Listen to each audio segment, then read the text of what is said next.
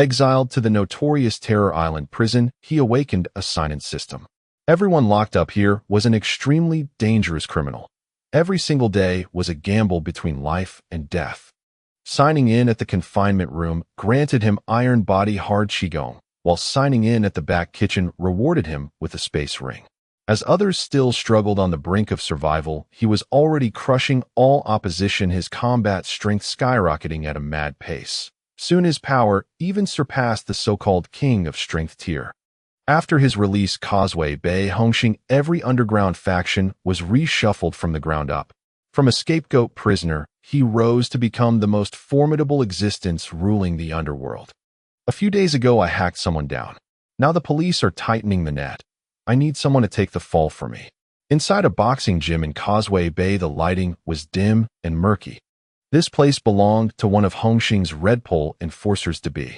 Just days earlier, Debi had carried out a mission for Hongxing, hacking down a leader of a rival triad.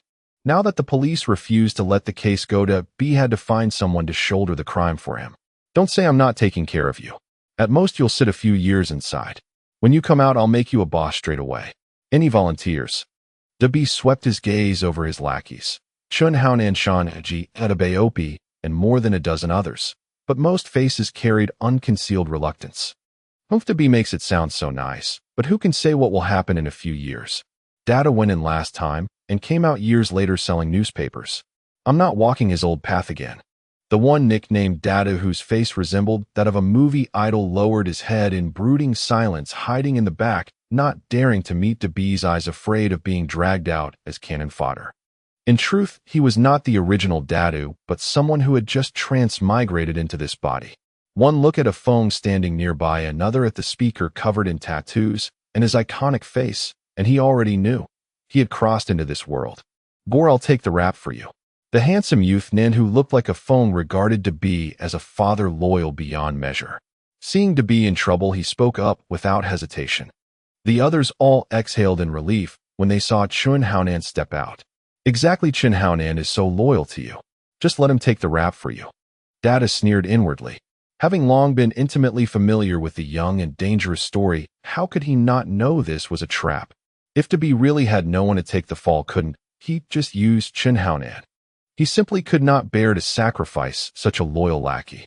Debi shot Chun Haonan a covert glare, signaling him to keep quiet, then swept his eyes around the room, finally fixing his gaze on Datu.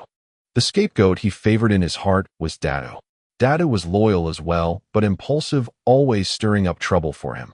Yet the Datu who had always been hot-blooded and reckless now shrank, like a quail head buried low, which Debi found rather odd. Other than Anan, anyone else willing to step out? Debi's face darkened. Among so many underlings, only Chun Haonan had stepped forward, which left him deeply disappointed. Yet he never reflected that had he not played favorites for so long, would he now have only Chun Haonan willing to stand up? Fine, Debi roared. Since that's how it is, we'll draw lots of life and death. Damn it, Data cursed inwardly. Chun Haonan had already volunteered, yet Debi still wanted to draw lots. Did he really take them all for fools? But Data did not dare voice any objection, afraid to be the bird whose head is shot off for sticking up and draw Debi's attention. The others too were indignant, yet silent, while quick-witted ones like Shan-Ji darted their eyes about, clearly scheming something. Shan-Ji, you go prepare the lots. Hearing this, Shan-Ji's face lit up with delight. Since he was the one to prepare the sticks, there would be plenty of room to maneuver, and at the very least he would not be the one taking the fall. As for who would actually go in, what did that have to do with him? That was for Debi to decide. Soon Shan-Ji brought the lots over. Debi took them, glanced through them, and cast Shan-Ji a look of praise. This kid truly knew how to behave. Debi gathered the handful of sticks in his palm and said, the death lot has red paint on the end. Whoever draws it will take the rap for me. Understood. Understood. The replies were sparse and feeble, the volume low. Clearly Debi's forcible drawing of lots had chilled many hearts. Debi's expression remained indifferent, but a cold gleam flashed in his eyes. Since these lackeys did not know what was good for them, he would choose someone to kill the chicken to scare the monkeys. I'll go first. Nan was extremely proactive in demonstrating his loyalty, insisting on being the first to draw. Shan-Ji beside him instantly showed a panicked look, wanting to pull him back, yet not daring to move in case someone noticed something was amiss. All of this was caught by Dadu, who had been watching from the side, and his heart lurched. Damn, the lots have probably been tampered with. Originally, Dadu had thought that with more than a dozen people drawing, his luck couldn't possibly be that bad. But if the lots had been rigged, then nothing could be taken for granted. With that thought, Dadu shrank even deeper into the crowd, fearing Dabi would notice him and call him up to draw. Yet the more one fears something, the more it comes to pass. His furtive shuffling just happened to fall under Dabi's roving gaze. Dabi sneered inwardly, though his face showed nothing. He might not have the deep scheming of Leon Kowloon, but after decades in the streets, he had learned a thing or two. He let his gaze linger on several men in turn, only moving on when the person under his stare began to tremble in fear. After warning the room in this fashion, Dabi finally said the first draw will be Datu. What?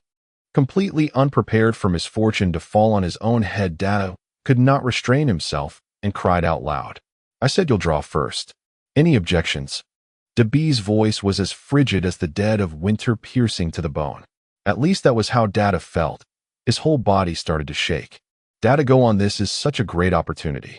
If you draw the lot and do a few years inside, you'll come out and rise above everyone, become a boss. Chun Haonan patted Data's shoulder in encouragement, his tone tinged with faint resentment that Dabi had made Data draw first. He thought Dabi must have shifted his favor, otherwise why would Dabi have Data go first after he had volunteered twice? You've got to be kidding me, Data nearly swore out loud, but swallowed the words back down. If he really cursed in front of everyone, Dabi might not even bother with drawing lots, and would send him on his way immediately. He thought Dabi must have changed his heart, otherwise after he had twice volunteered, how could Dabi still push Data to the front? Data almost burst into curses, but forced them back down. If he really let them out, Dabi would probably send him off without even bothering with the draw. At this moment, Data kept chanting in his heart for a system to appear at once, bestowing him some Dragon Aotan starter pack, so he could beat everyone in the room. But no matter how he called, there was no response at all. Data hesitated, unwilling to move, and Dabi's face grew ever gloomier. In a sinister tone, he asked, what, Data, you're not willing? As Dabi's words fell, the remaining men in the gym subtly formed a loose ring around Data, their eyes fixed on him like wolves staring at a sheep. Having failed to summon any system, Data still tried to struggle one last time. War, it's not that, he said. It's just that Anan is so eager. I think we should give him this chance to prove himself. Chun Haonan was very pleased with Data's yielding the honor, and once again looked at Dabi with hopeful eyes, longing for Dabi to favor him once more. Yet Dabi continued to ignore Chun Haonan, leaving him dejected. I said you'll draw first. Any objections? Dabi pressed on, even striding toward Dadu. Though short in stature, his aura was astonishing. Feeling an overwhelming killing intent and the malicious gazes surrounding him, Data knew he could no longer escape. I wouldn't dare. I'll draw, he said. As Dabi's hand reached out before him, Data, trembling, grabbed one of the sticks from his palm and yanked it up. Red. The end of the stick was red. Out of more than a dozen lots, Dadu had somehow hit the mark in a single draw. The others all let out a long breath of relief, while only Chun Haonan's face showed disappointment. He felt that today was his unfortunate day. Dabi stuffed the remaining sticks into his pocket, no longer allowing anyone to see them, and a sly, triumphant smile crept onto his face. Good. Since you've drawn the death lot, Data, you'll be the one to take the rap for me. Damn it, I was just a corporate wage slave, and now I've fallen into this damned world only to be thrown into prison. I'm finished. Damn birdbrain system, why aren't you coming out yet? Sitting in the prison transport heading toward jail, Datu cursed furiously in his heart, hurling vile insults at the system. It had already been a month since the drawing of lots. Data had never felt the authorities work this efficiently before. From the moment he went to turn himself in, to the final verdict, everything was wrapped up within a single month. Because he had injured someone and caused their death, he was given a lighter sentence for turning himself in, yet was still sentenced to 10 years. 10 years. His most youthful time would be swallowed up just like that. No wonder that after his release, Data would rather run a street stall than go back to Chun Haonan. He had once thought of recanting, even of betraying them during the trial, but when he met Dabi's sinister gaze below the stand, he simply did not dare. If he dared to overturn his confession, Hongxing would definitely clean house. Data had no idea whether he would ever be reborn or traverse worlds again. Everyone fears death, don't they? The prison transport was a mid-sized bus carrying nearly 20 prisoners inside. Most wore vicious expressions, clearly not people to be trifled with at a glance. Data sat by the window gazing at the scenery outside and gulping down what he imagined to be the last air of freedom. Yet all he could actually smell was a thick stench of sweat, which made him cough repeatedly. His coughing drew the attention of those in the bus. Feeling the malicious gazes on him, Datu hurriedly fell silent. The transport was now driving along a coastal highway, sea on both sides, which made Datu click his tongue in surprise. He was not being taken to Stanley Prison after all, but to a prison on a remote sea island. In the row in front of Datu sat a slick-haired youth with a powdered, pampered face. Unlike Datu, who still had the mind to pay attention to the scenery, the youth's face was filled with raw terror, with large beads of sweat dripping down his cheeks. The prisoner beside him merely assumed he was a rookie entering the gates for the first time, panicking because of inexperience.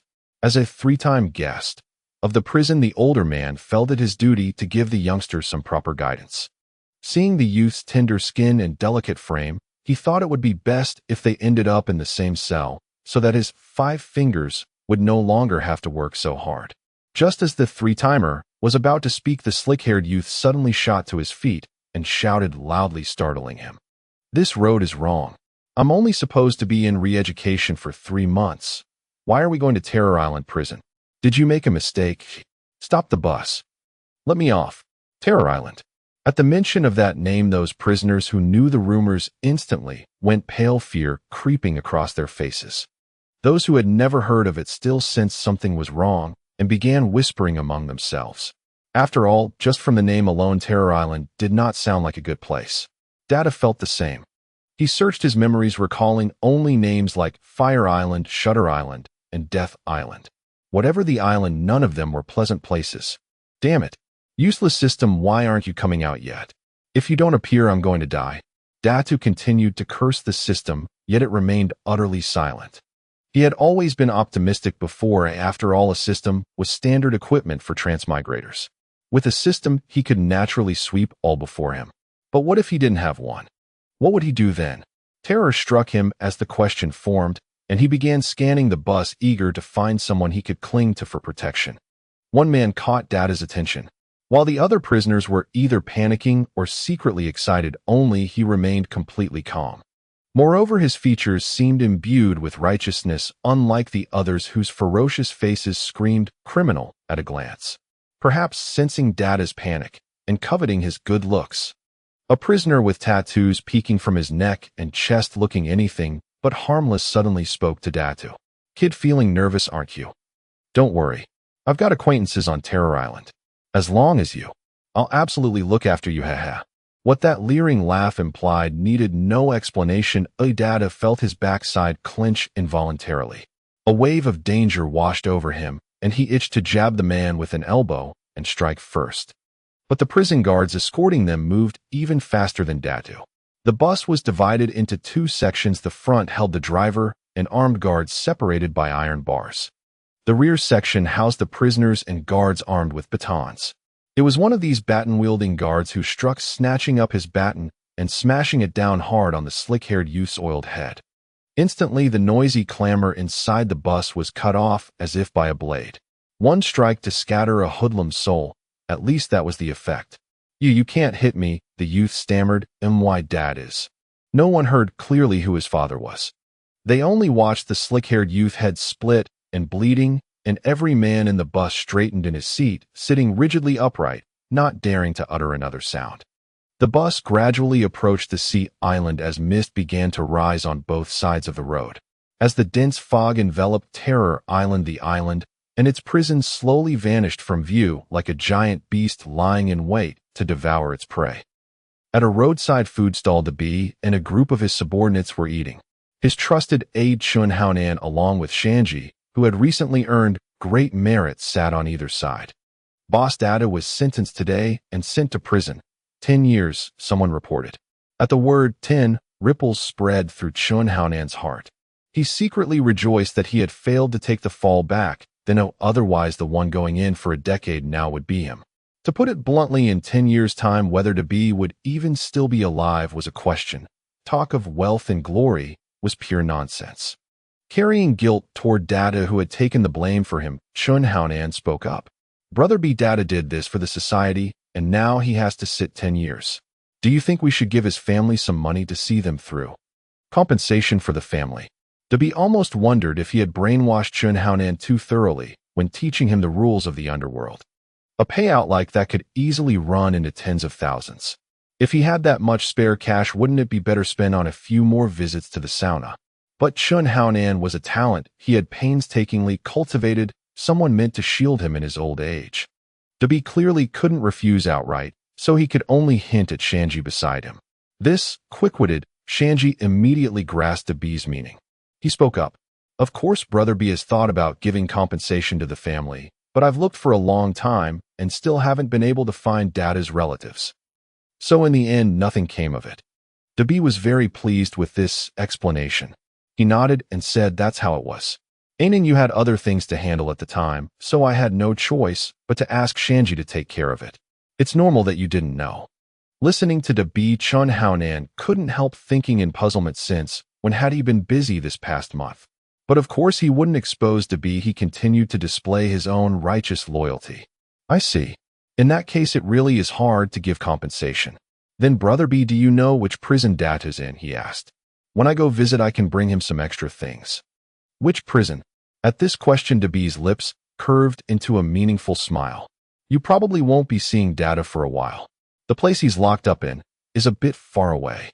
Upon learning that Datu was not imprisoned in Chizhou, but had been taken to an unknown island prison, Chun Haonan extinguished his desire to visit, not even bothering to ask for the specific address.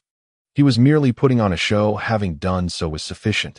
As the midnight gathering dispersed, Dabi did not let Chun Haonan escort him home, but instead called for Shanji.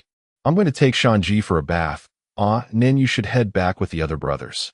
Chun Haonan felt as if he was truly losing favor, first Datu, then Shanji. He wanted to say, I can be lecherous too. I can also go for a bath. Unfortunately, Dabi did not wait for him to finish his words, leaving Chun Haonan to support the other brothers back. Datian, what's wrong with you? Why are you drinking so much today? Datian Air had indeed drunk a lot, showing signs of being quite tipsy. When people get drunk, their self-control diminishes. He hesitated to speak, but Chun Haonan did not notice. Finally, Datian Air said, It's nothing, just feeling down. All right, I'll take you home. Oh, a good sleep will do you good. Meanwhile, Dabi and Shanji did not go for a bath, but instead found a dark corner. This money is Datu's settlement fee. Oh, find a chance to give it to him. Dabi pulled some cash from his pocket and handed it to Shanji, who accepted it without hesitation, not even considering whether he could find Datu. This matter will stay between us, understand? Understood. Understood. Brother B, don't worry, my lips are sealed. Dabi nodded in satisfaction, turned and left while Shanji tucked the money into his pocket, revealing a cold smirk as he walked away in the opposite direction. The scene splits into two narratives. In the terrifying island, the prison vehicle carrying Datu and the others finally arrived at the island prison, winding through multiple checkpoints before reaching the prison. This was the place responsible for registering entries and exits from the terrifying island prison. Before entering, inmates must undergo a physical examination to prevent the smuggling of contraband. They must also bathe and be disinfected since the prison is overcrowded. If anyone brings in a contagious virus, it could result in mass casualties. The inmates in the transport were divided into 3 groups. Datu was fortunate enough to be grouped with his intended backer. He leaned over to ask, Brother, how did you end up here? The backer had thick eyebrows and big eyes, but was very cold. Upon hearing the question, he shot Datu a cold glance and said nothing. Datu, feeling familiar, continued, I was framed. It seems you were too right. Not at all. Oh, I killed someone. It seemed Datu was too noisy. The backer actually responded to his question, hoping to scare him off. Was it a wrongful killing? No, I just wanted to kill him. Datu did not expect that the backer, with his thick eyebrows and big eyes, had really killed someone, leaving him momentarily stunned. In that moment of distraction, the backer moved ahead and Datu fell behind, receiving a harsh kick from the prison guard. Hurry up, what are you dawdling for? Datu turned to glare at the guard who kicked him, his playful demeanor replaced by a hint of murderous intent in his eyes. It's important to note that Datu was one of the strongest underlings of to be much stronger than Chun Hao Nan. Standing at 183 centimeters with a solid build, he had just crossed over and hadn't yet adapted to his new identity, preferring to play weak. However, that didn't mean he lacked temper. Even a rabbit would bite when cornered. The weak simply lacked a systematic protective color. The prison guards did not expect Datu to dare resist. In the prison, the inmates were vicious, and their usual style was to be even more ruthless. Still daring to glare at me, seeking death, the guard swung his rubber baton down on Datu's head, immediately causing a bloody wound. Red blood streamed into his eyes, casting a reddish veil over Datu's vision. He made no move, simply opening his eyes wide, his demeanor as if he were ready to devour someone. Damn it. This damn world, I have to serve 10 years, or what if I don't stay? Even before crossing over, if Datu were given a choice, serve 10 years or fight for it, he might choose to fight, let alone now. After crossing over, he no longer regarded life as significant, feeling it was merely a game. The guard did not expect Datu to glare at him, even after being beaten, his eyes bloodshot with murderous intent, causing a hint of panic in his heart. He had dealt with rebellious inmates before, but someone as dazed as Datu was rare in a year. Just as the guard was at a loss, contemplating whether to hit Datu a few more times to subdue him, a stern voice suddenly rang out from the entrance of the prison.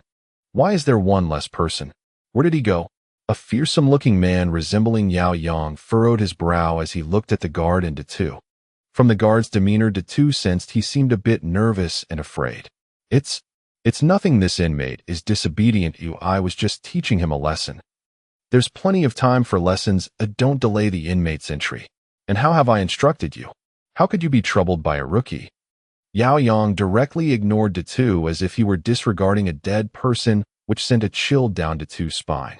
Rationality returned to him. He knew that continuing to resist would lead to a bad, and so it was better to compromise first. Hurry up and bring the inmate in. Yao Yang commanded, and the guard quickly responded, Yes, Captain. He seemed to hope Datu would resist, looking at him with anticipation. But Datu was not foolish. Having already decided to compromise, he stepped into the prison. As he entered the prison gate, he suddenly heard a ding in his mind. Damn, it's finally here. Datu felt ecstatic, listening to the prompt sound in his mind.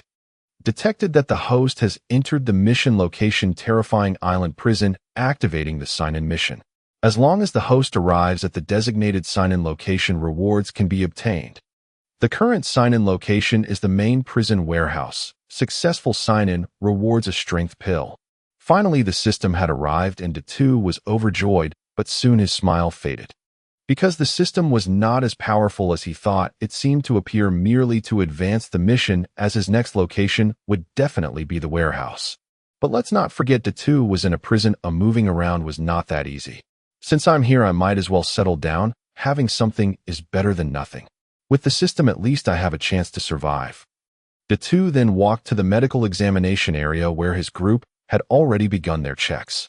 The inmates introduced themselves, and the guard in charge verified their information. The first to be examined was the man who was supposed to cover Datu. He introduced himself, saying, My name is Yiming, convicted of robbery and assault, sentenced to 7 years.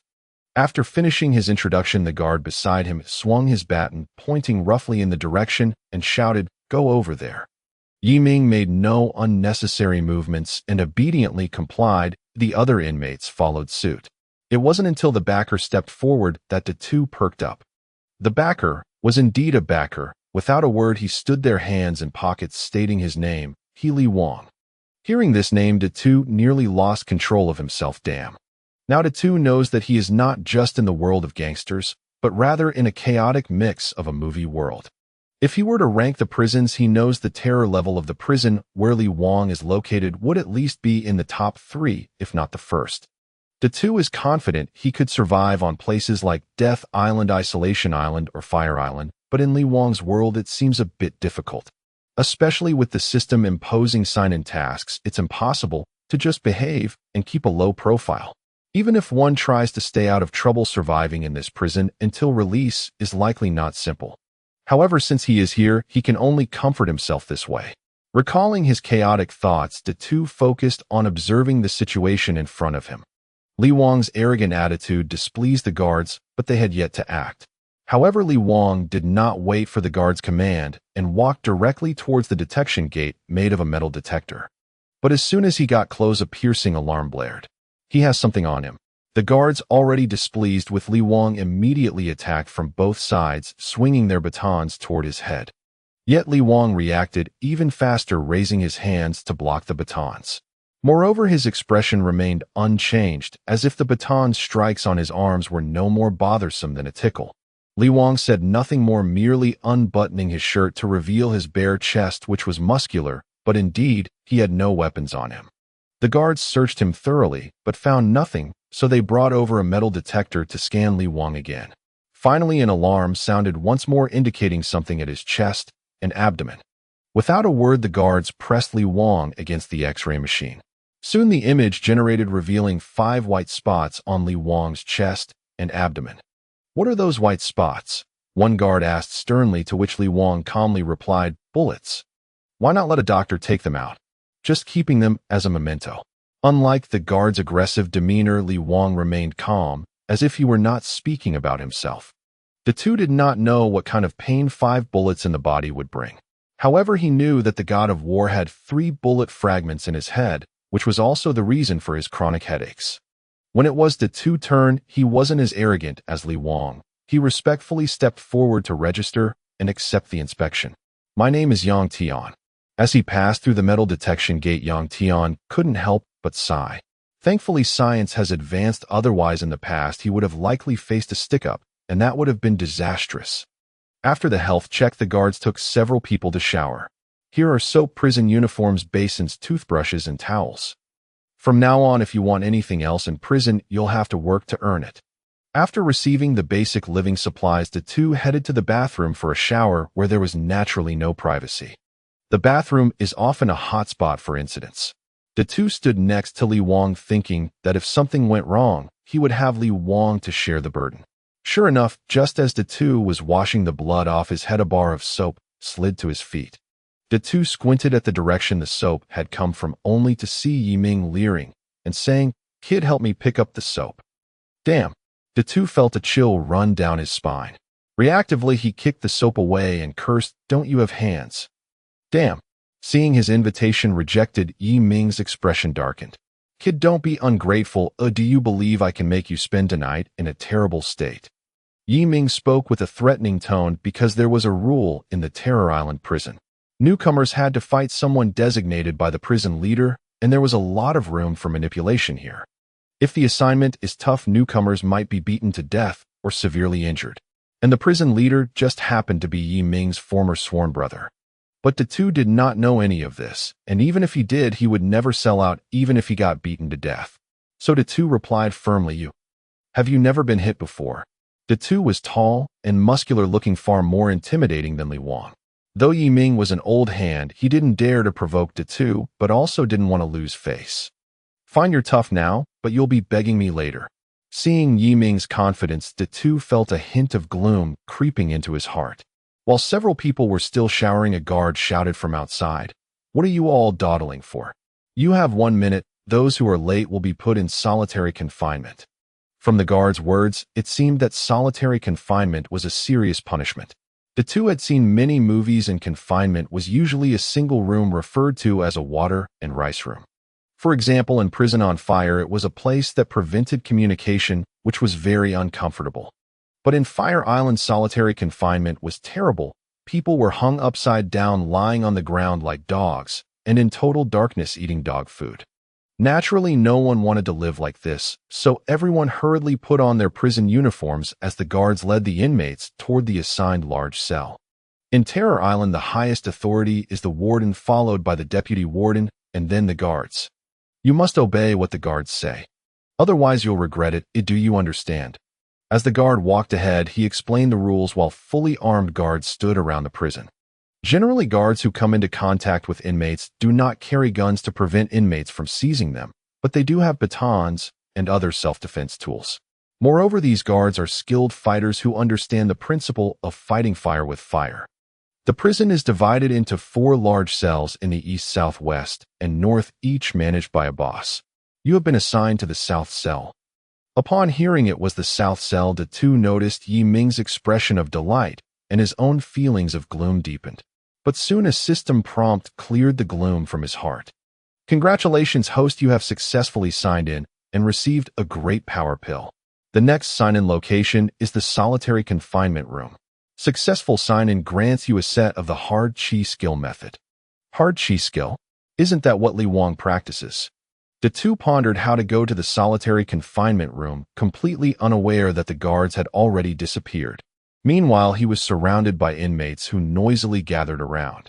By the time Datu came to his senses, a burly man with a bare upper body stepped out from the parted crowd.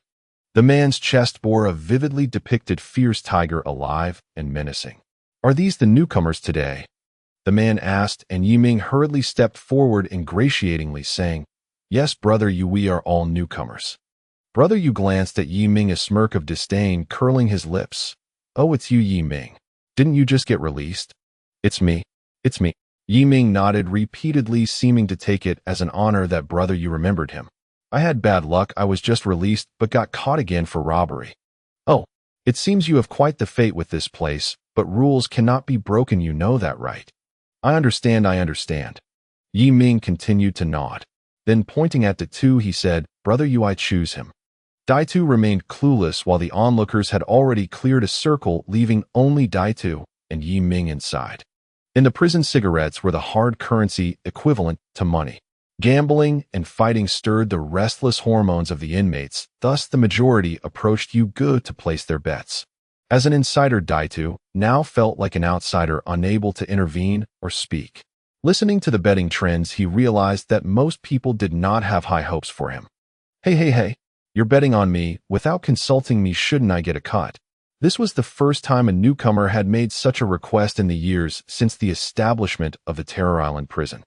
Yugo looked at Daitu with admiration and asked, Aren't you afraid? If I were afraid, would I not fight?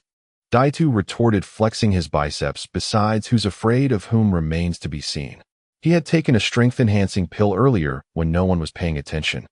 Now filled with energy, he was eager to vent it. Coincidentally, Yi Ming had presented himself, which suited Daitu perfectly. Previously, he had humbled himself to please Li Wang for survival. Now, with the strength to protect himself, showcasing his power was also a means of survival. Violence begets violence. There was no order in the prison, only strength constituted order. Yugo had nearly collected all the bets, and the majority were on Yi Ming. Only if Daitu won would Yugo benefit the most. Good, I admire your courage. If you win, I'll give you 30%. But what if you lose? 30% wasn't much, but it wasn't insignificant either. Daitu didn't haggle further, throwing a few punches in the air confidently. I won't lose. Seeing himself originally as the protagonist, but now reduced to a mere background character, Yi Ming harbored resentment. He dared not vent his anger at Yugo and could only take it out on Daitu. You're talking big. Kid, prepare to die. Bang. The fight hadn't even started, and it was already over. Yi Ming threw a punch at Daitu, but was dodged. Then Daitu unleashed a powerful punch, striking Yi Ming in the abdomen. Yi Ming doubled over and collapsed to the ground. The audience's cheers never had the chance to erupt, as it had already ended. They resembled ducks with their necks stretched, eyes bulging in shock. Li Wang, who had been watching from the sidelines with little interest, now directed his gaze toward the arena. This young Tian has quite the strength comparable to my pre-training days. Yugo was equally astonished, watching Daitu with a knowing glint in his eyes. He had underestimated Daitu. He was clearly playing the fool to catch the tiger. As for the fallen, Yi Ming, apart from those who lost cigarettes, no one paid him any mind.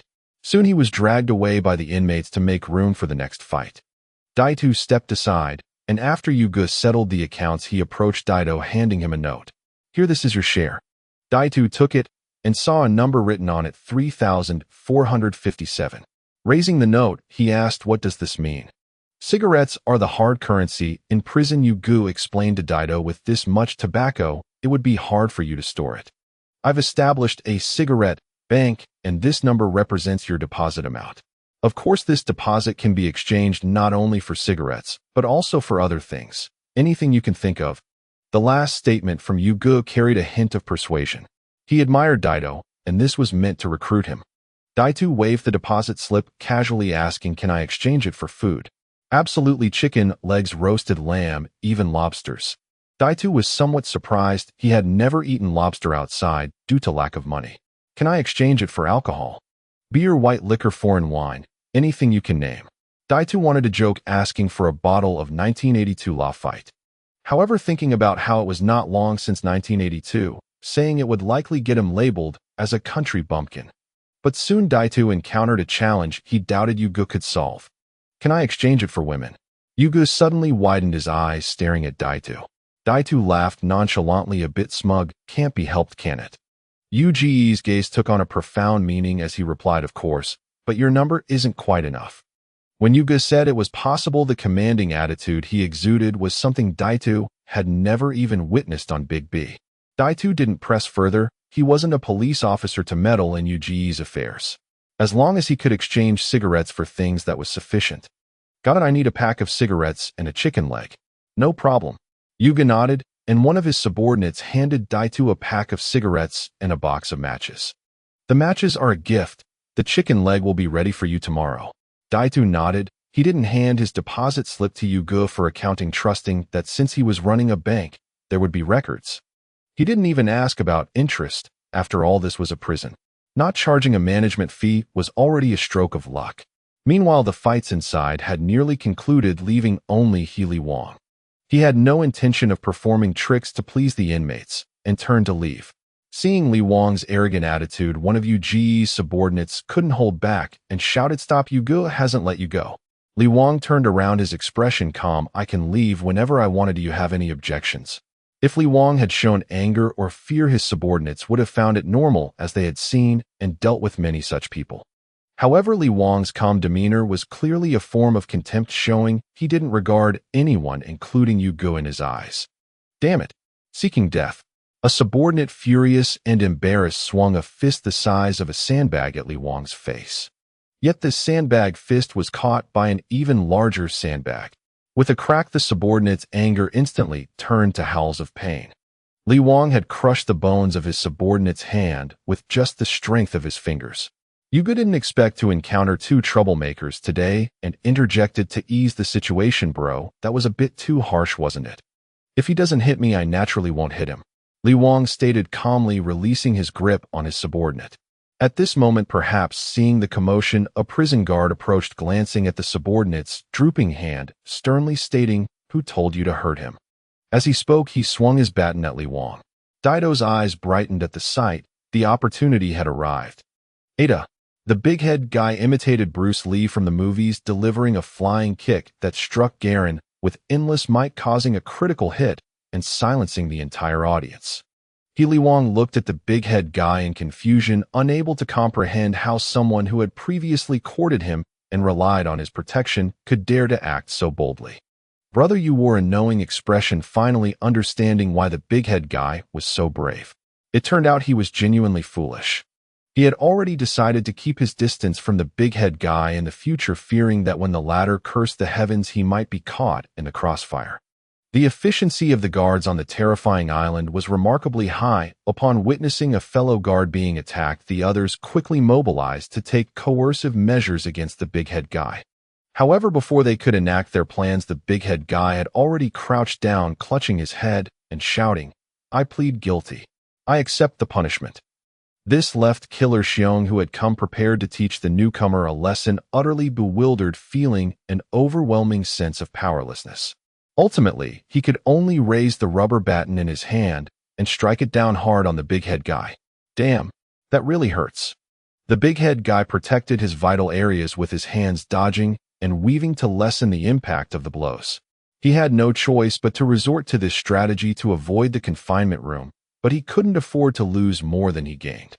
Looking at the big-head guy who was beaten like a dead dog, Killer Xiong felt a sense of relief. "Take him to the confinement room." "Captain, shouldn't we treat him in the confinement room first?" "Treat him? Didn't you hear what I said?" After Killer Xiong yelled at his meddlesome subordinate, the guards hurriedly instructed the inmates to carry the big-head guy to the confinement room. The remaining guards shouted at the other inmates to return to their cells. "Li Wang, are you in this cell? Your cellmate is Yang Tian. Where is he?" Upon hearing that his cellmate was the big-head guy, Li Wang was somewhat surprised. However, this feeling quickly faded, and he coldly informed the guard he was sent to the confinement room. So it's him. The guard displayed a look of sudden realization, feeling that the big-head guy was not a normal person. He cast a pitiful glance at Li Wang before closing the prison door.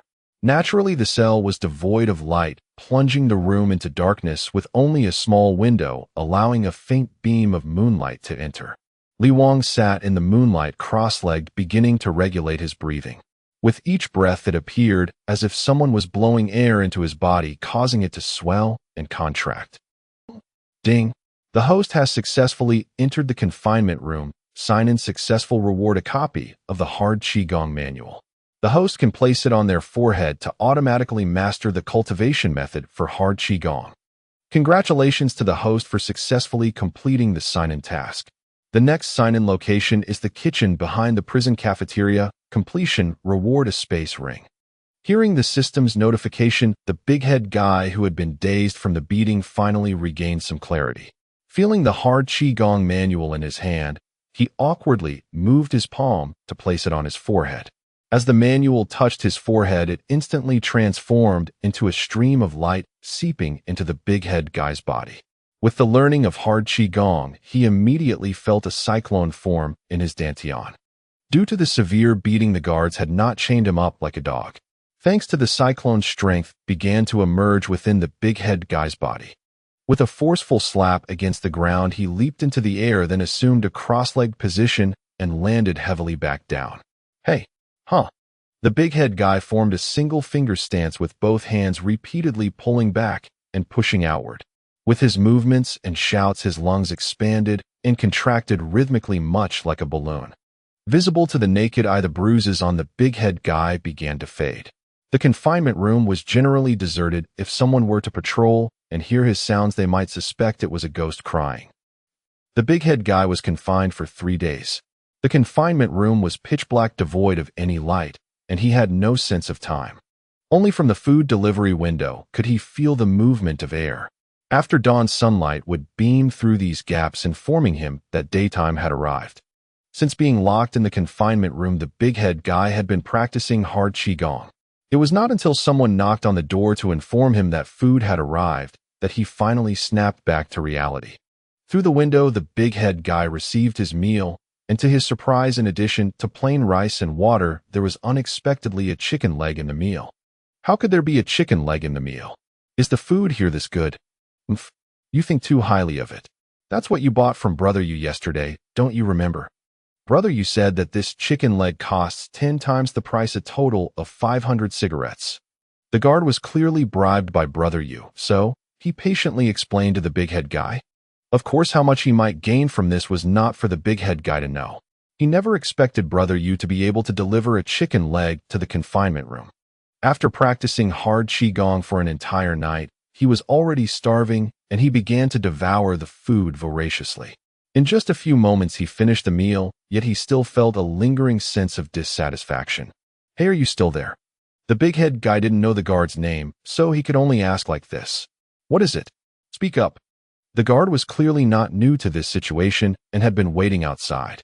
He then handed a cigarette through the food delivery window, which was from the pack Brother Yu had given to the big-head guy. The guards hadn't anticipated that the big-head guy would have cigarettes right after entering the prison and hadn't searched him, instead allowing him to bring them into the confinement room.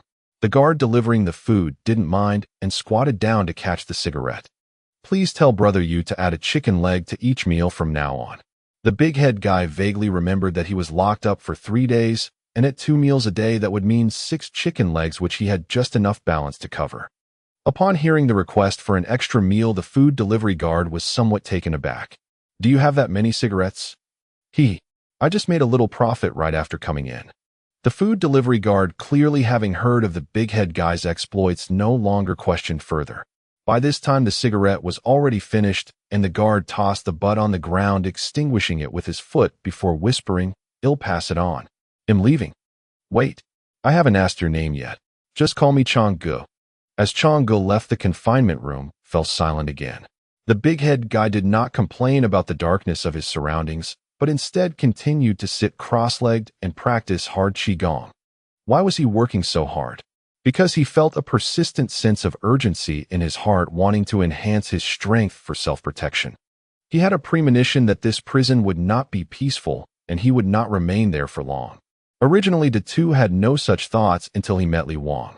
In the original plot, Li Wang entered prison to investigate the mastermind behind his girlfriend's murder. In the end, Li Wang broke out of prison, freeing everyone. If the plot had not deviated, the two would not have to serve 10 years, but could instead leave with Li Wang. Of course, the two also did not believe that the plot would remain unchanged. At the very least, Yu Ge and the assassin Xiong were not part of Li Wang's circle, and there could be unforeseen variables. Moreover, the plot surrounding Li Wang was fraught with danger. Once Li Wang activated it, he could easily meet his demise. He would not forget that nearly everyone who had any connection or goodwill towards Li Wang had perished. Thus, he seized the last remaining moments of peace to swiftly enhance his own strength. Meanwhile, the prison guard Chang Gu brought the two requests to Yu Ge. At that moment, the prisoners outside were working.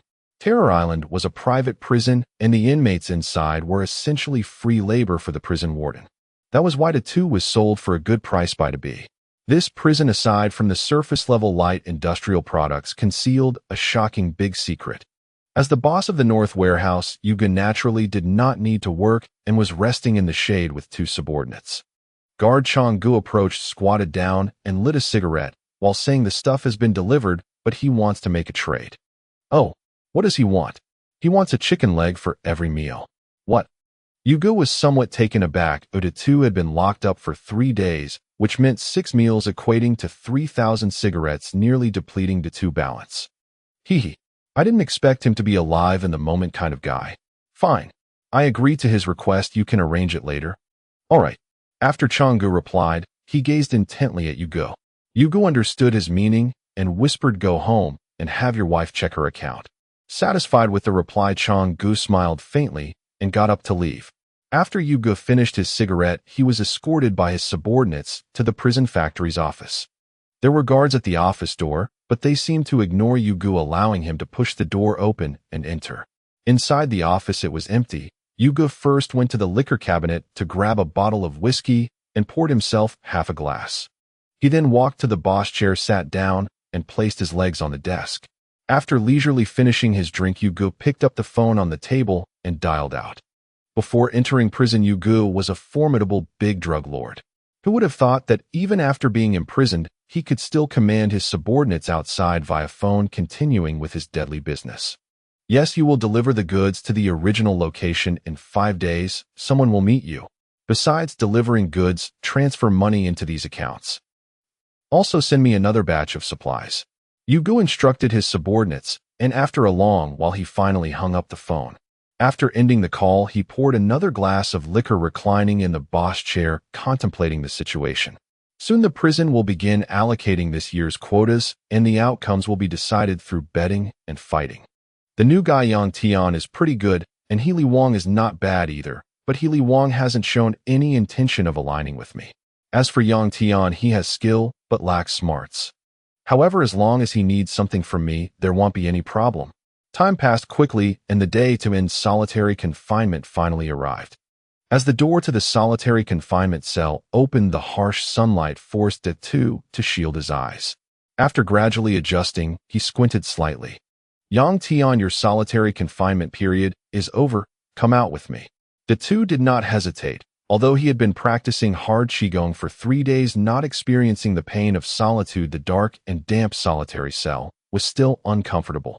Hearing the voice after coming out, the two directly expressed his gratitude, saying, "Thank you, Chang Ge. No need to thank me. You were supposed to come out today. Come with me, I will take you back to the dormitory." The two walked one after the other, and Chang Ge was not afraid of the two attacking him. At this time, it was free time in the dormitory, and a large number of inmates gathered, some enjoying themselves while others congregated. Upon suddenly seeing Chang Ge bringing the two out, many turned to watch. Soon the crowd began to whisper, "God, that kid was locked up for 3 days and seemed to be completely fine. Yeah, look at him still looking around. He probably thinks he's here on vacation." Seated in a corner, Yu Ge and his subordinates also noticed the two state. "Yu Ge, this Yang Tian seems a bit strange. No one comes out of solitary confinement in such a state." Yu Ge nodded, his interest in the two deepening. Changgu brought the two to the dormitory, where Healy Wang was sitting cross-legged practicing. Seeing the two enter, Healy Wang opened his eyes and looked at them. Healy Wang, your cellmate has returned. Don't cause any trouble, okay? Changgu worried that Healy Wang might not be accustomed to it, and knowing that the two was not a docile character, specifically warned both of them not to stir up trouble. Healy Wang remained silent. The two nodded and replied, definitely, definitely.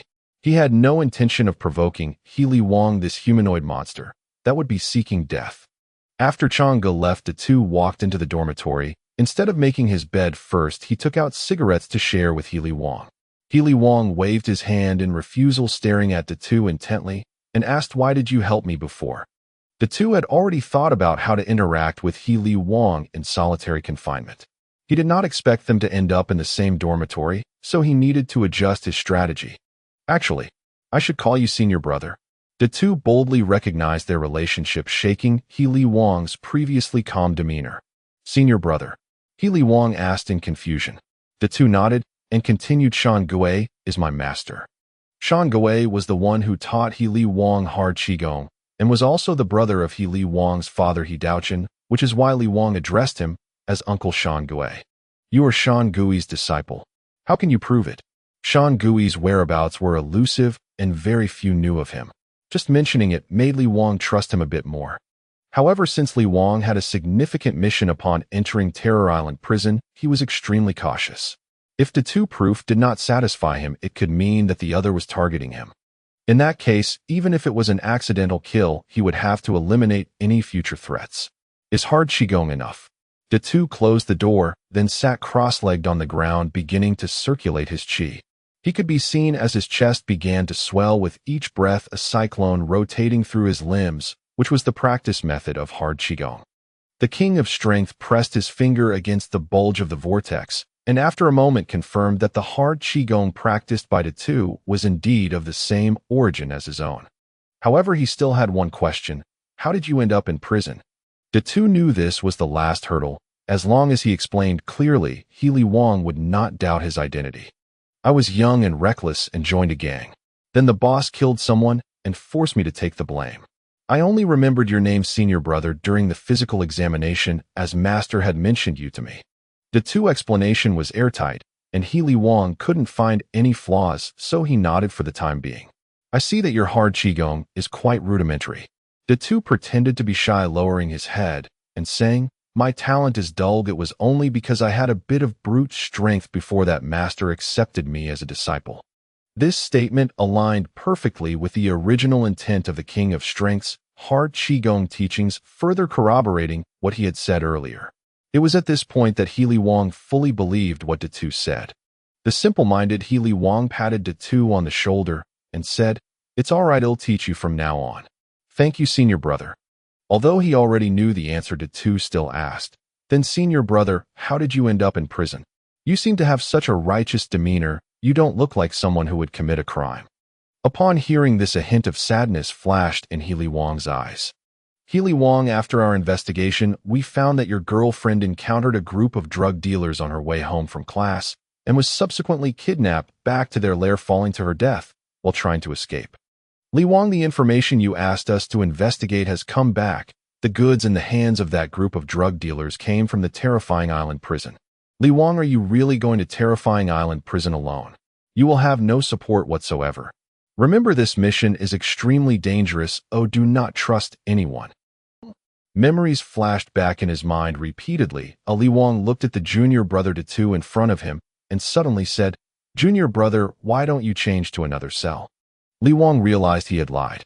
The two felt a bit anxious, raised his head to look at Li Wang, and met his gaze only to see concern. He instantly understood Li Wang's intentions. Li Wang did not want to implicate him. The two greatly admired Li Wang's actions, but there was absolutely no way he would emulate Li Wang's approach. At no time would he put himself in danger. Thus the two nodded and said, Senior brother, I understand. I will find a chance to transfer. No matter what you do in the future, I will help you in any way I can. He couldn't help you. You are a monster. You will definitely pull through. The last sentence the two could only silently recite in his heart and did not say it aloud. No need. Even if something happens to me, you must not help me. If I have the chance to go out, I just need to live a good life. As soon as these words were spoken, Tu immediately felt a bit ashamed. Thankfully, Li Wang did not notice. All right, let me see what problems you have with your hard Qigong training and help you adjust them properly. At night, moonlight streamed through the window, and Li Wang did not occupy the spot illuminated by the moonlight, but instead gave it to Tu for his training. Previously, in the isolation room, Tu had no moonlight to assist his training. Now, with the moonlight's aid, he immediately felt different, with the speed of his technique increasing by at least 20%. The hard Qigong we practice first requires absorbing Yin energy into the body, so moonlight is the best training aid.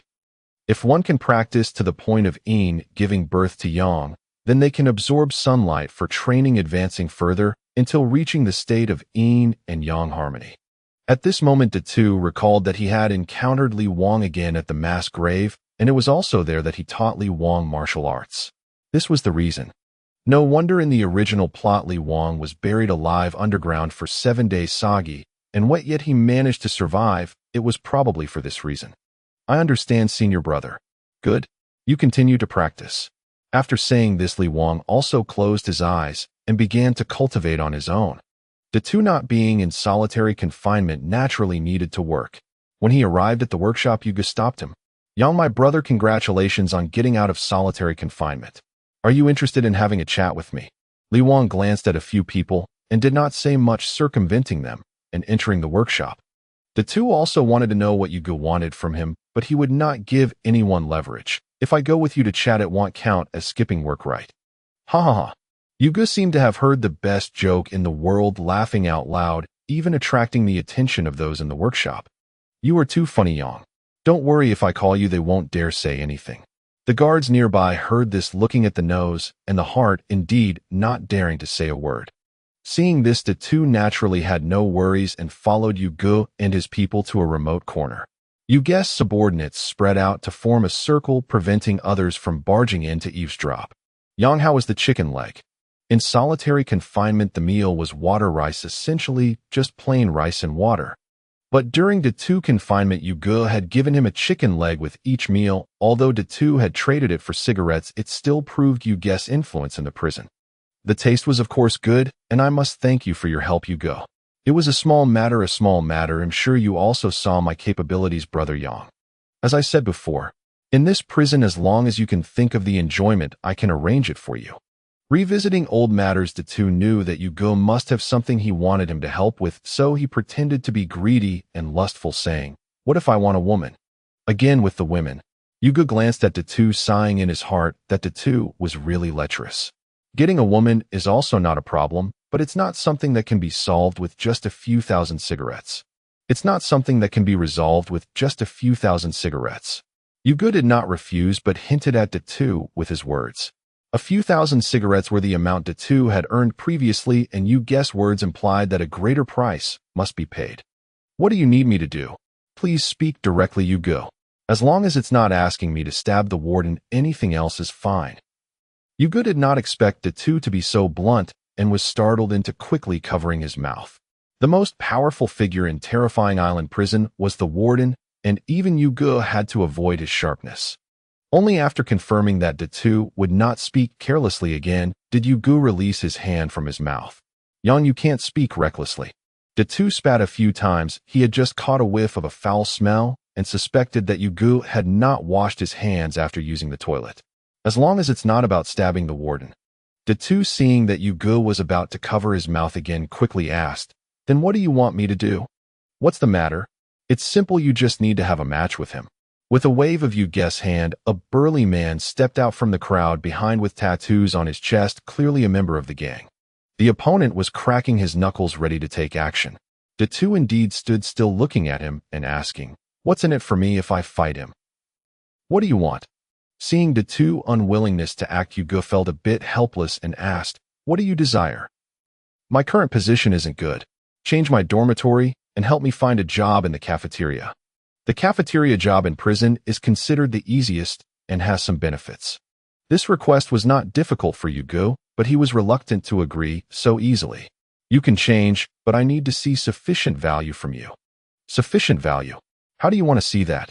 "That depends on your performance." Shan Mao go. The burly man was called Shan Mao. A sinister smile appeared on Datu's face as he understood you guess words could all depended on how he would beat Shan Mao. Shan Mao didn't take the clean-cut Datu seriously, seeing him as just a pretty boy. As he spoke, Shan Mao charged at Datu, throwing a heavy punch towards his head. Datu swiftly dodged, then bent down, his fist rising rapidly from his abdomen, striking Shan Mao's arm like a cannonball. Crack! Everyone present heard the sound of a bone breaking, followed by Shan Mao's scream.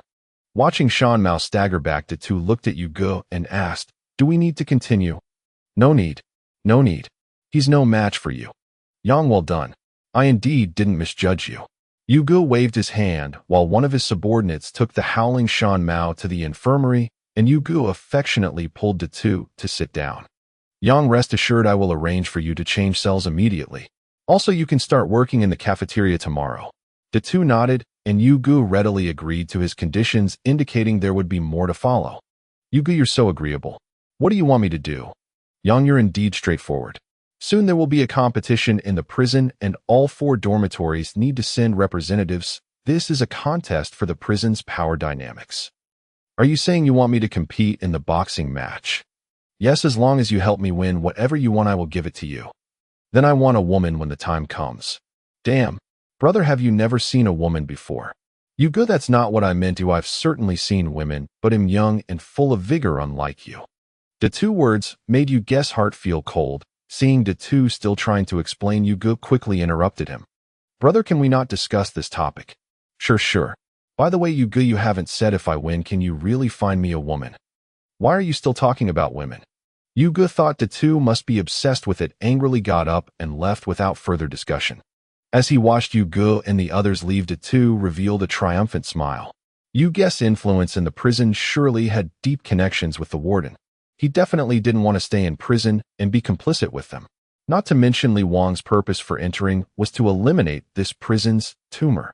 Even if that weren't the case, who would want to stay in prison where they can't get enough to eat, have no freedom, and the rats are larger? It was all just a means of survival. Without weaknesses to confuse the enemy, how could they think they had you under control? With Yugo and the others gone, Datu certainly couldn't return to work in the factory. Not wanting to be an eyesore, he found a secluded corner with some shade and lay down to sleep. He seemed to be at the edge of the north dormitory, as there was a barbed wire gate nearby. Just as he was sleeping soundly, he suddenly heard a commotion. "Who is it? Why are you making noise in broad daylight?" "What the hell? Brother, which dorm are you from? You're so impressive." Hearing someone respond to him, Datu suddenly woke up. Opening his eyes, he saw a big man staring at him through the barbed wire, which startled him. "Where did you come from?" The big man said, somewhat aggrieved.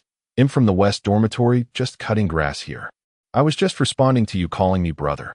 Datu took a closer look. It indeed seemed to be the case, feeling a bit embarrassed. "Looks like that's the case. Sorry, I misunderstood you." It's fine. Don't you have work to do, brother?" "Why are you sleeping here?" He isn't it, because there's a big brother above. Naturally, I don't need to work. By the way, what are you guys doing?" "This is a wasteland. Our boss from the West Dorm told us to cut this grass, clear the land to plant vegetables." "Isn't that ridiculous? Planting vegetables in prison, using so many free laborers to grow vegetables, is quite absurd." Datu suspected there was a conspiracy he didn't know about, but he didn't want to meddle. At most, he would record the information and let Li Wang know later, allowing him to investigate it himself. "By the way, brother, my name is Three-Legged. What's yours?" "Three-Legged."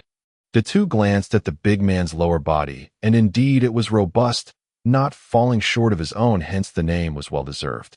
"My name is Datu, just arrived from the North Dormitory. Today we meet its fate. If there's anything in the future, remember me, brother." Three-Legged was somewhat familiar, having just met and already trying to build a connection. Datu replied ambiguously, as it didn't cost him much. Just as Three-Legged was about to say something more, a mature woman suddenly came out from a building in the West Dormitory, calling out to Three-Legged, "Three-Legged, my water pipe is broken. Come help me take a look." Water pipe. Upon hearing this, Datu instantly lost his drowsiness, but Three-Legged was the type to forget his loyalty for a pretty face. Hearing the woman calling, he immediately ran over, leaving Datu behind. "Damn, he really has no loyalty." Datu complained about Three-Legged and lay back in the grass to prepare for another nap. However, the bell rang again, waking him from his pleasant dream. Looking at the prisoners coming out of the factory flocking towards one place, Datu suddenly felt a bit hungry. It's time to eat. It's time to eat. Datu not only muttered with his mouth, but also banged a spoon against the rice pot, making a clang-clang sound, which instantly angered the people in line ahead of him. Damn, are you calling souls? What are you banging for?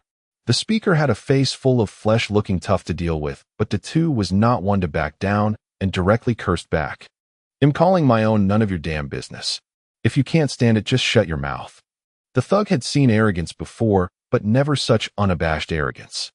Without further ado, he raised his fist and charged forward. Damn! Datu cursed angrily, but his body, enhanced by powerful pills and hard chi skills, swiftly dodged. Then his expression turned fierce as he suddenly stepped forward, closing in on the thug. At that moment, his head was more useful than any fist or knee. Datu delivered a headbutt directly to the thug's nasal bridge. The nose is one of the most nerve-rich and fragile areas of the human body. After taking this blow, the thug immediately burst into tears and snot, reflexively squatting down. Meanwhile, Datu only had a bump on his head. Hard chi skills are not just about training hands and feet. When mastered, they provide remarkable resilience. After teaching the thug a lesson, Datu didn't pursue further, but continued to wait in line. However, he had the intention of keeping the peace, while the thug had no intention of letting things go. The thug, having recovered, went completely insane and actually lunged at the back of Datu's head with the spoon in his hand. Watch out. The back of the head is a vital area. Although the spoon wasn't sharp, a heavy blow could still be disastrous. Datu, alerted, tilted his head just in time to narrowly avoid it. He then swiftly retreated and nestled into the thug's embrace. You're asking for death. With this roar, Datu's elbow struck like a sharp knife into the thug's abdomen. The thug was suddenly hit hard, bending over like a shrimp, but Datu still did not intend to let him off. Turning around, he delivered a fierce kick to the thug's knee, colliding with his chin. With this hit, the thug was completely incapacitated, fainting on the spot. It was at this moment that Datu had the mind to check on the person who had warned him. It turned out to be Three-Legged. He was just about to step forward to thank him when he noticed the people around Three-Legged had unfriendly expressions and stopped in his tracks. Kid, where the hell did you come from to dare beat our West Warehouse people? I'm new from the North Warehouse. What? Are you planning to gang up on me? Kid, you're quite arrogant. Even if you gang up on me, what can you do? Just as a group of people was about to surround Datu for a group beatdown, Yugu arrived with some people and pushed a few aside. Does Shengchang you dare bully my North Warehouse people? Yugu questioned, carrying the authority of the North Warehouse's leader. Yugu, you're joking. I wouldn't dare. Oh really? Then what's going on now? The Shengchang was crushed under Yugu's imposing presence. He was merely a small leader of the West Warehouse, and the status was not equal. He didn't dare to speak recklessly, fearing it might lead to a war between the two warehouses. Under Yugu's pressure, the West Warehouse people began to retreat, about to lose face, when a soft voice suddenly spoke up. The people from the North are quite arrogant, huh? You don't even regard my people from the West. Datu turned to look in the direction of the voice, his heart racing. Among the newcomers, someone was dressed neutrally, making it hard to discern gender, but he recognized the person as Huang Quan, the leader of the West Warehouse in the movie Li Wang. Upon entering the prison, Datu recognized that the leader of the North Warehouse was not a character from Li Wang, and thought this world was a modified version that would change, but he didn't expect the leader of the West Warehouse to still be Huang Quan. Huang Quan was extremely sinister in the film, and he grew opium in large quantities in the West Warehouse, making him a minor boss in the movie. Hee Old West, are you saying it's okay for your West Warehouse people to bully the few? Is it wrong for me to bring people to rescue? At this moment, it was the Big Brother meeting, and Datu was no longer the focus. Both the West Warehouse and North Warehouse people stood behind their respective leaders, equally matched, with neither side fearing the other. Meanwhile, the East Warehouse and South Warehouse people were merely sitting back to watch the drama, showing no intention of intervening. The new allocation conference for the year was approaching, and it was in their interest for the West Warehouse and North Warehouse to suffer mutual injuries. What's going on? What's going on? Do you not want to eat anymore? Then don't eat. Killer Xiong brought the guards over. In the rules of Terror Island Prison, the guards ranked third, just below the warden and deputy warden. Of course, the 4 heavenly kings were not included in this ranking. But even at an equal level, the 4 heavenly kings had to be polite to Killer Xiong, otherwise it would provoke the warden's authority. No, we were just joking around, Brother Xiong, don't be angry. Yugu, being mature and steady, was the first to soften his tone, and seeing this, Huang Quan also spoke gently to Killer Xiong. Killer Xiong continued to lecture. Since you want to eat, then hurry up and line up. Whoever dares to delay work time, I'll make sure they have no food to eat in the future. The inmates scattered in a rush, forming a line. But Killer Xiong clearly didn't want to let the instigator off easily, and was ready to teach him a lesson. Yugo, considering that the was still needed for North Warehouse's efforts, stood in front of him. Brother Xiong, he's new and doesn't understand. I'll teach him a good lesson. Killer Xiong shot a glance at Yugo, not wanting things to escalate too much, and said, You're the leader of the North Warehouse. It's your responsibility to manage your subordinates. If you can't manage them, well, don't blame me for suggesting to the warden to replace you. Damn. Yugo cursed inwardly, treating a feather as an order. He controlled a large number of sales channels outside the prison. He couldn't just be replaced at will. But at this time, needing something from others, he didn't want to offend Killer Xiong or the warden, so he could only nod in agreement. Seeing this, Killer Xiong also led his men to a corner, supervising the inmates as they received their meals. Yang Tian, after you finish eating, come see me. I have something to discuss with you.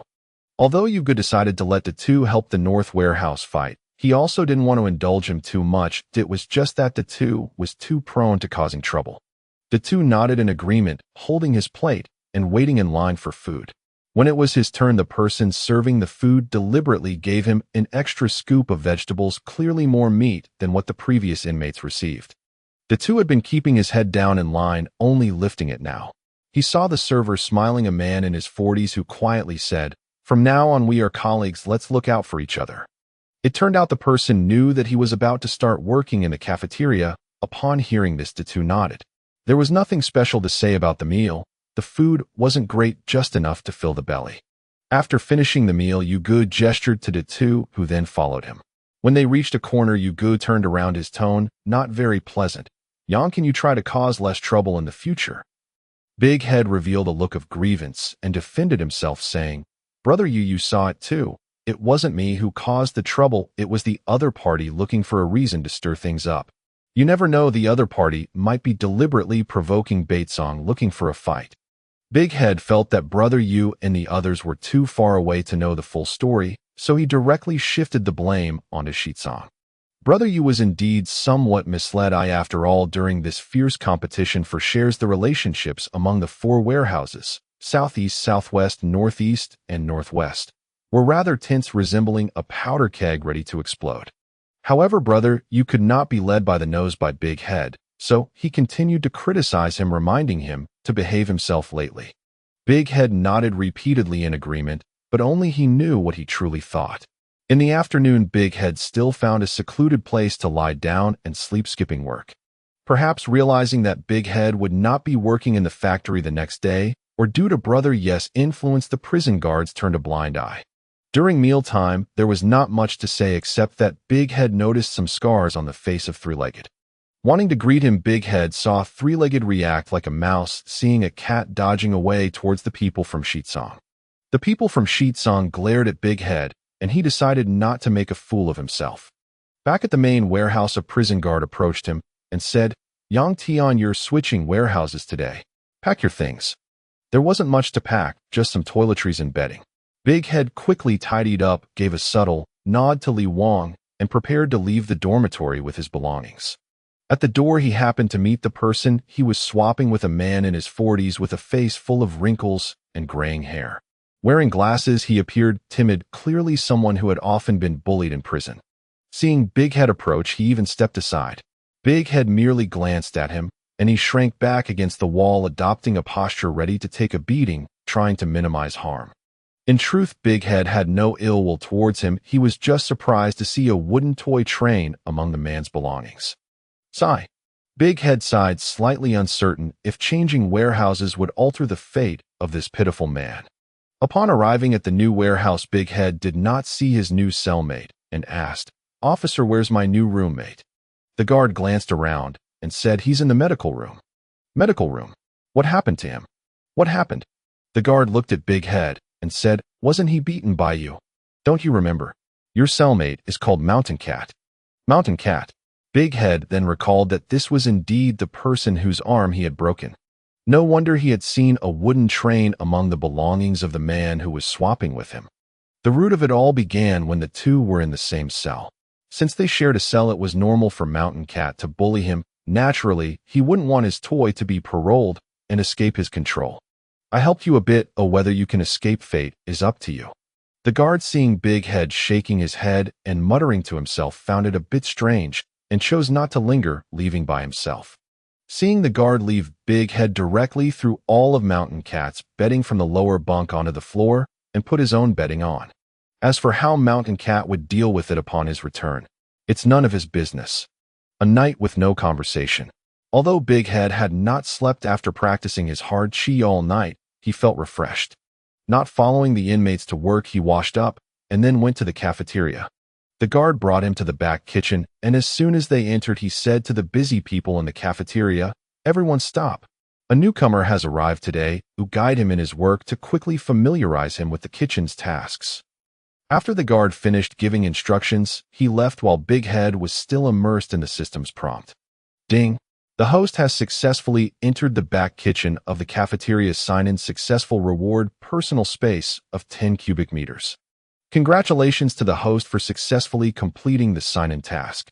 The next sign-in location is the Kowloon bar with a reward of 3 transformation life-extending pills for successful sign-in. Kowloon. The next location was actually Kowloon, not the Horror Island prison. Could it be that the task in Horror Island prison is over? But Big Head was still clearly in prison. The task wasn't over. How could he get to Kowloon? While Big Head was pondering this, the middle-aged man who had given him extra food the night before walked over to greet him. "My name is Ada. Everyone in the prison calls me Uncle Da. What's your name?" Big Head awakened from his thoughts, hearing the name Uncle Da, and looking at the man's face, he felt a bit enlightened, but everything still needed verification. "My name is Yang Tian. You can also call me Big Head." "Big Head, I don't think your head is that big. It's just right." Big Head had a handsome face like Yin Zhu, so of course his head wasn't big. Maybe it's not the head on top. At this moment, a chubby man wearing glasses approached and joked. Big Head responded with a knowing look, as if to say, "You know what I mean." The chubby man introduced himself, saying, "My name is Alyong. You can also call me Little Fatty." Then the rest of the few also came up to introduce themselves, but before they got familiar, the guards stormed in, shouting, "Aren't you going to work? What do you think you're doing?" Uncle Da and the others didn't dare to argue back and quickly turned to start working. Big Head, unfamiliar with the job, was temporarily assigned to washing vegetables. He wondered if the prison had suddenly found its conscience today, as there were actually fruits, 2 baskets of oranges. Seeing Big Head's confusion, Uncle Da explained, "Today a justice of the peace came to visit, so the meals will be a bit better, and there's chicken too." The killer Xiong did not hear who was speaking, only the content of the words. When he walked in and saw Datu, his brows immediately furrowed. "It's you again." Datu, who witnessed the conflict between Datu and the killer Xiong yesterday, quickly defended Datu, saying, "Captain, he just came in and doesn't know better. Please let him off this time." The killer Xiong glanced at Datu, a cold smile appearing on his lips. "You want to protect him? You understand the rules, right?" I understand. The money will quickly be transferred to your account, Captain." "All right, since you want to protect him, I will let him off this time." After finishing his words, the killer Xiong left through the back kitchen, and only then did Datu release his grip on Datu's mouth. "Kid, think before you speak next time. This prison is not as simple as you think." Datu reminded Datu, who was puzzled, and asked, "Thank you, Datu. I didn't expect anyone to be outside, but what about these rotten oranges?" "These are easy. Just squeeze them into juice, dilute with water, and add sugar." "Isn't that not so good?" "What's wrong with that? It's good enough to have orange juice. Don't forget this is a prison."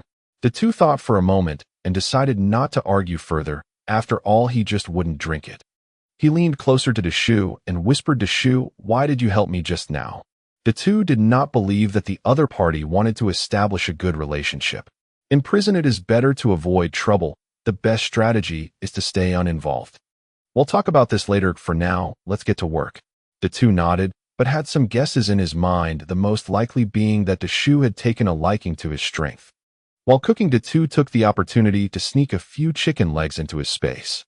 He had just tried it. The space only required contact to receive items, and they could be placed inside like stacking objects, making it very convenient to take them out with just a thought.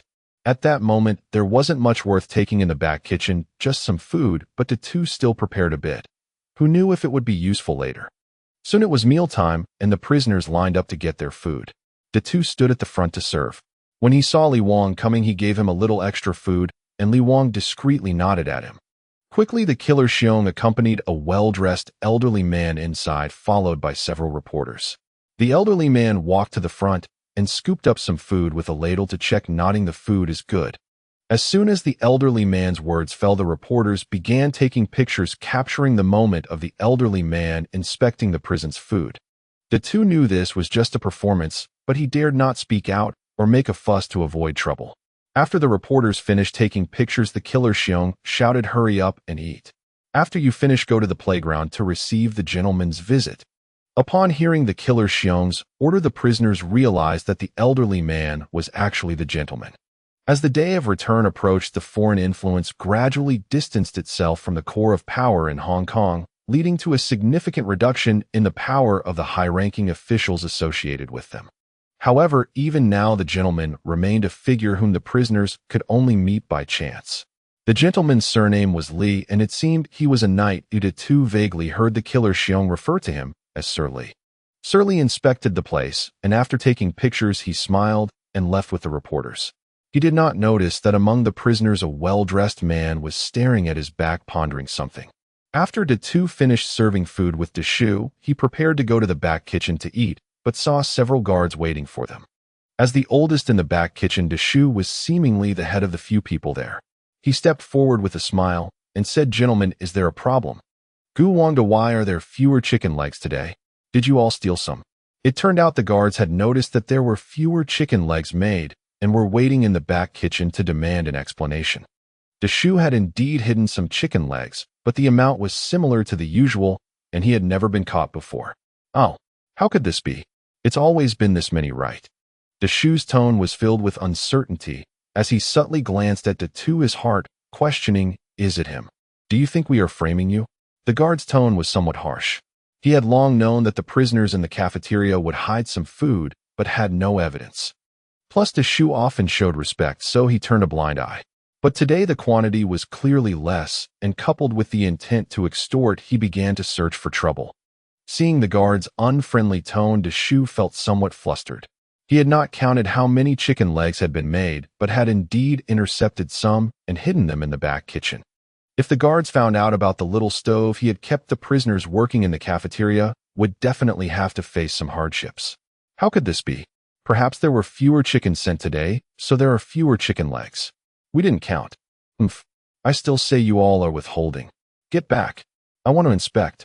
If I find anything, you all will wait for it." The guard rudely pushed the Shu aside and prepared to search. The Shu wanted to stop him, but the other guards pulled out their batons and stared at him with cold eyes. The Shu just let them check. The two stepped forward and pulled the Shu away. He didn't expect that his interception would lead to trouble.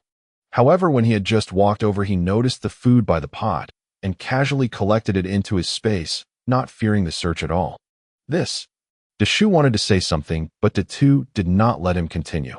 He grasped his arm firmly, and the Shu finally fell silent. The troublesome guards turned the back kitchen upside down, but found nothing hidden, growing increasingly angry. "Where is the food you left? Why can't we find it?" The Shu didn't know how to respond. The two, however, quickly answered, "We have already finished eating." Little Four Eyes, the chubby one, also realized that the guards were looking for trouble and stepped in to support, saying, "Yes, we finished eating. We finished eating." The other prisoners echoed. The troublesome guard grew even angrier, shouting, "Nonsense. You all were serving food just now and didn't have time to eat. You must have hidden it. Come here. I want to search you." The cafeteria prisoners had not hidden anything and were not afraid, stepping forward. Among them, the two voice was the loudest, "Search away. What if you can't find anything?" The guard was momentarily taken aback by the two question, but quickly reacted. In Terror Island, how could prisoners talk back? Everyone get against the wall and stand properly. If the sir has suspicions, you must cooperate with the search. What are you going to do about it? Datu was roughly pushed against the wall by the guard. Just as he was about to resist, the shoe held him back, and he endured it.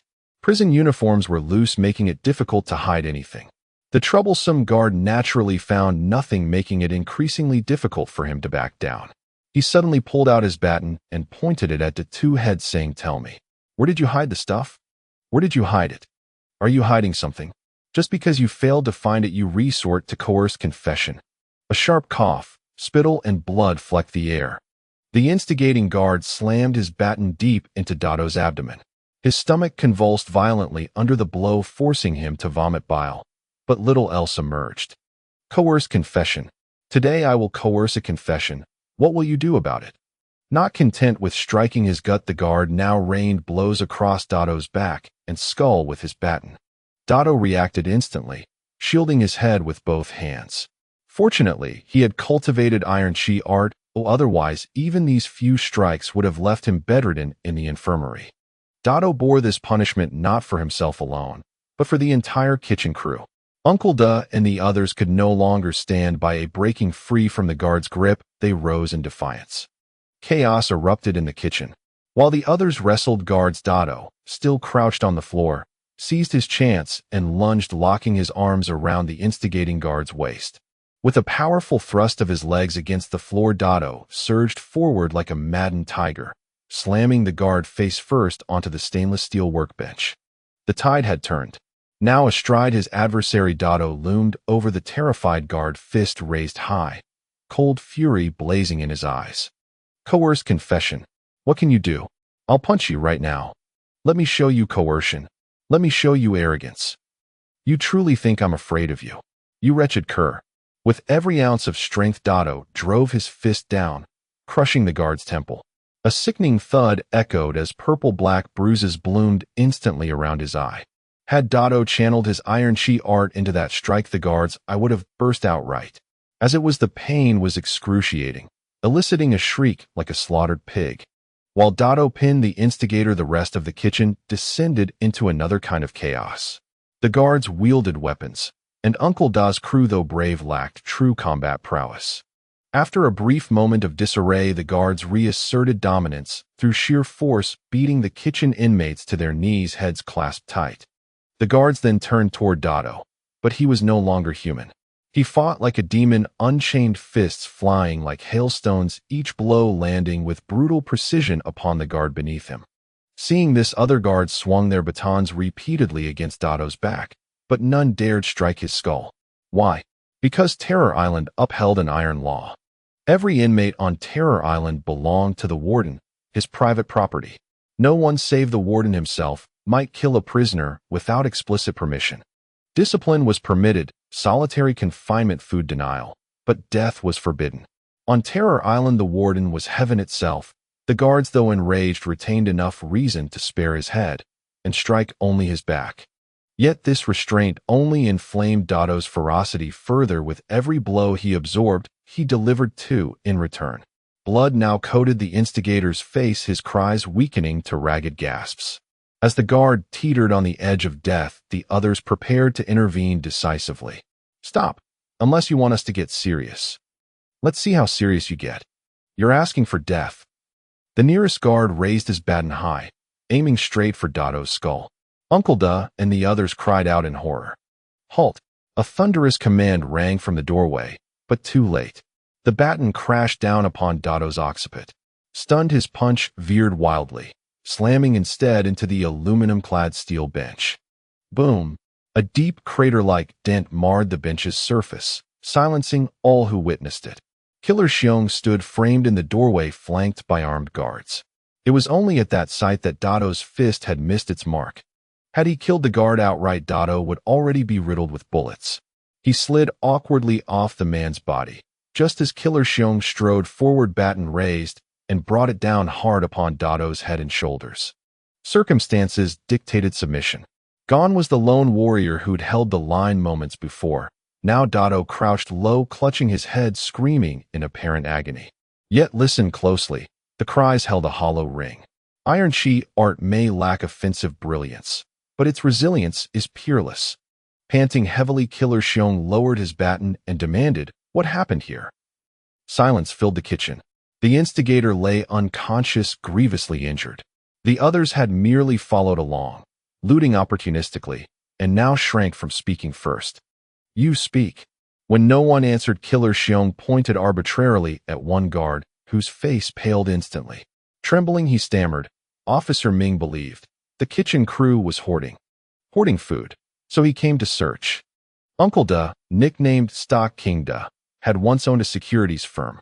Wealthy and well-connected, he'd been sentenced to 6 months for market manipulation and was currently applying for parole. Upon entering Terror Island, he'd used wealth as leverage, securing a relatively easy post in the cafeteria. Even the guards granted him small privileges, in exchange for discreet payments. Killer Xiong knew this well. He himself received a substantial cut. So when he heard Officer Ming's claim, he understood instantly another pretext for extortion. "Did you find anything?" "No." "What a—" Killer Xiong stared incredulously at his men, astounded by their incompetence. "Sir, we truly hid nothing. We've cooked exactly as always. We have no idea why the rations went missing." Uncle Da, confident in his rapport with Killer Xiong, knelt calmly to defend himself. Killer Xiong scanned the room. Guards bowed their heads, shrinking from his gaze. Only Uncle Da met his eyes, direct, expectant, demanding explanation.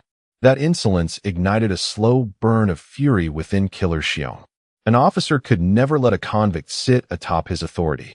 Killer Xiong resolved to pin the blame squarely on Uncle Da and his crew. To punish them, confine them, silence them. Just as the order formed on his tongue, a junior guard rushed in, halting mid-stride, stunned by the scene before him.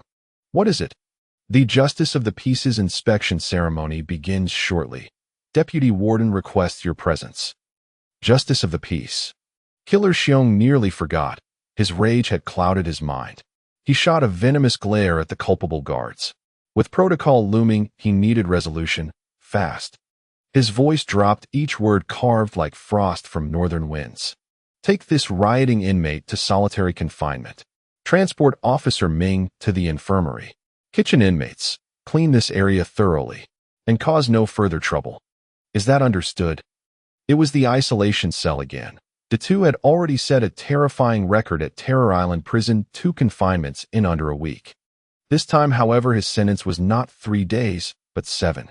Moreover, Killer Xiong had specially ordered him placed in a custom-built isolation cell, soundproofed on all sides with ventilation granted solely through a palm-sized aperture. Killer Xiong further decreed that no guard was to speak to the two throughout the 7 days. He would receive only water, no food. Any violation would result in identical punishment, a command so chilling that every nearby guard fell utterly silent. The rationale was stark: 3 days inside such a cell could drive a man mad. 7 days was sheer psychological warfare. Water was provided solely to sustain vital signs, to ensure the two remained alive, for the warden's rules forbade fatalities. Withholding food and speech was pure torment, designed solely to break his will. Having endured isolation once before, the two offered no resistance this time. Familiarity bred grim resignation. Yet soon something felt deeply wrong. The silence was absolute, so profound he could hear the subtle grinding of his own joints. "Damn it! What kind of hellhole have you locked me in?" His voice reverberated within the chamber, swelling unnaturally, inducing dizziness and rising panic. Outside, the guards refused to respond, not even a whisper. Instead, they stepped away, their footsteps fading into silence. The two understood instantly no answer would come. His stomach growled, gurgle, gurgle, gurgle, echoing sharply in the void, sharpening his irritation. Still unfed, his energy depleted, the two's agitation mounted. So he drew forth a hidden chicken leg from his spatial storage and devoured it ravenously. But the silence amplified every sound: the crunch of bone, the swallow of saliva, the faint creak of ligaments, each one deepening his dread. Damn this place! Overwhelmed by the oppressive stillness, fear prickled his spine, and he ate faster, desperate to mute the grotesque symphony of his own body. In 3 swift motions, he finished the bento box prepared earlier by Uncle Da, and immediately settled into hard chi meditation. Last time this practice had carried him through 3 days of isolation. He now hoped to replicate that triumph. Yet this time meditation did not dull the sounds. It magnified them, rendering each pulse of qi along his meridians startlingly vivid. As the qi coursed through his channels, the sensation grew thunderous, like war drums detonating beside his ears, intensifying his unrest. But when the qi completed its first full circuit, his mind stilled.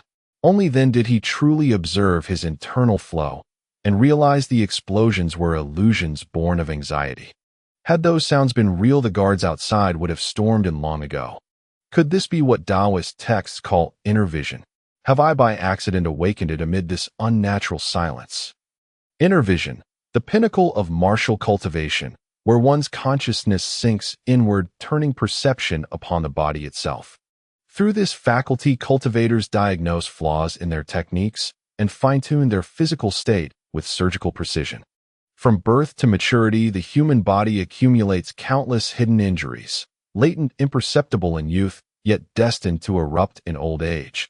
Martial artists subjected to relentless impact bear these scars most heavily. The cell's utter silence had heightened Datu's sensory acuity, granting him a fleeting, illusory form of inner vision. A rare, unexpected boon. Surveying the blockages within his meridians, he thought inwardly with quiet elation. So misfortune has borne unexpected fruit. How fortuitous. Gently guiding his qi to dissolve those obstructions, his focus deepened, until the cell's torment dissolved entirely, leaving only serene concentration. Meanwhile, on the parade ground of Terror Island Prison, a ceremonial visit by a justice of the peace was underway. Brother Yu sat centrally among the North Warehouse inmates when a subordinate leaned close, whispering urgently, "What? You're certain he'll be confined for 7 days?" Confirmed. Killer Xiong issued the order personally and forbade any appeals. Violators face identical punishment. Damn it. I knew he was unreliable, utterly useless. Brother Yu cursed Datu bitterly. Ever since the cafeteria incident, suspicion had gnawed at him, so much so that he'd explicitly warned Datu to avoid trouble after lunch. Yet within a day, he was back in isolation. Brother Yu, the 4-warehouse tournament begins in 1 week. Even if Yang Tian emerges, he'll be shattered, physically broken.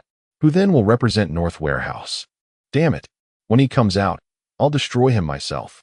Hearing his subordinate's assessment, Brother Yu's fury flared anew. The thought that Datu's folly had reduced North Warehouse's annual share to the lowest tier, costing him tens of millions, fueled a hatred that burned cold and absolute. Brother Yu, please stay calm.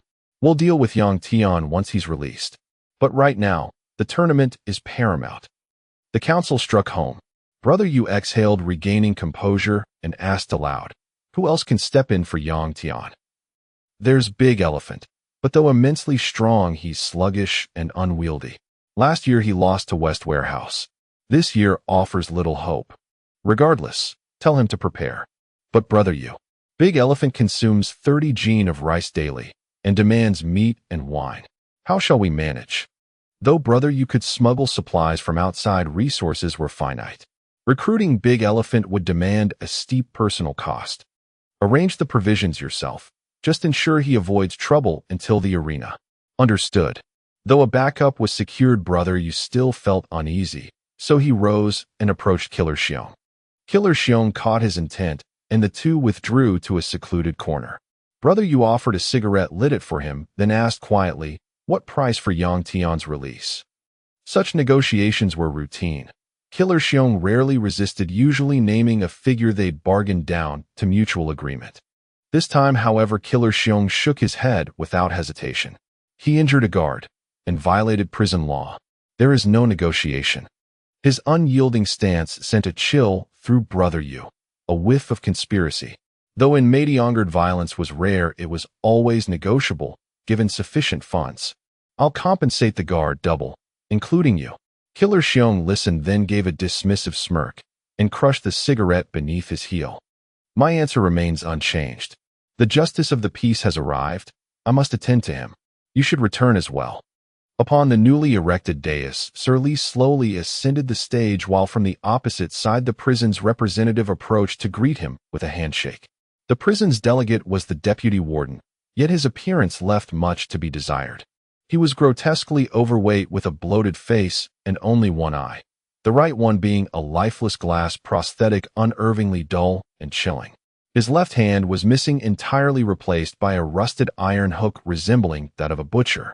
Previously fearing he might unsettle Sir Lee with his disfigured visage, the deputy warden had deliberately avoided all public appearances, delegating every reception duty to the enforcer Xiong. Though Xiong himself bore a fierce and intimidating countenance, at least he was whole, unmarred by deformity or disability. Yet during this formal visitation ceremony, Xiong's rank proved insufficient. With the warden absent, protocol demanded the deputy warden's presence. Failure to appear would constitute a grave breach of etiquette.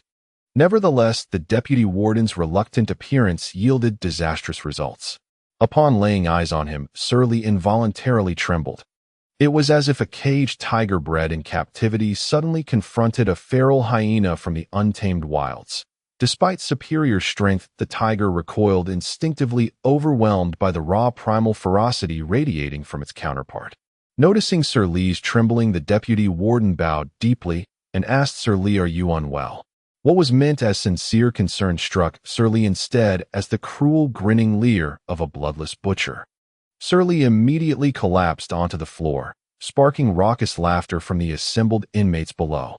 To suffer such public humiliation within the prison walls was unprecedented for the deputy warden. Seething with fury, he seized the microphone and roared, "Silence! Anyone who dares laugh will be thrown into solitary confinement."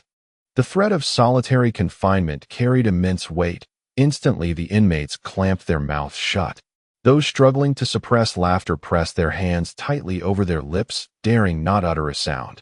Having vented his wrath, the deputy warden suddenly recalled Sir Lee and hurried forward, bowing low as he reached out to help him rise. Yet as the deputy warden drew near, Sir Lee recoiled, as though beholding a specter, scrambling backward on hands and knees, shrieking hysterically, "Don't come closer."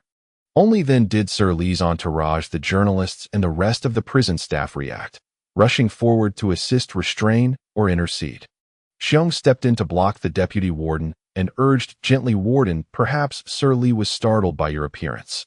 Might I handle the remainder of the ceremony?" Though reluctant, the deputy warden nodded. With Sir Lee terrified of him as if of a predator, his continued presence would only invite ridicule, and worse, incur lasting disdain. "Very well, then it falls to you." As the deputy warden withdrew, a faint, almost imperceptible smile flickered across Xiong's face. That sly, malicious grin swiftly dissolved into obsequious deference. "Sir Lee," he asked, voice honeyed with feigned concern, "are you quite all right?" Sir Lee, still shaken, patted his chest, trying to steady his breath. Who was that just now?" "That is our deputy warden." "No, don't let him come near me again. He nearly frightened me to death." "Of course, we shall follow your wishes entirely. The ceremony has commenced. Perhaps you'd like to deliver your address first." Sir Lee nodded, but the earlier shock had erased his prepared remarks entirely. After delivering a few perfunctory lines, he turned to the inmates below and asked, "Do any of you have requests regarding daily life?"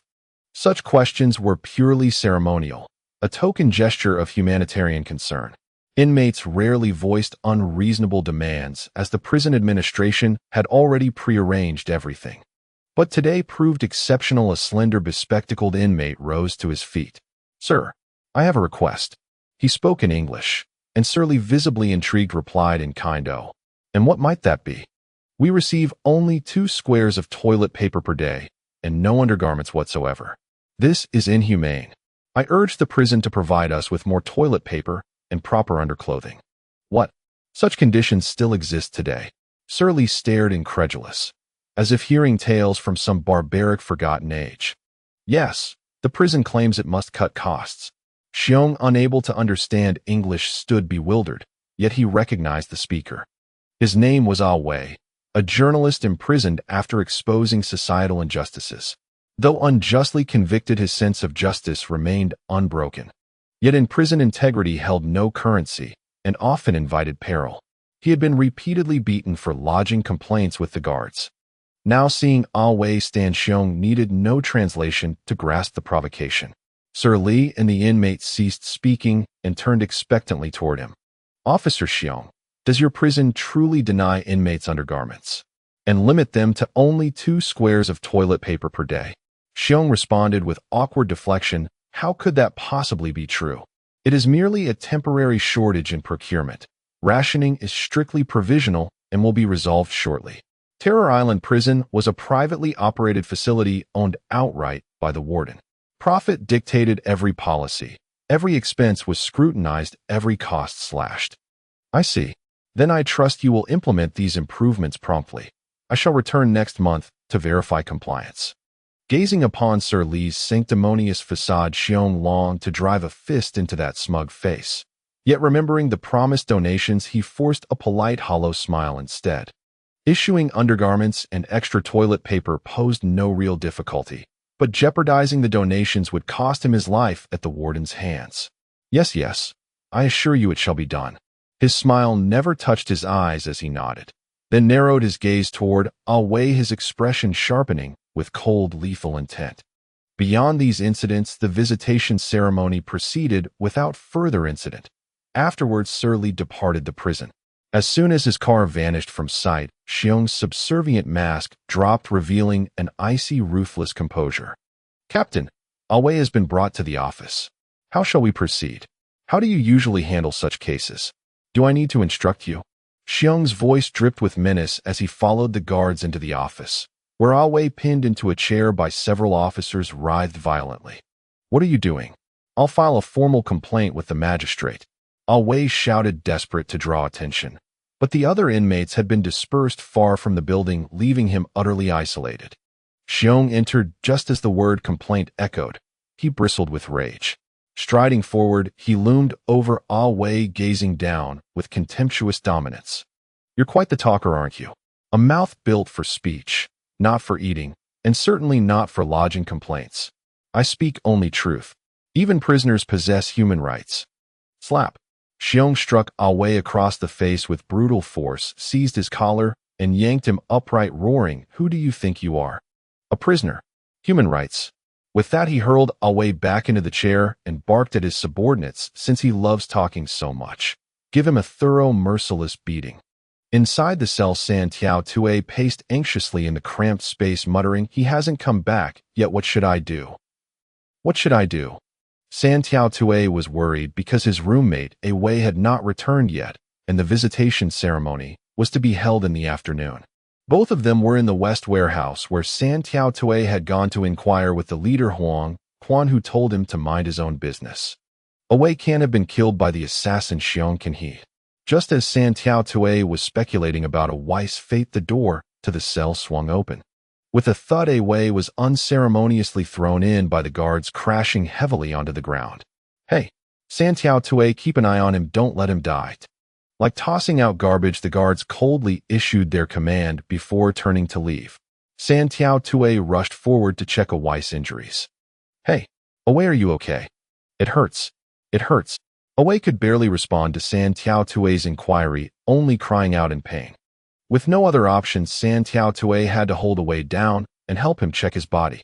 However, this examination frightened San Tiao Tue so much that he staggered back and crashed into the wall of the cell. Even though his head and back slammed against the wall, the intense pain did not snap San Tiao Tue back to reality until Away started rolling around in agony. It hurts. San Tiao Tue, help me. San Tiao Tue, help me. Away screamed loudly, his voice reaching beyond the cell door. But instead of eliciting sympathy, his cries stirred up a frenzy among the inmates in the West Warehouse, who began banging on the cell bars, creating a cacophony of noise. The guards quickly came out to suppress the commotion and reached the door of Away's cell. San Tiao Tue, make him quiet or neither of you will have a good time. The guards had no intention of coming in to take Away. They merely ordered San Tiao Tue to take action. But what could San Tiao Tue do? He was neither a doctor, nor did he have any medicine. No medicine. San Tiao Tue had some. He pulled out a piece of foil from a cigarette box and a small clump of dark brown material from under his mattress. San Tiao Tue crushed the clump into granules, wrapped it in the foil, struck a match to light it, and held it up to Away's mouth and nose. Hurry, hurry, inhale. It won't hurt anymore. Hearing San Tiao Tue's voice, Away instinctively leaned forward and took a deep breath. In just a moment, Away's pain seemed to ease considerably and his consciousness returned to his brain.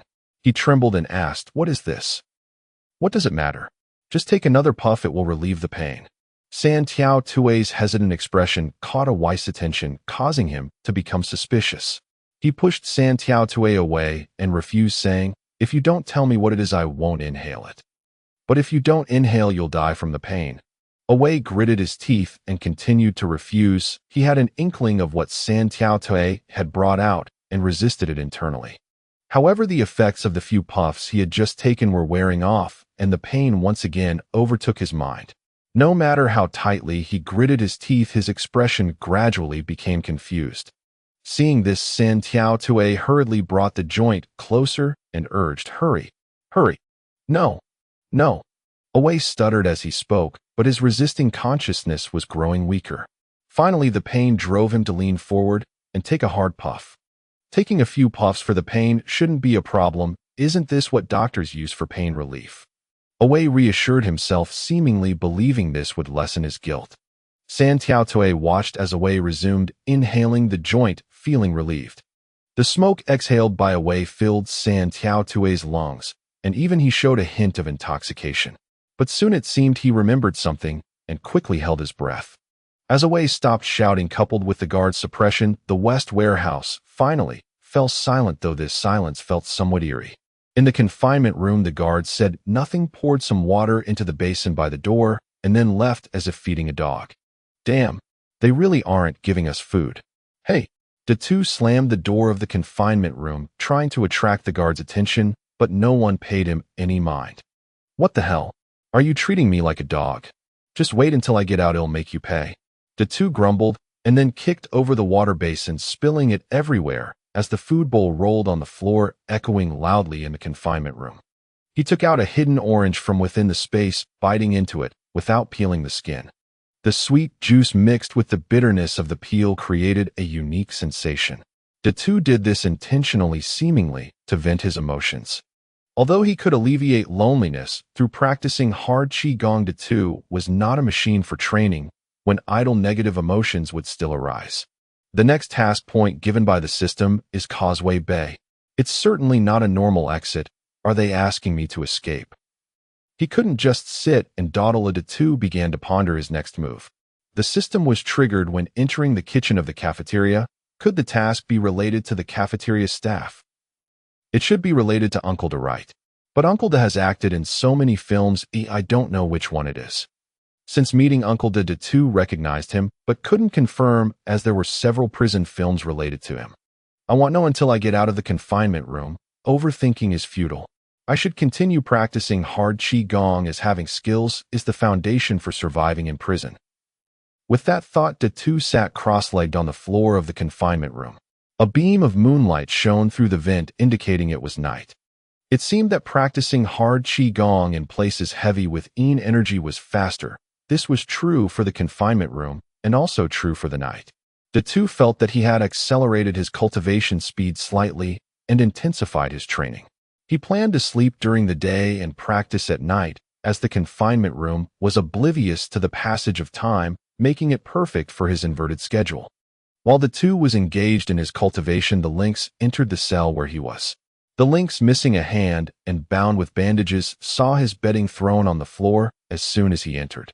He was unaware that the two had switched rooms with him and assumed it was the work of Lao Ma, who shared the cell with him. "Where's Lao Ma? How dare he throw my things on the ground? Does he want to die?" The lynx yelled loudly, but it was already past the exercise time, and besides the guards, no one paid him any attention. The guard approached and was well aware that Lao Ma had swapped cells with the two, but he didn't inform the lynx. Instead, he scolded, "Lynx, it's rest time now. Why are you making noise? Do you want to be sent to solitary confinement?" Warned by the prison guard, Shan Mao dared not defy authority. Though he enjoyed favorable relations with the guards, thanks to his former status as a minor gang leader and his close ties to Brother Yu, any open defiance would bring swift and severe consequences. At Terror Island, prison rules were absolute for nearly everyone. Yet Shan Mao had no intention of letting the matter drop. He resolved to teach Lao Ma a harsh lesson the following day. Unaware of the brewing storm, Lao Ma was meticulously assembling a toy locomotive, the gift he intended for his son. Meanwhile, Li Wang sat cross-legged in the center of the cell, deep in meditation. Though Lao Ma had long grown accustomed to this, he still muttered softly to himself. It was the most peaceful day Lao Ma had known since entering prison, free from Shan Mao's oppression, free from fear. Brother Li Wang, did you know? I've applied for parole, and my team leader just informed me approval has been granted. I'll be released soon. I'll finally see my wife and child again. This locomotive is my gift to my son. I must finish it before I walk out those gates. Tell me, Brother Li Wang, doesn't it look magnificent? Li Wang remained silent, seemingly oblivious, yet the faintest trace of a smile flickered at the corner of his lips. Elsewhere in Deshu's cell, he sat on his bunk reading a letter. As he read, his brow furrowed deeper and deeper, his fist clenched tighter, until the paper itself crumpled beneath his grip. Xiao Peng, his cellmate, noticed Deshu's grim expression and immediately asked, "Uncle Do, what's wrong?" He shook Deshu's arm repeatedly until at last Deshu seemed to return from a distant troubled reverie. Facing Xiao Peng's concerned gaze, Deshu offered a hollow, bitter smile, then feigned nonchalance. "Nothing at all. Truly nothing. You look terribly unwell. Truly nothing. Just a minor business complication." "Oh, so that's all. Aren't you arranging medical parole? You'll be out soon to handle it. What's the rush?" At the mention of medical parole, envy shimmered in Xiao Peng's eyes. Who does not yearn for freedom? Yet he lacked Deshu's wealth, the means to bribe doctors into fabricating medical records. As Xiao Peng gazed enviously, he failed to notice Deshu's jaw tighten, teeth grinding silently, at the very phrase medical parole. Enough, late hour. Time to sleep. Yawning, Xiao Peng climbed onto the upper bunk and drifted off. Soon his steady snores filled the cell. Only Deshu remained awake on the lower bunk, gritting his teeth and whispering venomously, "Wretch, wretch, you stole my fortune, and now dare write to mock me. Damn it, I should never have trusted you. And that lawyer, a despicable cur, he tricked me into signing documents. My money, all of it. Without money, how can I survive inside these walls?" The night passed in silence. At dawn, Deshu rose anxiously, washed and dressed, only to be intercepted at once by Brother Yu and his men. "Goody, into the monthly protection fee is due, same account as before." Deshu held his position as cafeteria supervisor precisely because he paid Brother Yu exorbitant protection fees each month, ensuring no one dared challenge him. But now his funds had been siphoned away by his lover and his lawyer. With no money left, he could hardly admit it, Brother Yu would erupt instantly. Pale-faced Deshu could only nod mutely. Having transferred payments smoothly the past 2 months, Brother Yu harbored no suspicion. After delivering his demand, he departed. Deshu hurried through his morning routine, knowing he could delay payment no longer than 3 days. If no solution emerged within those 3 days, his fate would be grim. Yet what recourse did he have? Even if one existed who would help him? Relying on Brother Yu. That would be like begging a wolf for mercy. After Deshu left, Lao Ma entered the washroom, his face alight with quiet joy. Lao Ma worked as a laborer. His shift schedule differed from Deshu's kitchen duties, so he'd missed the earlier confrontation. As he brushed his teeth, he reached for his towel, only to find it gone. Still bent over the sink, he didn't see who'd taken it, so he simply said, "That's my towel." Receiving no reply, Lao Ma turned and froze in terror. His voice trembled, "See cat. Brother cat." Shan Mao held Lao Ma's towel, a cold smirk playing on his lips. "So Lao Ma, you've grown bold lately. And no, 2M, always obedient. Brother cat, you know that." "No. Know what? You've got nerve, daring to toss my bedding." "Wah, Brother cat, I didn't." Terrified, Lao Ma stammered excuses, but Shan Mao ignored him. With a flick of his hand, 2 underlings seized Lao Ma's arms and legs and hurled him across the room. Bang! Lao Ma crashed hard against the wall, shattering the water pipe. A torrent of icy water erupted, drenching him instantly. Yet he barely registered the wetness. The searing pain in his body overwhelmed it. Already in his 40s, the impact left him badly injured. From his chest tumbled the locomotive he'd crafted for his son. Shan Mao had long suspected Lao Ma was secretly building something in their shared cell. Now he knew what it was. A sly grin spread across his face as he stooped to pick up the toy locomotive. Well, it's rather handsome. Gee, I give it back. It's for my son." Lao Ma's voice broke, yet his resolve rang clear. He'd already disgraced his family through embezzlement. His son had never once visited him in prison. Now, with parole finally within reach, this locomotive was his fragile bridge to reconciliation, with his son, with his own conscience. Give it back. Very well. Shan Mao pretended to hand it over, then at the last instant twisted his wrist and slammed the locomotive down onto the concrete floor. Splinters exploded across the ground. The bridge, the fragile, trembling bond between father and son, shattered beyond repair. Be broken. Lao Ma slumped motionless on the floor, eyes vacant, whispering numbly. Shan Mao, bored by the spectacle, glared at the other inmates watching nearby and bellowed, "What are you staring at? Do you want me to squeeze your piss and shit out of you?" A hardened gangster with influence among the guards, Shan Mao inspired dread. Inmates instantly averted their gazes. Some even rushed to the urinals, whether needing to go or not, uttering not a word. Damn, how dull. Let's wash up and eat. Shan Mao turned to leave with his men, unaware that Lao Ma, still seated on the floor, now stared up at him with burning, murderous fury. Clutched tightly in Lao Ma's hand was his toothbrush. Shan Mao. He surged to his feet and roared.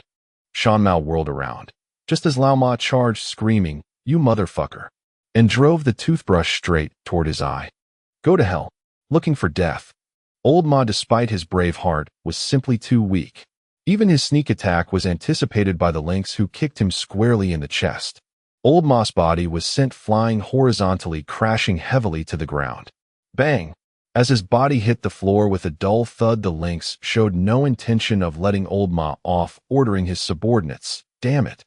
If he want drink to celebrate, then let him drink to punishment. Beat him up." Yes. Several subordinates rushed forward, viciously kicking Old Ma, who could only let out wretched howls under their assault. The other prisoners, not wanting to cause trouble, quickly fled outside the washroom, which made the lynx laugh maniacally. After his defeat to Big Head, he had faced setbacks everywhere, and now he could finally vent his pent-up frustrations. Everyone was rushing outside, but one person, however, was going against the tide. Someone recognized him and kindly reminded, "Li Wang, there's a fight inside. Wait until later to wash up to avoid getting caught in it." Li Wang remained silent and continued forward. Seeing this, the person stopped urging him, shaking his head as he left. The lynx was laughing, completely unaware that Li Wang had already walked up behind him. "Step aside." Li Wang's voice was flat and indifferent, even carrying a hint of lifelessness, a result of 3 years of training in the graveyard. The lynx felt a chill surge from his tailbone up his spine to his brain, rendering him momentarily dazed. When he saw that the lynx made no move, Li Wang directly pushed him aside. This action brought the lynx back to his senses. Seeing Li Wang's arrogance, anger surged within him as he shouted, "Li Wang, can't you see him in front of you?" Li Wang turned his cold face toward the lynx's tone, neither happy nor sad. "Are you talking to me?" From Li Wang's words, the lynx felt completely disregarded. The feeling of being looked down upon surged again, driving him to the brink of madness. "Li Wang, are you looking for death?" The lynx's hands were inconvenient, so he planned to use his feet to teach Li Wang a harsh lesson, but before he could kick, Li Wang acted even faster. Li Wang's foot lightly hooked around the lynx's ankle, causing him to lose his balance and fall forward right onto some wooden pieces from a train. The lynx let out a blood-curdling scream, his face splattered with blood. The younger brothers, no longer interested in teaching Old Ma a lesson, hurried over to help the lynx up. Upon seeing his injured face, they all gasped in shock.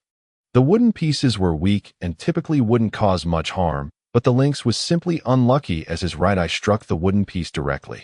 Combined with his bonus momentum, it completely smashed his right eye. Ow. The lynx, now being helped up, could only scream in agony, while Li Wang remained indifferent, walking over to help Old Ma up. Seeing this, the lynx's subordinates were momentarily at a loss, unsure whether to seek revenge against Li Wang or to rush their boss, the lynx, to the hospital. The result was that 2 went to seek revenge on Li Wang, while the rest circled around the lynx. However, those seeking revenge were instantly doused in their fiery vengeance upon meeting Li Wang's cold, dead-eyed gaze. "Quick, take me to the infirmary. Hurry." The lynx shouted loudly, prompting his subordinates to awaken from their stupor and rush him towards the medical room. Old Ma was helped up by Li Wang, but kept muttering, "It's ruined. It's ruined. Li Wang glanced at the broken wooden pieces on the ground and quickly understood, offering comfort. Xiao Ming wants his dad, not the train. If you go out, he will forgive you. This statement instantly brought old Ma's soul back to him. He murmured, right, Xiao Ming wants his dad. If I go out, he will forgive me. Li Wang noticed old Ma's spirit was not right and asked, are you injured? Do you want me to take you to the infirmary? Old Ma shook off his hand and walked outside saying, the links in his group are not to be trifled with. They'll go by myself, you don't need to worry about me. Upon hearing this, Li Wang made a mental note of the links. If you've made mistakes, you should serve time in prison to correct them. Why bully others? Li Wang clenched his fists, his desire to overthrow the terror of the island prison growing stronger. However, he still had not found any clues, and the current situation was not enough. Big Head was unaware that his actions of discarding the bedding would bring old Ma unforeseen disaster. At this moment, he had just finished his evening training, and the guard had delivered water to him, yet he remained silent. Aside from water, there was no food at all. This time, Big Head did not kick over the water basin. He had only a few oranges hidden, and surviving on them for 7 days would leave him in a state of dehydration. Being in poor physical condition in the terror of the island prison was very dangerous. He drank all the water in the basin, and looking at the faint light coming through the air vent, Big Head knew that a day had passed, and he quickly fell onto his bed, falling asleep. Uncle Da was somewhat absent-minded today while working. Little Fatty watched beside him and quickly reminded, Uncle Da, the food is about to burn. It's going to burn. Huh. Oh. Uncle Da quickly waved the spatula, trying to rescue the food in the pan.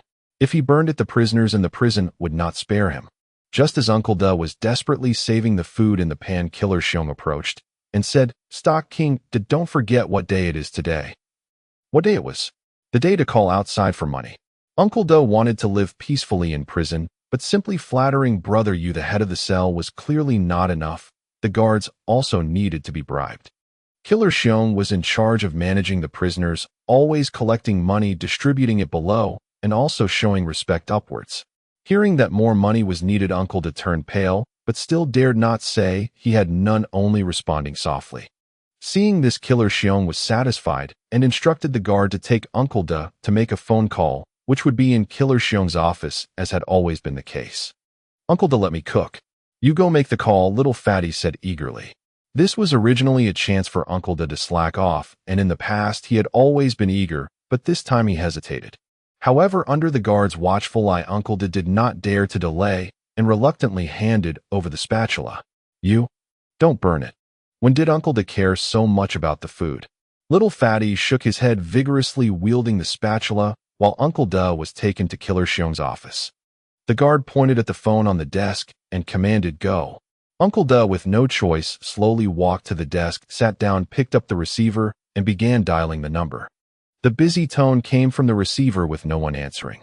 Uncle Da could only curse the cheap woman in his heart. Seeing it was almost time, he pretended to say hello. I am. Is it over? Perhaps thinking of the money soon to arrive, the prison guard's demeanor softened considerably and a smile appeared on his face. Uncle Da, however, hesitated, embarrassed and uneasy at the thought of having no funds, stammering incoherently. The guard gave it little thought. He had dealt with countless inmates, most of whom shrank from him like mice before a cat. As he escorted Uncle Da back to the kitchen, Uncle Da grew increasingly distracted and absent-minded. The money issue would inevitably be exposed within 3 days. If he failed to find a solution, he would face pursuit and retribution from both sides of the law. Damn it. If I stay locked up in this prison much longer, I'll surely lose my life. But if I attempt an escape, I have no means, no plan. After prolonged deliberation, Uncle Da remained utterly at a loss. Just then mealtime arrived, leaving him no choice but to join the others in eating. Mountain Cat's injuries were severe. He had lost one eye. Yet the prison refused to send him to a hospital, offering only rudimentary bandaging and a prescription for painkillers. Everything was improvised. Prisons abounded with such materials. The third leg had been secretly sawed off during work hours. This often meant they had forfeited all hope of release, condemned to spend their remaining years behind bars. Damn it, Old Ma, Power King. If I don't destroy you both, I swear I'm no longer human. Mountain Cat had already abandoned all hope of freedom, now blinded in one eye his future promised only greater hardship. He resolved therefore to leverage whatever influence he still commanded, to eliminate Power King and Old Ma first. His underlings soon returned with a meal, and even a bottle of milk. "Boss, time to drink your milk." His underling grinned lewdly. Unable to taste real milk, he mocked with crude wordplay, a vulgar amusement common among long-deprived, lonely men. Ordinarily, Mountain Cat would have joined in the ribald banter, but half his face was swathed in bandages, making it impossible to drink. He erupted in fury. "Without a straw, how am I supposed to drink this?" "A straw. Right, a straw. But there are no straws in prison." With a sharp crack, Mountain Cat hurled the milk cup violently to the floor, sending white droplets flying everywhere. "Get out. Contact the North Ward prison guard supervisor. Immediately summon Big Elephant." Ever since his defeat by Big Head, Mountain Cat had been excluded from Feather Brothers' inner circle. Unaware of the backup plan, he assumed Feather Brothers still intended to deploy Big Head. In the North Ward, Big Elephant was the only figure he could imagine capable of confronting Power King, unwittingly sabotaging Feather Brothers' strategy and sealing his own doom. But Big Elephant's services demand heavy payment, and he's currently stripped bare. "Those costs. I'll handle it." Mountain Cat resolved without swift, decisive action to reassert dominance. His power in the North Ward would erode until he was devoured whole. His underlings swiftly fetched the North Ward prison guard supervisor. As the two exchanged hushed words, a conspiracy against Old Ma and Power King began to take shape. Confined to solitary confinement, Big Head remained oblivious to the blood-soaked storm about to break, and ironically, he bore some responsibility for it. Upon rising, he routinely practiced Iron Chi art, only pausing when the guard delivered his water, then proceeding to eat. He had concealed the lunch prepared by Uncle Da and others, along with chicken legs and tangerines, but it was scarcely enough to satisfy hunger, merely sustaining his baseline condition. This prompted Big Head to consider stockpiling supplies, determined to hoard more in anticipation of future emergencies. After eating, Big Head resumed practicing Iron Chi art. With internal vision now awakened, his cultivation accelerated dramatically.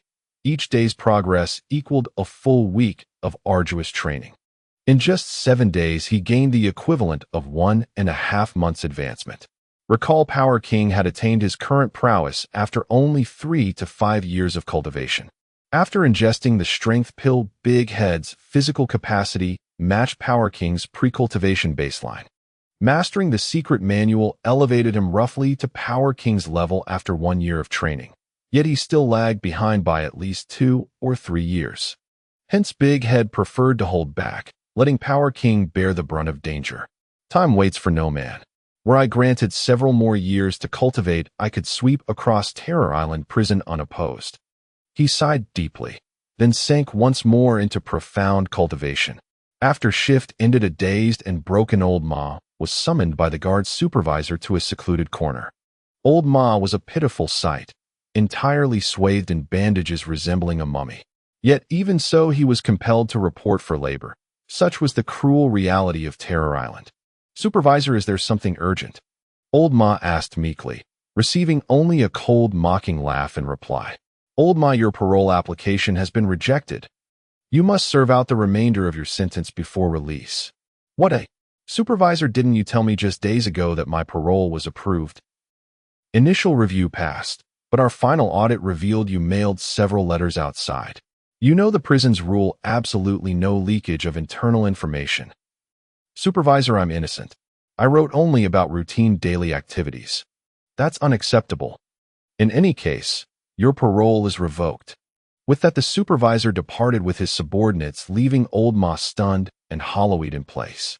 In truth, the alleged information leak was entirely fabricated. The prison rigorously screened every outgoing letter to prevent disclosure. Moreover, those privy to sensitive intelligence would never risk mailing anything at all. A thunderclap roared. Lightning flashed, illuminating the cell block. Power King held a carving knife, carefully whittling wood, intending to craft a replacement gift for his son after Mountain Cat destroyed the original. Yet something puzzled Power King. It was already late, and Old Ma still hadn't returned. Meanwhile, a patrol guard walked the corridor, its far end descending into stairs, its right side lined with railings. Suddenly, a violent gust surged through, howling fiercely. The guard tightened his coat, but almost immediately sensed something amiss. Beneath the wind's roar, another sound echoed, strange, unnatural. Creak, creak. Darkness swallowed the corridor. His flashlight barely pierced the gloom. He searched methodically, yet found no source of the eerie noise. Then, lightning struck again, flooding the entire corridor in blinding white. There, suspended from the railing, hung a human-shaped object, swaying slowly, emitting that same grating creak. The guard recoiled in terror, tumbling headlong down the stairs. A body. Dead. He scrambled upright, screaming. The cry reverberated through the cell block. Power King heard it, and a chilling premonition gripped his heart. Lao Wang gasped. Who has died? The guards would never brave the downpour to carry a body, only prisoners would. Watching the inmate bearing the corpse pass by, Li Wang scrambled up to the railing and pressed for answers. Lao Wang stopped and glanced at Lao Ma's bed in the inner room, a flicker of pity in his eyes. It is Lao Ma, he said, then sighed and hurried off toward the corridor where Lao Ma had hanged himself. With a bang, Li Wang slammed his fist onto the railing, his face carved with grief and fury. He grieved for Lao Ma's fate. The man had been on the brink of release, so close to reuniting with his son, and yet in a final cruel step, he had been deprived of life. He seethed at the damned prison, at a system that offered no way out for ordinary men. Thunder rolled across the sky. Outside, the rain hammered down in sheets. Lao Wang and another inmate bore Lao Ma's body, heads bowed, as they ran toward the mortuary when they collided with something and were forced to stop. A flash of lightning revealed Li Wang's face. Lao Wang was startled at first, terror etching his features, then his shock hardened into a question. Li Wang, how did you get out? He stammered. He knew he had seen Li Wang moments ago in the cell. How had he managed to come out? Li Wang said nothing. He stepped to the stretcher and lifted the white sheet that covered the corpse. It was indeed Lao Ma. Li Wang clenched his jaw and produced a small toy locomotive from his breast, intending to place it in Lao Ma's stiff hand as a farewell. But Lao Ma's wrist still bore a pair of handcuffs. Holding up the dead man's rigid hands, Li Wang snarled, "He is dead. Is there any need to shackle him?" Lao Wang, seeing Li Wang's fury, trembled as he tried to explain. No. It was not us, it was the chief guard. He said to prevent the dead from rising. Lao Wang stammered. With a clang, Li Wang seized the handcuffs and by sheer brute force tore them apart, then laid the locomotive into Lao Ma's arms. After seeing Lao Ma on his final journey, Li Wang waved the others away. Witnessing him rip the handcuffs, they dared not speak. They hoisted the body and ran toward the mortuary. Li Wang threw back his head and howled at the sky, a raw cry of anger. Lao Wang heard it, shook his head, and sighed a sorrow tinged with the bitter recognition of shared fate. As another of the prison's so-called honest men, his lot was scarcely better than Lao Ma, so otherwise he would not be out in a storm carrying a corpse. Li Wang's cry was not heard by Lao Wang alone. Shan Mao and his men heard it too. One of Shan Mao's followers had watched Li Wang's mourning and ran off to report it. "Boss Cat, that Li Wang somehow got out of the cell and is wailing for Lao Ma," the man reported. Shan Mao's lips curled into a cold smile. "Let him wail today, tomorrow we will make sure he cannot wail at all." They all knew Shan Mao had called in the so-called big dumb elephant and smirked at the thought. In solitary, De Tu also heard Li Wang's roar and snapped out of his meditation. "It is Li Wang," he murmured. "What is wrong with him? Why does he sound so tragic?" To this opportunistic senior brother, De Tu kept his distance. He admired his sense of justice, but was unwilling to be dragged into his affairs. Now De Tu's plan was to get out, find De Bi and Chun Haonan, and avenge this framing. "This is the first time I have heard such a mournful howl on a rainy night. Could the toy locomotive be at the heart of it?" De Tu recalled the story. He did not remember the locomotive's real name and had not asked, so he simply called it the locomotive. "It seems Li Wang's thread must advance. Perhaps Terror Island prison will be thrown into chaos, and I can seize the opportunity to escape." De Tu had not forgotten the system's tasks. Methodical practice of hard Qigong would never match the system's swift rewards. He had no time to spend years rotting in prison. Thinking of his plan, De Tu sat once more to meditate. Every increase in strength would add a measure of assurance to his escape. Li Wang's wail reached the other wards as well. In the northern ward where Lao Ma had been held, inmates discussed the hanging and knew more of the inside story. Uncle De listened to the murmurs and felt his fear deepen. Lao Ma had been much like him, a petty offender, harmless and weak. Lao Ma had offended one man and been driven to suicide. Uncle De had crossed the prison guards and the northern ward boss. His danger was greater still. What can we do? What can we do? He paced the cell and woke Xiao Pang in the bunk. Uncle De, what's wrong? Xiao Pang had long noticed Uncle Da's unease, but had hesitated to pry. Now seeing him panic, he asked, yet De still would not speak, fearing Xiao Pang might betray him. If even the person at his pillow could not be trusted, how could fellow inmates be relied upon? Seeing De remain silent, Xiao Pang felt awkward and lay back down. In the western ward, the news traveled fast. A Wei heard a rough account of what had happened. I heard Lao Ma had been granted parole, but the northern ward's chief guard found illicit content in a letter he carried and cut off his chance, someone said. They said Lao Ma despaired and hanged himself. Sending letters. A Wei who carried a streak of righteousness had once spoken up to the magistrate about the treatment of inmates. Yesterday he had used San Tiao Tui's painkiller and had a vague idea of what it truly was. He could not pretend nothing had happened. He had planned to alert his former newspaper to the prison's opium planting. Upon hearing Lao Ma's fate, he grew instantly vigilant. The prison inspects letters. He thought sending mail will not work. How then can I contact the outside world? As Away considered this, his body suddenly trembled, as if ants crawled beneath his skin, unbearable. He had smoked so much of the painkiller the day before that he was already addicted, and the withdrawal had begun. San Tiao Tui noticed Away's distress and offered a pre-rolled cigarette. Away looked at it with eyes full of both longing and disgust. Willpower won a moment, and Away forcefully tore the cigarette away from San Tiao Tui, shouting, "I will not." But San Tiao Tui, knowing how deep the hold was, urged, "You better smoke, or the pain will come on." "I will not, I will not." Away's body trembled violently. Beneath his skin it felt as if 1,000 insects writhed and bit. Tormented, he rolled onto the floor, whispering, "I don't want it, I don't want it." Away's voice grew thin, and his consciousness blurred. San Tiao Tui sighed, placed the cigarette by his bed, and turned his back. Soon a rustling came from behind, and a curl of smoke rose into the air. A weary sigh escaped. In the early morning in the washroom, Li Wang was washing up when he suddenly heard someone calling him. "Li Wang." He turned around only to see a fist as big as a sandbag rushing towards him. Bang! Li Wang was caught off guard, unable to dodge, and took a punch directly to his chest, the immense force sending him flying several meters, crashing straight into the wall. Li Wang slid down the wall, slightly injured, with a trickle of blood oozing from the corner of his mouth and a bruise forming on his chest. However, the hard Qigong was best at enduring blows and recovery. Li Wang stood up through a few punches and visibly improved his physical condition.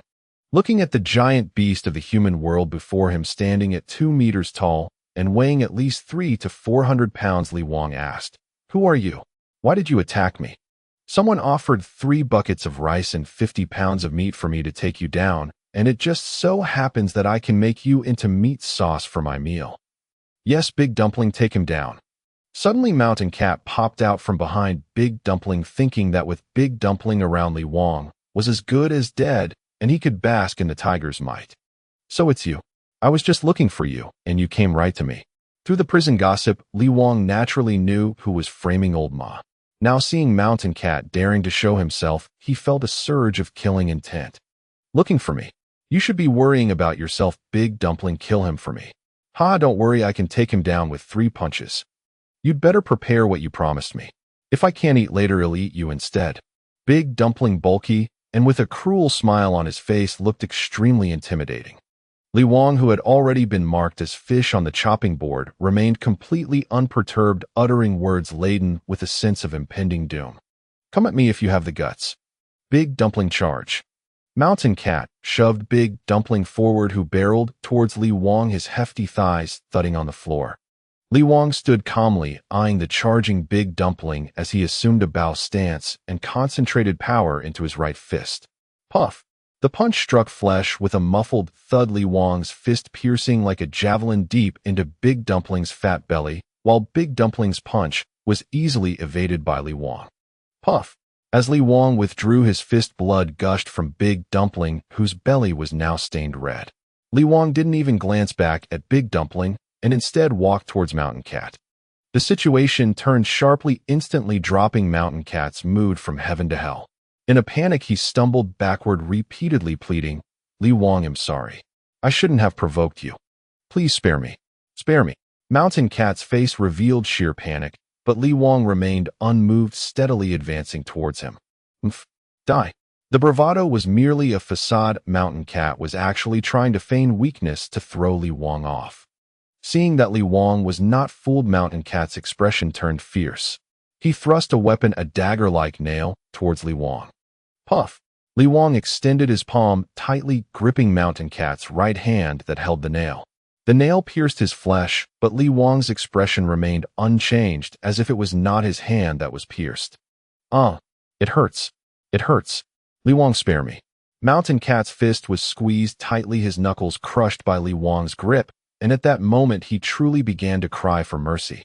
But Li Wang remained expressionless, clearly unwilling to let him go. With his left hand restraining Mountain Cat, Li Wang's right hand gathered force once more, and then shot out like an arrow, smashing Mountain Cat's head into a mushy pulp. Fragments of the shattered skull flew out, both red and white, splattering onto Li Wang, yet he remained unfazed. As he released his grip, Mountain Cat's headless body lost its balance and fell backward, pulling the iron nail from Li Wang's palm. A blood arrow shot out from his palm. Li Wang flicked his fingers across his body a few times, and the bleeding immediately stopped. The wound on his palm could be healed with a few days of hard Qigong meditation.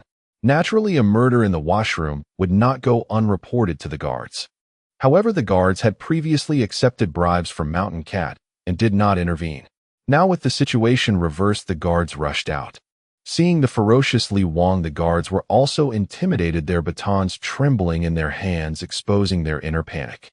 Li Wang, stop. If you hit me again, I won't hold back. Come with me quickly." Li Wang did not resist, obediently following the guards outside. He wasn't interested in dealing with these ordinary guards. It wasn't worth the effort. The guards took Li Wang to a confinement cell and warned him, "Li Wang, you stay here for now. We'll take you to see the deputy warden later." A death occurred in the prison, which must be reported to the warden. Since the warden was absent, it had to be reported to the deputy warden. The two hearing had been greatly enhanced through hard Qigong training, and he faintly heard the words Li Wang waking up from his slumber. "I just heard the guard shout Li Wang. Could it be that my senior brother is also confined? It must be related to yesterday's whales. A Li Wang story is unfolding." The two wanted to communicate with Li Wang, but after considering the inconvenience, he decided against it. At this moment, Li Wang was sitting cross-legged on the floor of the confinement cell, calmly meditating. The bruise on his chest and the wounds on his palm visibly faded as his true energy circulated. This is the capability attained when hard Qigong is cultivated to a high level. Not only is the ability to withstand blows and vitality extremely strong, but the recovery power is also monstrous. Hugo was in a terrible mood today. He had just made a phone call and found that the money in his account had not arrived, causing his face to darken. He was about to call his subordinate to bring Deshu over to ask what was going on when one of his subordinates rushed over in a panic. "Hugo, something big has happened." Hearing this, Hugo's face darkened further as he asked, "What big thing?" "I heard the prisoners in the North Warehouse say that Mountain Cat instigated Big Dumpling to deal with Li Wang, and as a result, Big Dumpling was killed by Li Wang." "What a..." Big Dumpling was Hugo's backup plan. Hearing that he had been killed left Hugo utterly shocked. "Damn it. That useless fool Mountain Cat, where is he?" He. Realizing Hugo's mood was off, the subordinate stammered and couldn't get the words out. "What happened to Mountain Cat? Speak." "And Mountain Cat was also killed by Li Wang." "Damn. He got off easy." Mountain Cat had ruined Hugo's plan, so he naturally had to bear Hugo's punishment. Compared to being punched to death by Li Wang, Mountain Cat's punishment was evidently more painful, hence Hugo said he got off easy. Hugo, now that Big Dumpling is dead, what are we going to do about the boxing match in a few days?" What to do? What to do? How the hell would I know what to do? As the leader, Hugo was at a loss, and naturally his subordinates had no solutions either. Of course, this was just his frustration talking. At this moment, he couldn't care less that Uncle Da's money hadn't arrived yet. Compared to that tens of thousands the drug quota in Baitsong fluctuated over 10 million a year, he could easily distinguish between heavy and light matters. After pondering for a while, Yuga decided that he should start with Datu. Go. Find out where Killer Xiong is right now. Oh, I want to see him. Yes. Ultimately, Yuga still decided to seek out Killer Xiong to get Datu out. His advantage over the other 3 warehouses lay in controlling the sales channels. However, in the past 2 years, the warden had gradually opened up new buyers, and his advantage was diminishing. Thus, he had to showcase his strength to instill fear in the other 3 warehouses. Unfortunately, the leaders of the other 3 warehouses were all formidable, and he was the exception. Where was Killer Xiong at this moment? Naturally, he was in the kitchen causing trouble for Uncle Da, because he had checked the accounts and hadn't received the money. Compared to Yuga's money, the part belonging to the guards was even larger. After all, he had to collect money from the guards of Baitsong, as well as pay respect to the warden and deputy warden. Basta, why hasn't the money arrived yet? Uncle Da had anticipated that Killer Xiong would come to ask about the money as soon as he entered, so he didn't show any unusual reactions. While stirring the pot, he explained, "It might be a problem with the bank's procedures. You know how low the efficiency of the bank is, Xiong, sir." "Is that so?" Killer Xiong expressed some doubt, as the previous transfers had always been prompt. "You can call the bank to inquire. Usually such transfers should arrive within 3 days at the latest. If there's a system upgrade, it might take even longer. I will certainly ask, but you better not play any tricks. Otherwise you'll face the consequences," Killer Xiong threatened. At that moment, Yuga's subordinate approached and relayed Yuga's message for a meeting. Although Yuga had already contemplated taking control of Baitsong, he still didn't want to openly confront Yuga. After warning Uncle Da once again, he went to find Yuga. Once Killer Xiong left, Uncle Da let out a long sigh of relief, but he was startled by Xiao Pang, who suddenly approached him. "Uncle Da, is there going to be a problem with your money? I saw you looking at the letter a few days ago, and you've been panicking ever since." "What nonsense are you talking about?" Uncle Da shouted angrily, his reaction somewhat exaggerated. He hadn't expected Xiao Pang to be so sensitive and detect some clues. But he could never admit this in front of Xiao Pang, as he didn't trust him at all. Ever since he discovered the betrayal of his lover and lawyer, Uncle Da had decided not to trust anyone again. Xiao Pang merely expressed concern and shared his guess, but seeing Uncle Da's strong reaction, he immediately slapped himself twice. "It was my misunderstanding, my misunderstanding." Though he said this, Xiao Pang couldn't help but feel suspicious. "What are you looking at? You're not working, are you?" The inmates in the kitchen turned to look, and Uncle Da reprimanded loudly. Regardless, Uncle Da was still in charge of the kitchen, and all the inmates immediately lowered their heads and got back to work. In the West Warehouse, San Tiao Tue followed a group of people into a shed. This was the territory of the West Warehouse's boss, Huang Quan. Inside the large shed, poppy plants were densely planted, all bearing unripe fruits. When the fruits split open, a white liquid flowed out, which could be used to make opium. The reason San Tiao Tue had some stock was that he secretly hid it while working. However, in recent days, Wei had used more, leading to a rapid depletion of the stock, so San Tiao Tue wanted to steal a bit. Once everyone entered, they began working under the foreman's direction, while San Tiao Tue secretly started his plan. "Bossy, what do you want from me?" Yuga was smoking when he heard this and released a thick cloud of smoke enveloping his face. What conditions would it take to release Yang Tian? Killer Xiong looked at Yuga's gloomy expression and smiled, his smile filled with disdain for Yuga, this aging leader. "I've already said he did wrong and must be punished. He can't spend a single day less in confinement." Yuga angrily threw the cigarette but to the ground and stood up, his subordinates immediately surrounding Killer Xiong. "I know you have dealings with Huang Quan, but am not someone to be trifled with. Release Yang Tian, and I won't shortchange you a single cent. Don't make enemies for yourself. You won't be able to bear the consequences." Killer Xiong, daring to act naturally, wouldn't be easily intimidated by Yuga's threats. "Is that so? I'd like to see how you think I won't be able to bear it." With that, Killer Xiong pushed through his encircling subordinates, while many of them held weapons, watching Yuga, waiting for his orders. But ultimately, Yuga was hesitant and couldn't make a decisive move, allowing Killer Xiong to snort coldly and leave. The head horseman, seeing Killer Xiong leave, angrily said, Yugo, why didn't you give the order to act? After all, the brothers can't leave. Since 1966, the Hong Kong island has not executed a death penalty, which was shocking to the entire city during the Three Wolves incident. Now the highest punishment is life imprisonment, and each warehouse has a few such prisoners, including you guest subordinates. These individuals are the most intolerable in the warehouse because they can't be that bad. It's easy to kill him, but it's hard to explain to the warden. Mentioning the warden, the head horseman's expression changed drastically. If there was anyone they feared most in the prison, it was definitely the warden. If Killer Xiong is unwilling, I'll go find the deputy warden. Additionally, I will instruct people outside to find Killer Xiong's family. You guess advantage lies not within the prison, but outside. He has a good wife, a formidable figure who managed to control his gang after he was imprisoned, preventing his status in the prison from declining. However, recently challengers have emerged, making Yu Guess' situation less favorable. Soon Yugu arrived at the deputy warden's office. For the leaders of the 4 major warehouses, there were basically no restrictions within the prison. They could go wherever they wanted. At that moment, the deputy warden was having lunch. Compared to the inmates' meager meals, his lunch was indeed lavish, even excessively meaty. A perfectly cooked steak was brought up after being briefly seared on the iron plate. With a cut of the dining knife, bright red blood flowed out, and the deputy warden hooked it with his iron claw and began to chew voraciously. Boss, why aren't you staying in your north warehouse? What brings you to me? One of my subordinates has been locked up by Killer Xiong, and I want him released early. Killer Xiong refuses to release the prisoner. I had no choice but to come to you.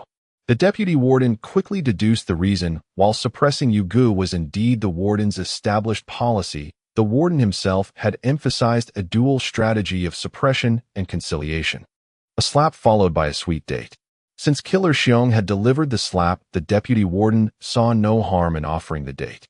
He did not reply immediately, instead continuing to slice strips of meat and devour them with gusto. His tone casual. Refuse. That seems unlikely. You are, after all, the undisputed boss of Baitsong. Yugu was a black market kingpin, not a politician, and instantly recognized the deputy warden's feigned ignorance. Yet he refused to play games. Straightforward and unflinching, he demanded, "Name your price. What will it take for Killer Xiong to release him?" The deputy warden remained unperturbed by Yuji's bluntness, but since the matter had been broached openly, he abandoned all pretense. From beneath his tray, he produced a dossier and tossed it directly to Yugu. 3 days.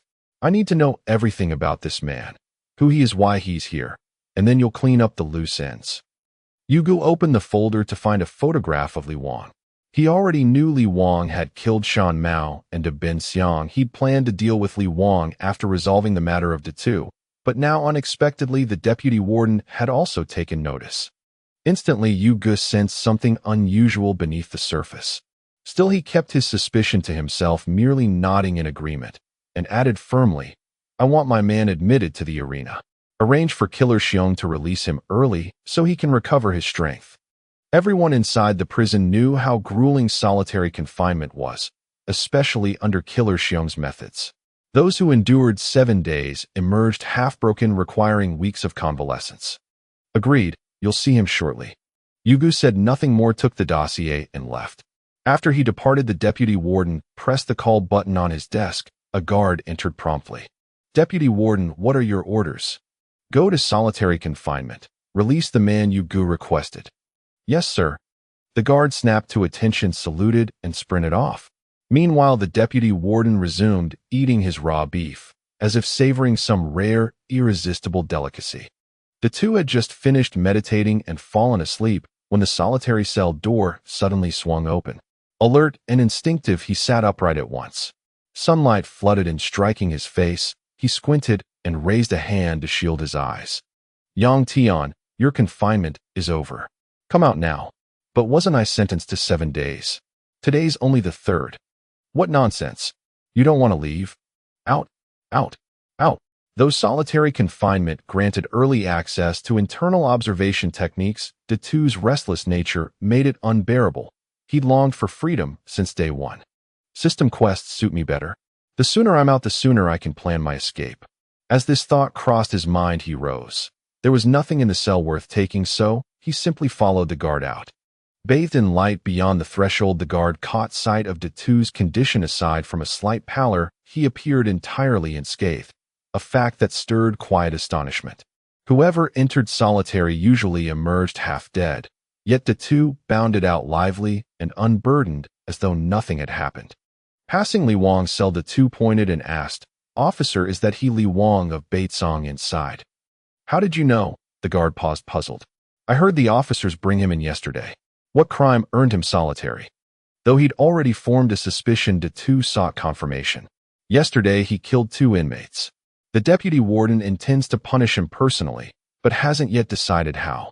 So for now he remains confined. May I speak with him briefly?" The guard studied Datu with cold eyes. Hastily, Datu explained, "We shared a cell before. I know him. If the deputy warden executes him, at least I'll give him a final farewell. I'm under UGE's command. Whatever needs doing later, officer. You have only to ask." Datu invoked UGE's name as a shield, though any promise of obedience would vanish the moment he stepped beyond that door. Hearing UGE's name, and recalling the deputy warden's earlier order, the guard gave a curt nod of assent. Killer Xiong might defy Yugu, but rank-and-file guards dared not. Datu crouched before the cell door and rapped lightly. A small hinged panel near the bottom, used for passing meals, was just within reach. "Li Wang, I'm Yang Tian. Can you hear me?" Inside, Li Wang had been meditating. At the voice, he stirred awake, having known Datu was confined yet never expecting to hear him outside. Having resolved earlier to sever ties with Datu, he replied with icy detachment, "I hear you. What do you want?" "Nothing urgent. Just heard you killed 2 men.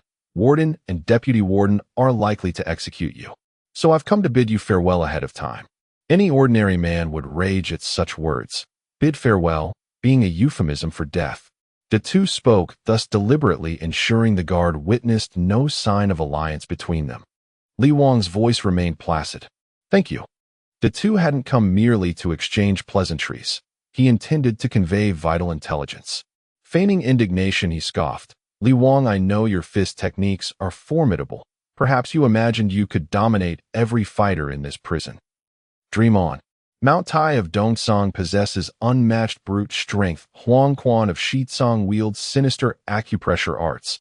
Bai Shun of Nansong fires linked flying needles. None are easily bested. And above them all stands the warden, the true master of this prison. Prepare yourself for death." Through mockery, Datu subtly revealed the prison's major combatants. "Ah, Killer Xiong. Where?" Startled, the guard snapped upright and scanned the corridor, just as Datu slipped an orange and a chicken leg through the hinged panel into Li Wang's cell. Finding no trace of Killer Xiong, the guard bristled. "You shouted for Brother Xiong. So where is he?" "Ah, must have been a mistake." Datu scratched his head, feigning simple-mindedness. With no outlet for his frustration, the guard barked, "Finish talking. Then go now." Yes, done. Footsteps receded into the distance. Within the cell, Li Wang held the orange and chicken leg Datu had passed him, touched despite his confusion. Though puzzled how Datu had obtained such luxuries, he accepted them as a sincere gesture, attributing them without question to Datu's personal secret. "Huang Quan, Bai Shun, Mount Tai, the warden. My junior brother wouldn't name them idly. I must remain vigilant." Far away, Datu murmured inwardly, "Senior brother, this is all I can do for you now. Stay safe." Datu had resolved to attempt escape the moment he left solitary. As for UGE's arena challenge, he had no intention of participating. A wise man does not stand beneath a crumbling wall, and he had no desire to provoke Huang Quan nor become his marked target. "Brother Yu, I've brought him out for you. The deputy warden instructed you to handle this matter quickly. I know, tell the deputy warden that I will take care of it soon. You should be aware of the great cost I incurred to get you out right. It's not like I asked you to do it. You don't know how enjoyable it was for me in the solitary confinement." Brother Yu issued a death threat to Dado and also instructed his men to follow him to prevent any further trouble. Despite his unwillingness, Dado did not voice any objections, nodding in agreement instead. "Then Brother Yu, I'll head to the cafeteria to work now." Brother Yu was reluctant to let Dado return to the kitchen since that was where he got into trouble, but he was also worried that Dado would cause trouble out of boredom, so he cautioned both Dado and his subordinates. Seeing Dado and his men leave Brother Yu, then got up to make a phone call to check on information about Li Wang and whether Uncle Da's money had arrived. Uncle Da surprised. Unexpected. Dado jumped out in the kitchen and shouted at Uncle Da. Uncle Da was distracted by the money issue and was indeed startled by him. Xiao Pang stepped forward and stood between the two, scolding Dado. Yang Tian, how did you get out? And making such a fuss? Uncle Da is getting old and can't handle being scared like that. Dado saw that Uncle Da was indeed clutching his heart and gasping and couldn't help but mock, damn. Uncle Da, I've only been in for a few days and you're already in such a weak state. Did you practice swordsmanship too much? In prison there are no women, so naturally they practiced fencing. Xiao Pang tightened at the mention of fencing. Due to his physique, he had already been harassed by several inmates. If it weren't for sharing a room with Uncle Da and his protection, he might have been in deep trouble much earlier. Uncle Da calmed down and scolded Dado. Kid, I didn't ask you to spread rumors like that. Dado continued to speak sarcastically, as long as it's not true, otherwise I'd have to stay away from you. I'm not into that. You little brat, still talking. Seeing that Uncle Da was a bit angry, Dado quickly begged, all right. I won't say it. I won't say it. Since you're back, continue washing the vegetables. Uncle Da assigned Dado a task, and everyone in the cafeteria had their own duties while Brother Yu's men just stood by and watched. Dado found a stool to sit on and wash vegetables when unexpectedly Uncle Da also came over. Indicating to Brother Yu's subordinate, Uncle Da asked, what's going on? Brother Yu pulled me out afraid I'd cause trouble and end up back in solitary confinement, so he found someone to watch over me. Haha, you're quite unique. Ooh, I've never heard of anyone who came in and ended up in solitary confinement twice in less than a week. Hey, you're making it sound like you've been here forever. You just entered the prison too, right? Just because you haven't heard of it doesn't mean it doesn't exist. Dado habitually retorted, but to his surprise Uncle Da nodded in agreement, saying you're somewhat right. My not having heard of it doesn't mean it doesn't exist. After thinking for a moment, Uncle Da asked again, have you heard of anyone escaping from Terror Island? Uncle Da had been pondering this for days and still felt that escape was the only way out.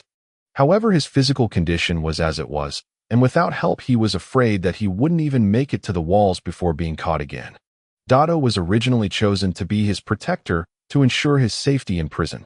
Yet now he wanted to develop Dado into his assistant, so he was probing for information. Upon hearing escape, Dado knew that the task might fall on Uncle Da, but having only met a few times, deepening their relationship wasn't a good idea. Uncle Da, are you asking me? I've been in prison for 8 days and 6 of those were in solitary confinement. Do you think I know? Indeed. Uncle Da chuckled awkwardly, knowing he was a bit anxious, but he was running out of time.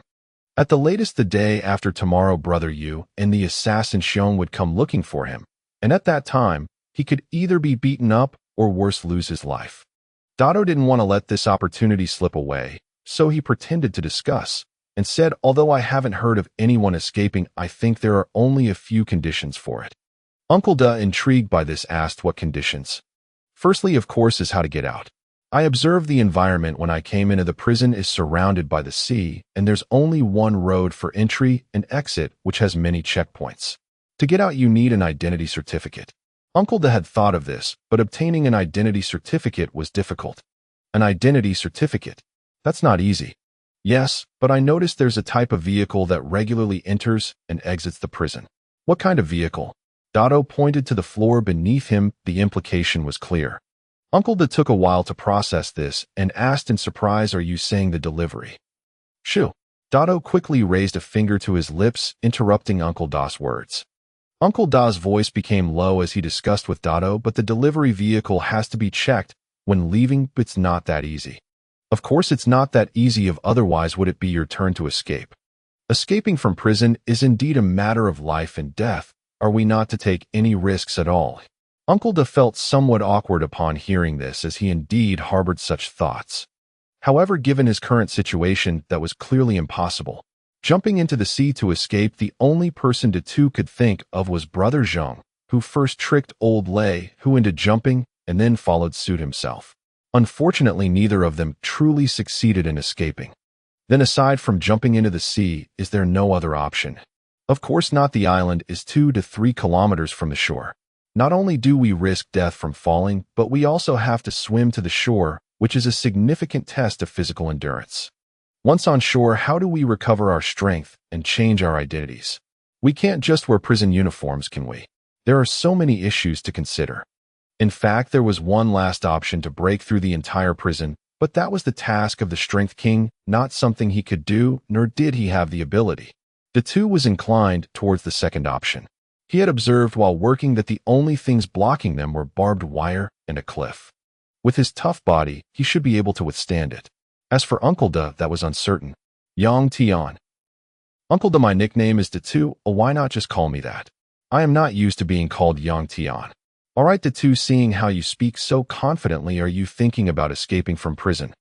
Uncle Da continued to probe, and Datu shot him a sidelong glance, making Uncle Da feel a bit guilty. Uncle Da, who doesn't want to escape? Life is precious, but love is even more valuable. If it is for the sake of freedom, both can be sacrificed. Datu quoted Pitofis, freedom and love, leaving Uncle Da momentarily stunned. Uncle Da chuckled, awkwardly feeling that he was somewhat unable to keep up with Datu's leaps of thought, and quickly returned to the main topic. Datu, after dinner I have something to discuss with you. Do you think that's okay? Finally, after Datu had laid the groundwork for so long, he was eagerly waiting for Uncle Da to speak, and immediately agreed. No problem, Uncle Da, you've taken care of me so much, whatever it is I Datu will not refuse. Have I taken care of him a lot? Uncle Da asked himself, soon falling into self-doubt. Forget it, don't think too much, right now I can't find a better candidate. As for why Uncle Da didn't consider Xiao Pang, it was purely because Xiao Pang was too weak. Uncle Da felt that neither of them would probably make it to the wall. Uncle Da got up to cook, while Datu continued his old profession, starting to hide food using the space. The trip to the confinement room made him directly awaken the gene of hoarding. One must always have something in reserve for emergencies. Had he not secretly stashed away some food, he would have spent 3 days in the confinement room. Even if he couldn't starve to death, it wouldn't be possible for him to be so lively as he was now. When it was time to get food, San Tiao Te intended to greet Datu. However, concerned about the people in the rear section, he suppressed his actions. Datu, however, was indifferent and generously served San Tiao Te a plate of food as a gesture of gratitude for their friendship. Away behind, San Tiao Te watched everything, but said nothing. Seeing that Away was a friend of San Tiao Te and had spoken up for the inmates before, Datu also gave Away a bit more. After finishing the meal, Datu returned to the kitchen with Uncle Da and began to eat the food they had deliberately left. This time, Datu deducted less. No prison guards came to cause trouble. After the meal, Uncle Da did not ask Datu to wash the dishes, but led him to a corner. The others in the kitchen, even if they had objections, did not dare to voice them, as Uncle Da had received recognition from both the black and white lines, and he was not in the same category as them. Brother Yes subordinates were only there to prevent Datu from causing trouble and were not too strict, merely watching from a distance. Uncle Da, what do you need me for? Although he guessed it was about escaping, Datu was unwilling to take the initiative to speak, so as to avoid losing the initiative. This. Just as he was about to speak, Uncle Da found it difficult to get the words out. Moreover, if he misjudged Datu and spoke out, he could be reported, which would cost him his life. If Uncle Da doesn't want to say it, that's fine, I have things to attend to. Datu employed the tactic of wanting to catch, but letting go, and indeed Uncle Da immediately caught hold of Datu, not letting him leave. I wanted to ask, do you want to escape from prison? Uncle Da gritted his teeth and asked, only to see Datu looking at him with a wry smile. Uncle Da, the one who wants to escape is probably you, right? How? How do you know? When I was washing vegetables, you were hinting at the escape. It was hard for me not to know. Datu counter-question left Uncle Da speechless. He should not have been so reckless. It was precisely because his life was hanging by a thread that he was so careless. Since he had been figured out, Uncle Da decided to bite the bullet and said bluntly, yes, I want to escape from prison. I want to ask if you want to join me. Aren't you afraid I'll report you? Uncle Da gritted his teeth and shook his head, saying, from the first day I saw you, I knew you were a restless person. The prison can't hold you. But I don't need to do something as dangerous as escaping, right? Moreover, even if I did want to escape, wouldn't it be better to do it alone? What benefit would I gain by bringing you along, Uncle Da? I can give you money. After getting out of prison, you will need money to live. You can't rely on stealing or robbing, can you? It must be said that Uncle Da hit the nail on the head, otherwise the second season of Prison Break would revolve around a few $1,000,000. But Da was no fool. Uncle Da's sentence was not long, so how could he think of escaping? There must be something compelling him to leave prison. Uncle Da, do you still have money now? If you do, there's no need to escape, right? After all, a few months is not a long time. This directly exposed Uncle Da's most hidden secret, causing his face to change dramatically. How do you know? It's not hard to guess. Everyone in prison knows that Uncle Da has money, which is why they respect you. You are doing well in prison. There's no need to take the risk of escaping. Unless something has shaken the foundation of your stay in prison, that is very likely because you are out of money. Upon hearing this, Uncle Da slumped to the ground with a deep sigh. You're right, my lover and lawyer deceived me and took most of my assets. Da seized on the key point and asked, most of it? I've hidden some for emergencies. Only I know about that portion of money. I see, but Uncle Da, you can still rely on that portion of money to smooth things over, right? After all, you only have a few months left. No way, Uncle Da said resolutely. I don't trust anyone. As soon as I reveal it, I definitely won't be able to get out of prison. Innocent people can suffer, and possessing wealth can bring trouble. Whether it's telling Brother Yu or Killer Xiong clearly, it's like a child carrying gold in a busy market. It will only attract trouble and offer no benefit. As long as you take me out of prison, I can give you a sum of money, I guarantee you will be satisfied. How about 100,000? 1 million is not a lot for the former king of stocks. It's merely the amount he used to grease the wheels of the prison, just enough for 2 months of expenses. However, it is worth noting that after Chun Haonan cut ties with Bobby, the MR2 stolen by the stuttering thief was worth only around 200,000. For an ordinary person, 1 million is quite a sum. Dado looked at Uncle Da and asked, do you still have that much money? Yes, Uncle Da replied firmly, and Dado did not detect any flaws in his words. He had already planned to escape from prison, and earning another million was a pleasant surprise. When do you plan to give me the million? I don't have time to run around with you outside. After we get out, find the place where I hide the money, and I will give it to you. All right. Dado quickly and decisively made arrangements for the escape with Uncle Da, and then began discussing the details.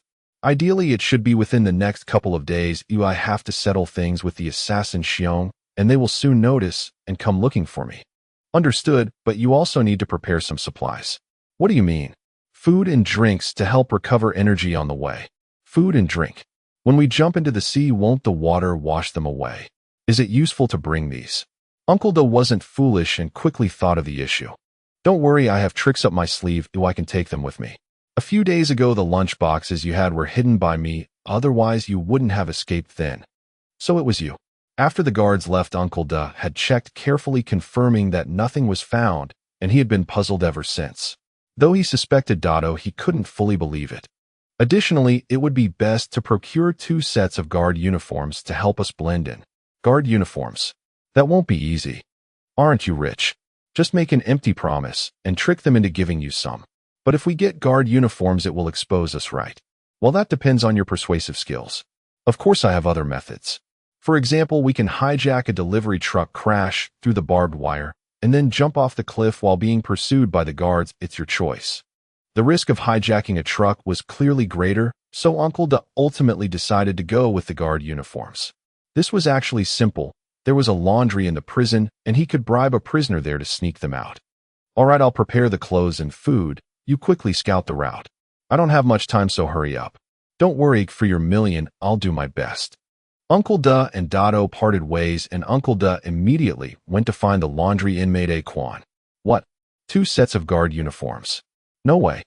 Upon hearing that he had to steal the uniforms, Aquan shook his head repeatedly. If he got caught, his life would be at stake. There are so many workers in the laundry, who would know? Don't worry, I won't expose you. Here, take this. Uncle Da handed over a note, which was a deposit slip from the cigarette bank. Seeing the deposit of 20,000 cigarettes, Aquan's heart raced. Uncle Da couldn't smoke that many cigarettes. When he first learned about the cigarette bank, he had his lover transfer 200,000 into Yuge's account to exchange for these 20,000 cigarettes.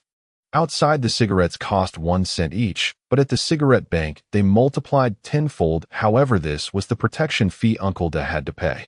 This is also why Uncle Da established a preliminary connection with Yuge and received his protection. 20,000 cigarettes were enough for a Quan to enjoy himself in prison, but greed is insatiable, and this amount was evidently not enough. You need to transfer 500,000 to my wife's account. I'll give you 1,000,000, but you have to steal the uniforms for me tonight, and the money will arrive within 3 days. Since Uncle Da planned to escape, he directly issued a Quan an IOU. His generosity naturally moved a Quan. However, a Quan still suspiciously asked, "What do you need the guard uniforms for?" "I plan to take a stroll around the prison after being locked up. You don't understand the thoughts of rich people." "Huh.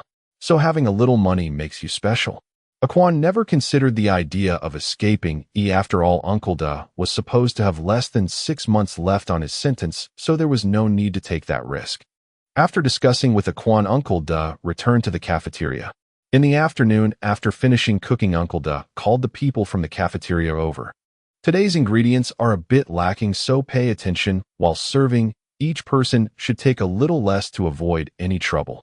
The others didn't notice the shortage of ingredients while cooking, but since Uncle Da said, so there must be some intention behind it. They dared not ask further and just complied. Indeed, when it was time to serve, there was just enough and no incidents occurred. Even though some inmates were dissatisfied with not being full, the terrifying island prison never provided enough food, so there was no uproar. After the meal, Uncle Da dismissed a few people, leaving only Dado to help him clean up.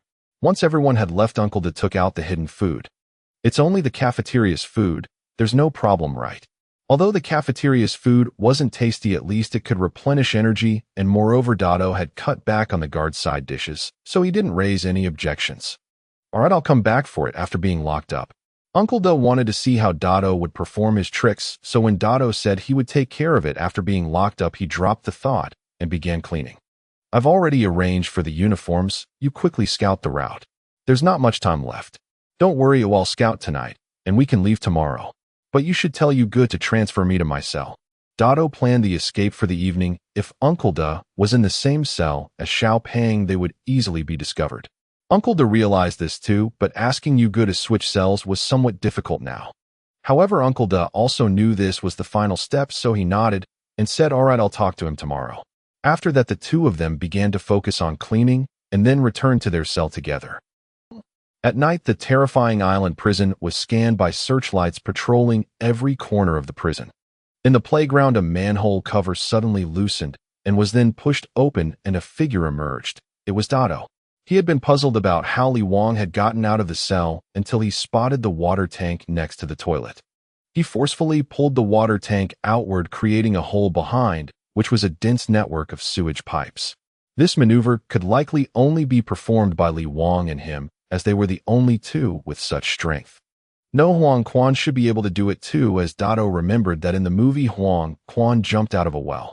Dado was worried about encountering Huang Quan, fearing the worst, but fortunately he was lucky and did not run into him.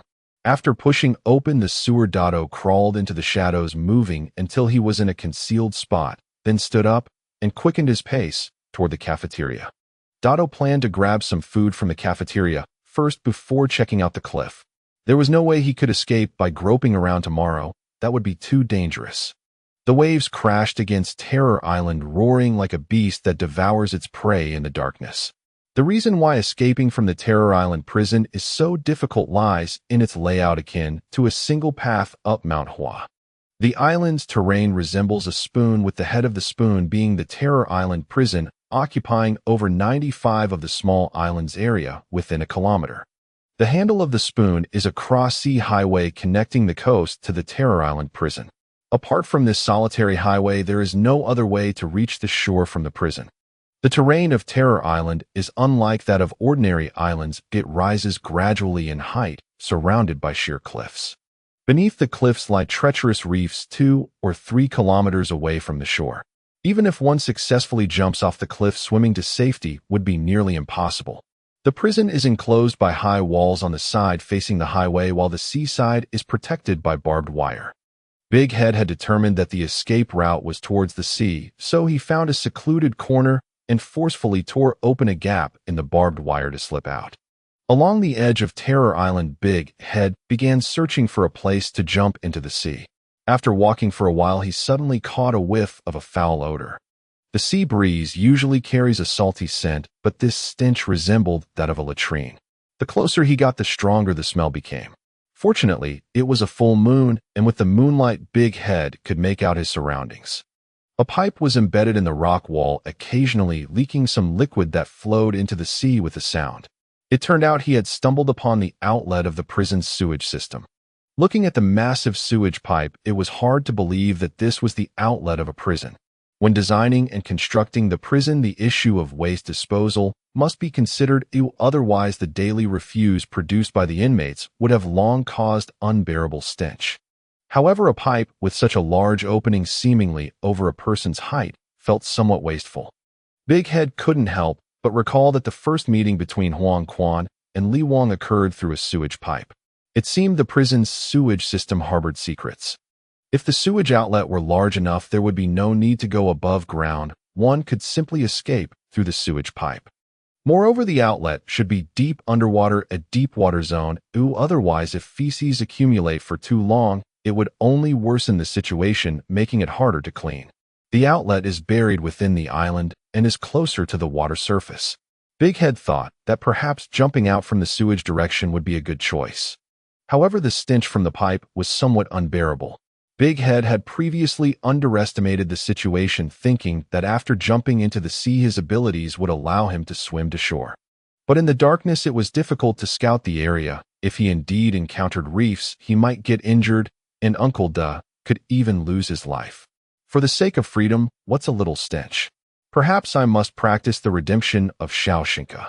In the movie, Andy escapes through the sewage pipe, which somewhat parallels Big Head's current situation.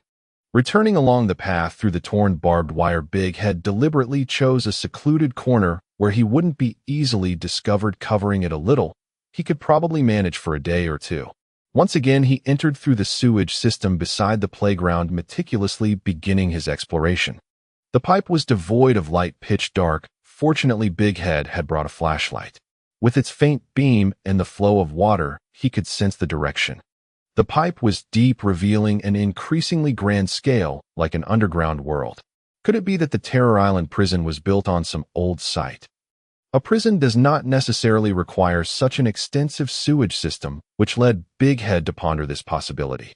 The prison was small, but the pipes were intricately complex. Big Head had no idea how long he had been walking when he finally found a junction, only to see an iron fence blocking his path. Shining the flashlight on the iron lock, he saw patches of rust. Big Head grasped the bars and shook them vigorously, causing a shower of rust and dust to fall. Shaking the bars made a noise just as Big Head was about to test whether he could forcibly push them open. A sound suddenly echoed from within the pipe. Cautiously, Big Head quickly moved away from the gate, retreating back through the pipe he had come from. Soon after, a light appeared in front of the gate, the figure slender and delicate. It was Huang Quan, the leader of the West Warehouse. Huang Quan crouched in front of the gate, rubbing the rust that had just fallen, his expression dark and fierce. Could it be that a rat is trying to escape through the sewage pipe? That would require asking me, the cat, whether I approve. Big Head was unaware that his escape preparations had already been discovered by Huang Quan. Yet even if discovered, the plan was urgent and had to be executed. After all, Uncle Da did not have much time left. He hadn't found the well shaft he descended from, but fortunately it had been covered up, so it wouldn't be discovered. Big Head kept an eye on the overhead, and upon seeing a ray of light passing through, he quickly found an opening to ascend. After going up, he realized that he wasn't far from the opening he had come down from. He dodged and found the well opening, returning to the dormitory via the same route. This entire ordeal had consumed time, reaching 3 or 4 in the morning, and he still bore an unpleasant odor, having spent several hours in the sewage pipe. Despite this, Big Head couldn't hide his excitement. After all, he had uncovered the great secret of the Terror Island prison. What was this extensive pipeline system beneath the prison used for? But it seems Huang Quan is watching down below, making it impossible for me to investigate thoroughly. I wonder if there will be another chance to return after this escape. In the early morning, Big Head groggily got up and went to the washroom to shower. Due to his foul odor, the other inmates kept their distance from him. Some wanted to ask him if he had fallen into a latrine, but thinking of Big Head's fierce reputation, they dared not speak. After showering, there was still a faint smell, but he felt much fresher and more energetic. As Big Head followed the crowd towards the cafeteria, he saw Uncle Da being blocked and taken away by you guess men.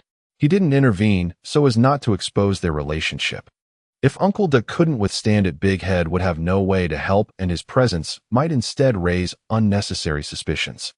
Casually walking into the cafeteria kitchen, Big Head didn't ask anything and began preparing for lunch. Meanwhile, in the corner, Uncle Da was also facing intense questioning. Master Gu, 3 days have passed, and the money hasn't arrived. What exactly is going on? Yu Gu glared fiercely at Uncle Da, one of his subordinates, holding a sharpened toothbrush handle, pressing it hard against Uncle Da's neck. With just a command from Yu Gu, Uncle Da could bleed out on the spot.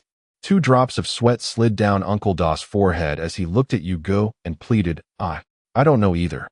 Slap. Uncle Da was harshly slapped by Brother Yu, his lips split by his teeth, blood oozing out. Before entering prison, he was a well-known figure. How could he be treated this way? Uncle Da's anger surged instantly, but upon seeing Brother Yu's murderous gaze, he quickly suppressed it. I don't know. You've been telling me for 3 days that you don't know. If you don't give me an explanation today, don't even think about going to the kitchen, go work in the factory instead. Working in the factory was exhausting, and Brother Yu could easily manipulate it to make him die on the spot. Of course, Uncle Da guessed that Brother Yu wouldn't act so quickly. After all, this was just the first breach of contract. He might think he just wanted to resist, so he prepared to teach him a lesson first, then see how it goes. It's probably because the bank system is slow to upgrade, which is why the money hasn't arrived. Brother Yu, can you extend it by 2 more days? Uncle Da was unwilling to go to the factory, as that would leave him no time to discuss matters with the two. Extend it by 2 days. Brother Yu hesitated a bit. He didn't want to actually kill Uncle Da, he wanted the money. Seeing this, Uncle Da immediately sweetened the deal. Brother Yu, although the delay was due to the bank system, I was also at fault. This time I'm willing to add 50% to compensate you. How does that sound? 50%. This time it's 50%, but from now on it's going to be an additional 20%. Damn, this bloodsucker. Uncle Da cursed inwardly, but humbly agreed. After all, he was planning to escape tonight.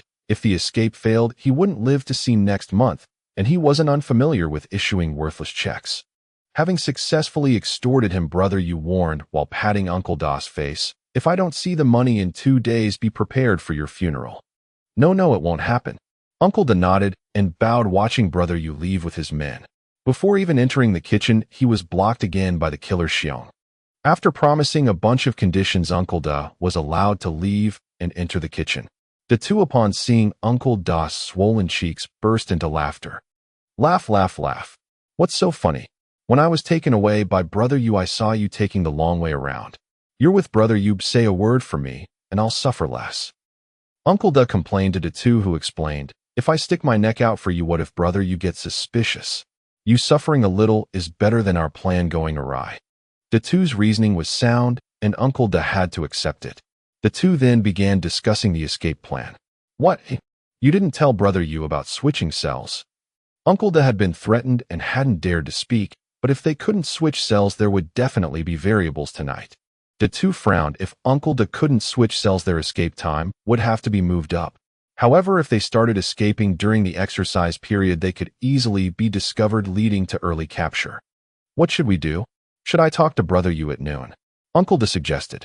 Forget it. My original plan was to use the prison guard's uniform to sneak to the barbed wire and then escape. But I found a new method, so the original plan is no longer needed. New method? Yes, yesterday I went on a night reconnaissance and found that the prison's underground drainage system is very developed. We can escape through the sewage system. The sewage system? Can that work? It has to. This is our only chance. I think I was discovered by Huang Quan from the West Cell yesterday. If he reacts and strengthens defenses, this opportunity will be gone. Huang Quan. Upon hearing this name, Uncle Da gasped. As one of the old hands who entered before the two, he was very familiar with Huang Quan's notorious reputation. What if Huang Quan is guarding the pipe? We wouldn't be able to get out either, would we? Huang Quan is not a prison guard. With so many things going on in the West Cell, how could he stay on guard all the time? The underground waterway network was so developed that the two planned to create chaos to draw Huang Quan away, then proceed with the escape. After all, the two was the planner and executor. Even though Uncle Da was betting his life on this, he couldn't raise any objections. After the two discussed, they began their work in the cafeteria as planned while the two continued to hoard supplies. Although the food supply was sufficient, one could not guarantee that there wouldn't be unexpected situations. The side of Terror Island, near the main road, was heavily guarded, while the seafront was weakly defended. The reason for this is that even if one jumps into the sea, swimming across is extremely difficult. The two thought that perhaps they could gather some wood to make floating aids, but boards were not easy to find. The prison beds are made of wood. Maybe we can use them as small boats. Thinking of a solution, the two felt relieved to continue working, waiting for nightfall. The deputy warden instructed Brother Yu to investigate information on Li Wang, and Brother Yu did not slack off. After giving the order, his men completed the investigation in 2 days rather than the 3 days expected. Information arrived with the supplies, and Brother Yu delivered it to the deputy warden before mealtime. It was still the same raw meat. The deputy warden was very pleased with his meal, and when he saw Brother Yu arrive, he put down his knife and picked up the documents to read. Not much was found about Li Wang. For example, his experience studying hard Qi Kung Fu after high school, and the 2 years he disappeared after his girlfriend's death were not uncovered by Brother Yu. However, the information that Li Wang's girlfriend died at the hands of drug dealers and the names of the dealers raised the deputy warden's alertness. Is this drug dealer one of your demolishers? You have a good memory, it indeed is. So do you think Li Wang came here because of our drug business? That's a possible assumption. Then it seems Li Wang cannot be kept alive. Hand him over to you and make it clean and neat. Brother Yu did not object to the deputy warden handing Li Wang over to him. After all, he was from the North Cell. However, Brother Yu had doubts about the timing and the person who would act against Li Wang. Can we delay it a few days? After all, my men still have to fight in the ring. Currently, the only person Brother Yu could use was the two. Although eliminating Li Wang didn't require an unknown fight, having a master to hold him down would make it easier for others to act. This was indeed a problem Brother Yu raised. The deputy warden could not force the other 3 cells to give Brother Yu a share. All right, then wait until after the fight before you eliminate him. Brother Yu nodded and asked again, I suspect he is an undercover sent by the police. Do you want to interrogate him? The deputy warden originally didn't want to meddle, but upon seeing the photo of Li Wang's girlfriend, who was delicate and lovely, a perverse desire arose within him. He had always enjoyed torturing prisoners, and the fact that Li Wang could kill for the sake of his girlfriend showed how much he cherished her. Before Li Wang's impending death, the deputy warden felt that torturing him would be a good side dish. I'll handle this myself, you can leave now. After sending Brother Yu away, the deputy warden found that the steak in front of him was somewhat tasteless.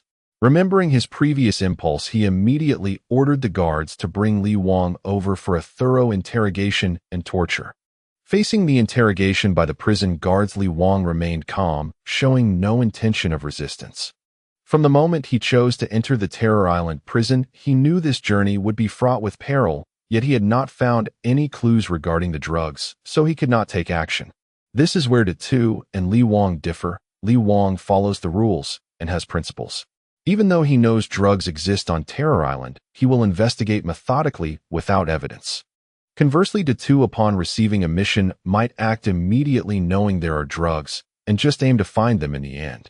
The prison guard brought Li Wang in, and upon entering the office, the deputy warden, upon hearing Li Wang's arrival, became excited, cutting raw meat with a knife and using a hook to bring the meat to his mouth. Chewing on the bloodied meat, the deputy warden ordered the prison guard bring him in. In that same office, upon seeing Li Wang, the deputy warden smiled with excitement, his face filled with cruelty and mockery. The deputy warden gestured to the prison guard, read his file aloud. The prison guard stepped forward, took the file, and began to read, Li Wang. The reason for this extra step was the deputy warden's interrogation technique. In the past, inmates often panicked when facing him. The longer the time passed, the more anxious the inmates became, and the deputy warden enjoyed seeing their expressions of panic and helplessness. But this time the deputy warden would ultimately be disappointed. For Li Wang still wore an expression of indifference. Upon noticing this, a flash of anger crossed the deputy warden's face, but soon a new idea emerged in his mind. At that moment, the prison guard was reading about Li Wang's disappearance, and the deputy warden interrupted. Li Wang, after your girlfriend died, you went missing for several years. Where have you been all this time? Speak. Li Wang looked at the deputy warden with a straight posture and remained silent. Feeling Li Wang's disdain, the deputy warden grew angrier and shouted at Li Wang, "What? Have you lost your voice?" Li Wang still said nothing, and the deputy warden revealed a sinister smile, suddenly furious, and walked back to his desk to grab a photo of Li Wang's girlfriend. "I heard the woman in this photo is your girlfriend. She's beautiful. It's a pity she's dead." As he spoke, the deputy warden extended his tongue and licked the image as if savoring Li Wang's girlfriend's body. Witnessing this, Li Wang's previously calm demeanor shattered instantly, anger flashing across his face. "Haha, finally a reaction. I thought you were a wooden statue. This is the only photo I had someone bring from your girlfriend's home. Do you want it?" The photo was covered in the deputy warden's saliva, very disgusting. He tossed it on the desk, glancing sideways at Li Wang. "Here, if you want to come and take it." At that moment, Li Wang's mind was filled with memories of his girlfriend, and a look of pain appeared on his face, as if he were entranced, moving towards the photo. Just as Li Wang reached for the photo, the deputy warden suddenly thrust the hook of his right hand into Li Wang's palm, the sharp hook piercing straight through. The intense pain jolted Li Wang back to his senses. The deputy warden secured Li Wang firmly against the dining table, clenching his fist, a sinister smile appearing once more. "Did you think I was just anybody? Today I'll show you some colors." Saying this, the deputy warden relentlessly struck Li Wang's face. With Li Wang's palm trapped, even the slightest movement caused excruciating pain, leaving him unable to evade. Before long, Li Wang was covered in blood, his face bruised and smeared with filth. Li Wang, you really can endure. Speak. Are you an undercover sent by the police?" Still not speaking. "So what if you are an undercover? I once helped them complete missions. We are not enemies. You're really stubborn, but it's a pity your girlfriend is dead. Otherwise, I would definitely bring her here, strip her naked in front of you, and..." The deputy warden used threats and coercion, but could not pry open Li Wang's mouth. Ultimately, he resorted to speaking about Li Wang's girlfriend, hoping to shatter his spirit. Indeed, upon hearing about his girlfriend, pain was evident on Li Wang's face. The deputy warden snatched the photo and violently crumpled it. This is the last photo of your girlfriend. I am going to destroy it right in front of you." It seemed he had finally touched Li Wang's sore spot, or Li Wang closed his eyes, unable to bear witnessing this scene, and slowly raised his left fist. The deputy warden, still immersed in the pleasure of tormenting, did not notice this at all. Whoosh! Li Wang's fist like thunder stirred a fierce wind that rushed towards the deputy warden's face, but just as it was about to hit, it suddenly came to a halt. The strong wind slammed against the deputy warden's mouth and nose, two streams of blood slowly flowing from his nostrils. The deputy warden paid no attention to the blood, as he felt he had just escaped death. But seeing the halted fist, the deputy warden realized he was not dead and couldn't help but laugh again. Li Wang, what mission do you have that you wouldn't kill me? What did your superiors tell you?" "Li Wang, remember you are a police officer, not a murderous monster. You must obtain evidence so we can dismantle this drug trafficking chain." The words from his superiors made Li Wang hold back his fist at the last moment. With the warden absent, if he rashly killed the deputy warden, it could alert the warden, causing him to be on guard. Thus, even if they destroyed the Terror Island prison, they couldn't capture the warden. To run a private prison for opium like this, the warden clearly possessed immense power. Without evidence of a crime being committed, they could not touch the warden. This is Li Wang's stubbornness, still adhering to the principle of evidence and the necessity of catching someone in the act. If it were to two, he wouldn't care and would just kill first. Bang!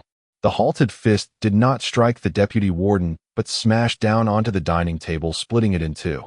The dishes rolled around the office, food and drinks spilled everywhere. Taking this opportunity, Li Wang successfully freed his right hand from the deputy warden's hook. Picking up the crumpled photo from the ground, Li Wang unfolded it and placed it against his chest. "My target is not you. You'd better not meddle, or I fear I may lose control." Leaving behind a threat, Li Wang turned his back on the deputy warden and calmly left the office. Watching Li Wang's retreating figure, the deputy warden trembled as he pulled out a handgun, but lacked the courage to fire. Li Wang had 5 bullets in him, and he was not dead. If Li Wang survived, the one who would die would definitely be the deputy warden. He didn't dare to gamble. Putting away the gun, the deputy warden wiped his nosebleed and cursed, "Damn. Even the wind from his fist can injure me. This kid must be a monster. I cannot take risks. I need to let Huang Quan deal with him." The deputy warden did not admit to his cowardice, merely comforting himself with the phrase, "Do not stand beneath a dangerous wall." After the forceful encounter with the deputy warden, the Strength King made no further moves, continuing to follow the guard back to the confinement room. He had not anticipated that his clash with the deputy warden would inadvertently assist the two escape plan. This was because Huang Quan was stationed at the sewer entrance today, waiting for the two to show up. Now he had been summoned by the deputy warden, leaving the defenses vulnerable. In the afternoon, after the meal was distributed, the two exchanged glances with Uncle Da and silently made his way to the large warehouse. After the meal, the prisoners were allowed to roam, engage in transactions, and make deals. The two entered his cell first, and since the mountain cat had been killed, no one had come to replace him, so the two was living alone. He touched the mountain cat's bed board, and it was absorbed into the space. He then pulled out the mountain cat's sheets and hung them on the iron bars to block the view. Doing this in the prison indicated that the prisoner intended to engage in shady activities. Even though the northern warehouse was large, there were only a few places draped with cloth curtains. The other prisoners noticed that the two had hung up the curtain, their eyes instantly flickering with strange glimmers as they began to whisper among themselves. After all, the two was quite handsome, and many prisoners coveted him, wanting to be his guest. Seeing that the two had hung the curtain properly, Uncle Da carried a bundle and walked in leisurely. As he entered, the whole place erupted in a commotion. What did I just see? The stock king Da actually went in. After being beaten by the two upon entering the prison, Yi Ming's expression turned dark as he incredulously exclaimed, "Damn. What's so great about stock king Da? Does that guy actually prefer older men?" Many were puzzled, while some with different orientations thought of the two's strong physique and good looks, even considering stepping forward to recommend themselves. They questioned themselves, believing that compared to Uncle Da, their looks were significantly better. Naturally, Uncle Da noticed the gaze of the prisoners and felt extremely awkward. The two moved the wash basin aside and saw Uncle Da standing still, immediately angered. "What are you thinking over there? Hurry up and come here." Uncle Da snapped back to reality and noticed a large hole behind the wash basin. Without time to be surprised, he saw the two already stepping inside, and he quickly followed. After passing through the hole, they entered a different realm.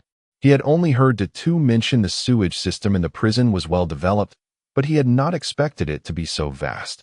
Lifting the bag in his hand, Uncle Da asked, "Are we changing into the guard uniforms now?" The two original plan was to climb through the sewage pipes to the outside playground, then disguise himself in the guard uniform to approach the barbed wire before tearing it open and jumping into the sea to escape. Now that he knew the sewage pipe led to the sea, he naturally abandoned the original plan. He took out a flashlight from the space, switched it on, and began to follow the markers towards the outlet. Looking at the beam of light from the flashlight, Uncle Da asked curiously, "Where did you get that flashlight? I didn't see you hiding it." The flashlight was about 20 centimeters long, and if placed on him, it would surely create a bulge. However, Uncle Da saw that the two clothes were very flat, not like he could hide anything. "Don't ask what you shouldn't. It's just a little trick. By the way, hand me the guard uniform." Both of them were wearing prison uniforms, and it was necessary to change into the guard uniforms after going outside to blend in. To avoid getting wet from the seawater, the two requested it and stored it in the space. Uncle Da had originally obtained the guard uniform to escape. Now that it had begun, keeping it was useless, so he handed it over to the two. The two then performed a series of operations in the darkness. When he emerged, the guard uniform had already disappeared. Uncle Da was astonished, but kept his mouth shut, not daring to ask more. The pipeline was dark, and even with the flashlight, they had to proceed carefully. The two and Uncle Da gradually became engulfed by the darkness as they followed the pipeline. A group of prisoners were gathered outside the two's cell, trying to eavesdrop. Fearful of the two might, they did not dare to disturb him and simply listened for sounds to amuse themselves. However, after listening for a few minutes, they heard not a single sound. Damn, could it be that Stock King Da has had his mouth shut? Why is there not a single sound? This group of prisoners had seen it all outside, indulging in drinking, gambling, and other activities. They had encountered many things in prison, even if they hadn't done them themselves, they had heard of them. However, they had never encountered a situation with complete silence. After all, no matter how small one is, they cannot endure without making a sound. Even the most talented person would eventually cry out in pain. Perhaps that Yang Tian is just a pretty face like a flower needle, which is why Stock Kingda doesn't feel anything. What you said is incorrect. It could very well be that Stock Kingda looks good, but is useless, unable to perform. Doesn't that mean Yang Tian is being subservient? The prisoners joked, their comments colorful and unrestrained. The commotion in the northern warehouse did not escape Yu Gu's notice. One of his subordinates approached his cell and leaned in to report on the situation regarding the two cell. Yang Tian has gotten together with Stock Kingda. That Yang Tian is always talking about finding women. How could he get together with Stock Kingda?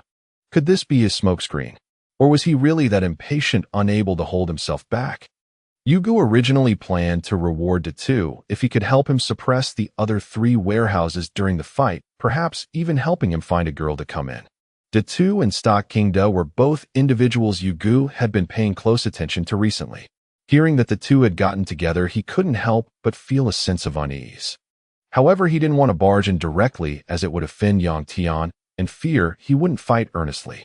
You all keep an eye on Yang Tian's cell and report back to me once it's done. Yu Gu decided to wait until the two side was done before warning him not to cause trouble recently. An hour passed. Outside the two cell, the prisoners were both surprised and puzzled. They were shocked by the duration, which was truly rare. How could an arid path hold out for an hour? Strangely, an hour went by without a sound. Inside Yu Gu's cell, he grew increasingly anxious, feeling that something was off, but unable to comprehend it. Are both of them inside the cell? What could possibly happen? Yu Gu paced back and forth in his cell, the feeling of unease growing stronger until he suddenly stopped, deciding not to wait any longer. Seeing Yu Gu exit and head towards the two cell, his subordinates hurriedly followed. The prisoners in the northern warehouse all knew that the two was with Yu Gu, and upon seeing Yu Gu stand before the curtain, they cast mocking glances at this scene. Brother Yang Tian, I have something to discuss with you. Is it convenient to step out for a moment? Yu Gu asked, but there was no response from inside the cell, a strange silence. Feeling increasingly uneasy, Yu Gu asked again, Brother Yang Tian, is it convenient to step outside for a moment? If you don't come out, I'll be going in. After politeness comes aggression.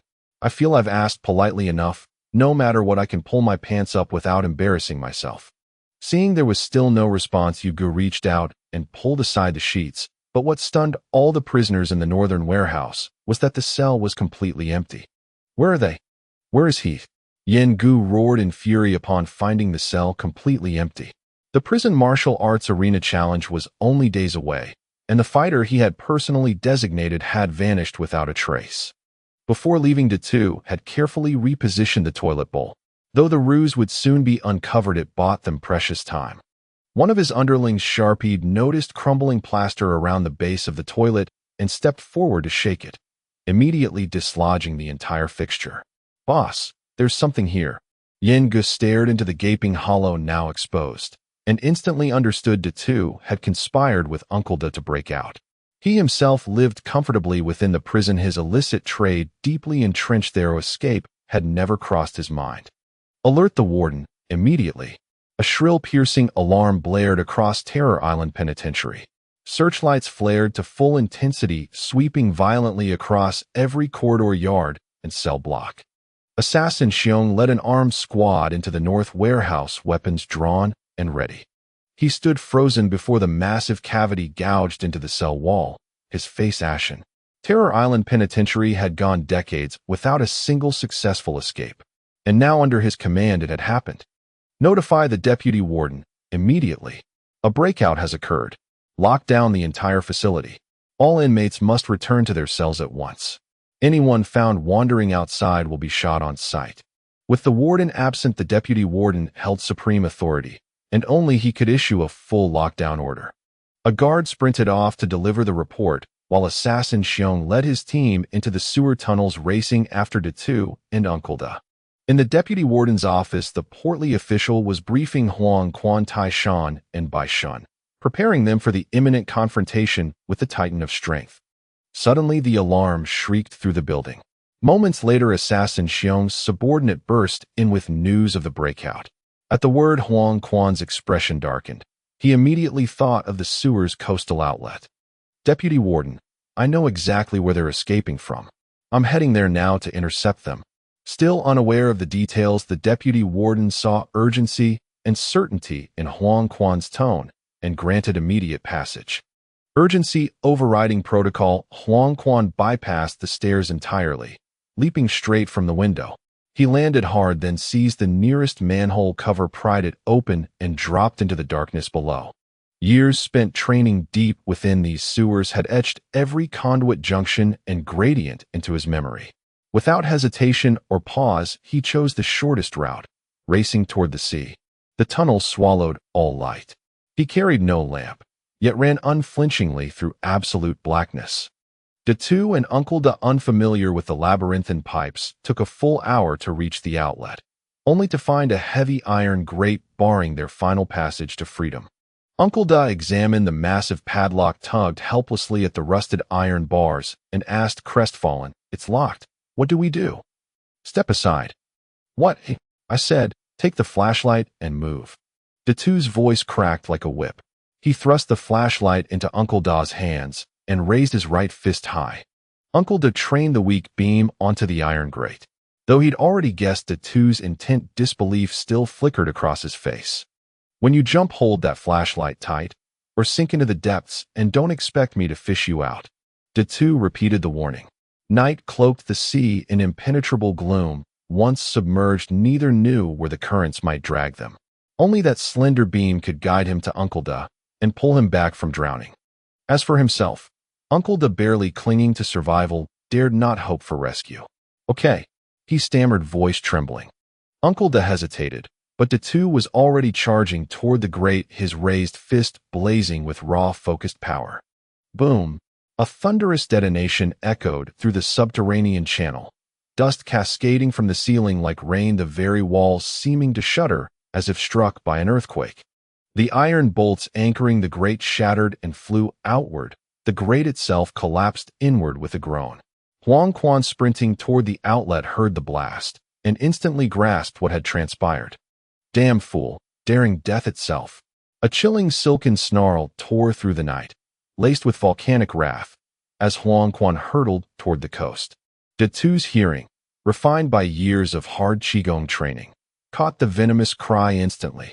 He knew Huang Quan had found them and was closing in fast. "Go now. Huang Quan's coming." At the name, Uncle Da's body convulsed violently. Then, as if possessed, he bolted toward the outlet, Datu surging behind him. Assassin Xiong's team too heard the cataclysmic impact and finally locked onto the source, converging on the same path.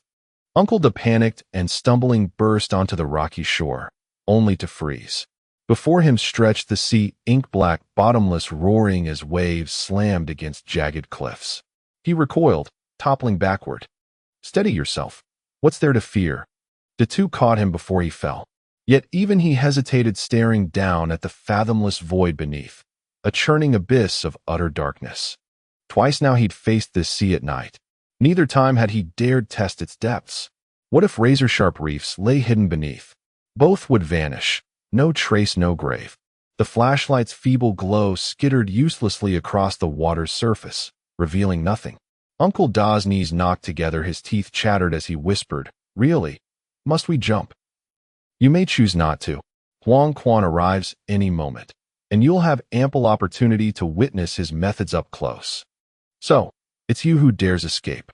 I should have ended you the day you first walked through those gates." A voice smooth as poisoned silk cut through the night. Huang Quan, already here. At the sound, Uncle Da turned bone white. Though the darkness hid all, the two felt the terror radiating from his trembling frame. "I'll hold him off. Jump now, and grip that flashlight tight." The two stepped forward to meet Huang Quan, heart pounding. Even the Titan of Strength had faltered before this man, and Datu knew with cold clarity that his own strength fell far short. "Move, now. If you won't jump, I will." Datu barked again, while Huang Quan's lips curled into a serpentine smile. "Jump. No, you both die here tonight." Huang Quan sank into a low horse stance, palms weaving intricate patterns before his chest, the signature posture of his sinister dim mark art. Strike a vital point, death or maiming. Strike a lesser one, blood flow halts, limbs lock in paralysis. Grip the flashlight, grip it tight. Uncle De repeated silently, knuckles white around the device. Once a master of markets and maneuvers, he understood risk and decisive action. To be captured meant slow, exquisite torment. Better to gamble everything on one desperate leap. De two, you must find me. I'm going. Uncle De launched himself headlong into the black water. Huang Quan, stunned by such reckless courage, hesitated a heartbeat too long. Enraged, he whirled toward De two alone. Not so fast. Fingers blurred through the air, 5 meters closed in an eye blink. De two dared not block. Instead, he arched backward, launching himself into freefall. His body twisted midair, palms pressed together, arms extended. Perfect diving form. As he pierced the churning surface, 2 splashes echoed across the bay, then silence. Only darkness remained. Huang Quan would not follow 2 fugitives into the sea. He stood rigid at the outlet, fuming, impotent. Assassin Xiong arrived moments later, breathless, and called out, Huang Quan. Where are they? Huang Quan is the warden's trusted aide, having a cooperative relationship with the assassin Xiong, devoid of any respect. Upon hearing the question, Huang Quan replied tersely, jumped into the sea. Do you want to chase after him? Chase after him? Of course not, just 2 inmates after all. I will report to the deputy warden immediately and conduct a thorough inspection of the entire prison. By the way, what about this iron fence? I will send someone to reinforce it. Moreover, I will keep watch here. Anyone who dares to escape again will surely meet a fate worse than death. Furthermore, that kid's martial skills are peculiar. Others do not have the ability to break through the iron fence.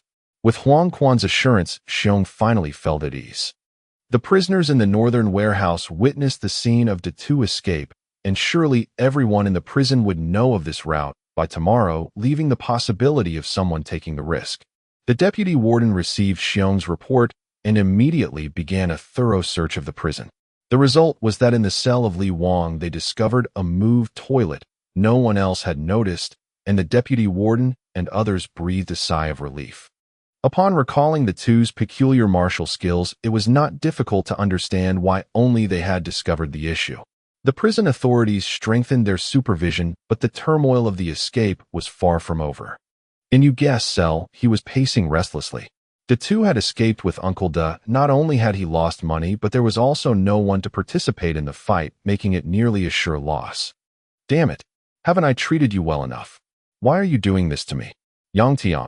Finally shouting De two name, his tone brimmed with hatred. If De two stood before Yu Ge, he would undoubtedly stab him 1,000 times with a knife. Weiga, do you know? Someone escaped from prison. Awei lay dejectedly on the bed, his face pale, unshaven, and lacking the spirited appearance of the previous days. Yet upon hearing of the escape, a flicker of light appeared in his eyes. Who can escape this prison cage? Who has the courage to undertake such a remarkable act? As if seeing through Wei's thoughts, Santiao Lu, without waiting for him to ask, excitedly exclaimed, It's Yang Tian. Remember him? The one who clashed with Huang Quan in the cafeteria? I knew he was no ordinary person. Truly impressive, he actually dared to escape.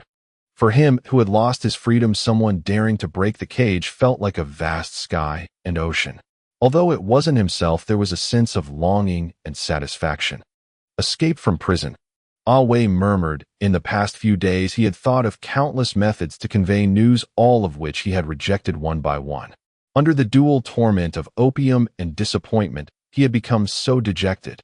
The heavens were kind today. There were stars and a moon, and the moonlight spilled over the sea, casting a white veil. Yet upon closer inspection it appeared hazy. Beneath it lay the deep darkness and loneliness.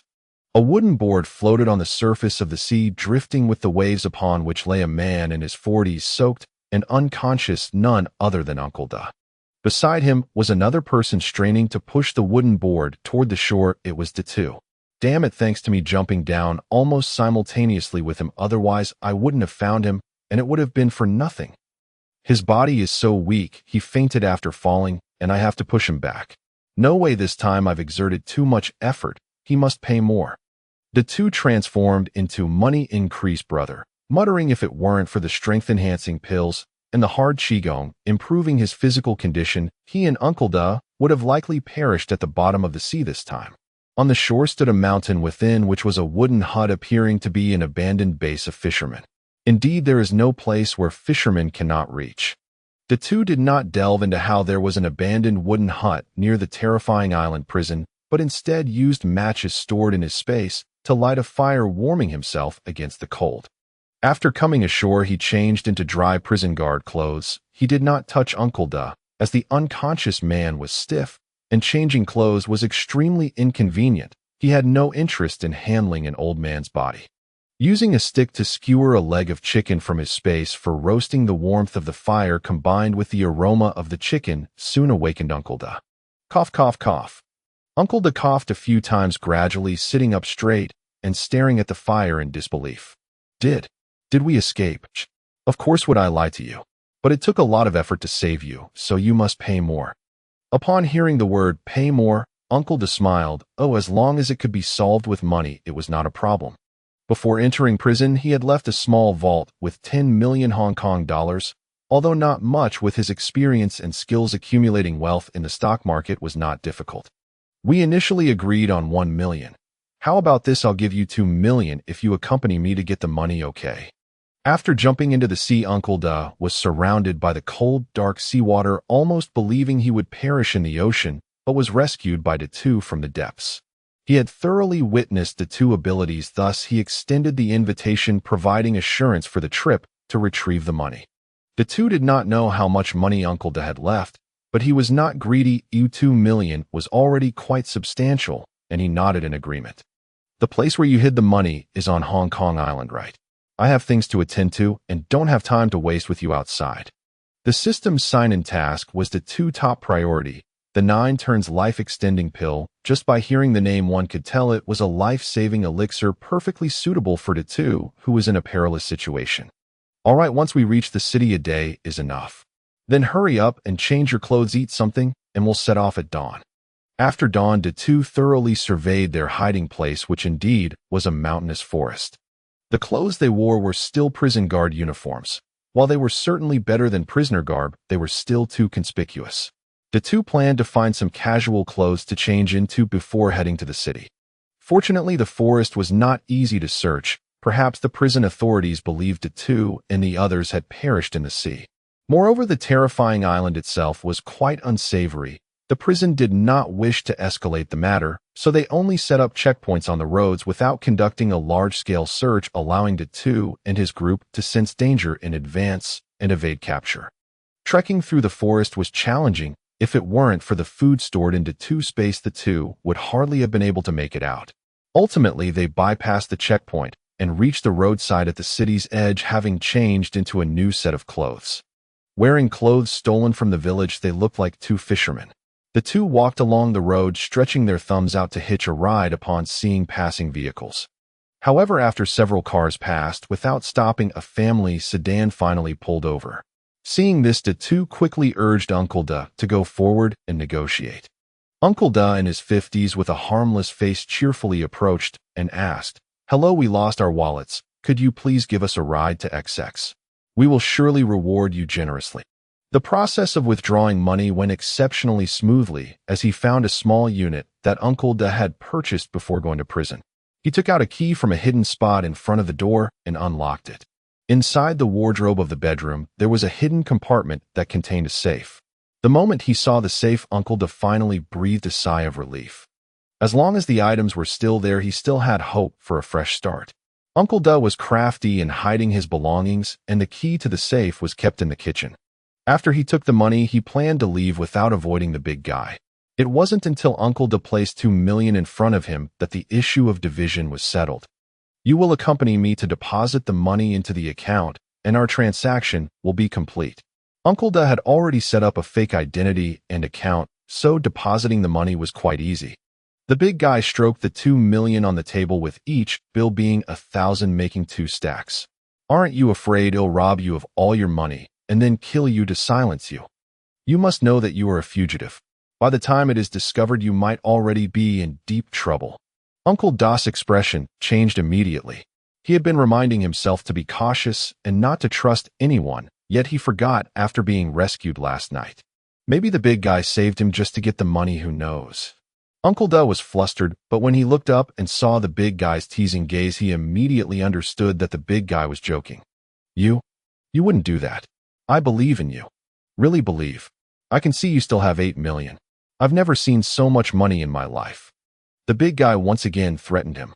This time Uncle Da's complexion changed drastically and his hands began to shake involuntarily, as if he were thinking about what to use for self-defense.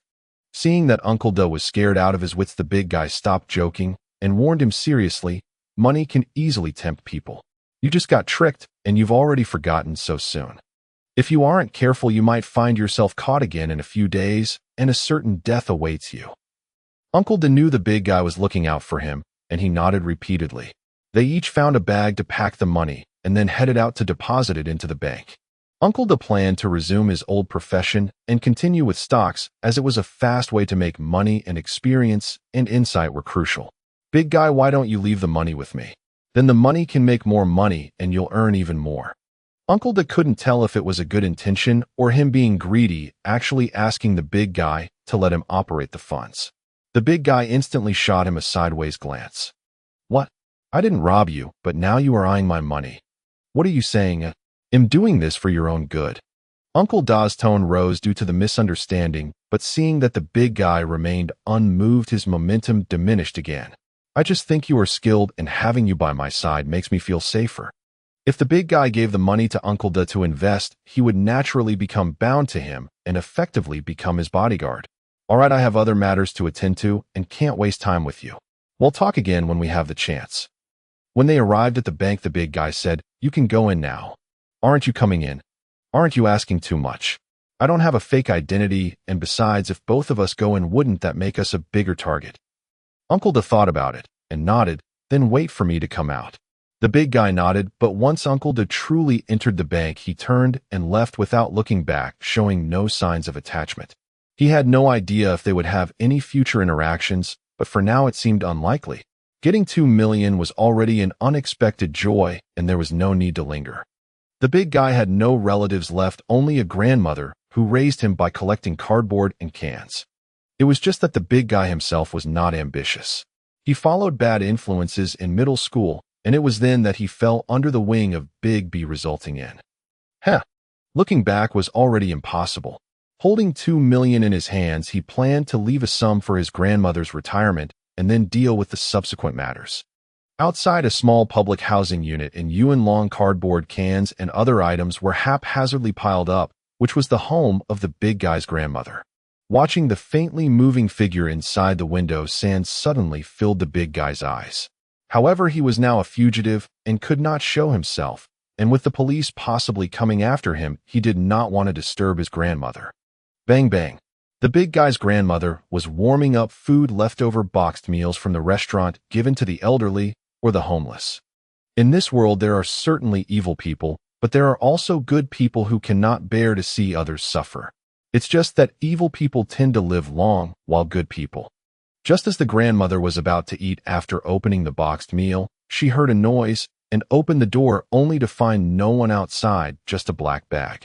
The grandmother opened the bag to find stacks of $1,000 bills totaling 1 million. Instantly realizing something, the grandmother, without checking the money in her hands, ran out and called out hoarsely, "Big guy, is that you? Big guy, are you back?" The grandmother kept calling while the big guy watched from a distance, afraid to show himself. Until the grandmother could not find anyone and turned back with the bag. Her hunched figure was heart-wrenching. The big guy stared at the doorway for a long time before finally turning to leave. From the grandmother's situation, it was clear that Big B not only made him take the blame, but also did not give his grandmother any settlement money. Big B Shan Ji Chun Hao Nan. Are you still human? Furious, the big guy punched a roadside tree with all his might, releasing his anger. His fist made a deep imprint of nearly 1 inch. Leaves fell in a flurry, and the bark exploded. The remaining 1 million the big guy directly stored in his space, as there was no safer place. After venting, he hailed a taxi and headed straight for Causeway Bay. Causeway Bay is a bustling area on Hong Kong Island filled with entertainment venues and shopping malls. The system only instructed the big guy to enter a bar and check in without specifying which bar. The big guy randomly entered a bar, but did not receive a successful check-in notification.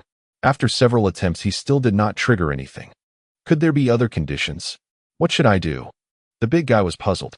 Just then, feeling hungry, he found a restaurant to eat. Once seated, he handed the menu to the waiter and asked him to bring everything on the menu. Seeing the waiter's strange expression, the big guy directly slapped a stack of money on the table, angrily shouting, "What? Are you afraid I won't pay?" The money he slapped down was about 50 to 60,000. The waiter saw this and immediately relaxed, a smile appearing on his face. "How could that be?" "It's just that, sir, you ordered so much I was afraid you couldn't finish it." "If I can't finish it, can I take it to go?" "Hurry up, you're so long-winded." The waiter, seeing the big guy's fierce attitude, did not dare to say more and hurried to place the order.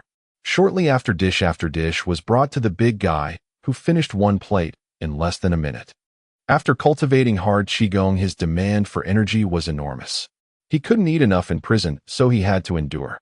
Now that he could feast, there was certainly no reason to hold back. The big guy's eating style drew the attention of both the waiters and diners in the restaurant. For a moment, while the big guy was devouring his food, everyone around was watching him. The two devoured an extravagant banquet, enough to feed 10 people, entirely on his own, then packed up an entire table's worth before departing. That single meal cost him a staggering 20,000 Hong Kong dollars, yet it left him utterly elated. "Damn it, looks like I'll need to earn more money. Otherwise, I won't even be able to afford meals." What had been pure pleasure while eating turned into sharp regret at the moment of payment. He hadn't even ordered anything particularly rare or expensive, merely some Dongxing grouper, and yet the bill still reached $10,000. Yet he felt an unprecedented surge of vitality coursing through his body, a state of robust energy he'd never experienced during his time in prison, and that too brought him quiet satisfaction. Stepping out of the restaurant, he began searching for bars in Causeway Bay, hoping to trigger the system's check-in quest. But after visiting several, none activated the task.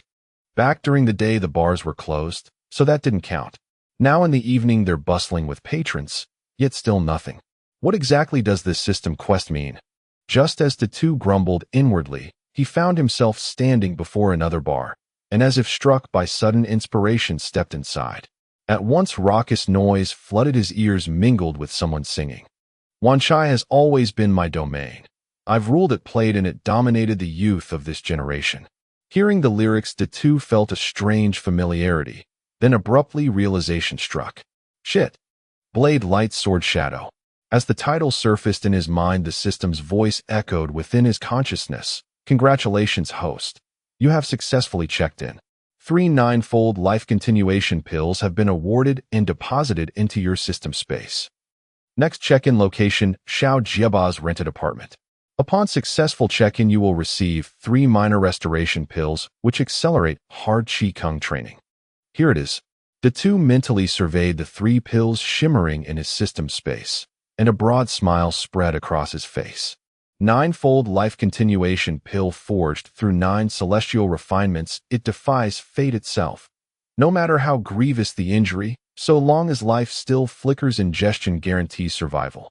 With 3 such pills in hand, the two effectively possessed 3 armor suits of resurrection. After all, his cultivation of hard Qigong had already endowed him with extraordinary vitality, making death extraordinarily difficult. Even a bullet to the forehead would not be fatal. Only a direct catastrophic strike, like a heavy anti-material sniper round obliterating his skull, could bypass the pill's miracle. Yet upon reading the next objective, the two frowned deeply. Xiao Jieba's rented apartment. Was the system truly pushing him toward romantic rivalry so early in the narrative? Hong Kong might be compact, but it housed millions, and he stood utterly alone, fugitive, friendless, and unmoored. Still, the system never issued meaningless directives. The two surmised the next location must somehow connect to the bar he'd just entered. His gaze swept the bar and swiftly locked onto his target. In that instant, fury erupted, white-hot and uncontrollable, as if he longed to crush those men with his bare fists. Their singing on stage were Big B and Chun Haonan's gang. A chilling memory surged forth. This very song, Blade Light Sword Shadow, had echoed through the bar just after Chun Haonan and his men ambushed and slaughtered Ba. And the scene immediately following, Xiao Jieba stealing a car and meeting Chun Haonan for the first time. Mission priority overrode impulse. Besides, the bar teamed with Big B's henchmen. If he acted rashly, he might fail to eliminate them, only alerting Chun Haonan and spoiling everything. Just then the entrance parted. A man with stubble clad in an orangered suit and draped over a buxom woman strode in, flanked by underlings. Liang Kuan himself. Liang Kuan's sworn brother Ba had been slain by Chun Haonan, and Ba owed Liang Kuan $20 million. With repayment now impossible, Liang Kuan had tracked Big B's crew to this bar seeking vengeance.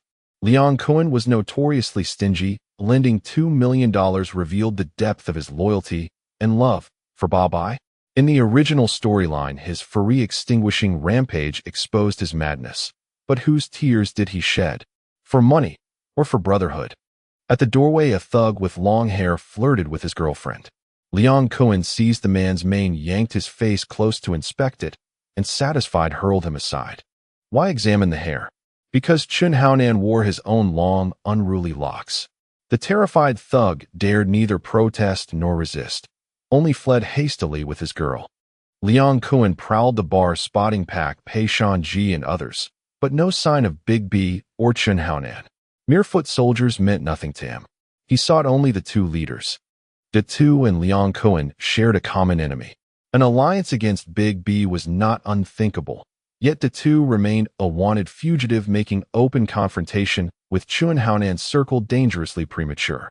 If Chun Haonan was inside the bar, Xiao Jieba must be outside, preparing to steal a car.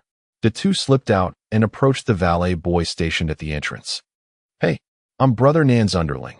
He's staying late tonight and told me to drive his car home. Hand over the keys." Brother Nan? Which Brother Nan? Which Brother Nan? How many Nans are there in Causeway Bay? Chun Haonan, the handsome young master Nan. Haven't you heard of him? And you dare run these streets? The two wielded Chun Haonan's reputation like a blade, intimidating the valet with ruthless authority. The boy dared not hesitate, nor did he believe anyone would dare steal Chun Haonan's car in Causeway Bay. So he handed over the keys without question and pointed the two toward the vehicle. A crimson MR2, a modest sports car manufactured by Toyota, striking in appearance yet affordable, perfectly suited to Chun Haonan's circumstances. Broke but obsessed with image, he'd settled for the MR2, even financing it through debt. Triad life swung wildly between poverty at midnight and fleeting wealth at dawn. Hardly room for savings. Later, it was only Shanji's return from Taiwan with $1 million that enabled Chun Haonan to open his own bar. The scarlet MR2 stood out vividly. As the two approached it, he noticed a woman in a trench coat walking in the same direction. Her back was fully covered, but her front revealed a crop top, cool and alluring. She withdrew a set of keys and began testing them silently against the door. Professional thieves knew their craft well. Just as Xiao Jieba opened the door and prepared to slide inside, a massive hand clamped down on her shoulder. "Hey, why are you opening my car door? Trying to steal it?" Caught red-handed, her heart hammered violently and her face paled. She turned slowly, only to find a pair of sharp, handsome eyes mere 10 centimeters from her own. Trapped and stunned by Datu's striking appearance, her cheeks flushed crimson. I just mistook it." "Mistook it? Then how did you unlock the door?" Realizing how flimsy her excuse sounded, she instantly dropped the timid act, adopting the fierce, defiant posture of a streetwise delinquent. So what if you caught me stealing? Do you know who my boss is?" "Who your boss is doesn't concern me in the slightest. Are you trying to scare me?" My boss is Fei Hong. You'd better let me go, right now." "Fei Hong." The two feigned recognition and cried out in exaggerated alarm. Xiao Jieba sensed an opening and smirked triumphantly. "See, you know how dangerous he is, so why don't you just release me?" "Fine, Fei Hong. I wouldn't dare cross him." Relief bloomed across Xiao Jieba's face, until just as the two loosened his grip, searing pain shot through her arm. He wrenched it sharply behind her back and tossed her unceremoniously into the passenger seat. "Fei Hong, that pathetic weakling. I couldn't care less about him. Ha. The crimson MR2 roared to life, its engine growl underscored by Datu's unrestrained, mocking laughter. "Where is the place you rented?" Datu asked bluntly, cutting straight to the point as he demanded to know where Xiao Jiaba lived. The question startled her, so that she stammered in alarm. You ask me? What is my house? I won't tell you." She stuttered. "You won't be allowed to keep silent," he replied. "To be honest with you, I'm not the car owner. I'm an escaped convict. I just broke out of prison. If you don't tell me, I'll take you out to the wasteland. Do what I please to you first, then kill you." The two made a ferocious face, hurling threats as he turned the steering wheel and steered the car toward the outskirts. The two admission of being an escapee terrified Xiao Jiaba. Seeing the vehicle head for the suburbs, she was too frightened to resist further. At XXX, please. Please don't kill me," she begged. Datu, surrounded by peril himself, did not relax his guard. Noticing Xiao Jiba's ashen face, he slapped her cheek lightly and said, "Don't worry. As long as you obey me, I won't kill you." His leering, perverse expression made Xiao Jiaba tremble, gooseflesh rising across her arms. The red MR2's engine growled as it sped toward her rented room. Unlike the chaotic, trash-strewn rooms one might expect of a petty delinquent, Xiao Jiba's room was clean and tidy, a faint fragrance lingering in the air. The instant they stepped through the door, a prompt from the system rang in her mind. "Congratulations, host. Sign-in successful. You have received 3 Xiaohuan Dan. They have been deposited into your system space. The next sign-in location, the Deputy Warden's office of Kongbu Dao Prison. Reward 3 Xiaohuan Dan." Datu already suspected the system would not let him leave Kongbu Dao so easily, as sure enough the next task required him to return to the prison. This return would likely be a near-suicidal undertaking. If he surrendered, he would inevitably endure torment. No wonder the system had given him a Jiao Zhuan Shuming Dan. After entering, Datu plopped down on the sofa, loudly pondering how he would make his way back. Xiao Jiaba, seeing him remain motionless, mustered her courage and asked, You've already come. When will you leave?" she stammered. Startled from his thoughts by her interruption, Datu finally glanced at her. Her heavy eye makeup, though her features were pretty, made her look unsettling. "Take that makeup off your face. You look like a monster. Do you think that's attractive?" The system's assignment to Xiao Jiaba implied that Datu would soon intrude upon matters of the heart. Believing Xiao Jiaba would one day be his woman, Datu resolved to remold her. Though he was a thug now and likely to remain tied to the underworld, he did not want his woman to be a street rabble. Besides, after Xiao Jiaba followed Chun Haonan later, she did change her image and began dressing more properly. Starting earlier could not hurt. Insulted as a monster, Xiao Jiaba, despite the threat to her life, retorted angrily, Do you understand aesthetics? This is the latest fashion." Whether it was actually fashionable, Datu did not know. He turned on the television and saw his own wanted notice on the screen. Pointing to his photograph on the news, Datu warned, "If you don't obey me, you'd better watch out." "I will." He left the threat unfinished, but when Xiao Jiaba saw the broadcast and confirmed his identity, she was frozen with terror. Without delay, she hurried into the bathroom to reapply her makeup. While the door was open, Datu cast a glance at the window, noting the newly installed bars. Being on the 8th floor, he wasn't worried about Xiao Jiaba jumping out. He settled back onto the sofa and watched the news with ease. The broadcast showed photos of both Datu and Deshu, which brought Deshu to Datu's mind. He wondered whether after his departure Deshu had managed to evade pursuit. In truth, Deshu had already suspected Datu intended to leave when Datu had sent him alone into the bank. Though he felt some regret, he soon breathed a sigh of relief. Although Datu's talk of robbing his money had been a joke, one could never be certain he would not change his mind. Their peaceful split nevertheless preserved a faint ember of loyalty between them. After depositing the money into an account, Deshu wired it to an account in Wanwan, then bought a night ferry ticket to Wanwan. Even with a forged identity, one could not avoid police scrutiny on the island. Traveling by night invites risks. Deshu did not want to gamble with fate. Going to Wanwan would offer refuge and a chance to regroup. Once the unrest on the island subsided, he planned to return and take revenge on his lover and the lawyer. More than half an hour passed, and Xiao Jiaba had not emerged from the bathroom. Datu, convinced she was plotting escape, rose and knocked on the door. Hey, did you fall into the toilet? Taking so long. Don't think you can cry for help or run. If you force me to fury, you'll do away with you first. He barked. Xiao Jieba had indeed tried to seek help. She had written help in lipstick on her clothes and tossed the note down to the 7th floor. But the 7th floor was noisy as if drinking, whether they did not hear or would not care she could not tell. When she came out, she removed her makeup. Realizing she could no longer delay, she straightened her clothing and opened the door to leave the bathroom. Returning to the room, she saw Datu already back on the sofa and the coffee table laid with 4 dishes. Items taken from the system space retained the state they were placed into. The dishes had been packed at a restaurant and even still held their warmth. Is there beer? Bring out a few cans and 2 more pairs of chopsticks. How could a young delinquent's home lack beer? Xiao Jieba dared not disobey. As she opened the fridge, fetched 4 cold cans, and went to the kitchen for bowls and chopsticks. Come sit. Datu patted the space beside him, and Xiao Jieba, unable to resist, sat down with about 10 centimeters between them, her hem touching the sofa. She sat as if ready to bolt at any moment. Datu grinned inwardly, opened a beer, and took a long, satisfying sip. Xiao Jieba was astonished that Datu could suddenly produce 4 dishes and asked curiously, Where did you get the food? Among the 4 dishes was a steaming dongsingban, so fresh that even a delivery could not possibly arrive that fast, and such fare was not available nearby anyway. Mind your own business. Don't ask what you shouldn't, just eat. Datu offered no explanation, scolding her instead. Xiao Jieba fell silent, clutching her chopsticks and unsure whether to start.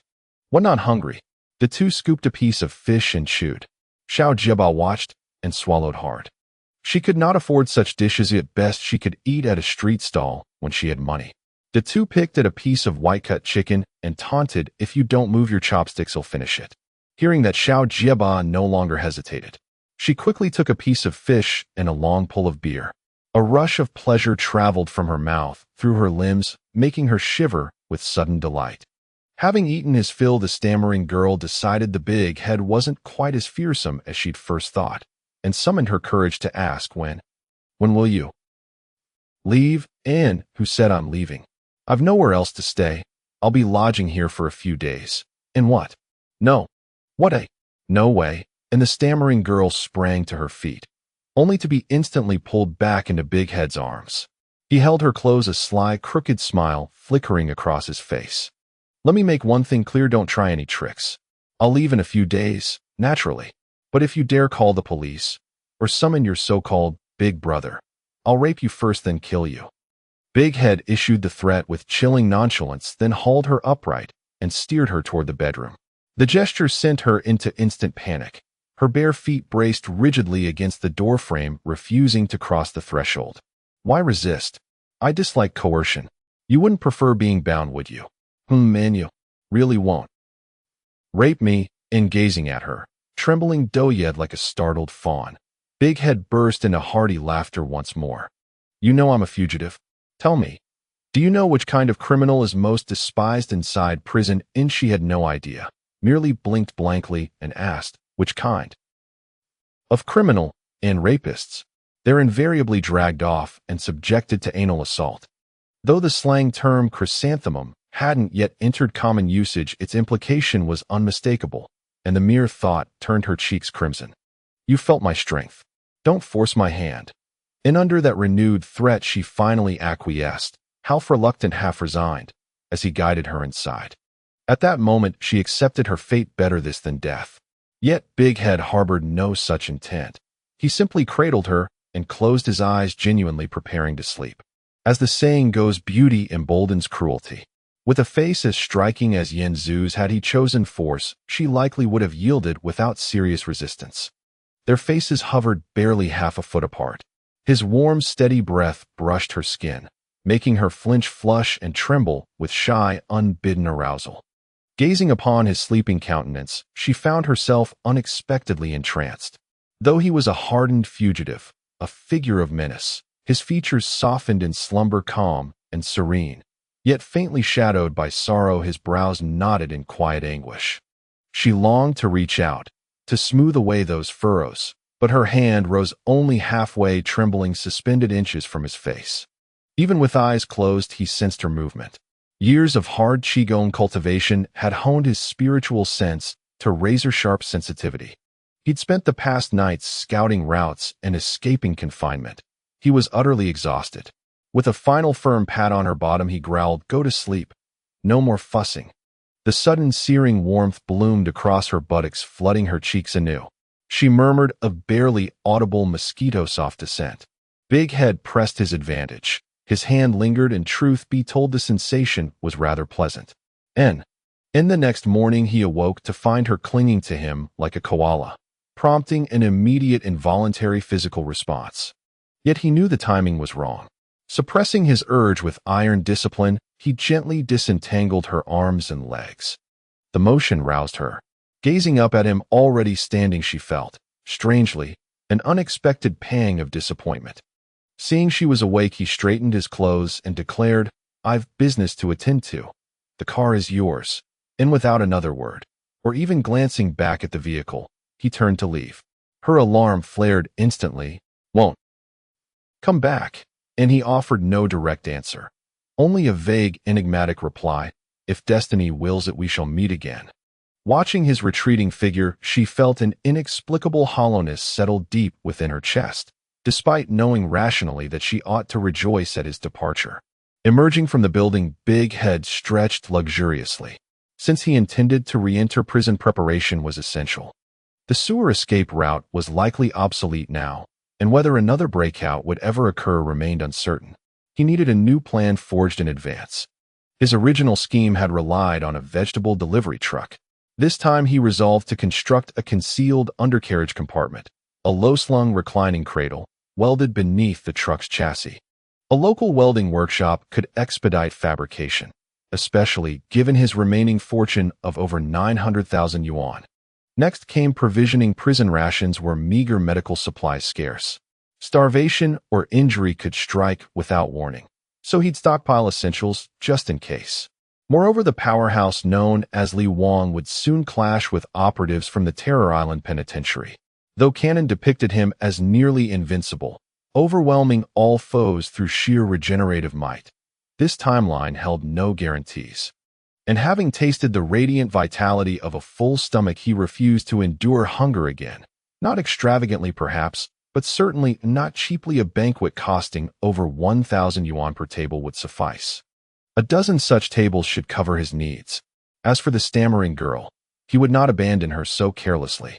If memory served, Chun Haonan would discover the theft of MR2 tonight and immediately seek out Sai Geng, Desha the middleman, who'd purchased stolen vehicles from her. After beating Desha severely, Chun Haonan's crew would extract her name, and only then would the stammering girl encounter Chun Haonan for the first time. That night, they'd tease and torment her, luring her to Fei Yi Mountain to eat buns, sparking a chain of conflicts that culminated in her being coerced into filming an adult film at Liang Qin's office before Chun Haonan staged a dramatic rescue, and their romance began. Since she was pivotal to upcoming system quests, Big Head intended to intervene. Besides, she was destined to become Chun Haonan's lover. Even if he hadn't met her yet, that changed nothing. Big Head would act. Tonight, he would prevent their meeting, and perhaps deliver a well-deserved thrashing to Chun Haonan and his associates. Events unfolded precisely as predicted. The stammering girl emerged from the bedroom, spotted the car keys on the table, and promptly contacted Desha to arrange the sale. Chun Haonan had searched all night, learning only from the parking attendant that the car had been driven away. After beating the attendant senseless, they still found no leads, so they traced the theft downstream to Desha, the final link in the illicit vehicle chain. Desha, arrogant and territorial, dismissed them outright, refusing to acknowledge their authority on his own turf. Predictably, he was swiftly overpowered and beaten, just as the stammering girl called to finalize the deal. In that instant, Chun Haonan's group acquired her identity and location. Chun Haonan dispatched Shan Ji to impersonate him on the phone, while he himself moved covertly to intercept her, planning a cruel, mocking spectacle. After all, they were Triad members, not murderers. Stealing cars was trivial, retrieval mattered, not bloodshed. Inside the dim, smoky bar, the stammering girl answered the call, while Chun Haonan slipped silently through the entrance. And from the shadows, Big Head watched, eyes fixed on her phone pressed to her ear. The stage was set. The performance was about to begin. Little stutter, little stutter. A group of men barreled through the bar, shouting the nickname of Xiao Jiaba. The two glanced closely. It was someone familiar, Brother Ji, the infamous weathervane of Hunghing. As for Brother Ji, he had pledged allegiance to both Jiang Tiansheng and Liang Can, and even colluded with the Eastern Star, yet somehow survived unscathed. His uncanny talent for groveling and switching loyalties was truly legendary. Seeing Chun Haonan already approaching Xiao Jiaba and their imminent encounter, the two hatched a plan and strode straight toward Brother Ji. Big brother, the little stutter you mentioned, is over there. The two pointed toward Xiao Jiaba.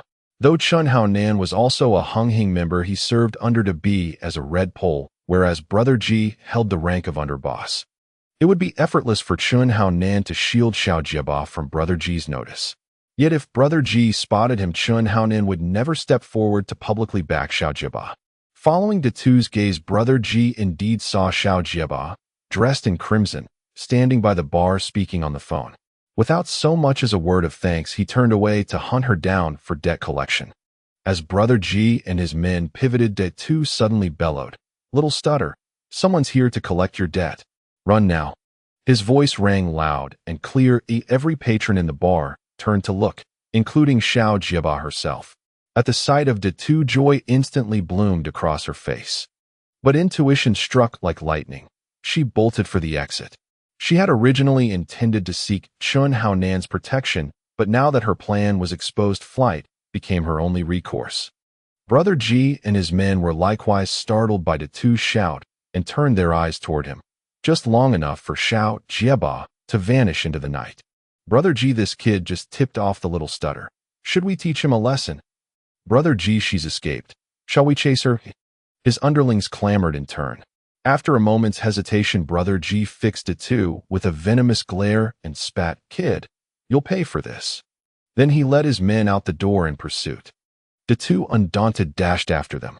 Only Chun Haonan remained behind, money in hand, having intended to toy with Xiao Jiaba, yet finding the game abruptly ended before it began. Still, as he watched the two's retreating figure, something about the silhouette stirred vague recognition.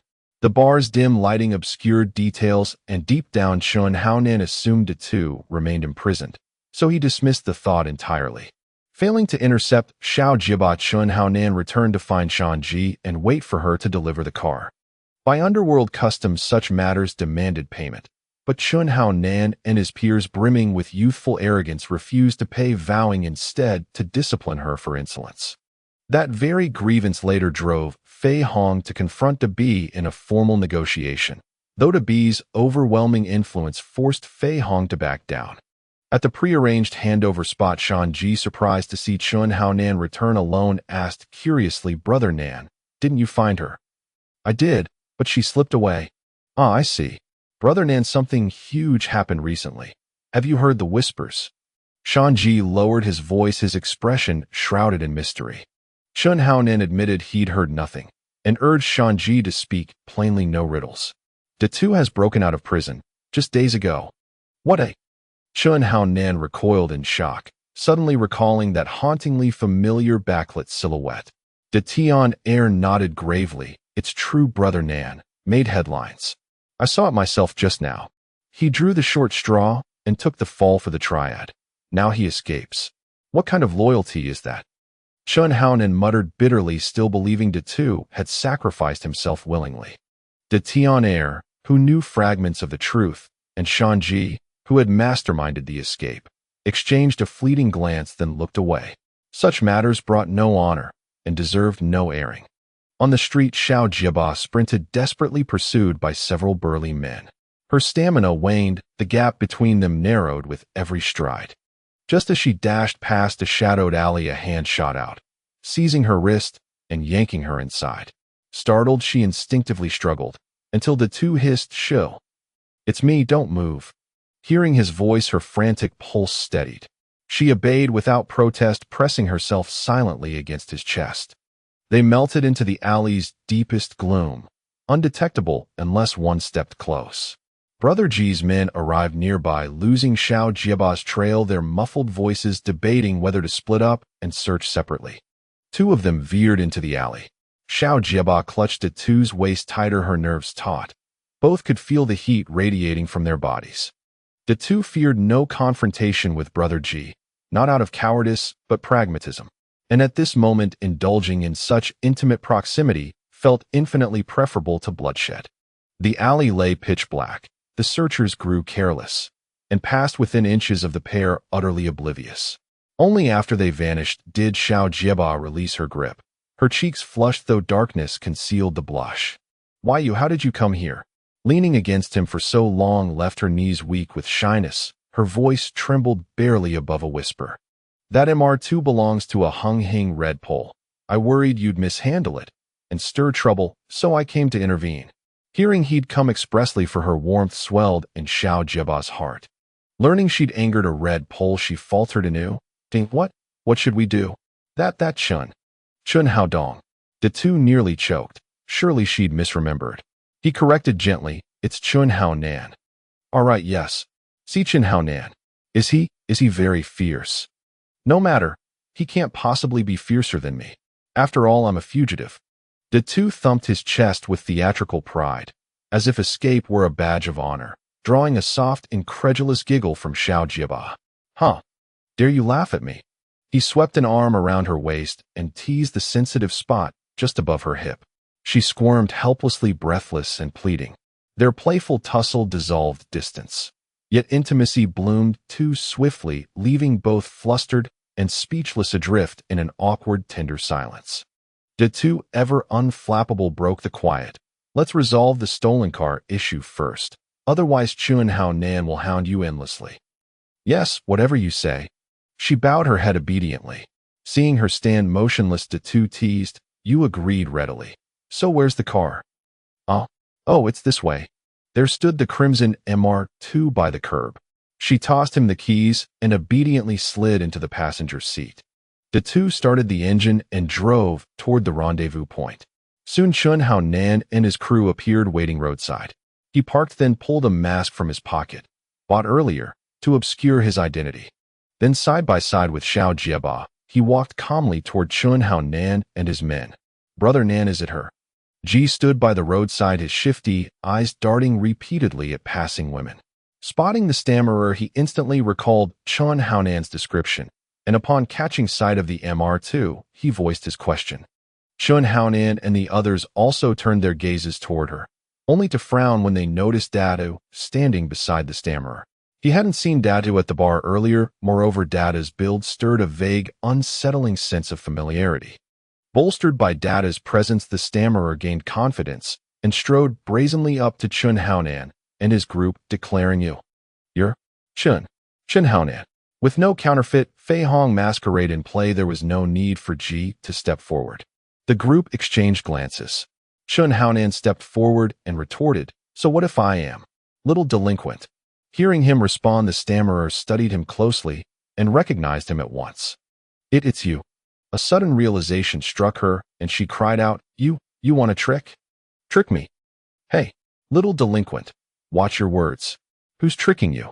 Already tongue-tied, the stammerer stood no chance against G's sharp-tongued crew. Unable to bear it any longer, Dada stepped forward. "Enough talk. Did you bring the money? By the way, how much did you ask them for?" Dada turned to the stammerer, who stammered back, "30,000. The MR2 was brand new, worth over 200,000, so demanding 30,000 wasn't unreasonable. Yet Chun Hao Nan's group refused to pay, even that sum having come with vengeance in mind. Ji swaggered forward and sneered, "Kid, where'd you crawl out from? Why don't you go ask around Causeway Bay? Do you even know who Brother Nan is?" Dada scoffed, "Pretty boy Nan. A fair face, sure, but all bluster and weak fists." In truth, Chun Hao Nan was still formidable in combat. Before prison, Dadu had barely bested him, but after incarceration, Dadu had taken strength-enhancing pills and mastered Iron Body Qigong. Chun Hao Nan was long outmatched. Indeed, even pitted against Chun Hao Nan and his four companions combined, Dadu would prevail effortlessly. His mocking words ignited Ji's crew, especially Chow Pai, whose temper flared instantly as he threw a punch. Chow Pai regarded the Stammerer as part of Data's faction, and since she stood between them, she became his first target. Seeing this, Data roared in fury, "Damn it! You son of a bitch, hitting a woman." Even as he shouted, Data yanked the stunned Stammerer into his arms, shielding her completely with his own back. Cradled in Datu's embrace, the Stammerer's panic dissolved instantly, replaced by profound calm as she leaned against his broad chest, drawing warmth only he could offer. Are you all right?" Data smiled gently at her, then said lightly, "I'm fine." His fist feels like a woman's, utterly powerless. Whether or not it truly felt like a woman's punch, the Stammerer knew firsthand. It certainly didn't. She assumed he was merely feigning strength to comfort her, and her heart swelled with quiet gratitude. To Chow Pai, however, those very words were an unforgivable insult. Gritting his teeth, he wound up another furious punch, shouting as he lunged, "A woman, huh? Then take this one too." As the Stammerer gasped in alarm, Data spun on his heel and caught Chow Pai's fist squarely in his palm, chuckling mockingly, "Still not done. Pathetic arrogance." Clamping down on Chow Pai's wrist, Datu immobilized him, then lashed out with a brutal whip kick that cracked across his ribs. Trapped and unable to shift his weight, Chow Pai absorbed the full impact, blood bursting from his mouth in a violent spray. Though Chun Haonan and the others sensed Data's voice was oddly familiar, they had no time to ponder. Seeing Chow Pai injured, they rushed forward to join the fray. Even Bao Pai, the most timid among them, charged headlong, driven by fraternal loyalty to his wounded brother. Facing 5 assailants, Datu remained unflinching, shielding the Stammerer behind him as he engaged them all in fierce hand-to-hand combat. In brawls, only 2 things matter: the weight behind each blow and the resilience to withstand them. Data's fists were amplified by strength-enhancing pills, his body hardened by Iron Body Qigong. Even under relentless assault from Chun Haonan's 5 men, he felt no more than a mosquito's bite, a faint fleeting itch. By contrast, every one of Data's blows landed with crushing force, flesh-deep, bone-rattling impacts. Within moments, all 5 lay sprawled unconscious on the ground, leaving only Datu and the Stammerer standing. When the dust settled, the Stammerer stood quietly behind Data, gazing at his broad, unwavering back, her heart brimming with safety, her eyes shimmering with unreserved awe. Her former boss, Fei Hong, bore the title of boss, yet was nothing but a coward. He exploited them, forcing them to steal cars and hand over earnings, while always pushing the youngest forward to take the fall whenever trouble arose. Data, by contrast, possessed both martial prowess and moral courage. Plainly put, humanity instinctively admires strength, especially women. At that moment, the Stammerer's gaze softened like still water. She stepped forward gently, taking Data's arm to inspect it. Are you all right?" "Fine. I told you they're no stronger than women." Data could easily have feigned injury to win her sympathy, but he scorned such weakness. He chose instead to project unassailable dominance, highlighting by stark contrast the utter impotence of Chun Haonan and his crew. After reassuring the Stammerer, Datu approached Chun Haonan, crouching before him. "My woman stole your car. By Underworld code, you may reclaim it, if you've the skill. But clearly you lack that skill now. Want the car back? Pay 30,000. When Data claimed the Stammerer as "my woman," she offered no protest, only a shy, silent nod from behind him. Chun Haonan's group had no 30,000, not when they'd bought the car on installment. Defeated in battle, yet unwilling to forfeit face entirely, they faced a dilemma. After a pause, Chun Haonan stripped off his Rolex and offered it. "Take this watch to a pawn shop. You'll get at least $50,000. Will that cover the ransom?" This very Rolex would later be gifted by Chun Haonan to Ji, a token from De be presented upon Chun Haonan's promotion. Ji pawned it for 50,000 HKD, roughly 14,000 HKD after conversion, and given typical pawnshop markdowns, often 60 off the valuation, aligned closely with the 30,000 demand. Taking the Rolex, Data turned to the Stammerer. "Will this watch suffice?"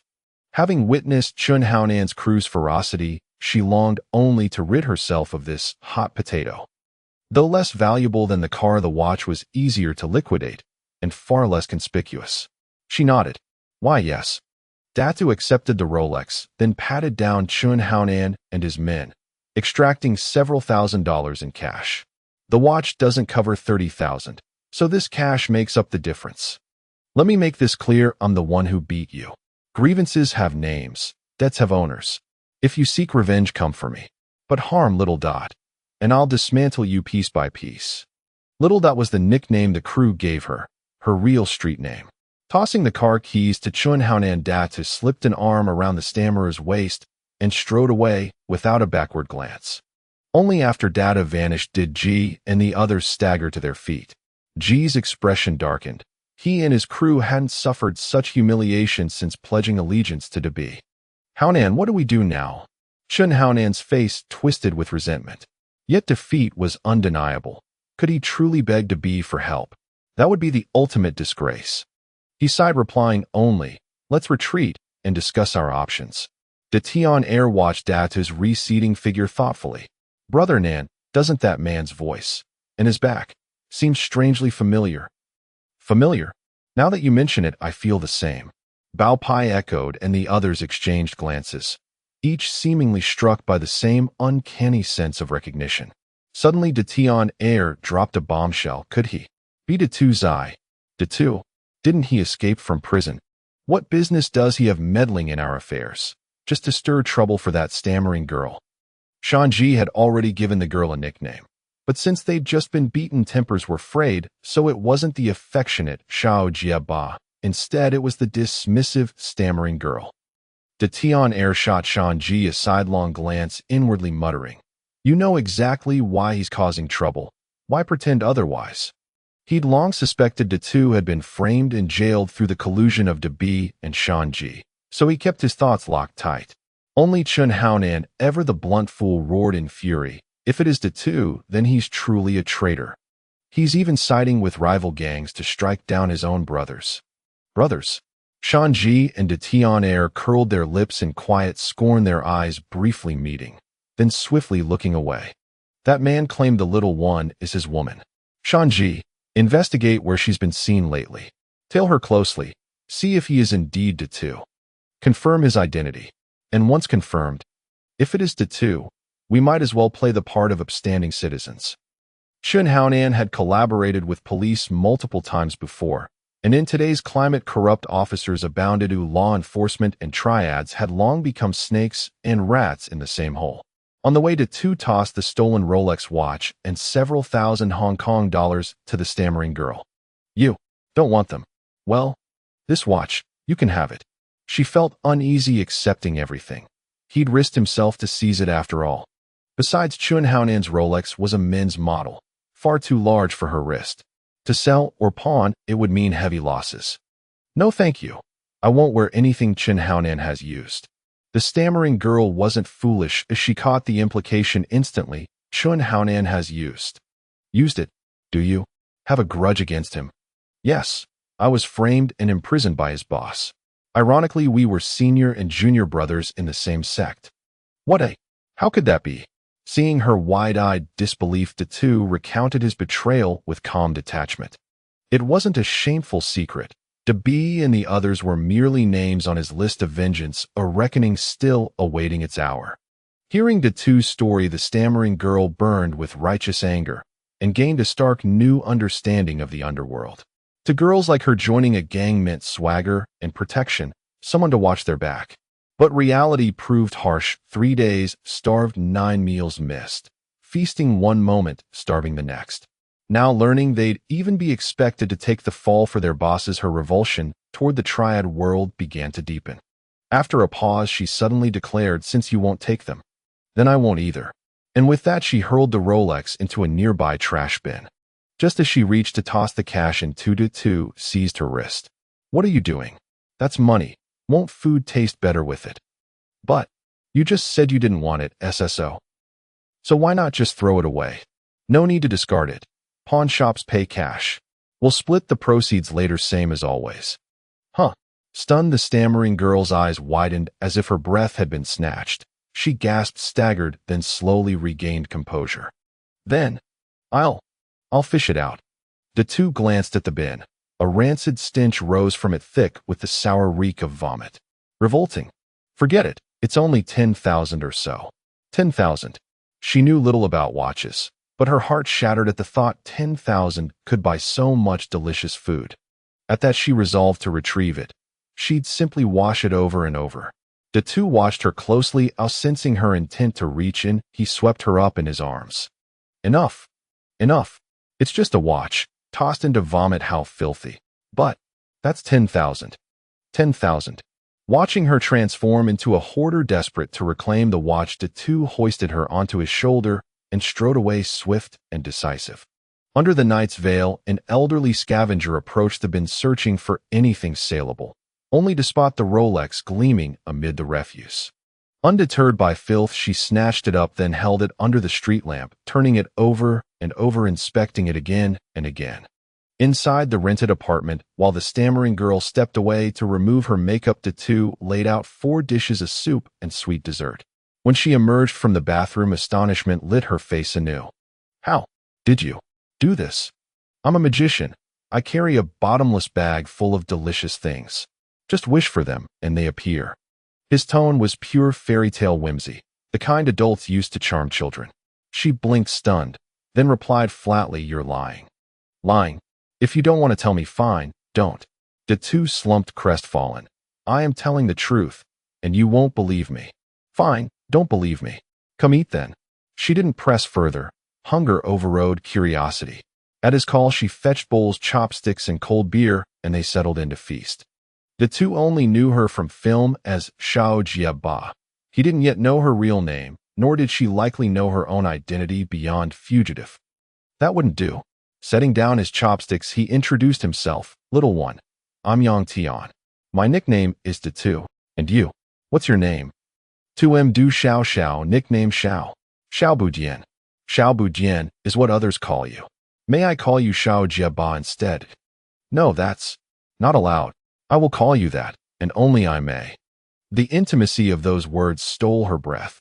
She forgot to protest, her cheeks burning crimson. The two sensed the sudden warmth in the air. If last night he'd played the virtuous Lu Xiaowei, repeating it now would make him less than beastly. It would make him inhuman. He preferred to be beastly. His hand slid around her waist. She trembled, but didn't pull away. He needed no clearer sign of her consent. His face drew near, slow and sure.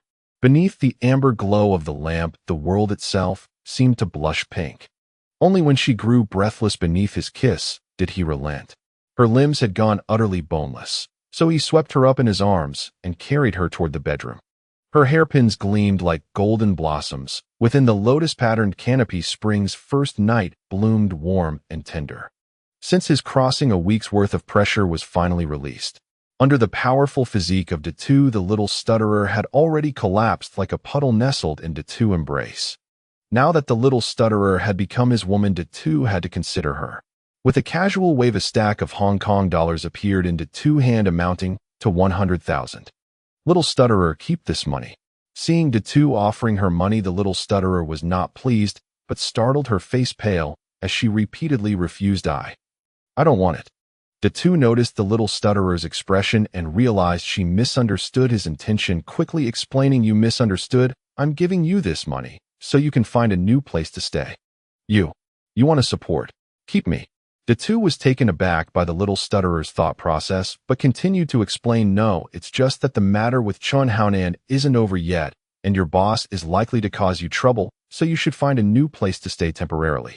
De Tu remembered that shortly after stealing the car, Fei Hong had gotten him into trouble with Hong Xing because of the little stutterer. Displeased, he intended to send her to Liang Kun's film set. It was then that Chun Haonan took action, and the two grew closer, ultimately becoming a couple. A few days later, De Tu might have already gone to jail, so he needed to arrange things properly. Hearing that De Tu had no intention of supporting her, the little stutterer felt a bit disappointed. Upon hearing that Chun Haonan and Fei Hong were looking for trouble with her, she questioned, "Why? Why are they looking for trouble with me? Chun Haonan is a red stick of Hong Xing, and now is his time to shine. After suffering such a huge loss, how could he swallow it down? And your boss Fei Hong is a coward. He wouldn't defend Hong Xing for you and risk losing face. He's likely to vent his anger on you." Although the little stutterer had been involved for a few years, she truly did not grasp the nature of the underworld as well as the two did. Otherwise, she wouldn't have relied on Fei Hong only to be sold out by him. If it weren't for Chun Haonan's rescue, she would probably have been sold to Ma Lan after finishing the shoot, with Liang Kun destined to be used until she was worn out. At the beginning, when feelings were strong, women were usually obedient to men, and the little stutterer was no exception. Although she felt it was unreasonable, she still accepted the money and nodded, saying, "All right. I'll go with you to find a house. The money is too much, it won't be used up. It's fine, keep the rest for yourself. Remember not to go to places you used to frequent to avoid being found. Wait for me to come back." At this point, a sudden thought occurred to Datu, seemingly very important, but he couldn't recall it at the moment. The little stutterer sensed the meaning in Datu's words that he was going to leave and immediately tightened her embrace around him, anxiously asking, You are leaving?" "I'm not leaving. You need to listen to what I have to say. Go ahead." The little stutterer clung tightly to Datu's arm, burying it deep within her soft body, bringing him a sense of comfort. "You know that I'm a fugitive, and I still have unfinished business in prison. I need to go back." "Back? Back for what?" The little stutterer became anxious, tears nearly welling up. We have money. We can escape." She waved the 100,000 in her hand, and even wanted to take out the more than 10,000 she had hidden. Datu quickly pressed her down and reassured her escaping is not a possibility. "Ooh, I want to be with you for a long time." Datu's sudden confession calmed the little stutterer's anxious heart, adding a hint of shyness. Then you still want to go back? Do you want me to wait for you for 10 years? Not 10 years, at most a month. Didn't I tell you? I was framed. This time I'm going back to clear my name, and I can be out in a month. Datu estimated that with Wang Li they would have to wait until the warden returned to launch the major battle. However, with such a significant event like a death and breakout in prison, it was uncertain if the warden would return early, thus a month wasn't necessarily needed. A month was a rough estimate. Upon hearing that Datu would be gone for less than a month, the little stutterer felt joy, but then thought about how Datu was about to leave just when they were in such a close relationship. She immediately turned over and lay on top of Datu.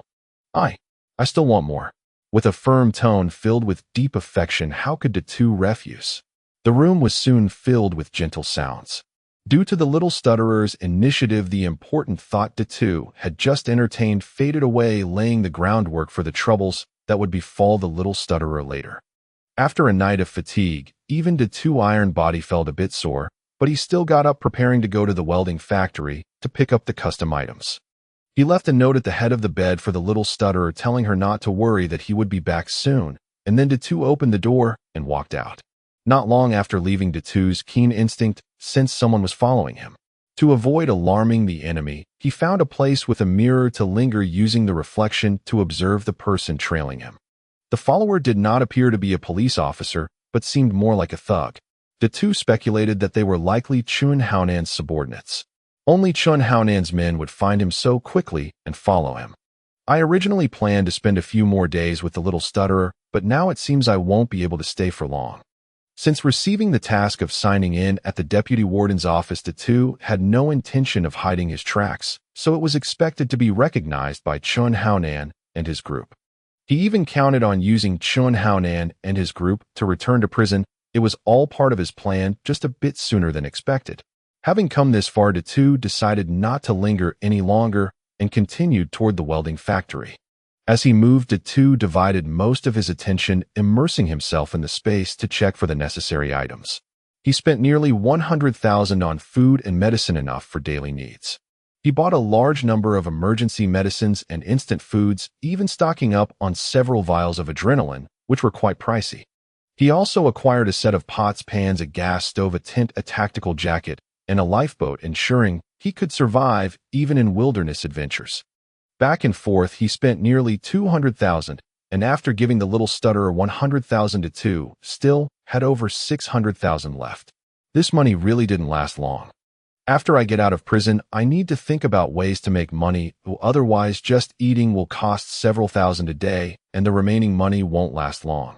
Soon Datu arrived at the welding factory, where the workers had completed the welding. Since Datu was willing to pay, the welding factory even found a delivery truck as he had described, demonstrating it for him on the spot. Datu even lay inside to try it out. Aside from the cramped space, there were no other drawbacks. After paying the final amount cheerfully, Datu instructed the welding factory to deliver the items to the outskirts. Taking advantage of the absence of people, he stored the items into the space. Just as he returned to the little stutterer not long after enjoying each other's company, the sound of police sirens rang out from downstairs as a group of officers appeared. The little stutterer immediately tightened her grip around Datu's waist. "It's fine, just do as I told you before. Leave a phone number, and he'll contact you once I get out. I should have been reported by Chun Haonan's people, so move quickly to avoid them coming after you, understand?" "Got it." Little Stutter's eyes brimmed with tears as she tightly hugged Big Head, cherishing this moment of warmth. Big Head lifted her chin and kissed her fiercely. It wasn't until they heard a noise outside the door that Big Head released Little Stutter and pushed her into the bedroom to prevent her from being harmed. "It's okay, just wait for me outside, I'll be back soon." Big Head still didn't want to test his hard Qigong with bullets, so he shouted outside, "I'm coming out unarmed, don't shoot." The police who were preparing to force the door open froze at the sound, glancing at their captain, who after a moment of thought signaled his team to fall back. Several officers aimed their guns at the doorway to prevent any unexpected incidents.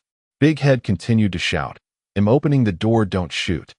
As his words fell, the door slowly opened, revealing Big Head with his hands raised high. The captain held up a wanted notice next to Big Head's face, comparing it while asking, "Yang Tian?" "Yes, I am Yang Tian." Big Head admitted calmly, while Little Stutter, reluctant to part, opened the bedroom door and stepped out. The nervous officers raised their guns, but Big Head, fearing for her safety, quickly stepped in front of her to shield her from their aim. "She's with me, don't shoot."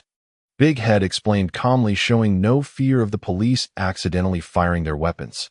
With the formidable defense of his hard Qigong, the police's handguns would only inflict minor injuries. He would not die for several minutes, during which time he could easily kill the officers and consume a 9 turns life extension pill, but there was no need to do so. The captain was equally astonished when Big Head shielded himself from the gunfire. He couldn't intervene. However, he could tell that Little Stutter was not a dangerous person, so he ordered his men to lower their weapons. The captain, puzzled by Big Head's cooperation, asked, "It seems you anticipated our arrival. Why didn't you flee?" "I was wrong from the beginning. Why should I run? Whether you are wronged or not will be determined by the judge. Mr. Yang Tian, you are suspected of escaping prison, and we need to place you under arrest." The captain recited a long list of formal warnings before finally producing handcuffs to restrain Big Head. This was only because Big Head was cooperating, otherwise they would have subdued him long ago. Seeing that the police were about to move in to apprehend Little Stutter, Big Head shouted, "My escape has nothing to do with her. She is also being coerced. Whether it is related or not, we will investigate. Now she must come with us to the police station." Although he said this, the captain showed a measure of leniency and did not handcuff Little Stutter.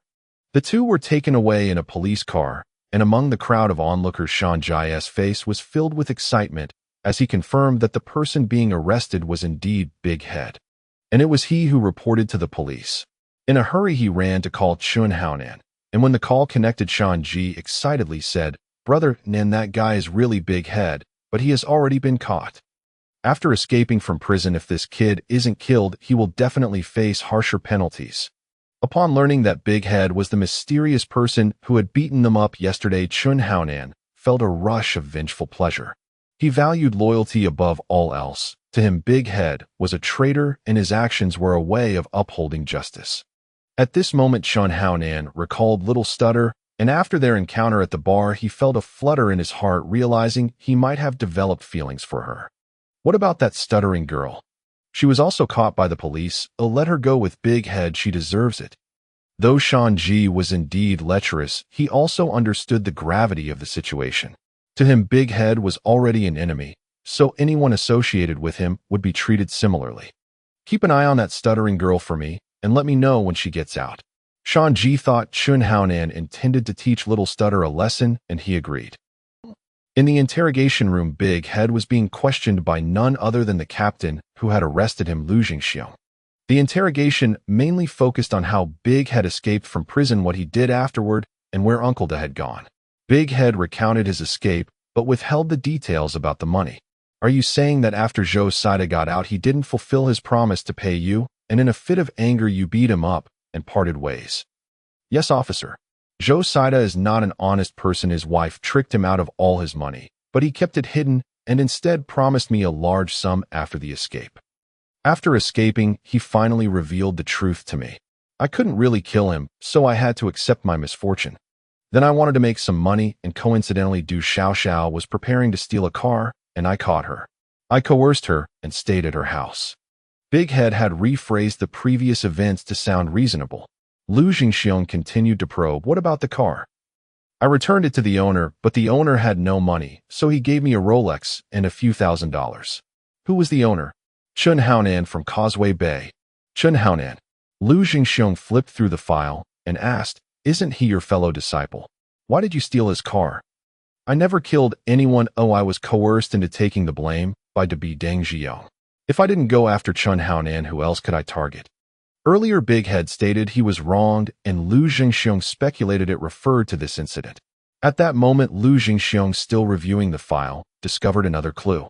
The prison where Big Head was sentenced to serve time was clearly said to be Stanley, yet he was actually incarcerated in the notorious Terror Island prison. Before Lu Jingxiong could question further, the door to the interrogation room was pushed open, and Killer Xiong barged in with his men, addressing Lu Jingxiong. Sir Lu, by order from above, this inmate has been taken over by our prison. Killer Xiong's arrival made Lu Jingxiong sense something was off.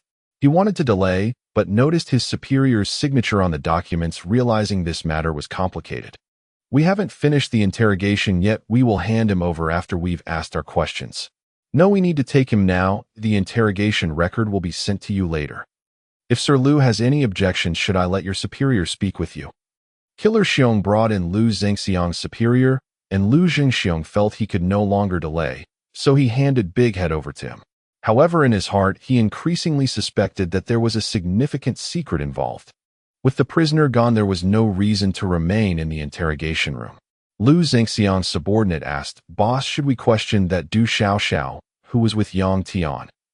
After the previous questioning, I believe Little Stutter has indeed nothing to do with Big Head's escape. Now that the main person was gone, he didn't want to meddle further, so he waved his hand, saying, forget it, check her out.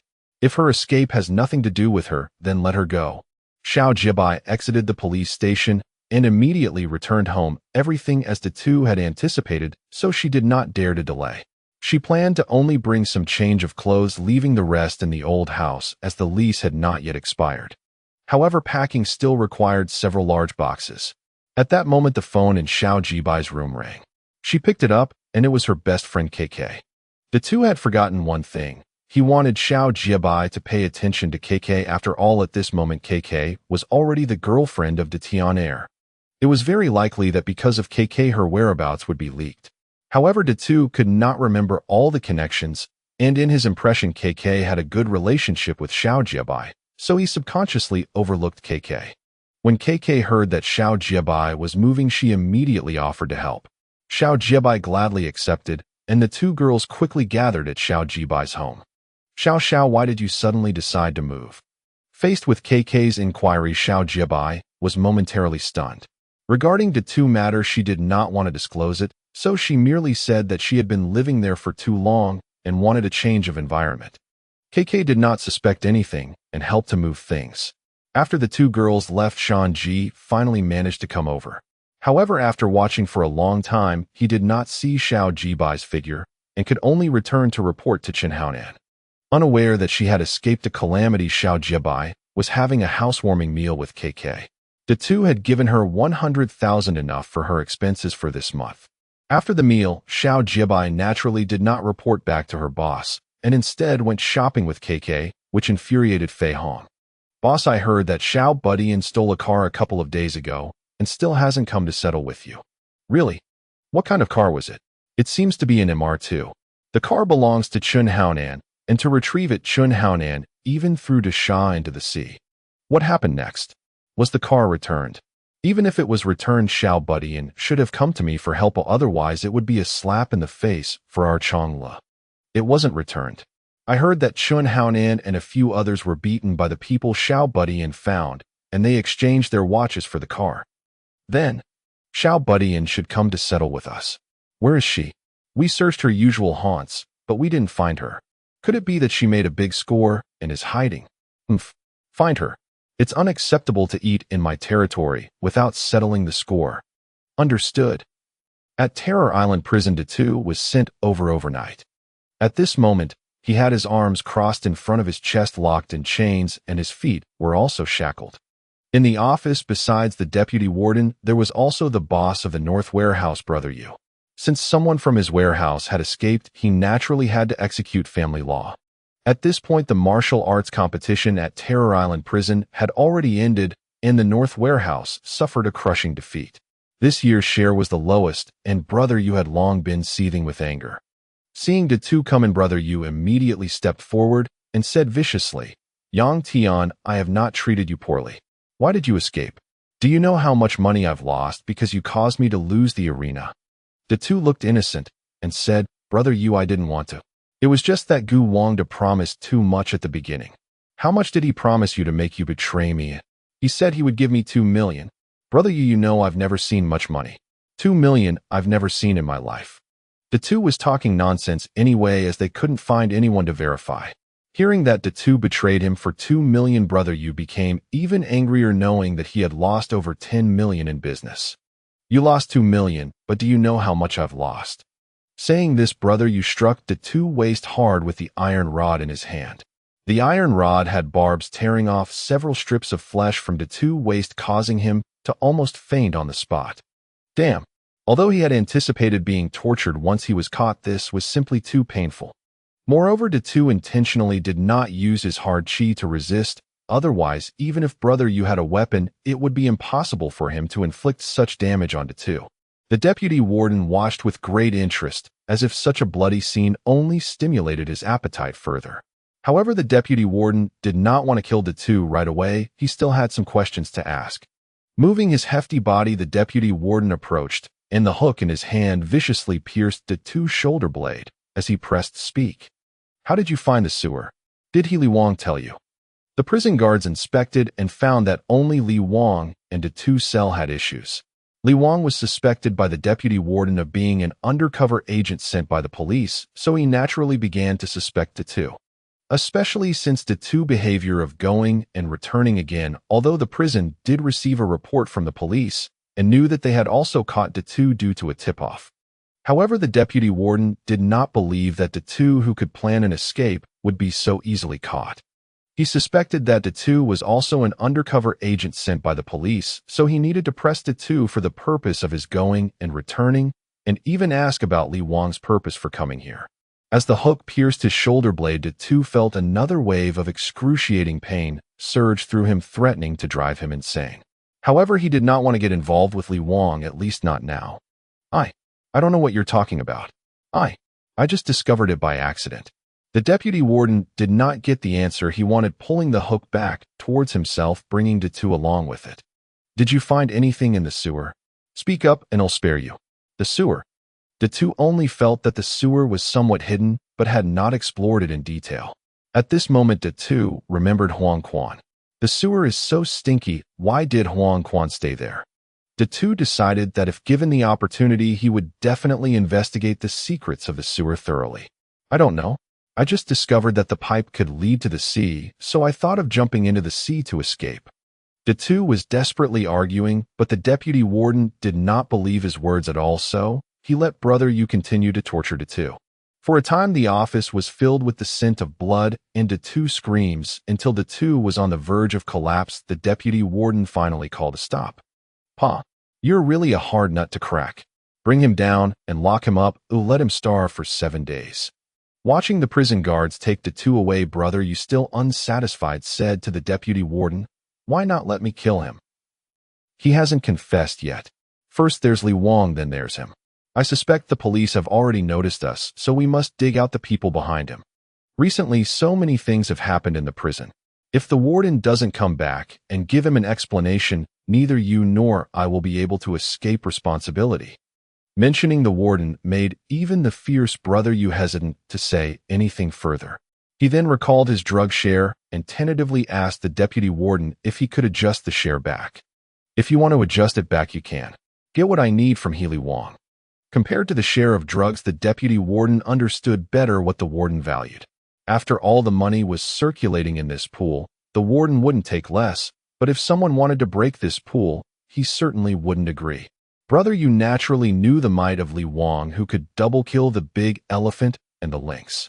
However, he believed that with all his subordinates out, they could certainly handle Li Wang, who was not invincible. Then please release Li Wang, Deputy Warden. Sure, I will have someone bring Li Wang to the field. You should ambush him there. Brother Yu was puzzled when the Deputy Warden mentioned bringing him to the field instead of the North Warehouse. However, the field was spacious and better for an ambush, so he said nothing.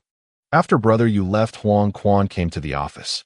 The Deputy Warden smiled sinisterly and inquired, "How's it going? Have everything been arranged?" "It's arranged. If you ask me, you're just being redundant. I could handle it directly." While at the North Warehouse, personnel were down Li Wang's stamina first. "If we lose too many people, it won't be easy to explain to the Warden. Li Wang is a bit tricky. Even 5 bullets can't take him down. You might not be his match."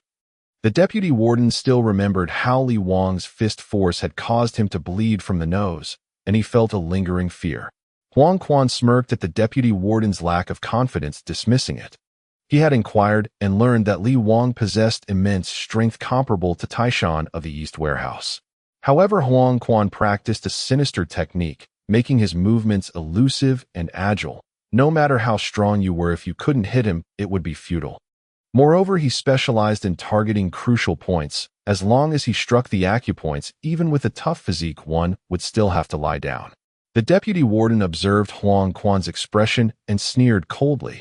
Huang Quan was too arrogant, not even taking his words seriously. Since he still needed Huang Quan's assistance, he didn't want to break their relationship. He just instructed Huang Quan to go and ambush. As the Deputy Warden represented the Warden, he issued orders that must be followed. Huang Quan saluted him with a fist bump before leaving the office. The big guy was dragged in like a dead dog and was placed in the isolation room right next to Li Wang. Coincidentally, the prison guard who was to release Li Wang arrived at the same time. Both isolation room doors opened simultaneously, and the released guard shouted inside, "Li Wang, you can come out now." Li Wang, sitting cross-legged, calmly stood up and walked out of the dark isolation room, coincidentally locking eyes with the big guy. Taking another look at the big guy's condition, a trail of blood had been dragged from the door to the corridor. The big guy was covered in wounds and blood, his consciousness hazy and on the verge of collapse. Li Wang's originally calm face instantly filled with anger. Just as he was about to explode, he saw the big guy slightly shake his head. All of this happened in the blink of an eye, especially the big guy's head shake. If one didn't look closely, it would be almost imperceptible. The prison guard saw Li Wang frozen in place and pushed him angrily, shouting, "What the hell are you doing standing there? Move." Li Wang turned his head and glared at the prison guard, his killing intent overflowing. The guard who pushed him was frightened and retreated, falling to the ground and unable to speak. The guard who dragged the big guy also let him go, drawing out a baton and warning, "Li Wang, what do you want to do? Do you want to be thrown back into isolation?" Li Wang remained silent, but squatted down to pick up the big guy, angrily asking, "Why didn't you take him to see a doctor?" The Deputy Warden ordered that he is an undercover officer. If he doesn't confess, he won't be saved. Hearing this, Li Wang's anger flared even more. He planned to take the big guy to see a doctor and then find trouble with the Deputy Warden, completely throwing his task to the back of his mind. Fortunately, the big guy gently advised him, "I'm fine, don't forget, I've also trained in hard Qigong. Don't be impulsive, just do what you need to do." The big guy's advice, like a splash of cold water, thoroughly extinguished Li Wang's rage. If he killed the Deputy Warden now, it would alert the snake, and the Warden might escape, rendering all efforts in vain. Setting aside his desire to kill the Warden, Li Wang lifted the big guy. The 2 prison guards were on high alert, their batons aimed at Li Wang, ready to strike at any moment. However, judging from their trembling postures, just standing still was already a display of courage. "There's no need to go to the infirmary. Oh, just carry me in. I can heal myself with hard Qigong." The big guy spoke again, and Li Wang nodded, carrying him to the wooden bed in the isolation room. Seeing that the big guy was still bound with iron chains, Li Wang grabbed hold with both hands and surprisingly snapped the chains one by one, astonishing the 2 prison guards. Even though the chains were not thick, about the size of a finger, they were snapped so easily. How much strength did that take? Moreover, Li Wang didn't even change his expression, clearly still having plenty of strength. "Li Wang, the Deputy Warden ordered you to leave quickly. and come with us to the field." The guard continued to chatter. Li Wang turned back and coldly glared, immediately silencing the guard. "Senior brother Yugoa, don't worry about me, just be careful."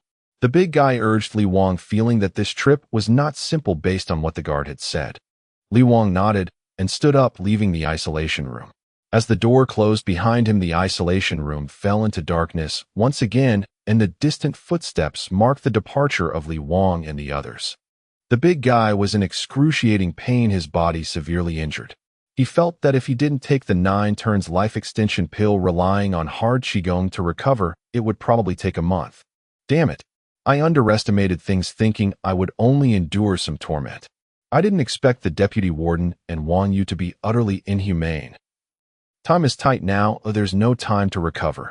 It seems I'll have to take the 9 turns life extension pill and see how effective it is.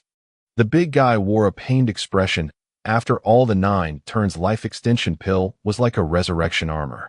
Now he only had 3 left, and he didn't know if there would be more in the future. He retrieved the 9 turns life extension pill from the space and struggled to place it in his mouth. As soon as the pill entered, it immediately transformed into a sweet medicinal liquid flowing into his stomach. The big guy felt a cool sensation throughout his body, and the pain significantly diminished. Struggling to sit up, the big guy crossed his legs again, adopting the meditation posture for hard Qigong. As his heart calmed, he cleverly entered the state of inner vision once more. In the state of inner vision, the big guy could clearly see a stream of azure energy within his body, repairing the shattered meridians and body. This recovery is too slow.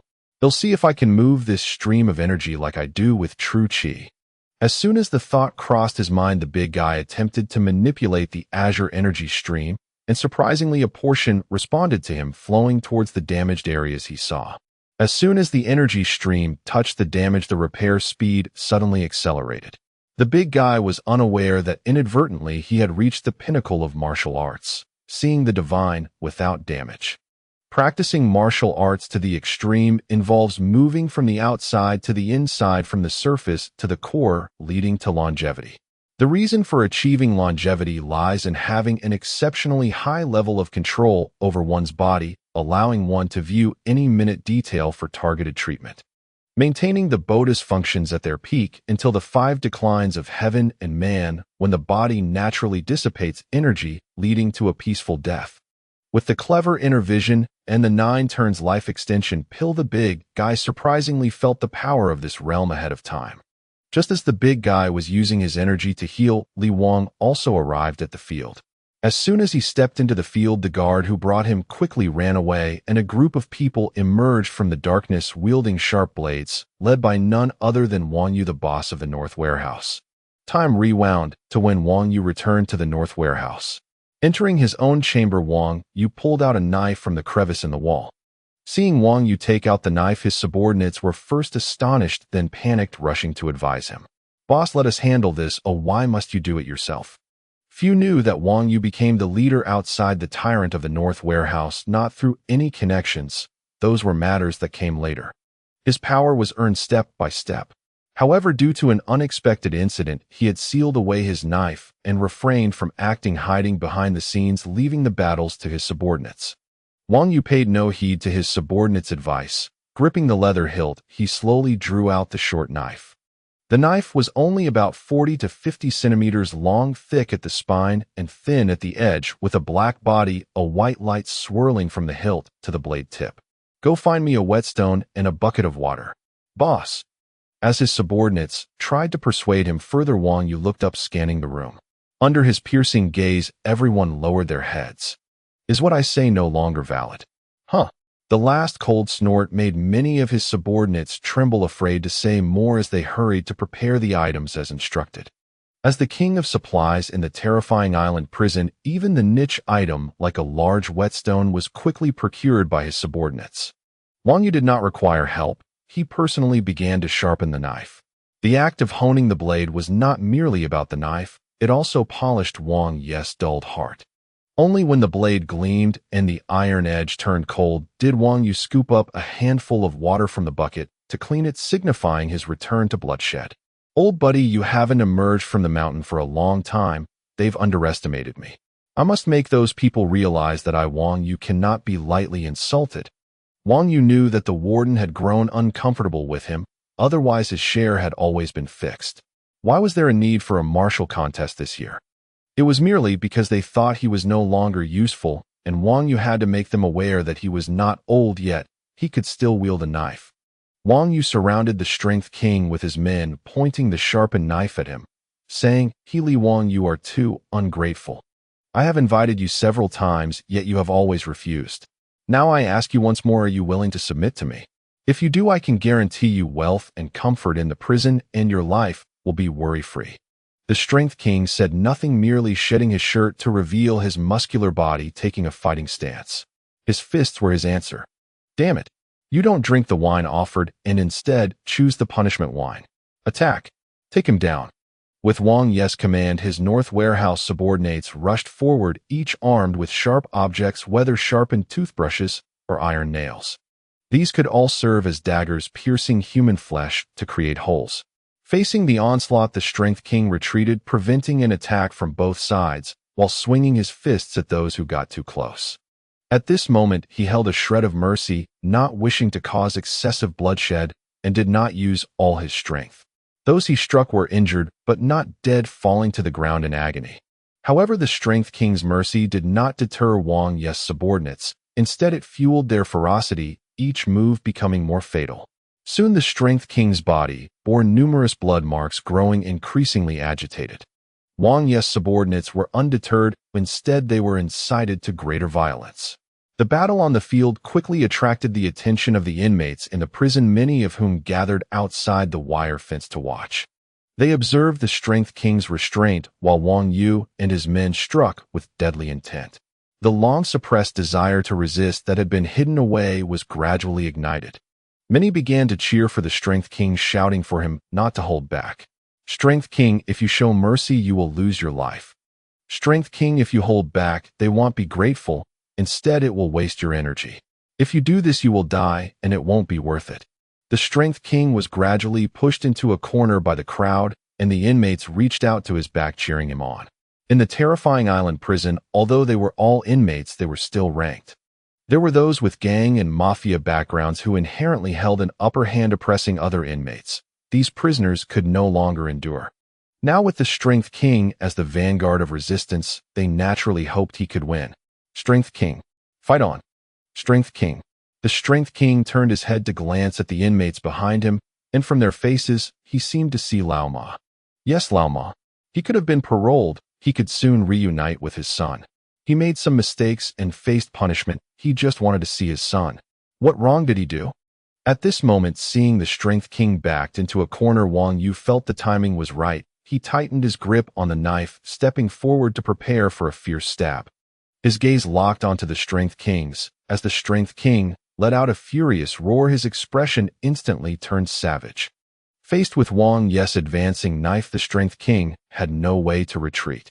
Instead of retreating, he charged forward, raising his left arm to block Wang Yu's right arm holding the knife. His right fist struck towards Wang Yu's abdomen like lightning. Puff! The punch landed with a muffled sound. Wang Yu, after all, was aging, his body not what it once was.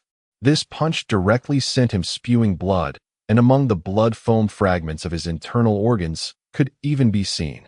"Boss!" Wang Yu's subordinates, seeing him injured, rushed to save him. Some dragged Wang Yu backward, while others fearless charged at the Strength King to buy time for Wang Yu. At this moment, the Strength King showed no mercy. Gathering all his strength, he threw a punch directly exploding one man's head, splattering red and white all over those nearby. The Strength King remained expressionless, feeling no disgust as his fists continued to fly, no one could match him. Soon the entire field was littered with dismembered limbs, blood flowing like little streams, and the arena resembled a hell on earth.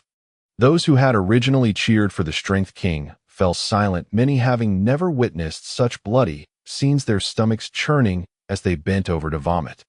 Wang Yu's subordinates were left with only 4 or 5 remaining around him, watching the approaching Strength King, their faces pale and lips trembling. Their courage had been shattered by the Strength King. They dared only to drag Wang Yu backward, retreating without daring to advance. "Let go.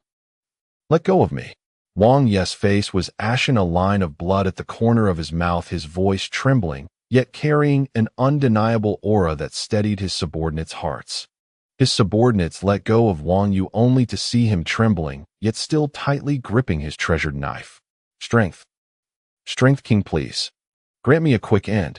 Wang Yu made a desperate swing with his knife, while on the other side the Strength King's fist also surged toward his chest. Even a healthy Wang Yu was no match, let alone the mere remnant of flesh he was now.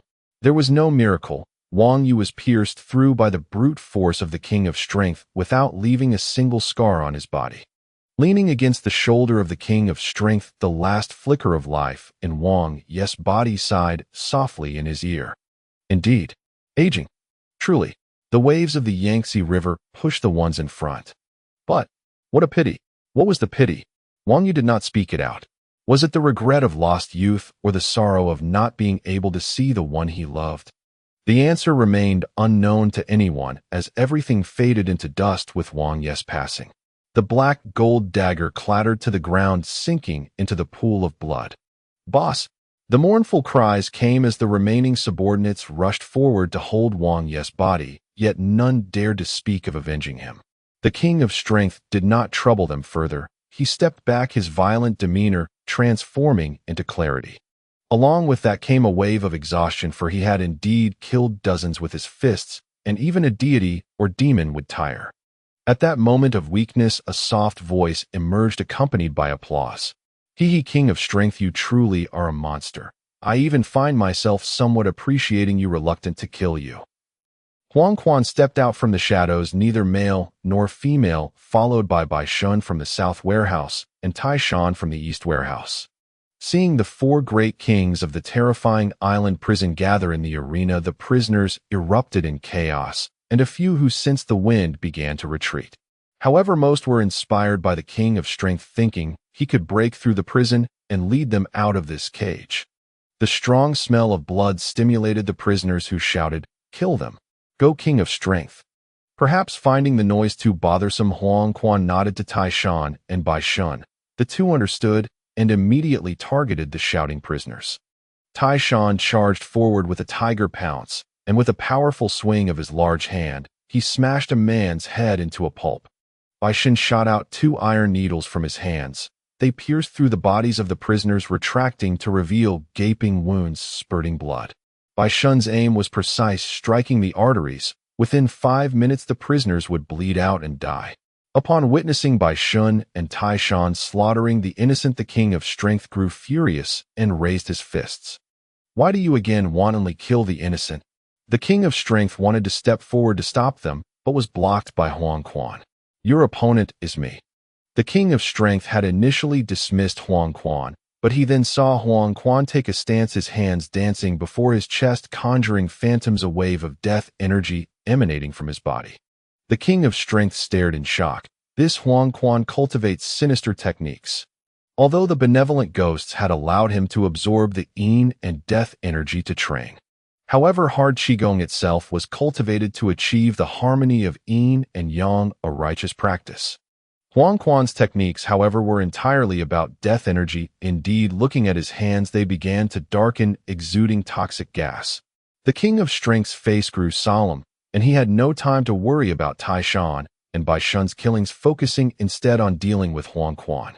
Fortunately, Tai Shan and Bai Shun also understood the rules and did not continue their slaughter, but the prisoners in the prison had already retreated to the corners, watching the clash between the King of Strength and Huang Quan. Huang Quan completed his technique and leaped into the air, his figure ghostly, creating countless illusions that made it difficult to discern the real from the false. Although the King of Strength relied on brute force to overcome cunning, he was at a loss when he could not hit anyone. Caught in a daze by Huang Quan's phantom, Huang Quan's fingers were already jabbing toward the King of Strength's vital points. Puff, puff, puff. 3 dull sounds echoed as the King of Strength felt a heart-wrenching sensation, followed by a spout of fresh blood as he staggered backward.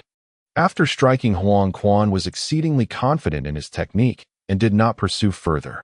King of Strength, I've hit your vital points. You are undoubtedly doomed. The King of Strength remained silent, quietly looking at his vital points. Indeed, He saw a bruise on his bare left chest, a dark purple blood clot expanding, and he felt a sharp pain struggling to breathe. Huang Quan seemed to enjoy watching the expressions of people before death. For him, it was a form of pleasure. He did not advance to deliver a finishing blow, wanting to see what grotesque state such a monster would exhibit before dying. The King of Strength ignored him. Since Huang Quan had given him this opportunity, how could he not fight for it? Sitting cross-legged, the King of Strength began to circulate his hard Qigong, but when the true energy reached his vital points, it became blocked, as if someone had added a gate at his vital points, completely sealing off the true energy. As the true energy was blocked, the King of Strength's face turned crimson, the redness spreading from his head to his entire body, resembling a boiled shrimp. Seeing this, Huang Quan chuckled. King of Strength, there's no need to waste your effort. The points I struck cannot be resolved by anyone. However, the slap in the face came swiftly. As Huang Quan's words fell, the King of Strength suddenly widened his eyes in anger, hammering his fists down hard on his own vital points. If you block my energy flow with your true energy, then I will break it apart. I want to see whether your true energy is solid or my vital points are resilient. Bang, bang, bang. The King of Strength's fists drummed like a beating gong, causing his chest to resonate. Like bursting a balloon, the immense force aimed not only to break Huang Quan's true energy, but also to compress his own true energy. The King of Strength's vital points suffered a double blow, making him feel a pain beyond human endurance, and he couldn't help but cry out. The more intense the scream, the more ferociously he hammered. By the third punch, the originally bruised black mass dissipated, turning bright red. Huang Quan was watching closely. Seeing the King of Strength actually break his pressure point with such a brutal method, he couldn't help but freeze in place. How could this be? King of Strength, you truly are a monster. After his surprise, Huang Quan exclaimed, but the King of Strength did not linger. Having unblocked his point, he sprang up and struck Huang Quan with his iron fist. Huang Quan, taken aback, retreated in panic, unwilling to take the blow he'd in, facing danger. Fortunately, Bai Shun intervened, his iron needles shooting out continuously, sewing the King of Strength in an instant, binding him tightly. The King of Strength struggled to break free, but the thread Bai Shun used was woven from celestial silkworm silk, extremely tough. Tai Shan also jumped over, applying the cross lock, wrapping his arms around the King of Strength's head, trying to strangle him. The shaken Huang Quan, seeing Tai Shan controlling the King of Strength, laughed heartily. Well done, Tai Shan, strangle him for me. With his hands and feet bound, the King of Strength could not free himself to break Tai Shan's arms. Just as his face turned red, struggling to breathe, he was on the brink of death. Suddenly, the deputy warden rushed out, shouting, "Don't kill him yet. The warden has returned early. He wants to personally interrogate the King of Strength." As Wang Yu led the forces of Baitsong to besiege the Power King, the deputy warden remained in his office, observing everything unfold.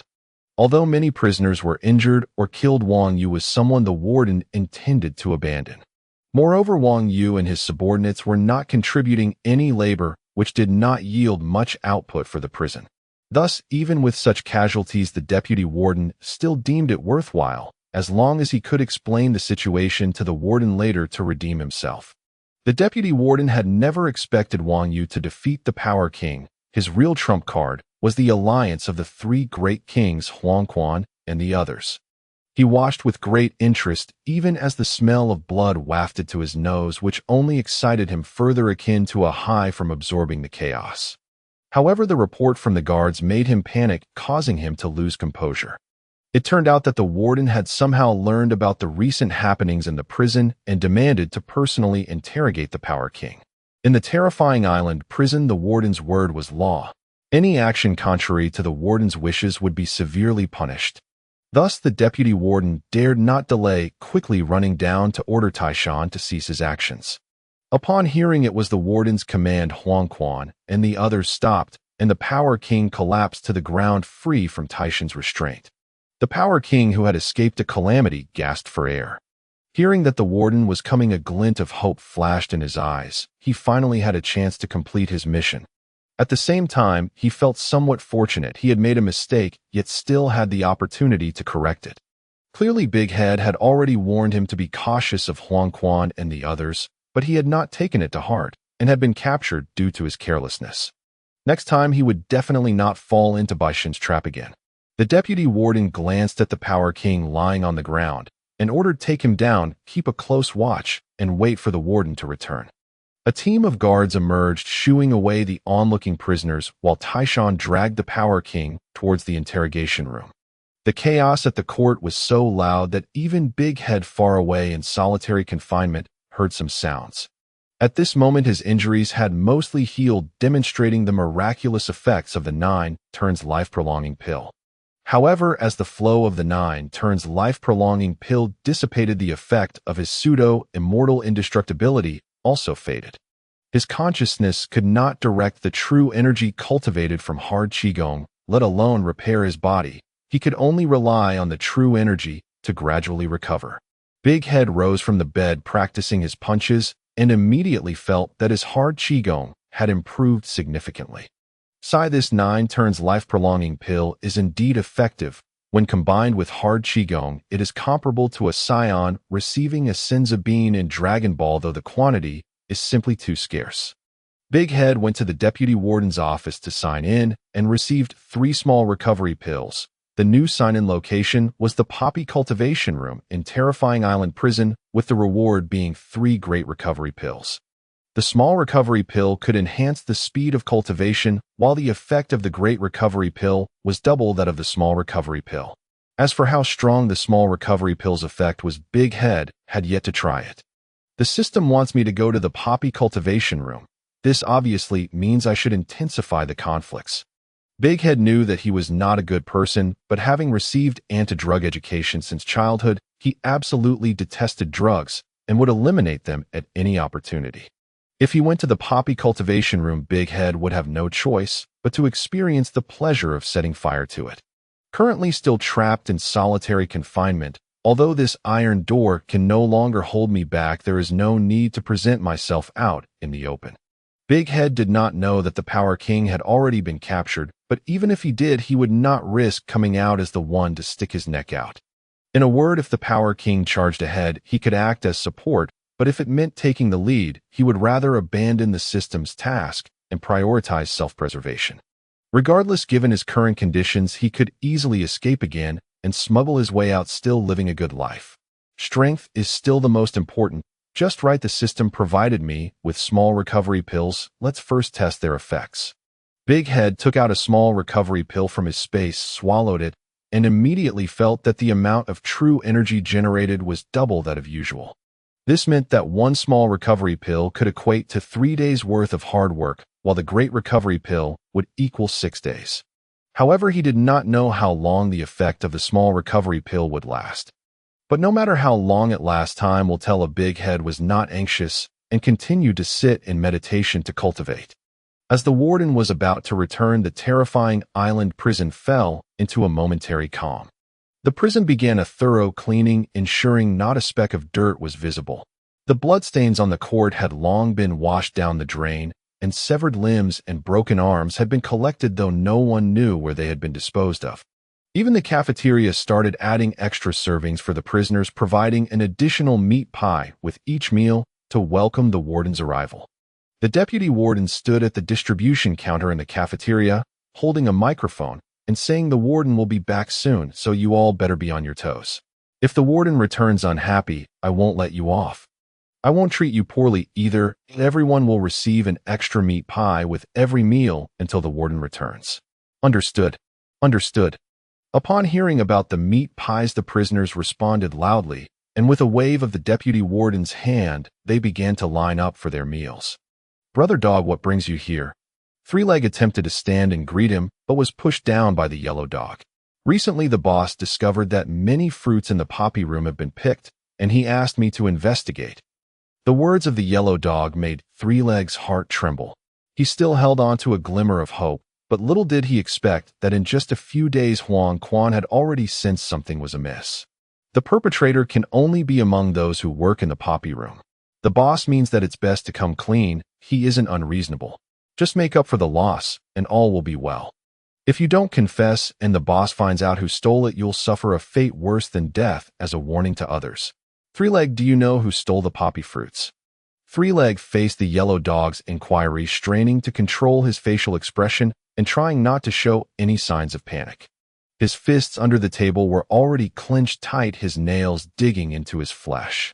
Three-Leg forced a smile and replied, "Brother Dog, I have been focused on my work and didn't pay much attention." "Is that so? Then you should pay more attention now. Boss Huang Quan has said that within a week we must find this thief." Yes, I will do my best to catch him." Three-Leg nodded and bowed, and after flaunting his authority, the yellow dog left. After sending away the yellow dog, Three-Leg wore a worried expression. Now that his theft of the poppy fruits had been discovered, it would be impossible to steal again, but could Away withstand this pressure? Away noticed Three-Leg's concerns. His condition had improved significantly, and he began to contemplate quitting his drug addiction. But is it really that easy to quit? Are there really that many addicts in the world? Away, what should we do? It's fine, or I just need to quit. But with such a den of poison, how many lives will it claim? Three-Leg sensed Away's implication and was alarmed, whispering, "Don't act recklessly. I know that the prison will inspect letters sent out. By the way, didn't you tell me a few days ago that someone escaped from prison? Has he been caught again?" In the isolation cell, Big Head also received a piece of meat pie, but after sniffing it, he set it down. His space was filled with food, and he had no need to eat prison food. Moreover, the prison's kindness was not perceived as goodwill by Big Head. While the guard had not yet left, Big Head knocked on the isolation cell door and inquired, "Why is there a meat pie in today's meal?" "How rare." The guard, who was originally preparing to leave, paused upon hearing the question, a cold smile appearing on his lips. They naturally understood what the meat pie was about. Probably in the prison, aside from the prison staff, only those few cooking inmates wouldn't eat it. The reason he showed kindness by sending Big Head the meat pie was not out of goodwill, but rather at the behest of the deputy warden. It was intended to nauseate Big Head and break his psychological defenses. You get a meat pie and still have so much to say. If you don't eat it, hand it over. Eat, eat, eat. How could I not eat? But it's not a festive occasion, I thought it was a death meal. Huh. You do have some self-awareness, but don't worry, the deputy warden isn't planning to take your life yet. He just wants to celebrate the warden's return, letting you bask in a bit of glory. Hey, then I really owe the warden a favor. I haven't eaten meat in a long time. Saying this, Big Head pulled out a roasted chicken from his space and began to eat heartily, making noise. The guard listened, a cold smile on his lips, feeling a sense of perverse pleasure, and gradually walked away. Big Head was not the only one being fed meat pies. There was also Power King. At this moment, Power King was confined in a specially designed interrogation room. In the center of the interrogation room stood a stone platform filled with dozens of steel rods, each about the thickness of a quail egg. The sharp tips pointed toward the center, right at Power King. If he moved even slightly, the sharp tips would pierce his skin, possibly drawing blood and flesh. The deputy warden and Huang Quan walked in, with Huang Quan holding a tray in his hand. The deputy warden, with a sly grin, said, "Power King, do you remember the conditions I mentioned to you in my office last time? As long as you give up your superior, not only will I release you, but I will also make you the king of the North Warehouse." Pock. Big Head spat in the deputy warden's face, angrily cursing, "You wish." The deputy warden, enraged and humiliated by the spit, stepped back and gestured for Huang Quan to step forward. "Humph. You refuse to drink the wine offered and instead drink the punishments. Aren't you the one who prides yourself on being just? I will make you commit evil deeds. Do you know what's on the tray? It's made from the flesh of those you beat to death. Since you have killed them, you should take responsibility and eat their flesh." Hearing that the deputy warden had turned human flesh into food, Power King gained a deeper understanding of their evil. Although Power King hadn't eaten for a day, he would absolutely refuse to eat human flesh. Huang Quan had anticipated this and reached out to pinch Power King's cheeks, trying to force him to open his mouth. However, Power King stubbornly clenched his teeth and refused to open his mouth. They were at a stalemate, despite the pain in his cheeks and the blood oozing from Huang Quan's nails, he still did not compromise. But if you think Huang Quan had no way to deal with him, you would be gravely mistaken. Huang Quan suddenly produced an iron rod from somewhere and fiercely jabbed it into Power King's groin. The groin was already the most vulnerable area for a man, and it was the hardest to train. Even though Power King had practiced hard Qigong for years, he still felt an indescribable agony surge to his brain, causing him to scream in pain, feeling as if he were dying. The excruciating pain forced Power King to open his mouth, and Huang Quan quickly stuffed the meat pie into Power King's mouth and sealed it with tape. Then Huang Quan relentlessly slapped Power King's cheeks, continuously scolding, "Eat. Eat for me. Aren't you a cop? Eating human flesh as a cop." Soon Power King's face became swollen and blood began to seep from the seams of the tape. Under the external force, Power King gradually swallowed the meat pie. While the meat pie didn't taste bad, the mix of blood and flesh made him feel a strong sense of physiological disgust. His stomach constantly churned, wanting to vomit the flesh from his esophagus, but under Huang Quan's coercion, he kept swallowing it down. This was a supreme torture, a dual test of physical and mental endurance. Power King's blood vessels were bulging, and his eyes turned crimson, bulging out of their sockets. But the deputy warden watched with delight, a wave of perverse pleasure rising within him as his maniacal laughter echoed through the interrogation room. In the following 3 days, the deputy warden came to torment Power King, but Power King remained obstinate and never opened his mouth. Instead, Power King's hard Qigong continually strengthened through the repeated trials. While Power King managed to endure, Big Head could no longer sit idly by. After the effects of the small pill faded, Big Head decided to take action.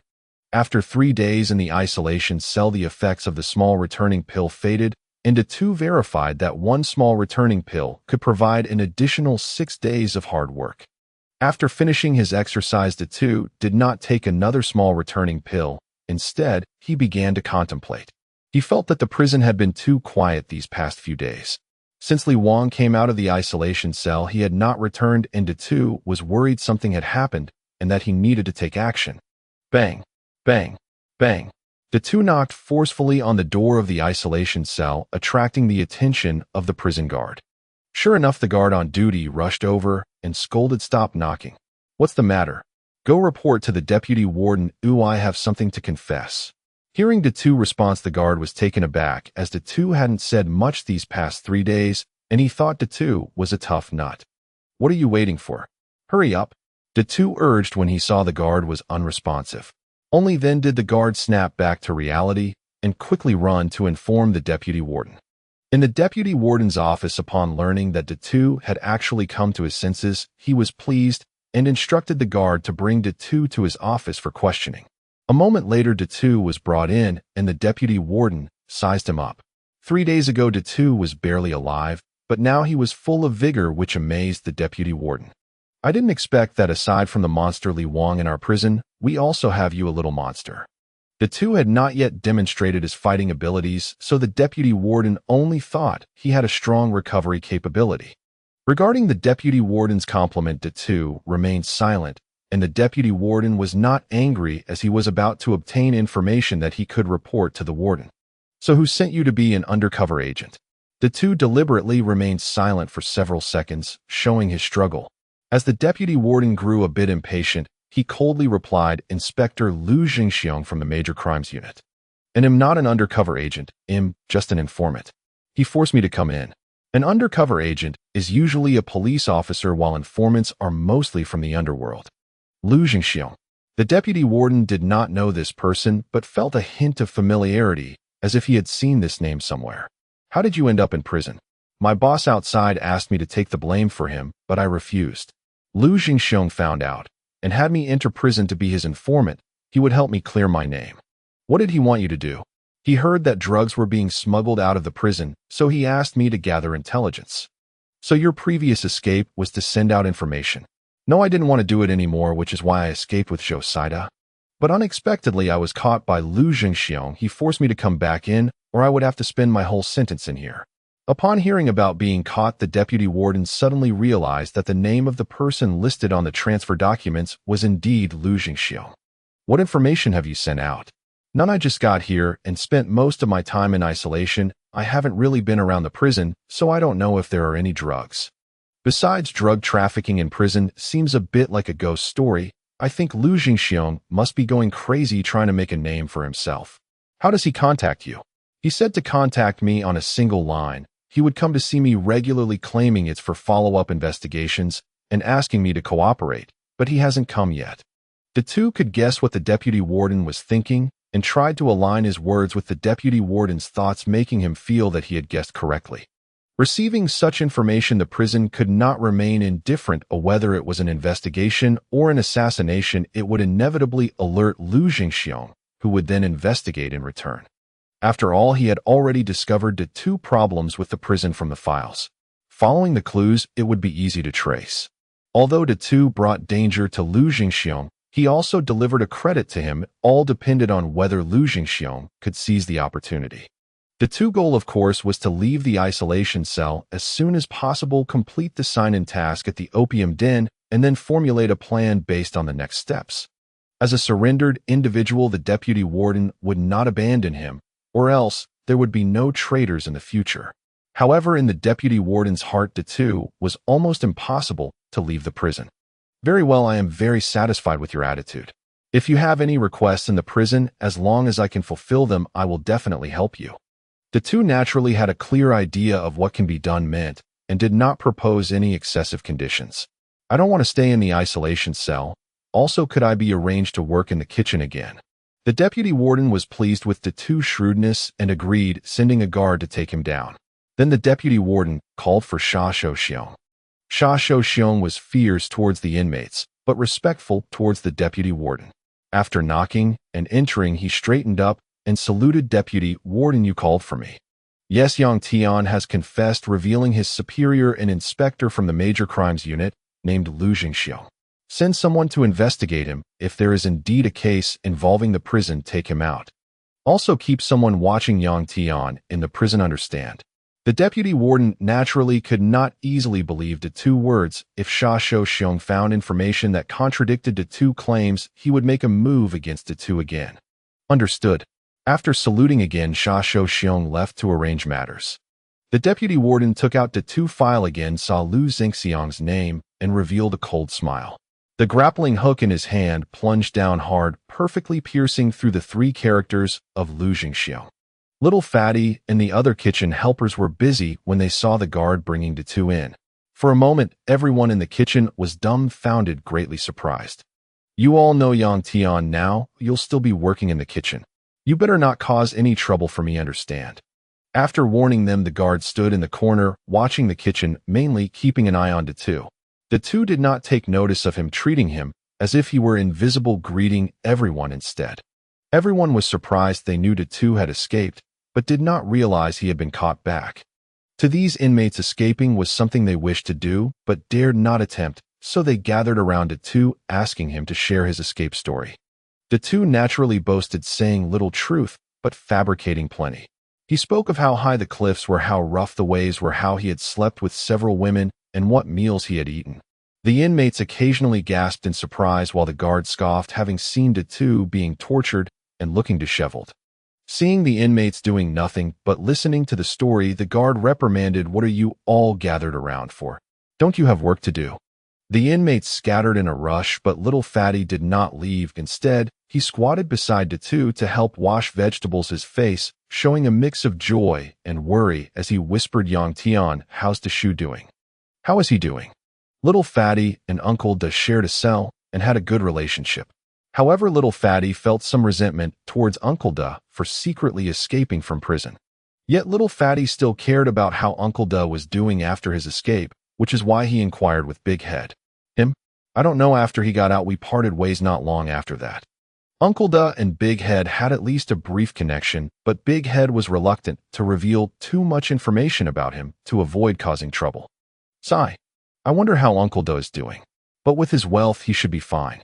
I just can't figure out why he would escape with less than 6 months of his sentence remaining. Big Head snorted coldly, saying, he doesn't have any money left. His funds were all taken by his lover and lawyer. Otherwise, why would he escape?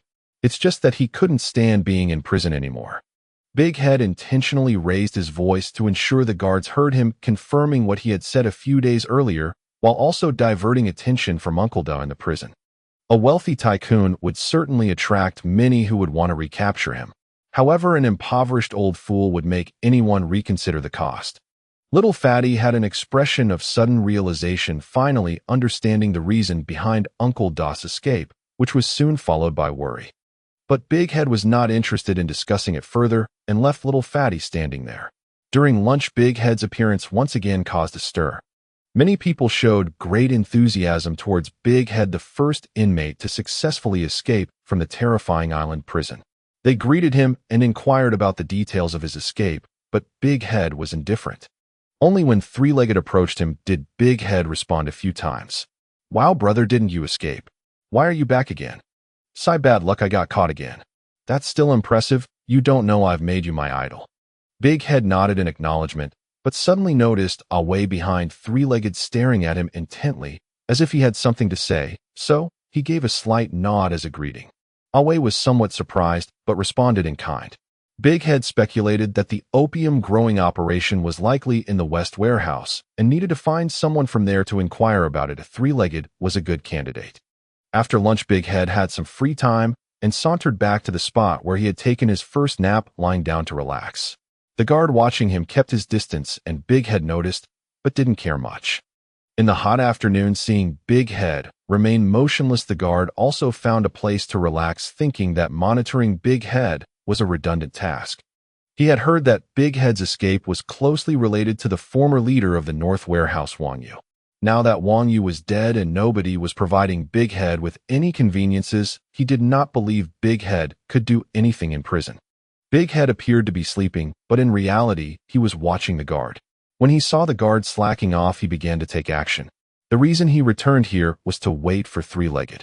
The only West Warehouse inmate he knew was Three-Legged, with Away being a half-connection. The two shared a deep link. Additionally, the opium operation was bound to be extremely secretive, and without a certain level of rapport, one would only find it shrouded in mystery. Big Head had a handle on a piece of leverage against Three-Legged that he could use to threaten him. Although this approach was somewhat unscrupulous, Big Head had no choice.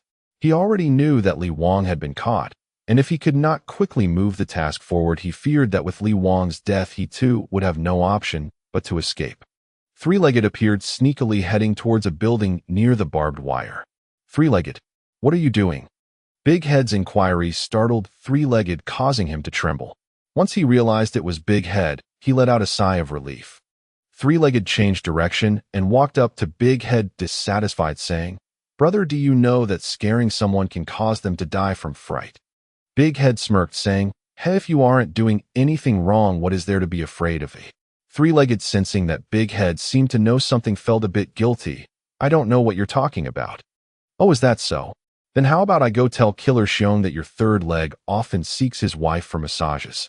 Let's see if Killer Xiong takes care of you." "No, no." With his secret exposed, Three-Legged's complexion changed drastically, his legs trembling as he nearly knelt on the ground, repeatedly begging Big Head for mercy. "Now that you realize the seriousness of the matter, I have a question for you. As long as you answer honestly, this secret will stay with me. Not just one question, but 10 or 100. As long as you ask, I will answer everything." Big Head, seeing Three-Legged rambling, quickly urged him to stop. "Don't boast. I'm afraid you might not even dare to answer this one question of mine. Who do you think you're looking down on?" "I want to know where the opium is in the West Warehouse." "Ah." Three-Legged was initially eager to answer, but upon hearing the question, he quickly looked around warily before lowering his voice. "Brother, where did you hear that?" "I don't know anything." Seeing Three-Legged refused to answer, Big Head pretended to get up, saying, "Since you don't know, I think Killer Xiong would be very interested to know." This tactic proved effective as Three-Legged reached through the barbed wire to grab Big Head's clothes, preventing him from leaving. "Brother, can we change the terms?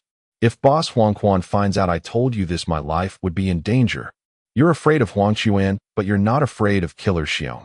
If you could control yourself a bit, how could I have leveraged against you?" Three-Legged was loyal, but could not control his desires. Trouble was bound to come sooner or later.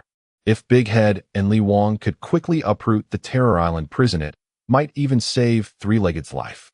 Three-Legged was caught in a dilemma, grappling with his thoughts, while Big Head did not rush him and merely observed. Finally, Three-Legged sighed, and Big Head knew the deal was done. "Brother, I can tell you, although I don't know what you plan to do, you must not expose me." "Of course I have no enmity with you." Three-legged sighed again, squatting down to pick up a stone, and began to draw a map on the ground. This is the West Warehouse from here. You can see. Three-legged drew a map for Big Head, and after confirming that Big Head understood, he erased the map with his foot. Brother, I've given you what you wanted, but you can't threaten me with this again. Rest assured I'm not that unscrupulous. I'll give you a piece of advice: be careful lately, and don't get yourself into trouble. Having obtained what he wanted, Big Head leisurely walked towards the kitchen. Three-legged, feeling dejected, did not return to the building, but instead headed back to the factory. Away knew what Three-legged was up to.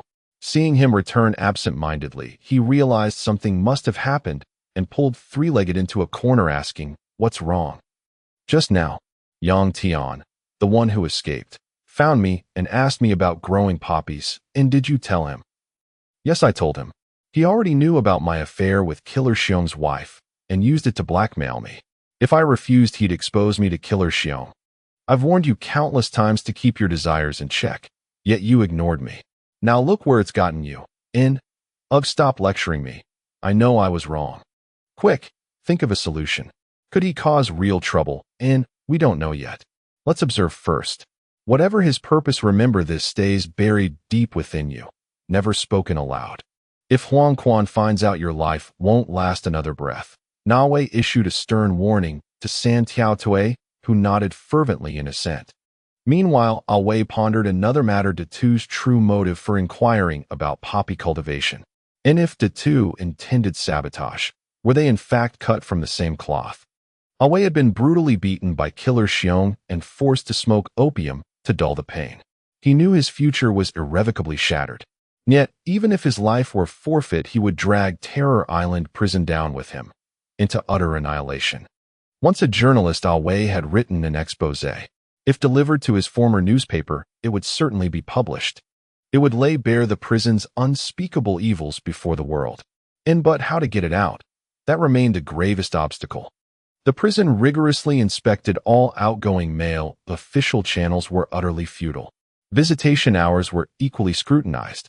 Awei had only one chance, and dared not gamble with it. Ever since hearing Datu's escape story, Awei had taken keen interest. At first he'd treated it merely as a tale, perhaps at most a faint hope that he might escape and deliver the report. That had been his last resort. But seeing Datu return alive kindled a new possibility: could Datu carry the message out? And this plan, however, remained locked deep within Awei's mind, unknown to anyone, not even San Tiao Tue. Secrecy breeds success, speech invites ruin. Nahui neither wished for San Tiao Tue's involvement to jeopardize his scheme, nor wanted to draw him into peril. "All right, go on and do your work. Don't overthink it." In dismissing San Tiao Tue, Awei fixed his gaze toward the poppy house. He sensed it instinctively. Datu would act, and when he did, Awei would approach him seeking aid. The warden would return tomorrow, and Datu planned to strike today. And he knew full well why Terror Island's inmates feared the warden like a vengeful specter, not merely for his authority, but for its terrifying power. The warden was no longer human, rather a grotesque bioengineered monstrosity wearing human skin. Yet though the warden was no man, Datu could not afford to treat him as anything less. With the warden presiding, any provocation risked entrapment. And so today was his sole window. While the prison's attention turned toward the warden's imminent return, its defenses would lie exposed, ripe for a second escape. Outside the walls, one held freedom to advance or retreat. Inside, only frontal assault remained viable. Datu methodically completed his afternoon duties, then glanced toward the vegetable delivery truck parked behind the mess hall kitchen and smiled faintly. Terror Island prison guarded its secrets fiercely. Thus all produce deliveries were handled internally. Guards drove to the market every 3 days to fetch fresh vegetables. Datu had calculated the schedule. Tomorrow was precisely the day the truck would depart. And after dinner, during the 2-hour recreation period, Datu deliberately wandered toward secluded areas, luring surveillance officers after him. Finding himself unobserved, he pulled out a cigarette and gestured to a guard for a light. And the officer hesitated, then stepped forward, hand already reaching for his lighter. In the instant the flames sparked, Datu struck a precise knife-hand blow to the guard's neck, dropping him unconscious. And out of ironic courtesy, for the guard had lent him fire, Datu gently guided him down rather than letting him crumple to the ground. From his spatial storage, Datu produced rope binding the guard's limbs securely, then gathered leaves and brush to conceal his body. As long as the guard remained silent during Datu's operation, all would be well. And next, he retrieved the guard uniform stolen earlier by Uncle Da, swiftly disguised himself, and strode toward the West Warehouse. During recreation, inmates were confined to their designated cell blocks, hence Datu's reliance on the guard's identity. Ironically, the prison's strict inmate oversight meant guards faced far looser scrutiny among themselves. Wearing a surgical mask, Datu approached the West Warehouse gate. A sentry noting his obscured face demanded, "Remove your mask. I need to see your face. I've contracted severe influenza, highly contagious per the physician's orders."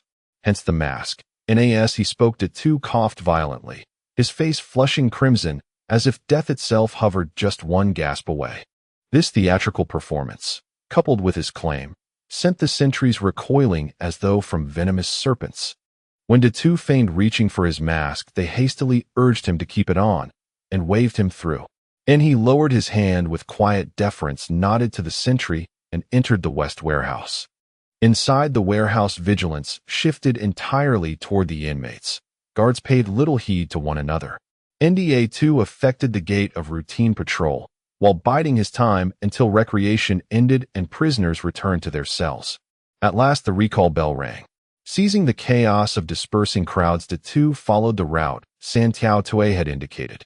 And within moments, he stood before a large greenhouse-like structure, flanked by 2 armed sentries.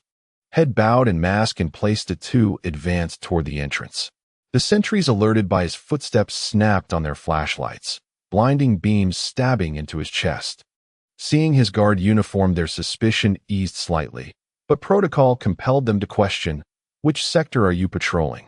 What brings you here?" "I'm newly assigned, got lost. And with this flu, my head's foggy." Datu drew nearer. The sentries murmured skeptically, "Newly assigned. We haven't heard of any recent transfers." "Halt, what are you doing?" They shouted, but Datu had already closed to within 3 meters, a single explosive sprint under 1 second. Terror Island prison operated in near total isolation. Guards carried batons and whistles, but no firearms. Under normal circumstances, subduing a guard before he sounded the alarm was nearly impossible. Today, however, defied precedent. Datu lunged, driving a devastating center elbow strike that sent 1 sentry flying backward. Without pause, he pivoted, whirling his right leg into a crushing roundhouse kick that hurled the 2nd sentry sprawling across the ground. Surveying the 2 fallen men, Datu offered a wry quip, "My apologies. I may have struck a touch too hard." And silence answered him. He moved forward, searching their uniforms, and retrieved the keys. Dragging the sentries aside, he unlocked the door. His flashlight beams swept inward, revealing a riot of blossoms, dazzling and intoxicating. Rivers of crimson haze rival spring's bloom. Each petal's beauty hides a measure of sorrow. Datu gazed upon the spectacle without awe. From his spatial storage, he withdrew a canister of gasoline, a propane tank, and a windproof lighter. "Ignite. Begin." Returning to the prison cell, Wei felt somewhat unsettled. He had a nagging suspicion that Datu's inquiry about the 3-legged matter was not unfounded, and that something might go awry today. However, after entering the prison cell and waiting for a long time without any unusual occurrences, he began to doubt his own judgment. Under his pillow lay 2 pages of paper documenting the reality of opium cultivation in the prison. Much of the information had been revealed to him by the 3-legged man, which he then compiled into a report. He planned to take advantage of any chaos that might arise in the prison to escape, and find Datu threatening him with today's events to force him to help deliver a letter. The 3-legged man also noticed Wei's anxiety and asked Wei, "What's wrong with you today? You seem distracted since you came back. Is it withdrawal symptoms? Do you want a bit of opium?" This was the last bit of opium, and both Wei and the 3-legged man felt that it was best not to stir things up lately. Having made up his mind to quit, Wei naturally could not accept it, and replied evasively, "It's nothing, you don't need to worry." Before he could finish speaking, a loud explosion rang out, followed by a sharp buzzing sound, as prison guards rushed past the cell towards the poppy house. The 3-legged man, being nosy, asked, "Sir, what's going on?" There's a fire in the west cell. We need to check it out. You might have to help put it out later, so be mentally prepared. With all the guards heading to fight the fire, who would be left to watch the prisoners? The guards would only direct the prisoners to help with the firefighting, overseeing them from behind, and since the firefighting was dangerous, any injuries to the prisoners wouldn't be a concern. Hearing about the fire and seeing the direction the guards were running, a thought flashed through Away's mind, and he quickly took out the letter and held it tightly. Time rewinds to 10 minutes earlier as the two opened the door to the Poppy house. The moment he stepped inside, the system's notification sound rang out. Congratulations to the host for successfully completing the sign-in task. The next sign-in location is the Hong Kong Island Political Magazine office. Reward 39 turns life extension pills. Hearing about the immortal beans, Datu was very excited, but as soon as he heard the sign-in location, his mind started racing. A magazine office, what am I supposed to do there? Surely they don't expect me to write an article. Datu was baffled. He and Away were merely acquaintances, and he couldn't establish any connections on the spot. Forget it, overthinking is pointless. I should just focus on what's in front of me. Datu didn't look at the large pill in his inventory, but instead took out several barrels of gasoline, continuously pouring it over the poppy plants. He didn't have much gasoline, prepared only 5 barrels of 10 liters each. Gasoline was the lifeblood of industry, used for many purposes, and he had kept it as a backup, which was now being put to use. With 1 barrel reserved, Datu poured the other 4 barrels inside the poppy house, and the strong smell of gasoline immediately filled the entire greenhouse. He then took out 2 small liquefied gas tanks, opened the gas valves, rolled them deep into the greenhouse, and quickly ran out the door. Standing outside the poppy house, Datu calmly took out a cigarette, lit it with a lighter, took a deep puff, then flicked the burning cigarette into the greenhouse. Boom, boom. Inside the greenhouse, the air was filled with gasoline vapors, which ignited immediately upon contact with the cigarette butt. Moreover, with the liquefied gas tanks Datu had thrown in, explosions ensued, blowing the roof off the greenhouse. Datu had originally intended to show off, but the blast of air knocked him into the corner. Fortunately, he had practiced hard Qigong, otherwise he would have at least suffered a fracture. Damn, I overdid it. Datu grumbled as the duty guard in the watchtower of the prison heard the explosions and saw the flames soaring. Immediately sounded the alarm. In the interrogation room, Huang Quan and the deputy warden were continuing to torment Li Wang when a guard rushed in, panting and reporting, Deputy Warden, the West cell is on fire. The West cell is on fire. Both the deputy warden and Huang Quan changed their expressions, especially Huang Quan. The poppy house was his lifeline, the foundation of his power in the prison. Without waiting for the deputy warden to give orders, Huang Quan dashed out quickly, heading for the West cell. Datu was covered in soot and dirt from the fire, unrecognizable from his original appearance. The first guard on the scene mistook him for a guard and hastily ordered his men to carry Datu away. After assessing the fire situation, he then ordered the guards to don their gear before directing the prisoners to extinguish the flames. When Huang Quan arrived, the fire was already uncontrollable, and he was so anxious that he could only curse, "Where are the guards? How could there be a fire? How dare they?" While the guards had some control over the prisoners, Huang Quan was not among them. On the contrary, except for the guards above the captain level, the rest actually had some fear of Huang Quan and the other 3 kings. Hearing Huang Quan's reprimand, the guards dared not speak. It was the captain of the West cell who stepped forward to defuse the situation, saying, "Huang Quan, putting out the fire is a priority. We can discuss accountability later." Huang Quan was calmed down, but the fire in the poppy house was difficult to extinguish. With the sound of the circuit breaker, the doors of the West cell opened, and fully armed guards directed the prisoners to come out and fight the fire. Away and the 3-legged man were among them. At this moment, Away was also scanning the crowd, trying to find Datu's whereabouts. Hearing about the fire in the poppy house, his first instinct was that Datu was up to something. Just then, the guards carrying Datu passed by them. A thought flashed through Away's mind. If Datu was the culprit behind the fire, how would he escape? Disguising as a prisoner was naturally impossible. Prisoners couldn't leave the West cell. But if he were a guard going against the flow, how could he avoid being noticed? Away was indeed an elite reporter, quick-witted. Though he hadn't fully thought it through, his actions were faster than his brain. He immediately reached out to stop the guard carrying Datu. Facing the guard's unfriendly gaze, Wei explained, "How could I let you, sir, do such hard work? We'll help carry him, you take a break." Upon hearing Wei's understanding remarks, the two guards' faces brightened, and they placed the two down, patting Wei on the shoulder, saying, "Good, you're very understanding. Then let you carry him." The bewildered three-legged man was thus summoned by Wei, and they carried the two towards the infirmary, one in front and the other behind.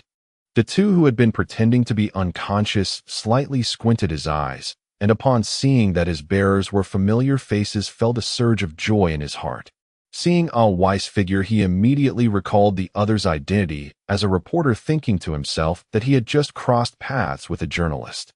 As Wei and the three-legged man carried him to a secluded spot, the two immediately spoke up. "Three-legged man, am I heavy?" The sudden noise from Dado startled San Tiaote, causing him to let go with both hands, and Dado immediately fell heavily to the ground. This was the second time today that he had inadvertently made a mess of things. He was truly unlucky. Wei, on the other hand, seemed to be far more receptive. His face first registered surprise, followed by an expression of "just as I thought." San Tiaote exclaimed in shock, You are Yang." Wei quickly covered San Tiaotue's mouth, preventing him from saying anything further. Once San Tiaotue calmed down, Wei released his hand and asked Dado, "Are you Yang Tian?" The Yang Tian who escaped from prison. The system would never act without reason, and Dado had already guessed some things, confirming, "I am indeed Yang Tian, no doubt about it. I have something to discuss with you. This way, please." Talking to a clever person is straightforward. When Wei made the request, Dado pointed towards a corner, leaving San Tiaote behind staring blankly. "You have some nerve, even daring to set fire to the opium plantation base of the Yellow Springs. Likewise, you called me over, so you must also be planning something bold. Am I right?" Wei initially thought he could use the arson incident to coerce Dado, but he was unexpectedly seen through by Dado, who turned the tables, leaving him momentarily stunned. Fortunately, Wei wasn't foolish. He quickly regained his composure and stopped beating around the bush, stating his purpose. "You managed to escape once, so you surely can do it again, otherwise you wouldn't have returned." "You're right, I do have the ability to escape again." Upon receiving confirmation, Wei's heart raced with excitement. He felt an urge to have Dado take him along for the escape. He had had enough of this cursed place. However, he soon calmed down. Escaping would be meaningless, and a life spent hiding and running wouldn't necessarily lead to freedom. "I wrote something and would like you to help me publish it to expose the situation inside the prison." Just as I thought. Dado speculated that the system sent him to sign in at the magazine office for another purpose, and now it was confirmed. Why should I help you?" Dado's question left Wei momentarily at a loss. He had not anticipated this scenario. Dado had no reason not to assist him. After all, with such an incident occurring, Dado could not just sit idle in prison. We have a common enemy. I don't see the prison as an enemy, and I am free to come and go. You set a fire today, the prison will definitely cause you trouble. You're still an enemy of the prison. I can come and go freely. I won't be here tomorrow." Wei felt completely speechless at Dado's claim of being free to come and go. Just as he thought all hope was lost, Dado suddenly said, "Give me the information you wrote." "What? Didn't you write an article? Hand it over to me." Surprised. "I just want to tell you, don't think you're so clever, and leave no loopholes." Wei, taken aback by Dado's words, numbly handed over the article he had written. After receiving it, Dado patted Wei on the shoulder and said, "All right, you all just pretend you never met me. In XX, I'll knock out the guards, and you can take them to the infirmary to clear your names." There were only 2 guards, and Wei's group sent 2 away. The infirmary received the same number. Everything completed the montage seamlessly, but from the testimonies, it would be difficult to find any flaws in Dado's escape. This was also a safeguard Dado provided for Wei and the others. The fire in the West warehouse drew a large number of prison guards for rescue, leaving the prison headquarters empty. Dado, dressed in a prison guard uniform and smeared with dark paint on his face, brazenly blended into the headquarters. He was prepared to head to the interrogation room to check on Li Wang's condition. Along the way, he occasionally encountered prison guards who, seeing his state, would ask about the fire. Dado responded vaguely. After searching for quite some time, he finally found the interrogation room. Perhaps Li Wang was bound too securely, or perhaps there was a shortage of personnel. But surprisingly, there was no one guarding him, allowing Dado to slip in. Dado opened the door to find Li Wang impaled in the center by dozens of steel bars, grasping them with both hands and lowering his head. It was unclear whether he had fainted or fallen asleep. His entire body was stained with dried black-brown blood, exuding a foul odor. Dado held his breath and approached Li Wang, softly calling, "Senior brother, senior brother." Li Wang was awakened and raised his head slightly. When he saw the prison guard in front of him, he groggily said, "Have you run out of tricks too? Using such low-level deception." Damn, Dado cursed inwardly. Li Wang was not as tough as portrayed in films. He had become dazed after just a bit of torment. "Senior brother, it's me, Dado. Don't you remember?" Dado. Li Wang then remembered that Dado was Yang Tian's nickname, having mentioned it once before. His eyes widened in disbelief. "What are you doing here? Have you allied with the prison?" "Damn, what kind of thought process is that?" Dado slandered silently. If it weren't for the fact that Li Wang was the main force against the prison, he would have turned and left. "I haven't allied with the prison. I burned down the prison's opium plantation base, leaving them short-handed, which allowed me to blend in." Li Wang looked at Dado's bold act with a look of appreciation. "Senior brother, I plan to escape and inform the outside world about the situation here." Good. You go ahead, I'll stay here." Dado felt speechless again. He had no intention of bringing Li Wang along. Not to mention it would be difficult. He still needed Li Wang's strength to push through the prison. "Yes, I know you have things to do, senior brother. I'm mainly here to help you heal and to remind you to be cautious of the warden. He is even more formidable than Huang Quan and the others." "Heal. No need. I will recover in a few days with my hard Qigong." Li Wang's words were somewhat boastful. Dado had not yet reached that level. Aside from being able to endure hits and having a bit more strength, he had no other effects. "Senior brother, stop stalling. I have limited time. Take this medicine." Dado reluctantly took out a 9 revolutions life extension pill. Although he would soon receive 3 more, this celestial being was still 1 less to eat. Li Wang looked at the pill before him with hesitation, not doubting Dado's intentions, but questioning the pill's efficacy. "No. Isn't this medicine precious? You probably don't have many left. Senior brother, stop dragging it out. I really don't have much time." "All right. Okay." Li Wang opened his mouth and Dado swiftly placed the pill into Li Wang's mouth. Li Wang immediately felt a cool stream entering his abdomen, spreading through his limbs, significantly reducing his pain. Li Wang exclaimed, "Divine medicine. Truly divine medicine. Junior brother, you are thoughtful." "Yes, as long as it works, senior brother. I'm leaving now. Be cautious and keep a low profile before I return. Don't let yourself be killed." Li Wang's expression turned dark at those words. Dado didn't linger. After delivering the medicine, he turned and walked out the door. Li Wang watched Dado's receding figure, feeling deeply moved.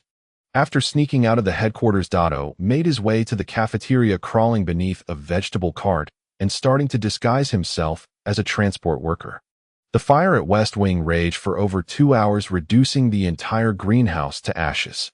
Several inmates assisting in firefighting inhaled thick smoke and became disoriented, euphoric even. Huang Quan flew into a violent rage, seized the West Wing warden by the collar and demanded he produce the guards on duty. The warden reluctantly led Huang Quan to the infirmary, where one guard lay unconscious on the bed, his face smudged with soot. The soot on his face had been deliberately applied, by a way mimicking Datu's features. Doused with cold water, the 2 guards regained consciousness, and under Huang Quan's relentless interrogation confessed immediately. Yet their knowledge proved scant. They recalled only that a prison officer, dressed in full uniform, had struck them down. Following this lead, all West Wing officers were assembled and thoroughly vetted. None were missing. Only the gatekeeper recalled a masked officer entering, but without verifying his face. Several other officers corroborated having seen such a masked figure during patrols, yet now he had vanished without trace. They knew in theory that the intruder was either an officer staging self-immolation or an inmate in disguise. But how then could one possibly locate him? A comprehensive sweep of West Wing commenced. Not a single inmate or officer was unaccounted for. Every alibi was corroborated by witnesses. Had the culprit simply dissolved into thin air? With no alternative, Huang Quan ordered the deputy warden to initiate a facility-wide investigation. Shortly thereafter, North Wing reported 2 absences, 1 inmate, 1 officer. The missing inmate was Datu, the missing officer the very one assigned to monitor him. With Datu now confirmed as the fugitive, and given his prior escape history, the arsonist's identity was unmistakable. But where had he vanished? Huang Quan rushed to inspect the sewer grate. Its padlock remained intact, the door undamaged. Datu had not fled through the sewers. At midnight, the entire prison launched a full-scale manhunt. Soon the surveillance officer was located, but his sole contribution was the precise time he'd been rendered unconscious. When cross-referenced, the timeline aligned perfectly. Datu's assault, the ignition of the blaze, all moments slotted together with chilling precision. Yet after the fire erupted, Datu evaporated, leaving no discernible trail. In the chaos of the moment, who would pause to scrutinize a figure clad in an officer's uniform? Moreover, all entry and exit logs matched perfectly. Datu had quite literally ceased to exist within the prison's records. With no recourse, the deputy warden launched yet another search, this time dividing teams between above-ground and subterranean zones, yet still found no sign of Datu. Some did inspect the cafeteria, even shining flashlights beneath delivery vehicles. Yet who among them would examine the vehicle's undercarriage design? In the pitch-black, night vision was severely limited. Even if something seemed amiss, how could anyone fathom that Datu possessed a spatial artifact containing a disguised cargo container? Of all those affected by the arson, Huang Quan bore the greatest fury and the gravest losses. He had yet to fathom how he would explain this catastrophe to the warden. Second only to him in outrage stood the deputy warden himself, the very man who had authorized Datu's release, precipitating this calamity. Now he clung to one slender hope, that Sha Shou-xiong might uncover something incriminating about Lu Jingxiong, thereby salvaging his own credibility. Disregarding the late hour, the deputy warden dialed Sha Shou-xiong directly. Sha Shou-xiong had spent the day investigating outside the prison, then partied deep into the night at a dance hall with influential figures, only just falling asleep, arm draped over a dancer, when his mobile blared like a death knell. The dancer awoke first. Too terrified to answer the call herself, she frantically tried to rouse Sha Shou-xiong. Brother Xiong, your phone's ringing." Still groggy from sleep, Sha Shou-xiong snapped awake in fury. "Damn it! Who calls at this hour?" "Brother Xiong, I don't know. Who is it? Hurry, pick up. It sounds urgent." "Damn it!" He cursed again, but lifted the receiver. Still intoxicated, he barked into the line the moment it connected. "Damn it! Who the hell is calling at this godforsaken hour?" "Sha Shou-xiong, this is the deputy warden." "Deputy warden? Hell, I'm the warden myself." "Wait, deputy warden." Recognition struck like lightning. Cold sweat drenched him. Half the alcohol burned off in sheer terror. "Warden, what are your orders?" Already seething, the deputy warden flared anew at the earlier insults. But hearing warden mollified him just enough to suppress his fury and demand, "How far have you progressed on the investigation I assigned you?" Remarkably, Sha Shou-xiong had uncovered something. Lu Jingxiong had indeed conducted inquiries into Terror Island prison. Though the motive remained obscure, this alone sufficed as a preliminary report. Warden Lu Jingxiong has been investigating the prison. "So, you're confirming Yang Tian was his planted needle?" Though untrue, such truths were impossible to verify. So Sha Shou-xiong seized the credit outright. Yes. Hearing Datu branded Lu Jingxiong's needle, the deputy warden's pent-up fury finally found its target. "Damn it! Yang Tian torched the opium greenhouse. That was definitely Lu Jingxiong's order. Find him and eliminate him." At the mention of the greenhouse fire, Sha Shou-xiong's hand trembled visibly around the mobile. Such a disaster occurring before the warden's return. What abyss had just been opened? Privately, he doubted the logic pinning Lu Jingxiong as the mastermind felt flimsy. Yet he dared not object. Even a fool could hear the deputy warden's volcanic rage and his desperate need for a scapegoat. To protest now would be pure self-sabotage. "Warden, Lu Jingxiong is chief inspector of the Major Crimes Unit. Assassinating a senior inspector would be a direct slap to the police force's face. If no evidence surfaced, fine. But should the police trace the hit back to the prison, even the warden's most powerful connections would fail to contain the fallout. I don't care. If the warden returns tomorrow and learns we've done nothing, both of us will be ruined. But you weren't here today. Sha Shou Xiong inwardly seethed, only to realize an even more nauseating twist awaited him. Sha Shou Xiong, I entrust this matter entirely to you. Make it clean. If anything traces back to the prison, it bears no institutional responsibility. Understood? Shit. Sha Shou Xiong nearly exploded. This was a full, unambiguous transfer of blame onto his shoulders. And refusal? Impossible. The deputy warden held countless ways to destroy him. Yes, I understand.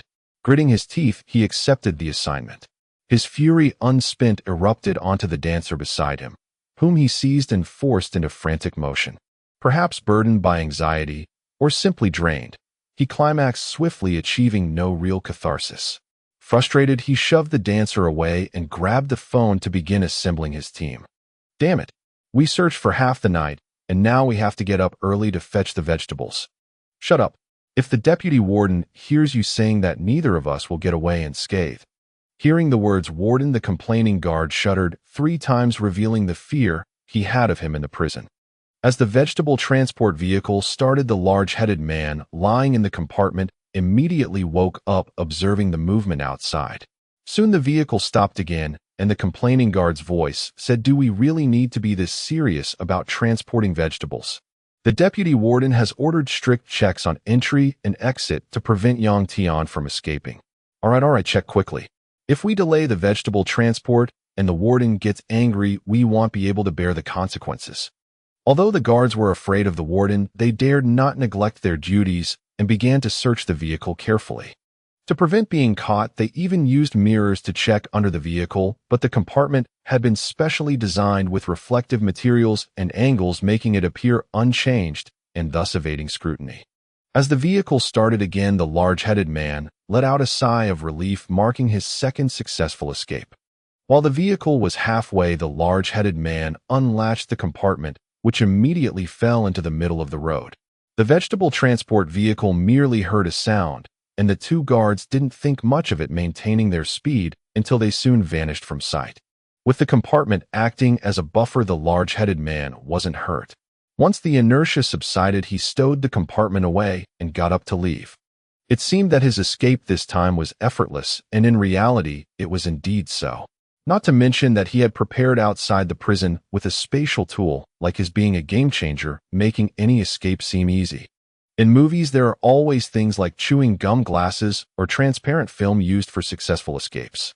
With his ample resources, how could he not escape? It would be a waste otherwise. Determined, the large-headed man headed towards the city. For now, he didn't plan to visit the magazine office. Instead, he intended to contact the little stutterer. It had been a few days since they last met, making it the perfect time to indulge. As the saying goes, absence makes the heart grow fonder. The large-headed man decided to deliver his stock first before feeling rejuvenated. Inside the prison after dawn, the deputy warden organized another patrol, but still found no trace of the large-headed man, having to rely on the success of the assassin's actions to reduce his own liability. He couldn't afford to focus on searching for the large-headed man anymore. After all, the warden was about to return, and if anything went wrong, his life would be in jeopardy. The entire Terror Island prison sprang into action with the warden's return. A red carpet was laid out at the prison's main gate, and 2 teams of guards were summoned to form an honor guard standing upright. Freshly brought ingredients and large dishes ordered from outside were prepared for a grand feast. Using the prison's drug network, the assassin quickly found a drug lord willing to take on the task. The reason for his eagerness was that this drug lord had a grudge against Lu Zhengxiong, who had intercepted a batch of drugs from him and was now looking for trouble. As soon as the assassin called, they hit it off quickly and swiftly reached an agreement. This drug lord was not investigated for nothing. He had learned that Lu Zhengxiong had a habit of jogging in the morning before work. He directly ordered his men to lay an ambush along Lu Zhengxiong's jogging route. Just as Lu Zhengxiong was jogging, the drug lord's men drove out, and 2 gunners leaned out, shooting wildly at Lu Zhengxiong. Fortunately for Lu Zhengxiong, he was alert. He just happened to be near a phone booth when he saw a car rush out. Sensing danger, he immediately used the phone booth as cover, dodging most of the bullets, although his arm was grazed. Seeing that they failed to kill Lu Jingxiong, the drug lord's men prepared to get out of the car to shoot again when two patrol officers appeared, shooting one of the gunners. The remaining gunmen, not daring to linger, fled with the injured man. The two patrol officers approached to check on Lu Zhengxiang's condition. Upon learning of Lu Zhengxiang's identity, they did not dare to delay and quickly reported to the headquarters, which was alarmed and escalated the report upwards, prompting a major manhunt by the Hong Kong police. After all, Lu Jingxiong was an inspector in the major crime unit, and being gunned down by gangsters was viewed as a severe provocation against the Hong Kong police with far-reaching implications. Many gang leaders who had been out late and were still asleep were awakened and summoned to the police station. The police headquarters had already ordered action across Hong Kong, stating that operations would only cease once the suspect was captured. In an instant, the Hong Kong underworld was in an uproar. Since moving, the little stutterer had indeed followed the large-headed man's advice and cut ties with her previous friends, leaving only KK as her best friend. However, she had no proper job and stayed home most of the time, soon feeling bored. At this moment, KK invited her out to have fun, and after some hesitation she agreed. But she was still cautious and chose a new place instead of the one she used to go to with KK. Both of them were regulars in the dance hall, naturally moving with ease, dancing joyfully in the dance floor as the music played. Both of them were not lacking in looks, especially KK, who had a fiery figure, quickly attracting some admirers. But KK, being DeFei's sister, had seen it all and had a very bold personality. When a little punk took the opportunity to grope her, KK directly smashed a bottle on his head. Seeing that the little punk's friends were surrounding them, KK stood in front of the little stutterer and shouted at the group, "You dare to take advantage of me? Do you know who my brother is?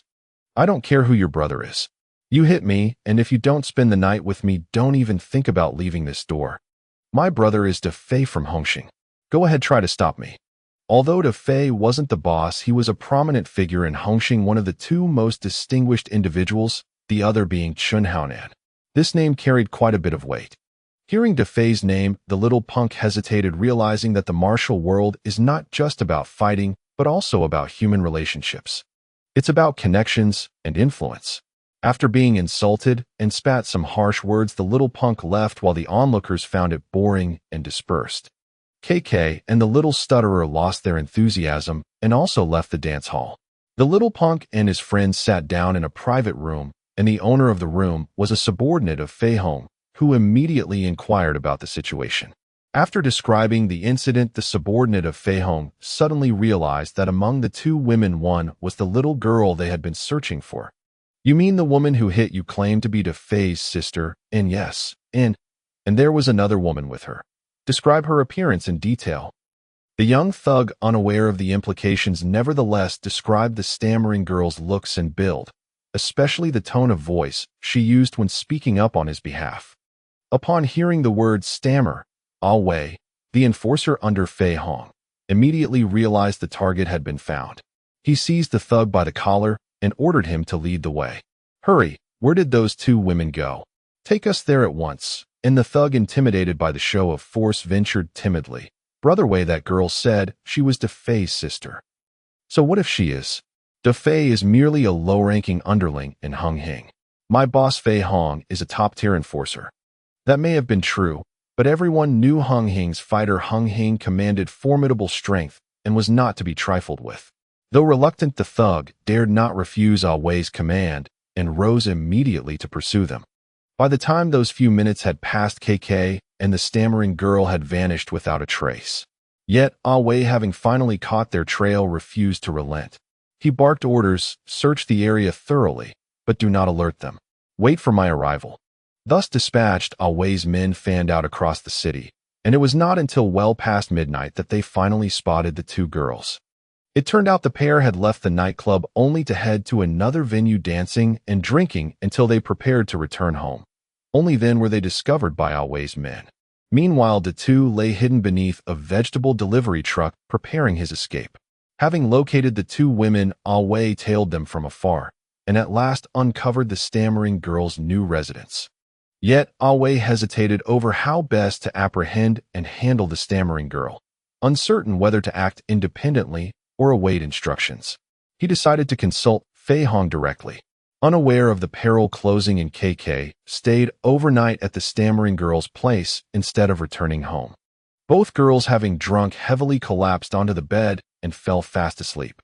Fei Hong, a notorious night owl, had indulged in food, drink, and revelry before retiring. Wei tried repeatedly to reach him, but received no reply. When Fei Hong finally awoke, it was already past noon.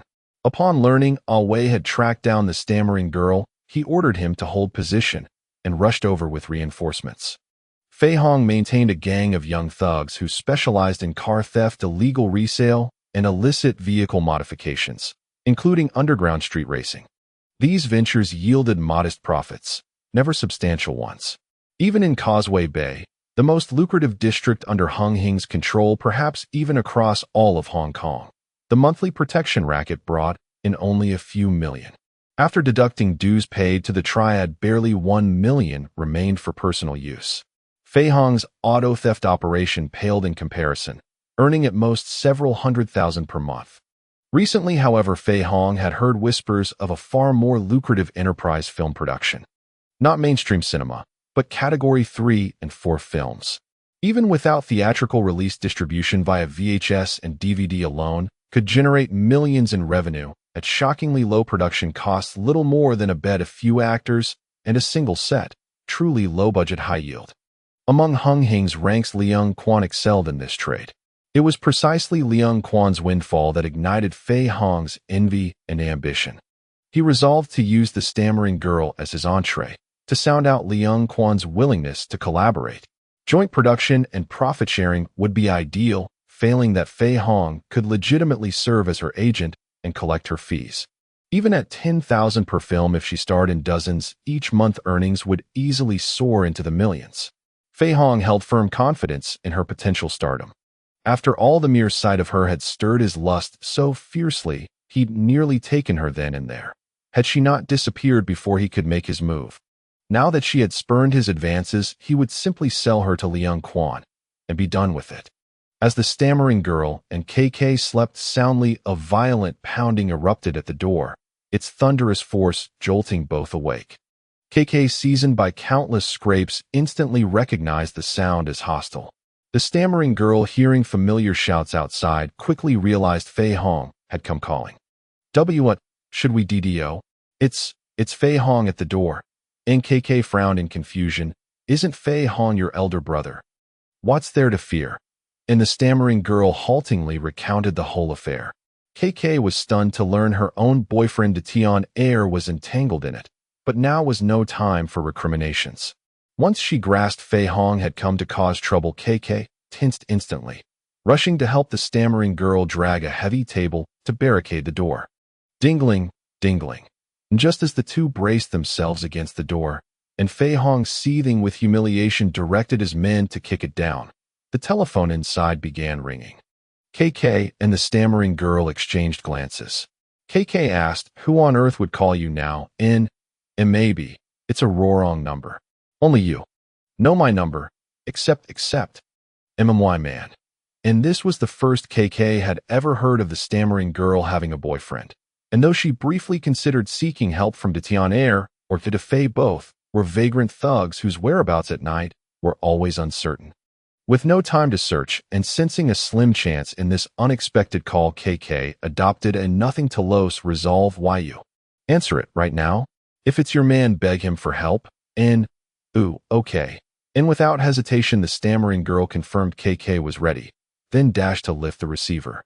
Though the two had told her he'd be gone for a full month, perhaps, just perhaps, a miracle had occurred. Trembling, she lifted the phone and called out, "Hello. Who is this? And do you still recognize my voice?" Not deeply familiar timbre flooded her ears. Her heart leapt violently, tears welling unbidden. Tian Go. Is that you? NDA2, still unaware of the crisis, teased gently, "What's wrong?" Hearing my voice shouldn't make you burst into tears. No, it's not that. Then the two caught other sounds, the angry male voices, the furious pounding on wood. Instantly, he understood she was in grave danger. Someone's threatening you. And yes. And give me your address. I'm coming now. And X Street. X. Number. Her words came in broken fragments, but the two memorized the address flawlessly. Then firmly, hold on just a little longer. I'm on my way, don't worry. You'll be safe. Having pledged his word, the two hung up and sprinted into the street, flagging down a taxi. The driver slammed on the brakes furious, only to find the two wrenching open the door and sliding inside. Don't force my hand. Take me to XX Street. The two exuded an aura of chilling menace, unmistakably dangerous. Even the taxi driver, one of Hong Kong's three most formidable groups, instinctively recoiled. Drive faster. Yais. Yes, sir. Urged by the two's commanding presence, the driver accelerated sharply, leaning out to curse gridlocked vehicles ahead, shaving precious minutes off their journey. Yet even at full speed, the two arrived a moment too late. Fei Hong had already whisked his captives away in a car. The taxi hadn't fully stopped before the two flung open the door and leapt out. The driver opened his mouth to protest, only to watch a crisp 500 Hong Kong dollars bill flutter into the cab, more than double the fare. Instantly, his scowl melted into a broad smile. Though the two was already gone, he still called after him, "Thank you, and welcome aboard next time." Skipping the elevator entirely, the two bounded up the stairs toward Xiao Jieba's apartment. Reaching the floor breathless and unhesitating, he spotted an apartment door wide open. Instinct told him this was Xiao Jieba's new home. He didn't pause to check the nameplate before rushing inside. Before the threshold, the expected chaos failed to materialize. Instead, he found only disarray and the muffled, trembling sobs of a woman. A cold dread seized the two's heart. He burst in to find KK seated on the floor, her clothes askew, her cheeks swollen and red from blows, weeping silently. The two didn't recognize KK, nearly convinced he'd stormed into the wrong flat, but still demanded, "Where is Xiao Jieba?" KK lifted her head, bewildered. "Xiao Jieba. The little one, Du Xiao Xiao. You are her man." The two's brow furrowed. Time was slipping away, and yet KK lingered, stalling him. "Yes. Where is she?" "She's been taken by Fei Hong. He's going to film an adult movie with her." Fei Hong. The two had warned Xiao Jieba, but clearly fate had not spared her. Now he knew where to search. Only Liang Quan's film set could link Fei Hong adult cinema and Xiao Jieba. Still, confirmation was essential. Where is he taking her? To Liang Quan's film set, I think. With that certainty secured, the two turned to leave, then paused, glancing back at KK. "What's your name?" I'm KK." A subtle shift crossed the two's expression. At last he recalled the faint, unsettling familiarity he'd felt earlier. KK was a tragic figure. So the two offered a quiet warning. "No wonder Fei Hong let you live. You're Dai Fei's sister, and Dai Tin Yi's girlfriend. Still, I urge you steer clear of the underworld. It never ends well." Her bafflement deepened at this cryptic remark. But as the two strode off to rescue Du Xiao Xiao, KK, still possessing a shred of conscience, called after him, "Hey, are you really going in alone? They've got numbers on their side. Wait, I'll call my brother and my boyfriend. My boyfriend's boss is Chan Ho Nam, also of the Hung Hing Triad." "No need."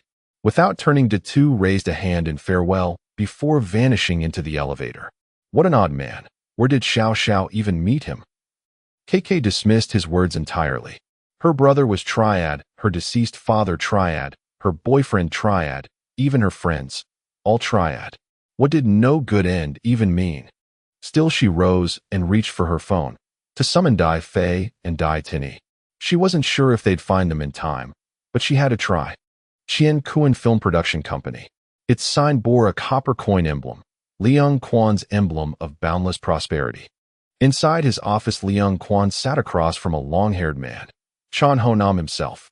"Anam, today we two brothers sit down for a proper talk." "Brothers? Our ranks are worlds apart," Chan Ho Nam interjected, meaning plainly, "Go see my boss if you've business." Liang Quan, extending courtesy, bristled inwardly, but kept his voice smooth. "You're far too modest." "I say what you mean. No beating around the bush." Chan Ho Nam leaned back, arms crossed, radiating utter disdain. Thrice interrupted, Liang Quan suppressed his fury, vowing retribution later, and resumed, "Join me, and I'll guarantee you wealth, women, and luxury every day." Why court Chan Ho Nam? First, to fracture De B's influence. Dabi remained loyal to Chang Tin-sang, and Chan Ho Nam his fiercest enforcer. Second, Leung Kwan coveted his striking looks. The famed Lung Zai Nam would sell countless films as a leading man. But Chan Ho Nam scoffed again, after all these years in the game. Do you even know what loyalty means? Loyalty. Leung Kwan smiled faintly, knowing no one understood its twisted logic better than he. Rising, he strode to the blackboard behind him and wrote the character E, righteousness. He explained, E means I am the sacrificial lamb. Zhong means a sharp sword pierces the heart. Had the two stood there, he'd have marveled at Leung Kwan's chilling clarity. The Triads' warped code laid bare with surgical precision. Was he not precisely that, a lamb led to slaughter? Yet Chan Ho Nam heard none of it. Bound by old grudges and rigid ideals of loyalty, he remained blindly devoted to Dabi. Leung Kwan then produced HK200, attempting bribery. Chan Ho Nam refused. Their meeting ended in icy silence. As Chan Ho Nam exited the office, commotion erupted in the lobby. There stood Fei Hong flanked by underlings, dragging Du Xiao Xiao inside by the arm. "Our director brought you a beauty for the audition." Du Xiao Xiao's mouth was sealed with duct tape. Fresh bruises marked her face. Her fragile, tear-streaked helplessness stirred both protective instinct and darker impulses in any man who saw her. The leering director, eyes glazed, sprang to his feet, hands already rubbing together. "Not bad, Fei Hong. Where'd you dig up such prime goods? Let me take her for the screen test. See how perky those breasts are." "Haha. Why not take her for a quick romp first? See how loud she screams." Fei Hong snickered in eager agreement. They exchanged a knowing glance and burst into raucous laughter. Chan Ho Nam witnessed it all and frowned, recognizing Du Xiao Xiao instantly. A strange duality gripped him, part vengeful satisfaction at her impending ruin, part bitter disappointment that he wouldn't be the one to claim her. Leung Kwan watched, a cold smile playing on his lips. "Ho Nam, what do you say? Join me, and she'll be your leading lady." Chun Haonan felt a deep conflict in his heart upon hearing Leung Kun's proposal.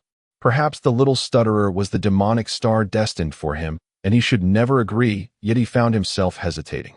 He wanted to agree, but due to the concept of loyalty, he hesitated to respond. Leung Kun noticed this and pulled Chun Haonan forward, asking what's the matter. Fei Hong and the director explained the situation, and Leung Kun nodded, deliberately pulling back the little stutterer's coat to reveal her outfit beneath. "Look, she's a runway model. If it weren't for your decent looks, would I be casting you as the female lead? Take her down for an audition. Haonan, do you want to give it a try?"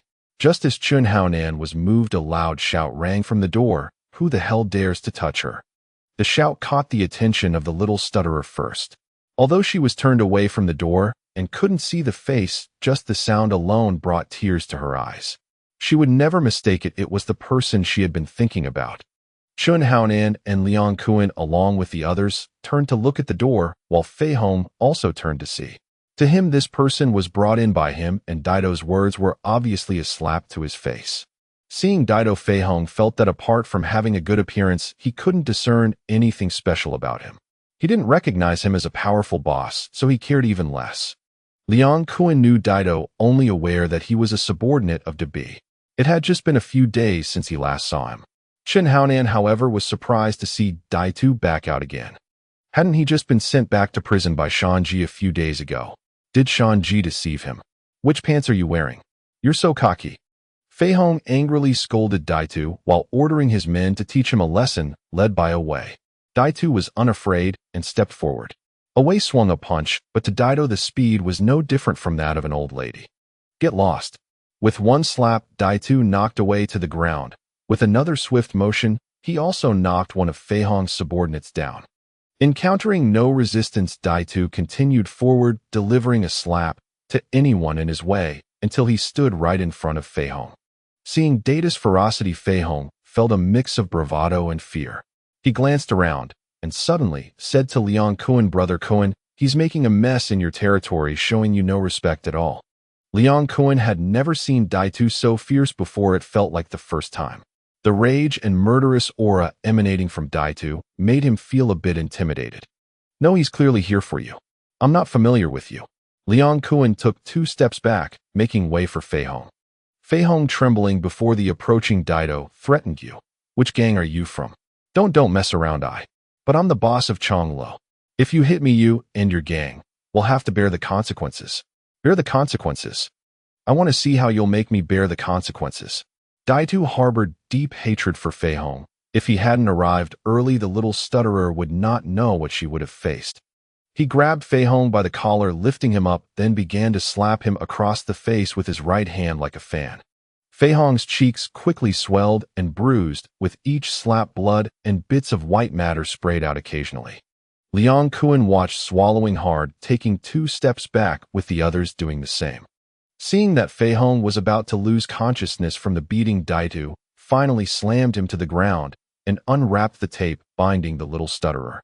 Freed, the little stutterer rushed to hug Dido, burying her face in his chest and crying. Dido patted her back, comforting her. Watching this scene, Chun Haonan felt both envy and jealousy. Observing everything, Dido smirked and said, Liang Kuan, Chun Haonan, long time no see. Liang Kuan was only aware that someone had taken the blame for Dabi and had not paid attention to who it was, naturally not knowing it was Dido. Seeing Dido greet him, Liang Kuan felt he was not the same as before and politely replied, Long time no see, Dido, how have you become so strong? Haha, this is all thanks to Brother B and Haonan, right Haonan? Chun Haonan, having reported Dido to Shan Ji, felt he had betrayed his brother. Now that Dido was implying something, Chun Haonan nervously replied, I don't know what you're talking about. Dido, you helped Brother B take the blame. Now you're out of prison running around causing trouble.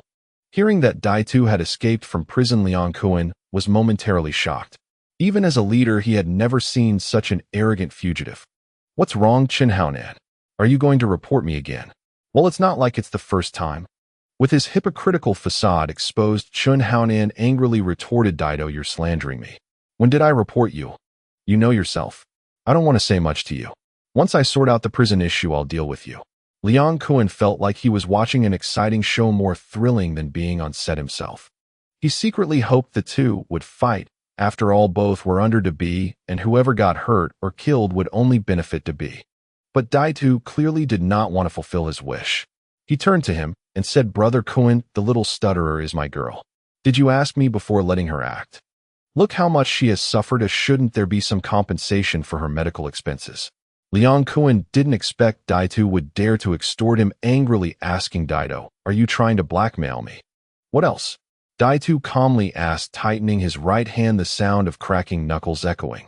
Liang Kuan was skilled in schemes and wouldn't hesitate to cut someone with a knife, but his ability to read the room was even sharper. He sensed that Data's current power was probably not inferior to the top master of Hongxing the Prince. This was his film company. He had few subordinates and no weapons, so there was no need to confront Dido head-on. You're right, Dido, there should indeed be compensation for medical expenses. Here's 200,000, is that enough? Originally meant for Chun Haonan, Liang Kuan hadn't put the 200,000 in the safe yet, so now he took it out as compensation. Brother Kuan is generous, of course I accept it. I thank you on behalf of my girl. I have other matters now, so I won't disturb Brother Kun's fortune. After saying this, Dido turned and left, with the little stutterer unintentionally stepping on Fei Hong's hand, crushing his fingers and causing him to scream. The director had already hidden aside when the fight broke out and now approached. Brother Kuan, this kid has no respect for you. Should we call our brothers to take care of him? What are you talking about? Why didn't you go up just now? Liang Kuan slapped the director hard, then pointed at Fei Hong and the others, ordering his subordinates, throw these useless people out. What's going on with Dido? Did he escape from prison? At this moment, Chun Haonan had no mood to deal with Liang Kuan, coldly replying, how would I know? Can't you check yourself? Then he turned and left. Liang Kuan watched Chun Haonan's back, a glint of coldness flashing in his eyes, then, as if recalling something, muttered Dido. Interesting. Big Head put on a mask and took a ride with the stuttering girl to leave. The place rented by the girl was no longer safe, so Big Head took her to a hotel. He was quite bold as a fugitive to actually stay at the Peninsula Hotel without any fear of being recognized. However, with money paving the way, the hotel front desk couldn't have been more eager to please, hardly considering Big Head as a fugitive. Tian Gui, I rented a place, there's no need to stay in such a nice room. Big Head directly booked a luxury suite for 5 nights, costing nearly 50,000 Hong Kong dollars, enough to buy a square meter of real estate. It's worth noting that the property prices in Hong Kong Island at this time are the highest in the world. Where you were staying is no longer safe, and besides, I just escaped from prison, as staying here is unthinkable for others.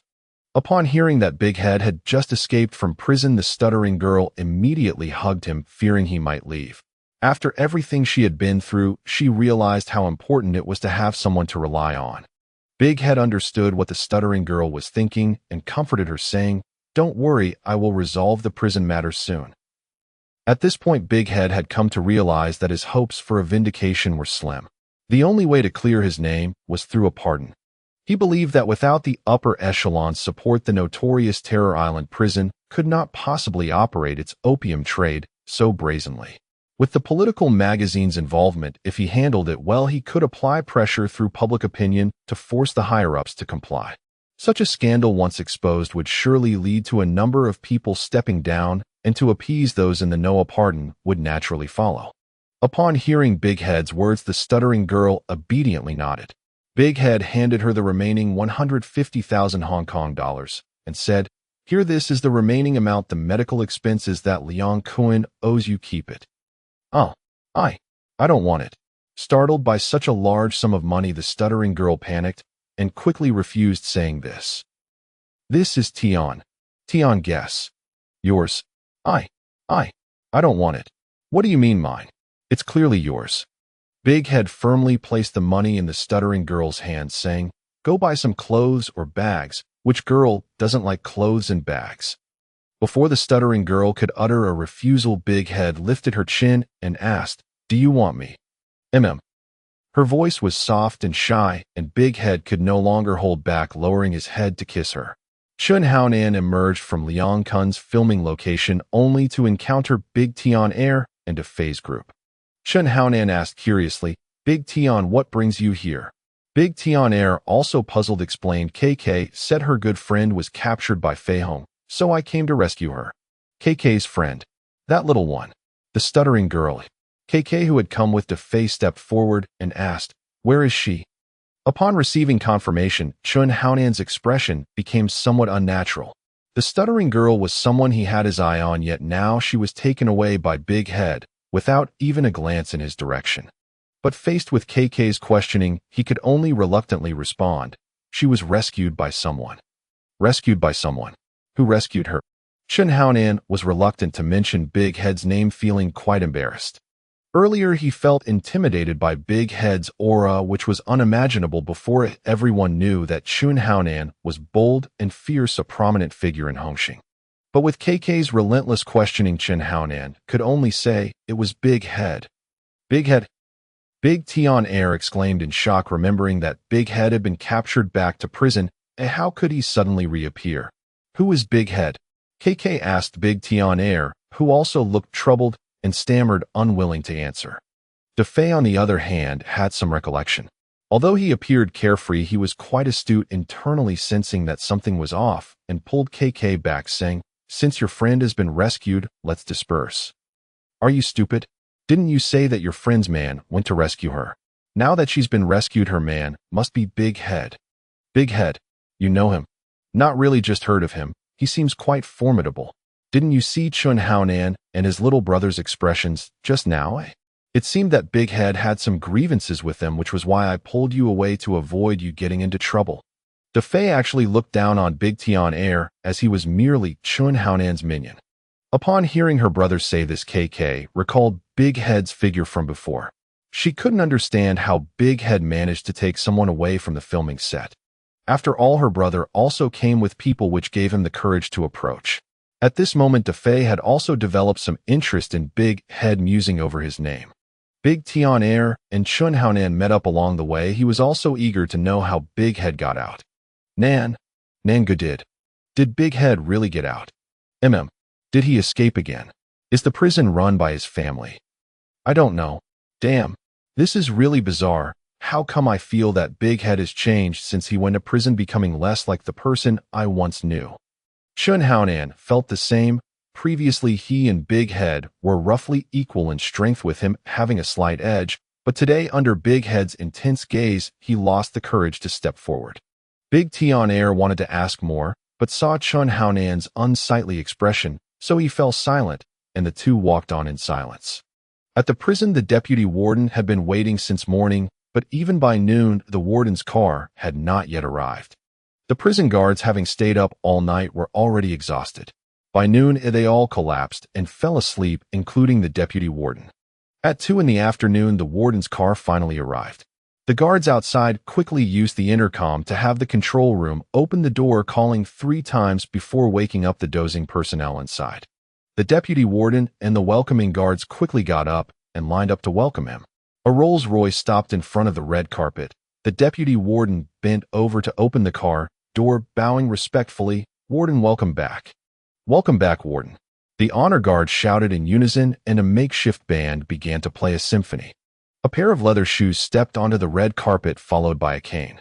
The warden, dressed in a suit, did not appear particularly malevolent aside from the occasional cunning look on his face. Following closely behind the warden was his son, wearing suspenders, quite plump, looking not very bright, and actually a bit dim-witted. As the warden walked ahead, his son bounced along behind him, but midway through he slipped and fell hard. The deputy warden and the welcoming guards felt a shiver in their hearts, sensing great trouble approaching. The warden's intellectually challenged son sat on the ground, wailing loudly, each cry striking fear into the hearts of the deputy warden and the prison guards. After his tears subsided, the intellectually challenged son lunged at the warden's feet, clinging to his legs and acting spoiled. The warden stroked his son's head, a look of affection on his face. After his body had been modified, he lost the ability to reproduce, leaving him with only this one son. Even though the boy was intellectually challenged, he was pampered to the sky. While still smiling, the warden's expression turned cold as he looked at the deputy warden and angrily asked who laid the carpet. The deputy warden was so scared that his soul nearly left his body, desperately shaking his head in denial. "It wasn't me, it wasn't me." The other guards were equally terrified. If they were blamed for this, they would certainly suffer the consequences. At that moment, a guard noticed a prisoner who had been helping nearby and promptly pulled him out as a scapegoat. "Warden, it was him." The deputy warden, feeling inspired, also pushed the prisoner forward, pointing and accusing, "Yes, it was him who laid the carpet." The prisoner repeatedly denied it, but the warden paid him no mind, thrusting his cane directly into the prisoner's eye. The prisoner's eyeball burst upon impact, and he rolled on the carpet, clutching his eye and howling in agony. This shocking scene did not frighten the warden's intellectually challenged son. Instead, it made him delighted, clapping his hands and exclaiming, "Awesome, awesome." Seeing that his son had stopped crying, the warden patted his head and let him get up to follow him into the office. The warden's office was far more luxurious than the deputy warden's. The intellectually challenged son was sitting on the couch, eating a candy that resembled a candle. The deputy warden, having never seen it before, anxiously exclaimed, "Young master, you can't eat candles." The intellectually challenged son, hearing this, walked up to the deputy warden with his candle candy. The deputy warden bent down, his head level with the intellectually challenged son. "This is candy, you fool." The intellectually challenged son happily tapped the deputy warden with the candle candy, and the warden watched with a satisfied smile. The deputy warden may not have much ability, but making the warden's son happy was his greatest skill. "I heard there have been many incidents in the prison lately. Dozens of prisoners have died, and some have escaped. Someone even burned down the opium plantation." One by one, these events made the deputy warden's mind race, leaving him drenched in sweat. His lips trembled, and the usually fierce deputy warden now looked like a wilted eggplant, his legs shaking uncontrollably. "Yais, warden. What on earth happened? Didn't I give you instructions before I left?" I did, but there wasn't much going on at first, but then 2 new prisoners came in, and I suspect they are undercover agents sent by the police. They caused the trouble." "Which 2 prisoners?" "One is named He Li Wang. He killed people from Wang Yes gang in Baitsong, and also killed Wang Yu and dozens of his subordinates. The other is Yang Tian. He escaped and burned down the poppy field. Even though Yang Tian escaped, he confessed his superior, which is why I let him go. He was careless and burned down the poppy field." The warden had only heard of the incidents in the prison, but he wasn't fully informed. He had already vented his anger previously. Although he wanted to eliminate the deputy warden, it wasn't easy to cultivate a dog. Hearing that the deputy warden had found some leads, he instructed him to bring the information about Li Wang into two for him to review. The deputy warden let out a long breath, feeling he had narrowly escaped a disaster, and hurriedly handed over the prepared documents to the warden. The warden flipped through the documents. Currently, Li Wang was still detained in the interrogation room, and he wasn't worried about that.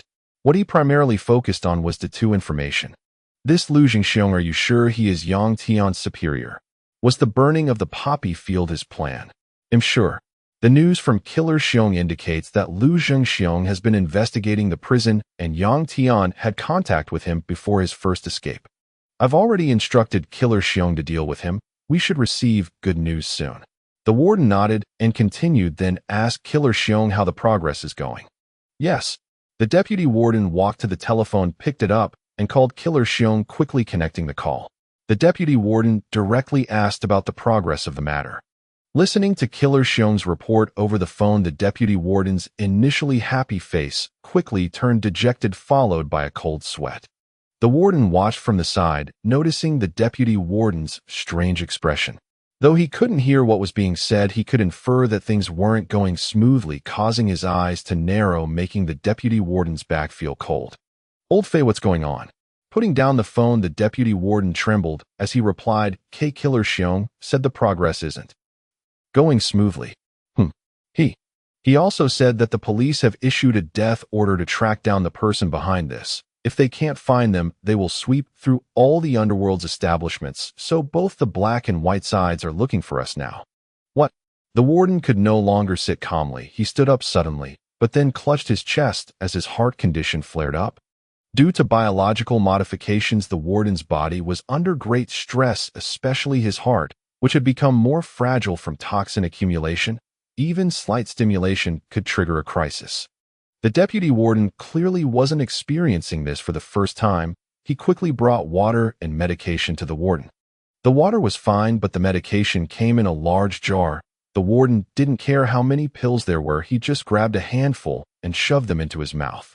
As a modified human, the warden didn't even know how many pills would take effect. He usually measured by hand, taking a handful at a time. After taking the medication, the warden's mood calmed down. Looking at the deputy warden's concerned eyes, he ultimately couldn't bring himself to deal with him. Go tell Killer Xiong that he must take out Lu Jingxiong. He has to finish it tonight. If he can't, he doesn't need to come back. Yes. Take me to see that Li Wang. Yes. The deputy warden first called Killer Xiong, insisting that he finish Lu Jingxiong tonight. Killer Xiong initially wanted to refuse, but upon hearing it was the warden's order, he had no choice but to grit his teeth and agree. The deputy warden then took the warden to the interrogation room, where Huang Quan was also present. Upon seeing the warden enter, Huang Quan hurriedly bowed and greeted warden. Seeing Huang Quan, the warden's face showed a hint of displeasure after all the poppy field had been burned down under his supervision. Huang Quan, you have been a bit lax lately. The warden didn't scold him, but just that little bit was enough to scare Huang Quan into trembling. Okay, warden, I will correct it. I've already informed my master, and he will come to help us rebuild the poppy field. If old Ian can come, I will be at ease. Now let me see this Li Wang. Does he have 3 heads and 6 arms? The Strength King had been removed from the steel bars and locked in a cell with 4 iron chains binding his limbs from 4 directions. The warden approached the cell door, looking at the Strength King's not particularly muscular frame, and mocked. Is this the monster you bragged about? I don't think he's anything special.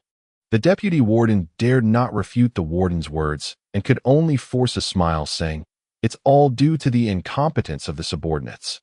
Don't just say it. If there's a next time, you won't get another chance. The deputy warden understood this was the warden's way of pointing out his mistakes, but it also meant that the previous incident was overlooked. He quickly replied seriously, I dare not. The warden was pleased with the deputy warden's attitude, snorted lightly, and then ordered Huang Quan, go wake him up. Huang Quan did not dare to be slow and opened the door to walk in. The Strength King had his head down, seemingly exhausted from a long period of energy depletion, and was fast asleep. Huang Quan raised his hand, prepared to slap the Strength King, but saw the Strength King, who had been with his head lowered, suddenly open his eyes, staring fiercely at Huang Quan. The gaze was filled with palpable killing intent, like a sharp arrow causing Huang Quan to freeze in place, his heart racing. Without paying Huang Quan any mind, the Strength King turned to the warden and coldly asked, "Are you the warden of this prison?" The warden did not expect to encounter such a situation. The Strength King had clearly been awake for a long time, only hiding it. However, the warden was bold and crafty, and with a playful smile said, "So what if I am? Is it true that the poppy field in the prison was planted at your command?" "Yes. And the number 4 sold outside also came from you." "There are so many places with goods, or I can't say they all came from me." "What exactly are you trying to ask? Is the goods from XX sourced from here?" The warden couldn't recall for a moment, and the deputy warden quickly leaned in to explain, realizing that one of his subordinates had harmed the Strength King's girlfriend. "Haha, so you came for revenge. It was my subordinate, so what? You are my captive now, and you want to seek revenge on me." The warden had decided to eliminate the Strength King and ordered, "Huang Quan, teach him a lesson so he remembers it in his next life." Huang Quan, receiving the order, wore a sinister smile. He was infuriated and humiliated after being scared off by the Strength King earlier, eager to reclaim his dignity. "I will thoroughly torture the Strength King before ending his life." At this moment, true Qi had already gathered in his palm, and with a single strike he could inflict several wounds on the Strength King. His hand came crashing down like lightning, creating a shadow, but just as it reached the Strength King's cheek, it was caught. At that moment, the sound of the chains breaking finally reached Huang Quan's ears. Looking at the Strength King gripping his wrist, Huang Quan exclaimed in disbelief, "How is this possible?" The 9 turns life-prolonging pill is like the fairy bean for those who practice hard Qigong. After consuming it, not only does the body recover, but it also significantly enhances the rate of cultivation. Even for someone like Datu, it was still such, let alone the Strength King. He had never imagined that he could break the chains purely with strength, but the fact was undeniable. How is it impossible? The truth is right in front of you, yin-yang person. Huang Quan practiced evil techniques, and being androgynous, he despised being called a yin-yang person. Infuriated by the words, he disregarded his right hand being grabbed and attacked the Strength King with his left. However, this strike was also blocked by the Strength King. As the other chain was also torn apart, the Strength King defended against Huang Quan's attack with a straight arm, which then transformed into a punch that struck Huang Quan's chest. Crack! Huang Quan's back protruded as the Strength King's violent punch shattered the bone, causing the skin on his back to bulge out. Huang Quan's body was sent flying as if struck by a truck, crashing against the steel pillar of the cell with a loud bang, then slowly sliding down along the pillar. In terms of sinister ghosts and spirits, the Strength King was not Huang Quan's opponent. However, in this sudden and heated confrontation, Huang Quan was utterly insignificant before the Strength King. All of this happened in the blink of an eye. By the time Huang Quan fell barely breathing, the warden and others finally reacted. The deputy warden stood loyally in front of the warden and said, "Warden, you go first." Bai Shen Taishan, hurry in. The warden's mentally challenged son had just entered as well. He did not want his son to fall into danger, so he did not say much and protected his son while heading out. Moreover, although he had undergone transformation, each time he transformed, he had to recreate a new human skin, which was quite a hassle, so he didn't take action lightly. Bai Shun and Taishan stood outside the interrogation room, and upon hearing the call, they immediately opened the door and walked in, only to see the Strength King in a furious state, breaking the last 2 chains binding his ankles, coming toward the door. "Warden, you all go first, I will block him." Taishan loved to confront people heated. Last time the Strength King was trapped by Bai Shun, he felt unsatisfied, so seeing the hunt, he rushed forward first with Bai Shun following closely. Taking advantage of the Strength King being held up, the deputy warden and the warden quickly exited the interrogation room and closed the door behind them. Through the tempered glass window of the interrogation room, they could see the situation inside. Taishan charged in first, throwing a punch toward the Strength King's chest, who responded by blocking. But unexpectedly, Taishan's strength was astonishing, directly forcing the Strength King's palm aside, his fist crashing into the Strength King's chest like a raging wave. The Strength King was sent flying as if hit by a car, crashing hard against the steel pillar of the cell, though Huang Quan was inside, and he was outside. "Oh yeah, The deputy warden raised his remaining left fist in celebration only to be slapped on the forehead by the warden. What are you celebrating? Move aside, let me see. The deputy warden dared not speak further and nodded in agreement. The warden leaned toward the window, only to see that the Strength King had not been crushed like Huang Quan, and aside from some bruising on his chest, he was otherwise unharmed, and slowly stood up. Good physique, Taishan praised. Good punch. The Strength King reciprocated. If that's all you can do, no matter how strong your iron bones, or I will beat you to death. Is that so? The Strength King shook his arms, and true chi surged to his chest, dissipating the bruises and clearing the obstructed blood.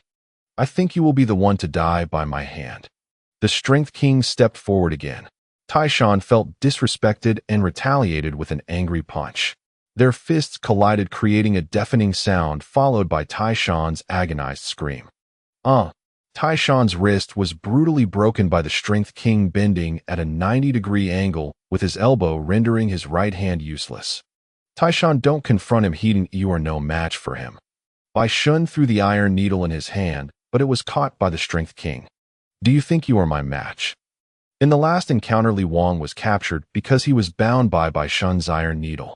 This time he was more cautious, and with his improved strength, he swiftly seized the iron needle, as if catching a slippery eel. Bai Shun pulled forcefully, attempting to retrieve the iron needle, but it seemed as if the needle was welded to Li Wang's hand, utterly immovable. Helpless, Bai Shun could only shoot another iron needle, but it too was caught by Li Wang. He had only 2 flying needles in total, and by continuously threading them through the target's body, he achieved the binding effect. However, at this moment, with Bai Shun's needle captured, he was left with no recourse, and naturally Li Wang's hands were likewise ensnared. Taishan, his hands are immobilized. What are you waiting for? Bai Shun called out to Taishan, urging him not to miss this rare opportunity amidst their struggle. Although Taishan's right hand was incapacitated, his left remained functional, and he swung his fist like a mountain, descending, aiming for Li Wang's face. Li Wang sidestepped to the side, dodging Taishan's punch, then coldly smiled as he yanked Bai Shun towards himself. Who gave you the courage to think your strength can compare with mine? Li Wang lifted his legs off the ground and viciously kicked Bai Shun in the chest. Bai Shun, unable to escape due to the iron needle, had no way to evade, and his arms were torn off by the sudden force. With his arms torn off at the shoulders, Bai Shun finally broke free from control, but the pain had driven him to madness, and he could only wail endlessly. The warden, watching from outside, suddenly turned to the deputy warden and ordered, "Release the poison gas." Yes? The deputy warden, still shaken, ignored whether Taishan and the others inside were alive, or if there was room for rescue, tremblingly pressed a button beside the interrogation room. As the button was pressed, a password input device emerged. After entering a series of codes, 4 panels opened in the corners of the interrogation room. 4 pipes extended from behind the panels, spewing white smoke, quickly filling the interrogation room with mist. Li Wang and the others, entangled in battle, inhaled the white smoke and immediately began to cough and see stars. This was the last resort of the interrogation room, designed specifically to deal with uncontrollable prisoners like Li Wang. Dazue indulged himself in a few days' worth of pent-up energy on Xiaojiba, finally feeling refreshed as he rose. Xiaojiba, already limp as a rag, lay on the bed and weakly asked as Dazue prepared to leave Tian. "Tiange, where are you going?"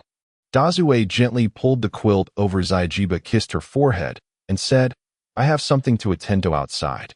You sleep for a while, and I will return once you wake up. What do you want to eat when I come back?" I want to eat you." Dazue smiled slightly, but had no intention of reigniting the flame, as he needed to prepare to visit the political magazine office. As he left the hotel, it was already past 4 in the afternoon.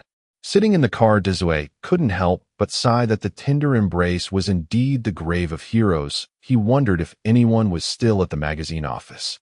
Yet even if he had to do it all over again, Dazue would still choose to do so. Life is but a single journey. If one were to restrain oneself at every turn, what meaning would life hold? Arriving at the magazine office, he found the iron gate had indeed been lowered. Dazue glanced at the submission mailbox beside him, contemplating whether to drop a letter inside, but since the sign-in task had not been completed, it seemed he had to enter to mark it as successful. Just as Dazue was about to turn and leave, he collided with a man in his 50s. "Oh, I'm sorry, I was lost in thought and didn't see you." Dazue helped the man up, repeatedly apologizing, and the man waved him off. It's fine, it's fine." As Dazue finished his apology and prepared to leave, he saw the man pull out a key, preparing to unlock the iron gate. Dazue felt fortunate. A sleeping person had someone to offer a pillow. The man unlocked the gate, and noticing Dazue still standing there staring at him, curiously asked, "Do you need something, sir?" "Well, actually, I came specifically to the magazine office. May I ask if you know Li Maoxuan?" Li Maoxuan was Awei's mentor at the magazine office and also the chief editor. Awei had instructed that only his mentor might consider publishing the article. Upon hearing the name, Li Maoxuan, the man's eyes flashed with brilliance as he adjusted his glasses and asked nonchalantly, "I know him. He is the chief editor of our magazine. What business do you have with him?" "Oh, I see. If you're submitting an article, you can directly drop it in the mailbox. If we find it valuable and are willing to publish it, we will choose to release it. The content I provided is quite explosive, but if published, the magazine may face danger, and the author has some connections with the magazine, so I fear that through submission the magazine might reject it. Hence I wish to meet Chief Editor Li Maoxuan to discuss it in person." "Huh." The man scoffed. "Our chief editor is quite busy, and there are many people like you who want to see him. He can't possibly meet everyone." "Then what if I say the author is Chung Anwei?" "What? Awei?" Chung Anwei was indeed Awei, and the man's expression changed upon hearing the name, leading Dazue to harbor some guesses. "Are you Chief Editor Li Maoxuan?" Due to his moment of loss of composure, his identity was revealed. Li Maoxuan no longer concealed himself and nodded. "Yes, I am Li Maoxuan. I just happened to return from an errand and ran into you. You mentioned an article by Awei. Hasn't he been imprisoned? How could he write an article for you? Moreover, he hasn't sent me any letters. How could he contact you?" Li Maoxuan raised a barrage of questions, keenly pointing out the flaws in Dazue's words. As expected of the chief editor of a political magazine, his insights were sharp and perceptive. Dazue nodded, agreeing. "You are correct, Chief Editor Li. However, if Chung Anwei is in a black prison with significant issues, all outgoing mail must undergo scrutiny, which is why he couldn't send you letters." "Then how did you come by the letters from Awei?" "Because I'm a fugitive." What?" Dazue revealed his identity, startling Li Maoxuan, who stumbled back. Dazue hurriedly stepped forward to support him, and both rushed into the magazine office. In Dazue's mind, he heard, "Congratulations, host. Congratulations, host, for successfully checking in and receiving 3 9 turns life extension pills. The next check-in location is XX Community XX Building. Successful check-in rewards you with a complete set of Chaotic Wind Blade Technique. The Chaotic Wind Blade Technique is an extremely fierce and domineering blade technique, striking with unmatched speed, faster than the previous strike, akin to a wild wind swirling about, suitable for group battles. Reminder to the host: this check-in task is time-limited and must be completed between 11 p.m. tonight and 1 a.m. tomorrow, otherwise the check-in will be unsuccessful." This was the first time Datu received a time-limited check-in task. Before he had time to think further, Li Maoxian's reaction pulled him back to reality. Li Maoxian fell and was caught by Datu, both of them tumbling into the magazine office. At that moment, Li Maoxian was startled and quickly got up, not knowing where he found a mop, raising it and shouting at Datu, "Don't come any closer." Datu, waking up, found the scene amusing. "Mr. Li, do you think a mop can stop me?" Li Maoxian's expression changed upon hearing this, and he instinctively stepped back as if thinking this would provide him with some sense of security. I don't know you, and I don't want to know you. Please leave. I won't call the police.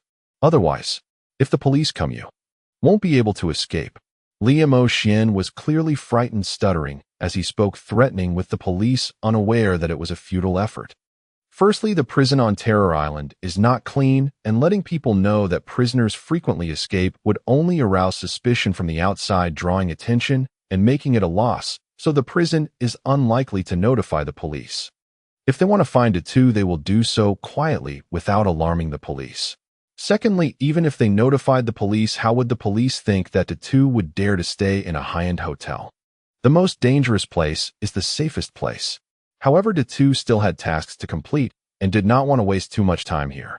He swiftly reached out, grabbing the end of the mop. Then, with a strong pull, the mop flew out like an arrow from Li Mo Xian's hand, flying straight back and landing on the ground.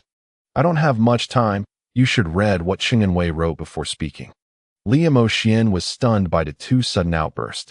Seeing Datu pass him several sheets of paper without any other action, he cautiously took the letter and began to read. Li Mo Xian read quickly, completely immersed in the letter, and his fear of Datu diminished, replaced instead by anger at the facts described in the letter. In today's society, how can such things still happen?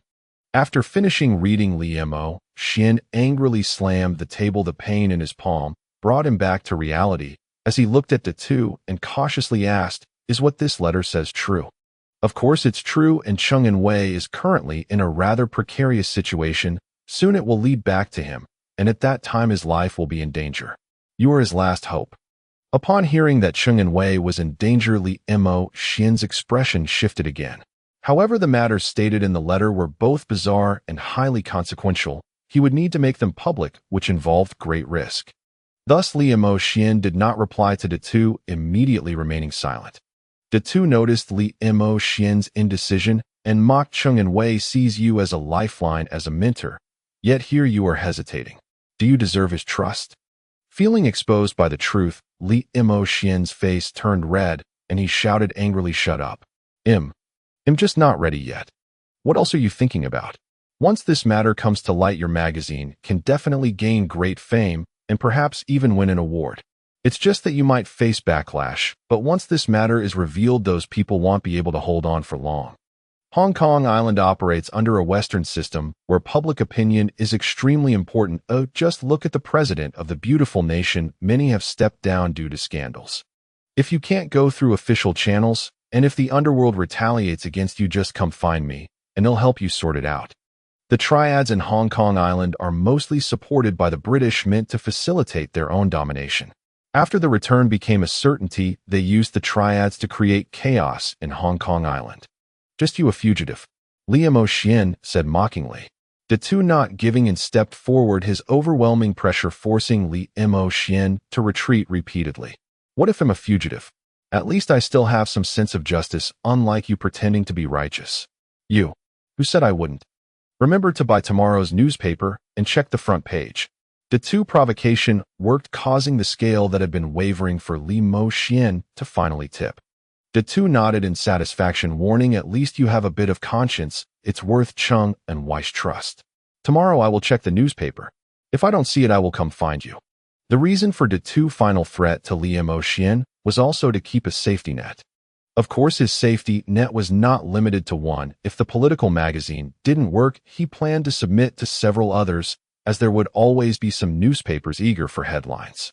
After Datu left, Li Mo Xian sat in his chair for a long time until the sky began to darken before he picked up the phone and called the printing factory. "Hello, is this Lao Wang? We need to change tomorrow's front page." "Yes, he'll send the materials over immediately. Sorry for the trouble. After it's done, he'll treat you to dinner." Cheng Wei is a veteran journalist, and what he writes generally doesn't require proofreading. It can be used directly. After taking another glance, Li Mo Xian hurriedly rushed to the printing factory.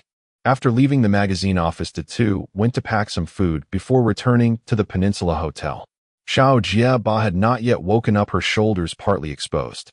Datu placed the food on the table and lay on the bed, slowly leaning back.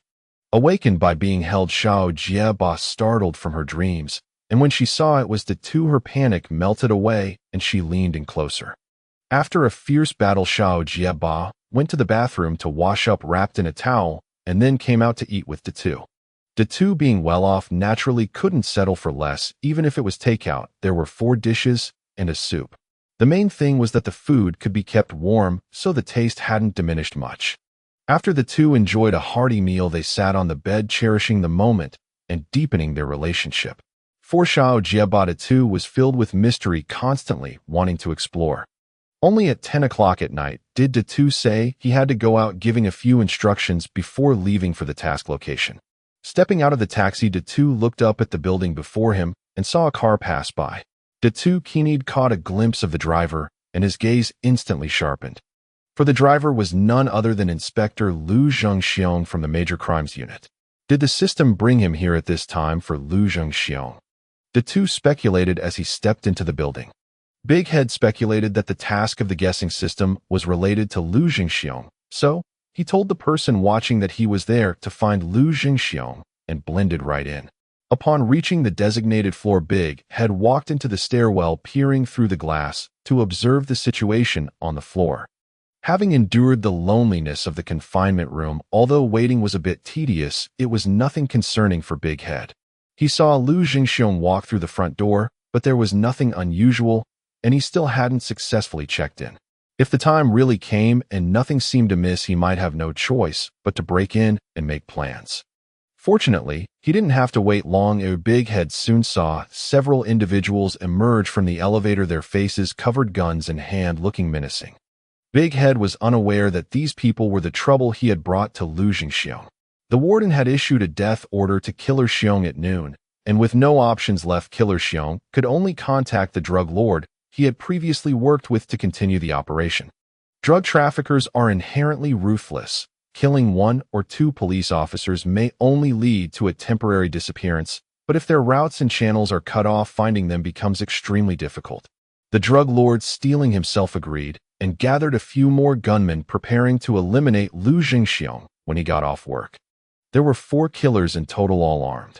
3 formed a perimeter, while one was trying to pick the lock, preparing to open the door. Before long, the door was pried open, and Big Head saw one killer rush inside, but just seconds later, gunshots rang out. It turned out Lu Zhengxiong had been stabbed that morning and was still in shock. He had retrieved a gun from the armory for self-defense and had not returned it. At home, upon hearing the unusual sound of the door lock, he was already prepared. As soon as the killer entered, he opened fire, hitting the killer with a shot. However, Lu Zhengxiong hadn't expected that 4 killers had come, all well-trained. His fists were no match for their 4 hands, and he was quickly overpowered. The neighbors around, hearing the gunfire, dared not step outside. Faced with sudden resistance, the killers were too afraid to stay outside to guard, and rushed in, giving Big Head an opportunity. Big Head swiftly emerged from the stairwell and rushed to Lu Zhengxiong's door. He saw one killer standing with his back to him in the doorway.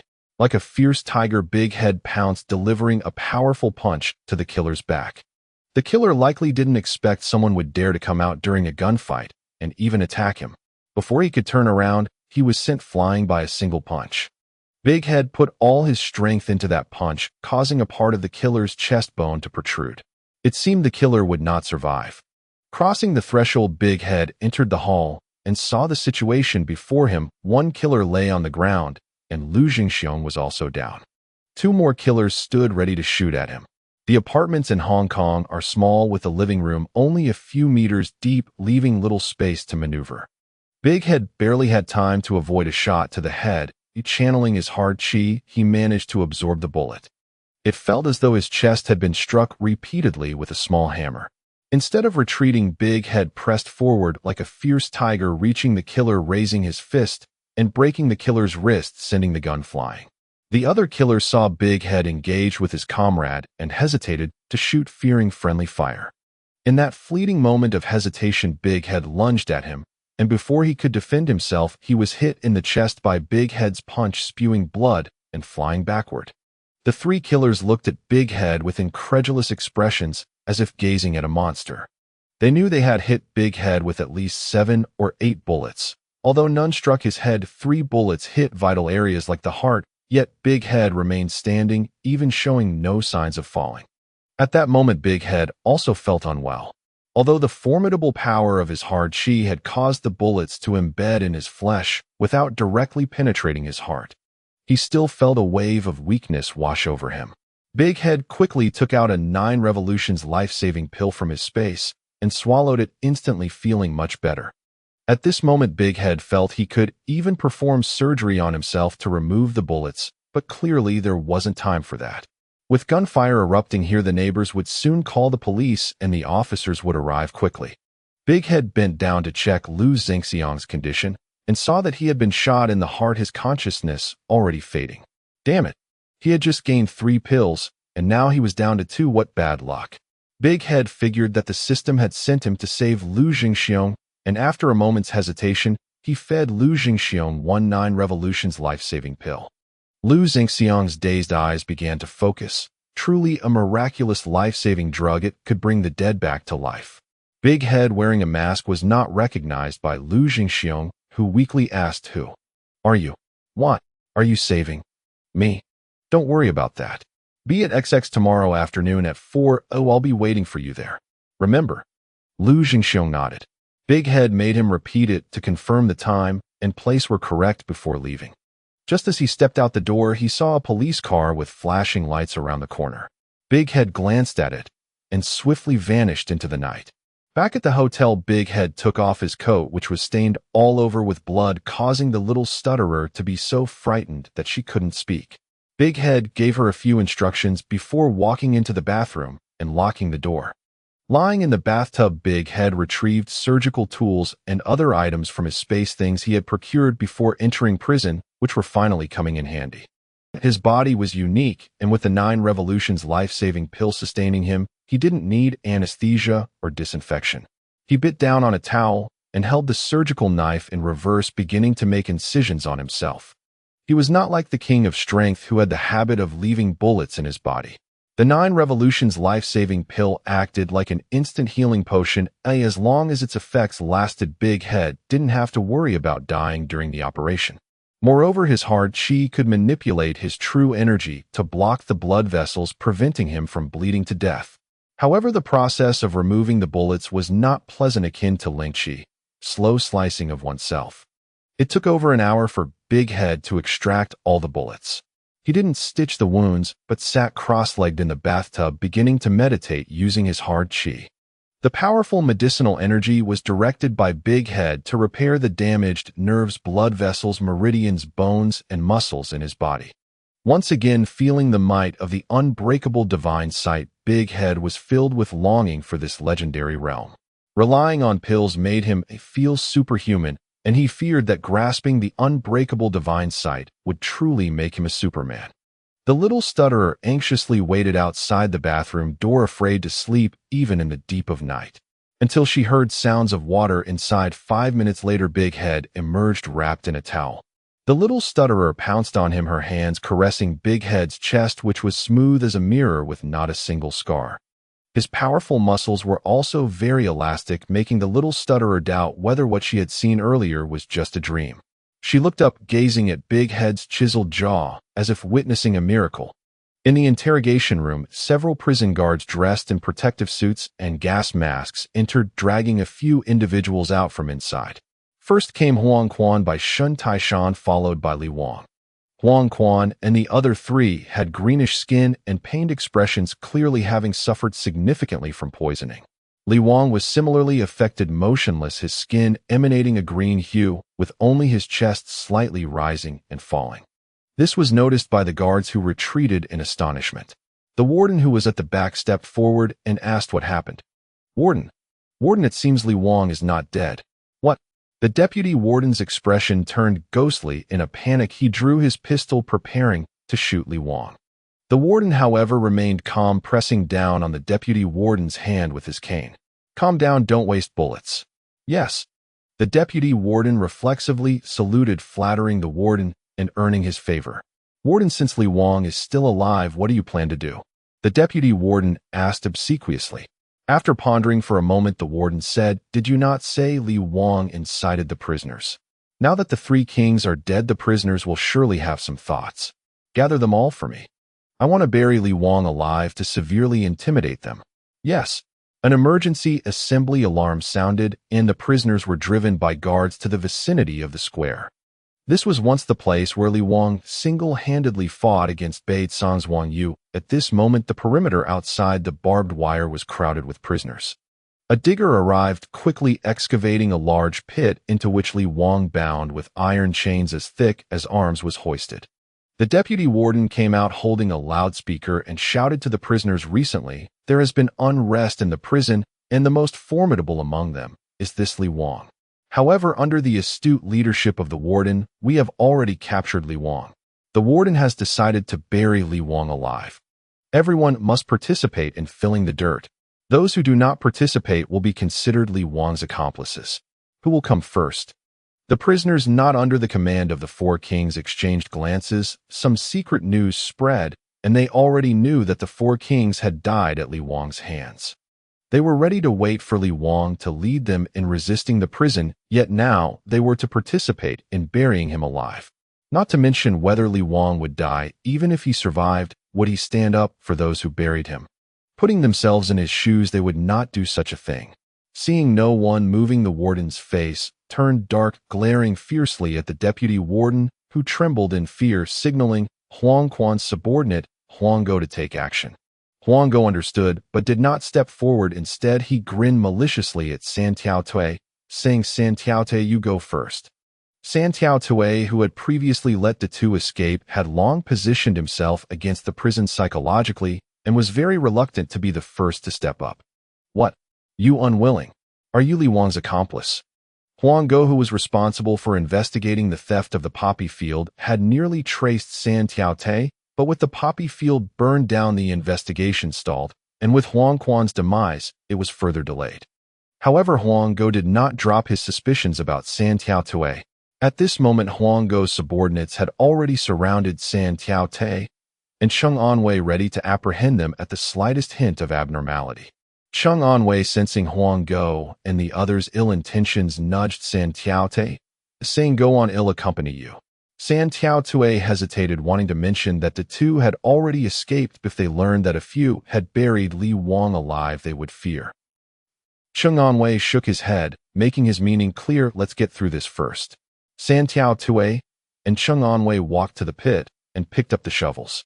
As they covered the pit, San Tiao Tui unconsciously exclaimed, "Li Wang, I apologize." The deputy warden, hearing this, immediately changed color, but still held back from acting immediately. The current goal was to undermine the prisoners' will to resist, and there would be time later to deal with San Tiao Tui. Once one person took the lead, the remaining prisoners followed blindly, each picking up a shovel to cover the dirt. Soon the pit where Li Wang was located was filled. The warden looked on with satisfaction, instructing, "Leave 2 people to watch, and no one else is allowed to approach." "Yes." The deputy warden accompanied the warden back to the office, questioning along the way, "Warden, with the 4 kings dead, do you think we should promote some individuals, and what about the poppy field?" Promote some from the ranks of the 4 kings to manage, and regarding the poppy field, didn't Huang Quan say Yin Lao was coming? Let him rebuild the poppy field then. Yes. Yin Lao had a cooperative relationship with the warden. From the inception of the prison, Yin Lao had been cultivating in the underground sewer beneath the prison. Upon learning about the prison, Yin Lao approached the warden and proposed to jointly cultivate opium. For the sake of profit, the warden readily agreed, and cooperation commenced. Even Huang Quan was not a prisoner, but rather Yin Lao's disciple, giving Huang Quan significant autonomy within the prison. A light rain began to fall. The deputy warden, seeing this, exclaimed joyfully, "Ha, heaven has forsaken Li Wang. Now that it's raining, the ground will be damp, and cold. Li Wang is surely doomed." In the warden's mind, Li Wang was already a dead man, so he merely nodded expressionlessly. In the hospital, 2 surgeons were astonished after examining Lu Zhengxiong, their faces filled with shock. "Inspector Lu, it's simply a medical miracle. You underwent surgery yesterday to remove the bullet, and today your body has recovered so well. Indeed, the area where you were shot generally wouldn't allow anyone to wait for surgery." Old Huang. The other doctor tried to continue, but was stopped by another, realizing that discussing this was essentially cursing Lu Zhengxiong. Lu Zhengxiong, hearing this, knew in his heart that the reason for this miraculous recovery was entirely due to the pills the two had given him yesterday. He had been in a daze, but suddenly felt a powerful vitality surging within him, pulling him back from the brink of death.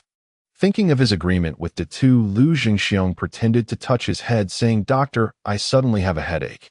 The 2 doctors exchanged glances, feeling speechless. Lu Zhengxiong had been shot in the chest, yet now he was holding his head and claiming it hurt. Realizing this was Lu Zhengxiong's way of signaling them to leave, the 2 doctors quickly conducted a brief examination before departing. Despite the bandages wrapped around his chest, Lu Zhengxiong felt vigorous and alive, as if his body was in better condition than before his injury. Seeing Lu Zhengxiong get up, his subordinates approached out of concern, asking, "Lu, sir, where are you going?" No, we're just going to the restroom. Shall we help you over? No, I can go by myself. After leaving the ward, Lu Jingxiong did not head towards the restroom, but instead walked towards the hospital exit. There were many such patients, so it did not attract much attention. After a night of meditation, Datu finally exhausted the effects of the 9 turns life extension pill and opened his eyes. Upon seeing Datu move, Xiao Jieba immediately wrapped around him like a water snake pressing against his back. Are you cultivating martial arts? Xiao Jieba asked, having been influenced by the popular dramas that depicted such scenes. Yes, but the martial arts I cultivate are not suitable for you, otherwise I would teach you. I don't want to learn, just having you protect me is enough. Feeling Xiao Jieba's softness, Datu suddenly smiled wickedly and said, but I do have a martial art I can teach you. Do you want to learn? What? Yoga. After teaching Xiao Jieba a few poses, Datu felt refreshed and stood up, preparing to leave. After reminding Xiao Jieba that he might be away for a day or two and to take care of herself, Datu left the room. The reason for this reminder was that Datu had received a new mission, and this time the signing location was the warden's office.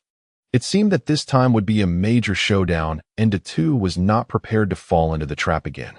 He managed to survive the first time, but the second time he would likely lose his life, so Datu planned to attack directly. As for how to attack, it depended on how well he could negotiate with Lu Jingxiong. Passing by a newsstand, Datu asked the owner, "Do you have any political magazines?" Yes, the new issue was released today. It's today's front page big news. Hearing the owner's confirmation of big news, Datu knew that Li Machuan must have fulfilled his promise, but he still opened the newspaper to take a look. Sure enough, the front page headline was about the terrifying island prison using inmates to grow opium. The owner approached Datu, who was reading the newspaper, and said, "Do you think this is true? Who would dare to grow opium in prison? The newspaper seems quite credible. It's likely true. If it is true, the anti-drug team and drug investigation department will be embarrassed. They were exposed by reporters while being completely unaware of it. Who knows, perhaps these people are the protectors of the operation," Datu said after chatting with the owner for a while before setting off to meet Lu Jingxiong.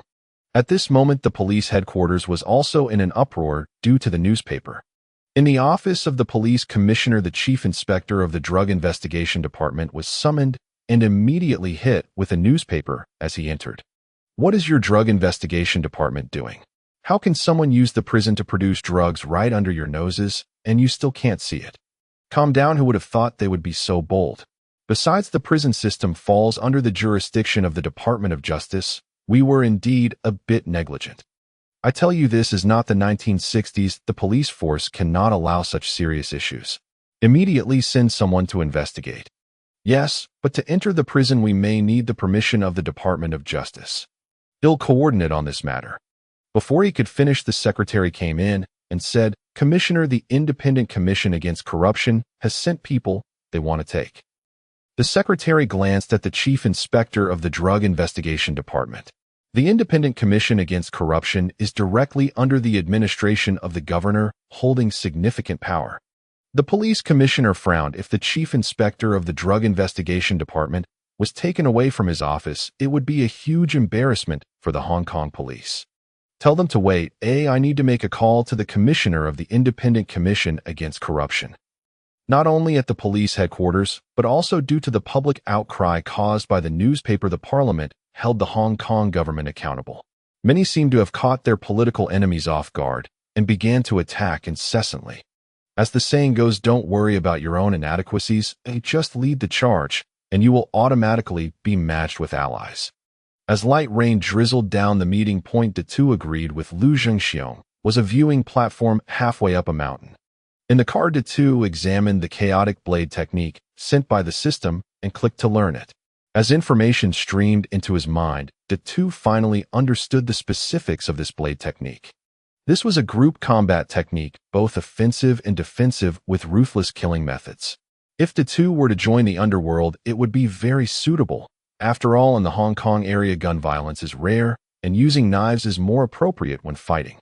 Datu inferred that the major showdown was approaching because the reward for the next signing task was a precious blade, a sign that the system was preparing for him to enter the martial world. Upon getting out of the car, Lu Jingxiong had already arrived holding an umbrella and gazing dreamily at the scenery below. De Tu interrupted Lu Zhengxiang's thoughts, saying, "Lu sir, what are you thinking about?" Hearing the voice, Lu Jingxiong felt it was somewhat familiar. When he turned to see De Tu's face, he was astonished and exclaimed, "It's you?" "Of course it's me. Are you surprised, Lu sir?" Listening to De Tu teasing, Lu Jingxiong smirked and said, "Did you call me here to arrest you again?" "Hee, Lu sir, have you forgotten the grace of saving your life so soon?" De Tu retort caused Lu Jingxiong to catch his breath. From De Tu's visit, it was clear that the one who saved him was De Tu. Moreover, Lu Jingxiong could sense that the medicine De Tu had given him was undoubtedly precious. Such a grace meant that if Lu Jingxiong were to resolutely arrest De Tu, he would surely face backlash from others. However, De Tu was still a fugitive. If Lu Jingxiong did not arrest him, it would contradict his principles. At most I will capture you and then pay with my life." Lu Zhengxiang's response reflected his principles, which instead made De Tu quite satisfied. If Lu Jingxiong were the type to do anything for his own gain, he would not want to cooperate with him, lest Lu Jingxiong betray him. "Whether to arrest you or not, Lu sir, let's take a look at this newspaper first." De Tu handed over the newspaper he had purchased. Lu Jingxiong received it with confusion. After just a glance, his attention was drawn in. Once he finished reading, Lu Jingxiong exclaimed, "What a bunch of scoundrels! So what do you think after reading it, Lu sir?" After parting ways with De Tu, Lu Jingxiong hurried with blazing urgency to the Harbor Police Headquarters. The Major Crimes Unit, the Narcotics Investigation Division, and the Triad and Organized Crime Investigation Division were the three pillars of the force, perpetually vying for influence and advantage. Thus, when the Narcotics Division faced a major public relations crisis, if the Major Crimes Unit could be the first to resolve it, it would eclipse the Narcotics Division. They might even reach into the Narcotics Division itself, who, after all, anything involving drugs becomes a case of the highest profile. "What did you say?" "You have an informant inside Kongbu Dao prison, and he has obtained evidence." "Yes, he managed to break out and got the message out by any means. The warden is still inside the prison. If we move now, we can catch him red-handed." The chief superintendent paced the office, weighing the credibility of Lu Zhengxiang's words. Public opinion had already taken shape. Whoever put this matter to rest would be hailed as a great benefactor of the force. "Do it." The chief superintendent halted, his gaze hardening, and said to Lu Jingxiong, "You come with me to see the boss." "Yes. There is one more matter. A team leader who came out of the prison is outside. He was the one who hired someone to assassinate me. I request that he be arrested and brought to justice."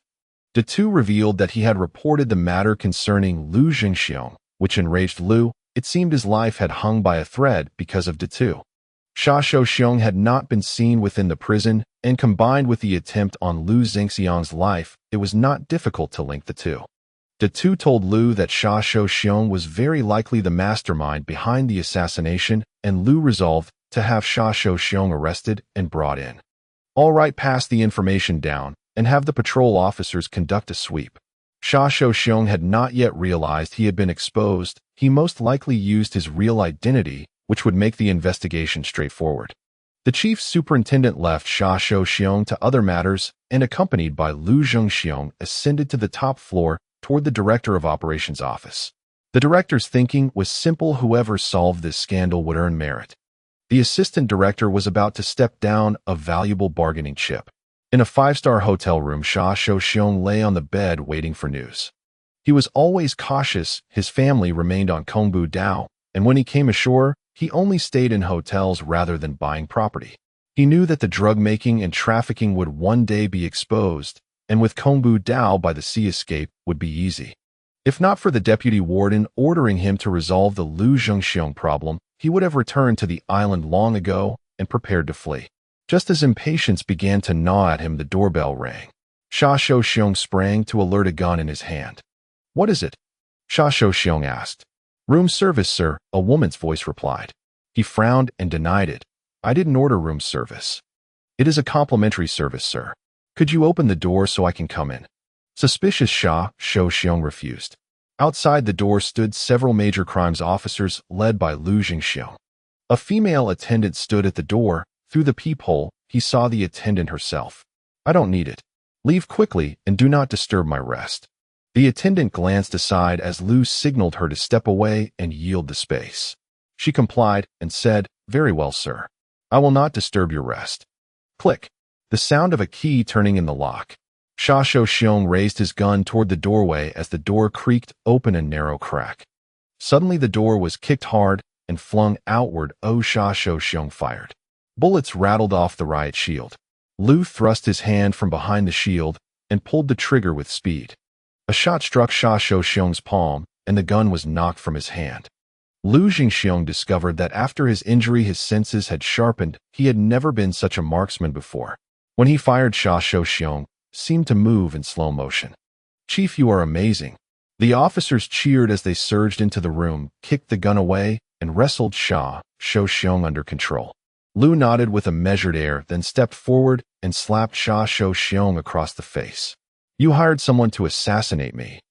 The subordinates who had once objected to Liu's rough treatment of suspects instantly pretended not to have seen anything upon hearing that accusation.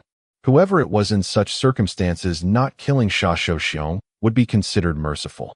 Sha Shou Xiong stubbornly denied it. "I don't know what you are talking about." "You don't, do you? I will make you talk in due time." Lu brought Sha Shou Xiong back to the station and began an overnight blitz of interrogation. By dawn the next day, they had obtained a statement. Though he had not slept, Liu's eyes were rimmed with red, yet his face shone with exhilaration, and fatigue seemed to matter little to him. After reporting to the boss the day before, the boss had instructed them to first capture Sha Shou Xiong, secure a confession, and then arrest the warden. With the confession now in hand, they were ready for the next step. Lu pushed open the chief superintendent's office door and entered. "Atu, we have the confession." The chief superintendent, equally excited, seized his hat and prepared to go out. He would personally direct the operation. Line after line of police vehicles rolled out toward Kongbu Dao prison. Inside, the warden was complacent, cut off from information. He remained unaware that the prison's secrets had been exposed. Suddenly the phone rang.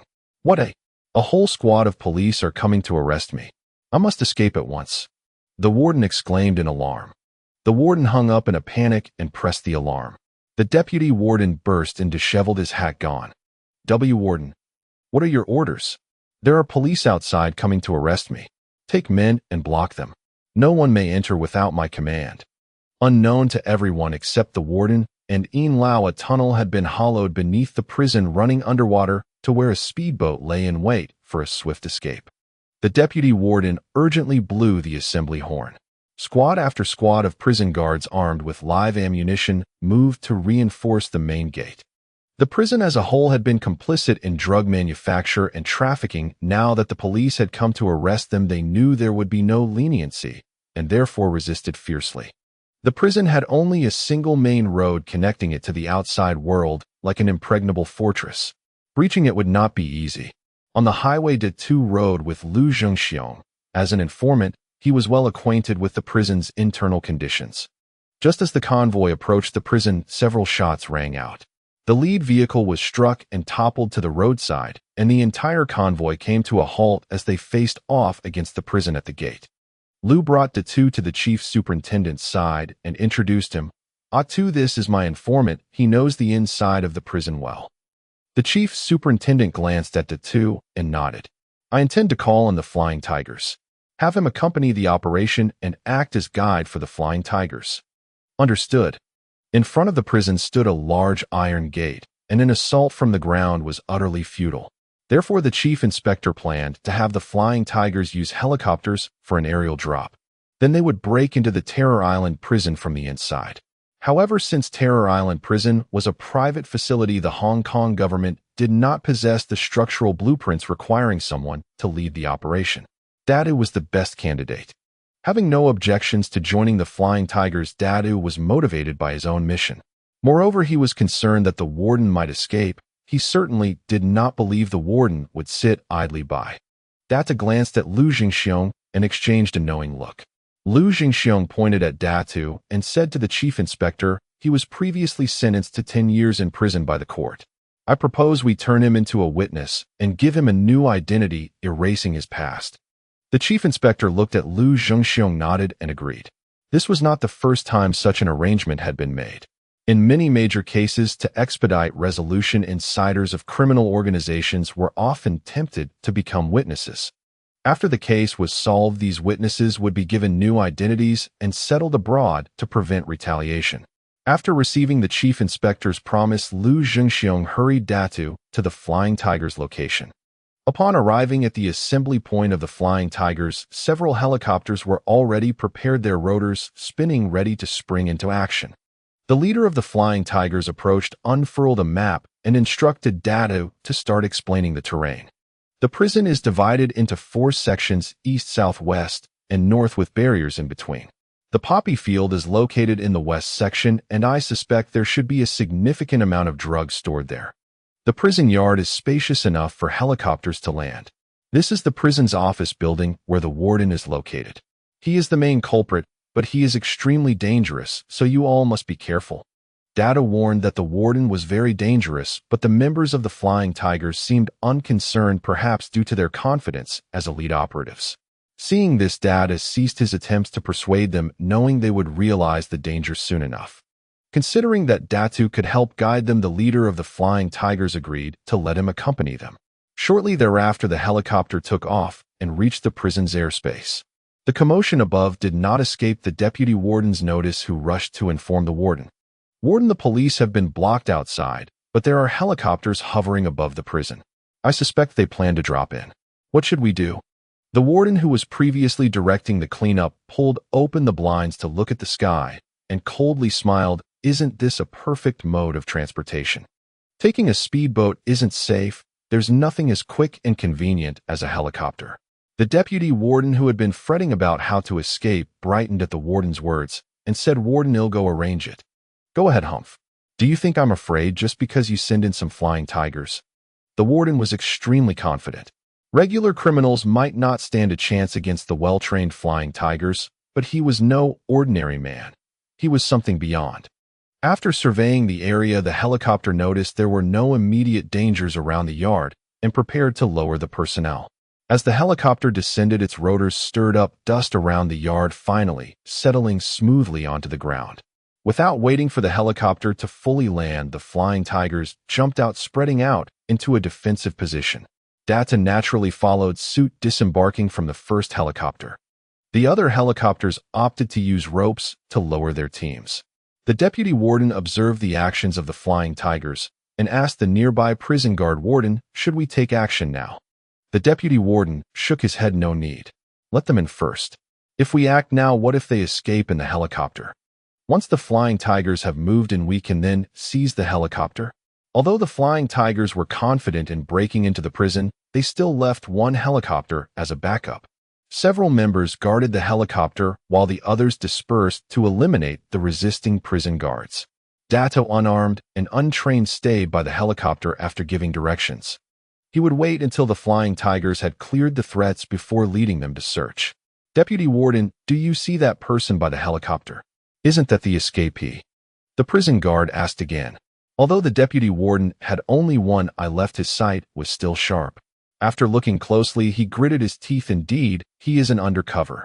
Don't kill him. I want to torture him slowly." Data, feeling bored, kicked the sand beneath his feet, suddenly noticing that it seemed freshly disturbed, immediately thinking of a possibility. "Sir, can I borrow the engineer shovel on your helicopter?" The engineer shovel was hanging on the side wall of the helicopter, and Dadu had spotted it when he entered. The Flying Tigers had prepared various tools for their complex mission. "What do you need the engineer shovel for?" "I noticed the soil beneath my feet is fresh. I suspect the prison might use live burials for disobedient inmates. I want to dig to see if it's also evidence of the prison's crimes." Several police officers exchanged glances and said, "Fine, you can dig, but we have a mission and can't assist you." Dadu was the only idle one in the whole team, and aside from giving directions, he was of little use. The police officers were glad to give him something to do. Data had not expected the Flying Tigers to help. After taking the engineer's shovel, he began to dig. Having taken a strength supplement and practiced hard Qigong, he dug faster than 3 or 4 people combined. Several members of the Flying Tigers were surprised to see Data dig a pit in just a few strokes, exclaiming, "I didn't expect you to be so strong. Your digging skills are impressive." The deputy warden was naturally aware that the powerful figure was buried beneath the soil. He thought with a twisted pleasure, dig away, oh, let's see your expression when you unearth a corpse. As Data swung the shovel like the wind, he struck something hard, producing a clanking sound just as gunfire echoed from afar. Kakak, the radio of the Flying Tigers, crackled. We've encountered resistance from the prison. The firepower is intense. All teams stay alert. The Flying Tigers remaining by the helicopter immediately heightened their vigilance, carefully monitoring their surroundings. Be careful. One of the Flying Tigers, having spotted a prison guard, rolled aside just as a bullet struck the helicopter's wall, creating a clang clang clang sound. Data paid no heed to the nearby gunfight, gripping the iron chain forcefully and pulling out a mud person covered in dirt. The elite members of the Flying Tiger team quickly subdued the deputy warden and others. The two ignored the gunfight and repeatedly slapped Li Wang, who was in a coma, trying to wake him up. Finally, with the two efforts, Li Wang opened his eyes. As Li Wang opened his eyes, he was about to speak, but coughed out a mouthful of black blood. The black blood fell to the ground, emitting a greenish glow. Afterward, Li Wang coughed up 2 more mouthfuls of blood, which turned red then black due to loss of oxygen. The two, holding a 9 revolving life-saving pill between his fingers, was prepared to give it to Li Wang if his condition worsened. Though he only had 2 left and didn't know if he could get more, Li Wang was the main force against the warden and couldn't afford to be in trouble. Fortunately, after coughing up blood, Li Wang's complexion improved significantly, and he slowly said, "I'm fine, my health has greatly improved." "Master, what happened?" "After you left, my body recovered and my strength increased." Li Wang expressed his gratitude to the two, having never encountered such a miraculous medicine which he believed to be extremely precious, yet the two had given it to him without hesitation. And then, the two seemed oblivious to Li Wang's grateful gaze and continued to ask. "Then the warden returned and intended to kill me. I broke free from my restraints and fought against the remaining 4 heavenly kings. I was already gaining the upper hand when they unexpectedly released poison gas. The 4 heavenly kings were all poisoned to death, and I managed to survive by channeling my energy. To establish his authority, the warden ordered someone to bury me alive." "I see. So can you still fight now?" "Yes," Li Wang said, throwing a few punches into the air, his joints cracking. "Good, I've already contacted the police from Hong Kong Island, and they have surrounded the prison. As long as we capture the warden, we can dismantle this den of horrors, the Terror Island prison." Li Wang nodded. Although he had a mysterious mission, handing it over to the Hong Kong police would yield the same result. Their goals were aligned. Just as the two was explaining the situation to Li Wang, a clanging sound of metal echoed. A squad of Flying Tiger team members retreated from the corridor, still firing their rifles, but they appeared to be encountering some kind of monster, retreating step by step. Bang! Bang! A tremor shook the ground as a monster towering a meter high and clad in black armor emerged. The two thought to himself that it was no wonder there was a sound of metal clashing. The warden had upgraded his equipment. But soon the two felt a headache coming on. The warden had always been tough to deal with, and now being impervious to blades and bullets made it even worse. The Flying Tiger team was falling back. During their retreat, one member tripped and fell to the ground. 2 teammates nearby attempted to assist him, but the warden had already stepped forward. "Watch out!" The other members of the Flying Tiger team shouted warnings.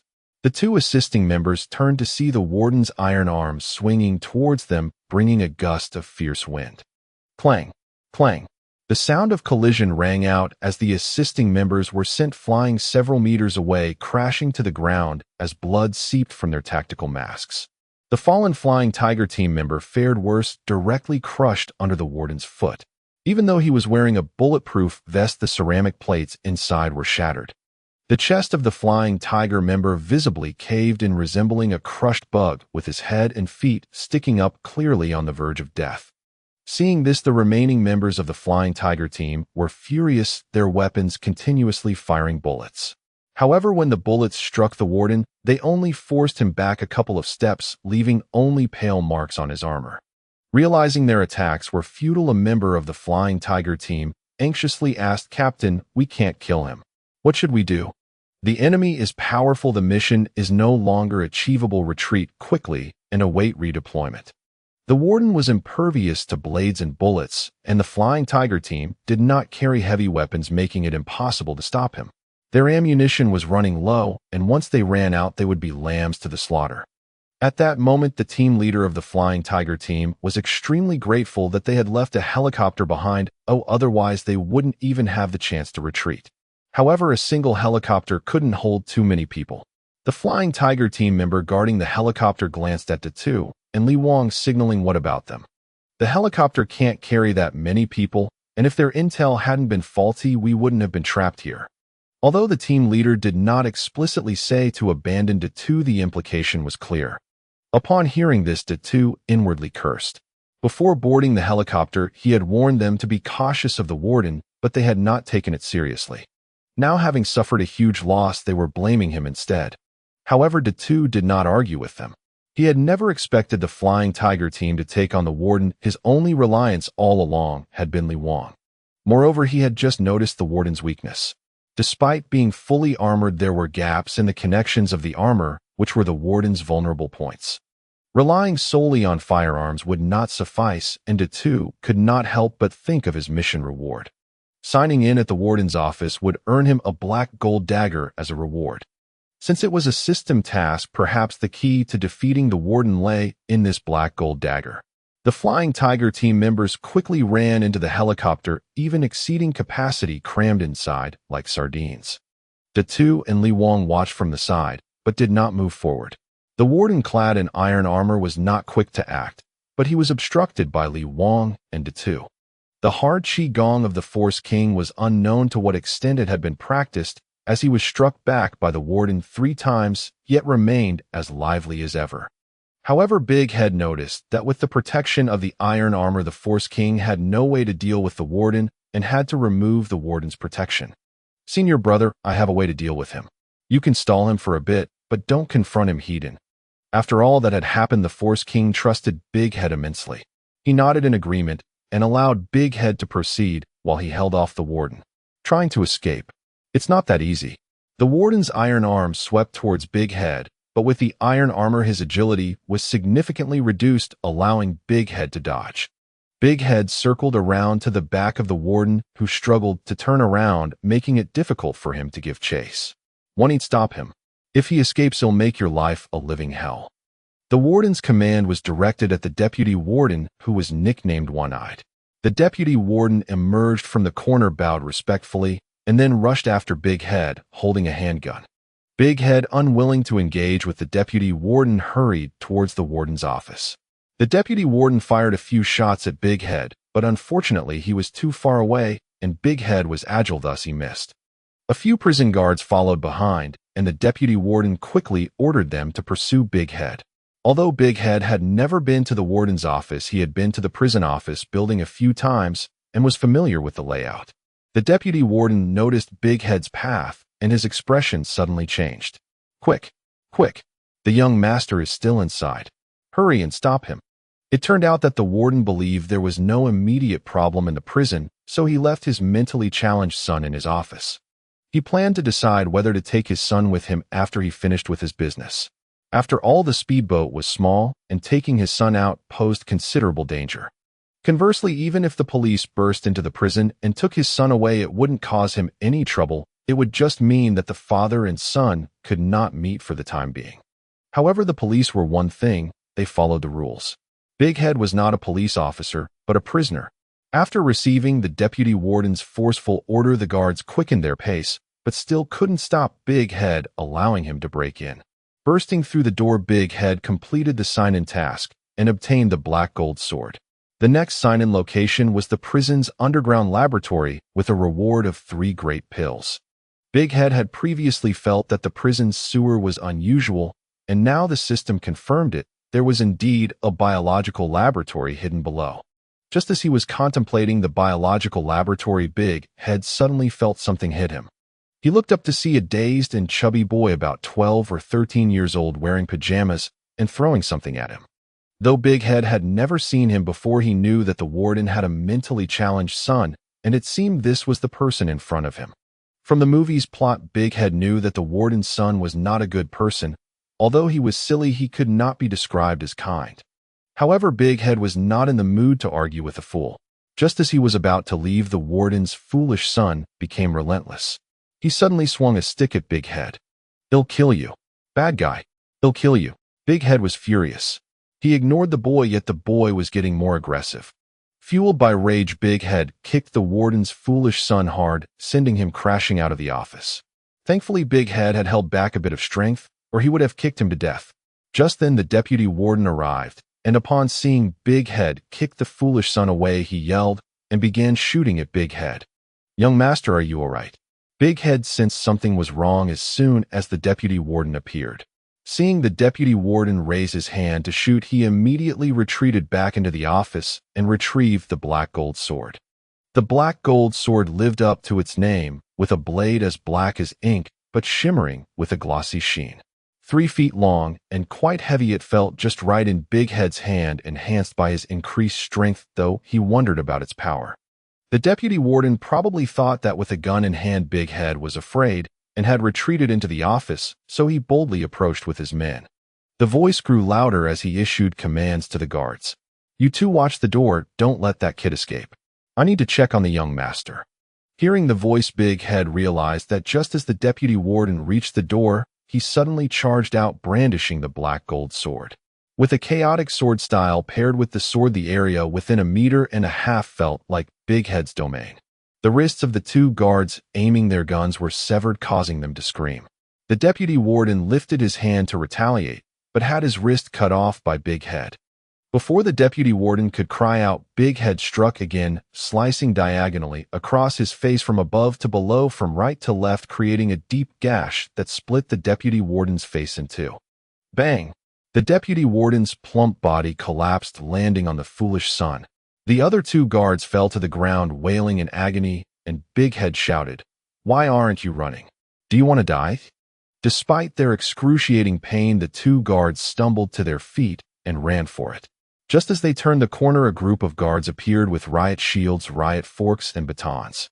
Not all guards were armed. Most of those with guns were concentrated at the prison entrance, confronting the police. The rest were equipped with such gear to suppress the prisoners. This equipment was sufficient against unarmed or only cold weapon prisoners, but it fell short against Big Head. Holding the black gold sword, Big Head slowly advanced towards the guards, droplets of fresh blood sliding down the blade and dripping onto the floor. "If you don't want to die, get out of the way now."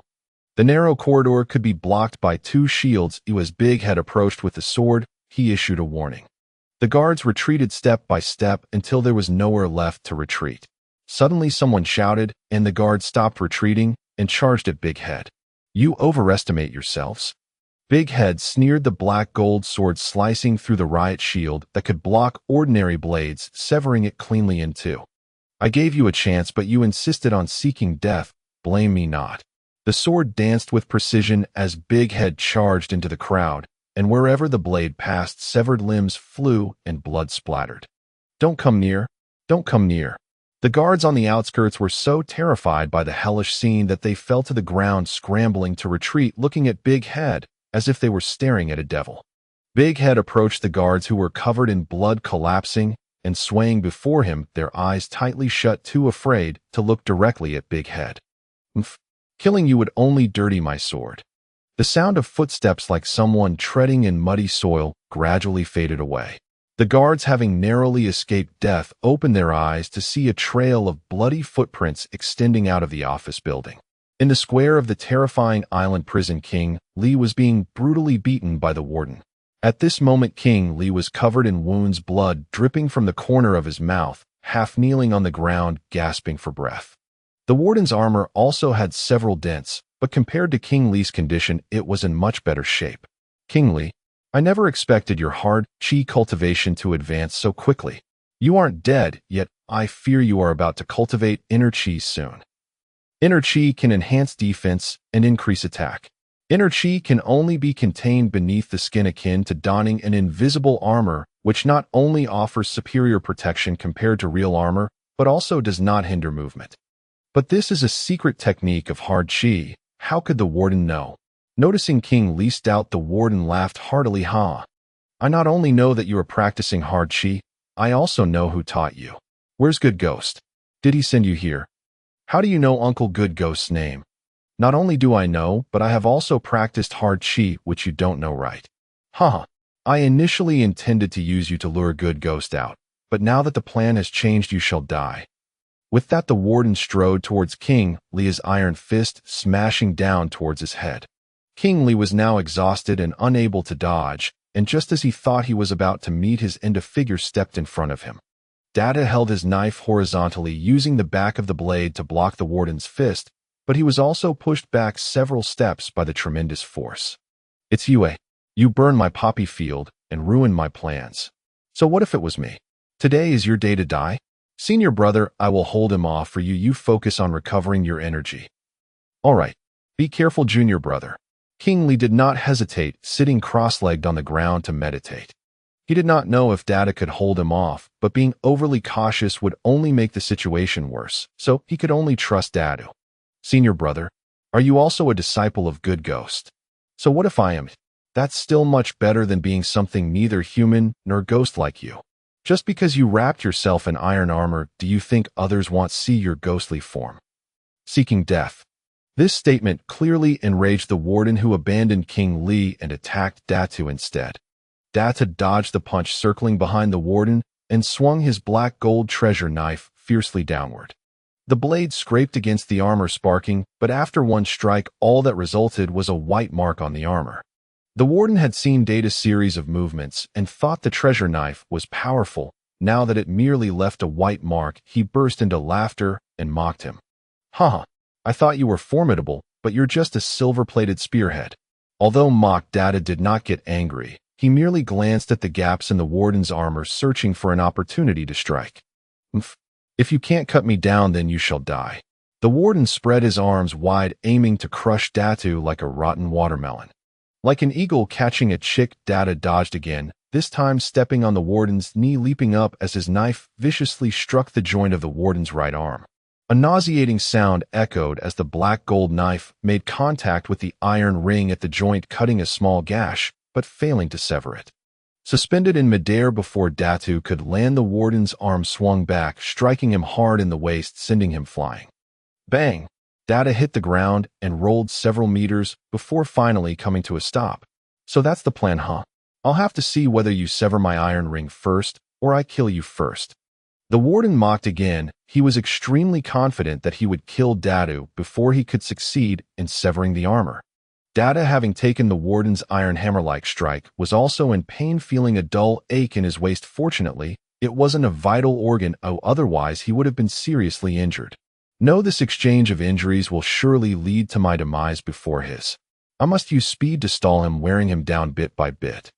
Resolutely, Data changed tactics, employing a chaotic wind knife technique, circling around the warden, striking at the armor's joints, and retreating immediately, attempting to wear down the armor.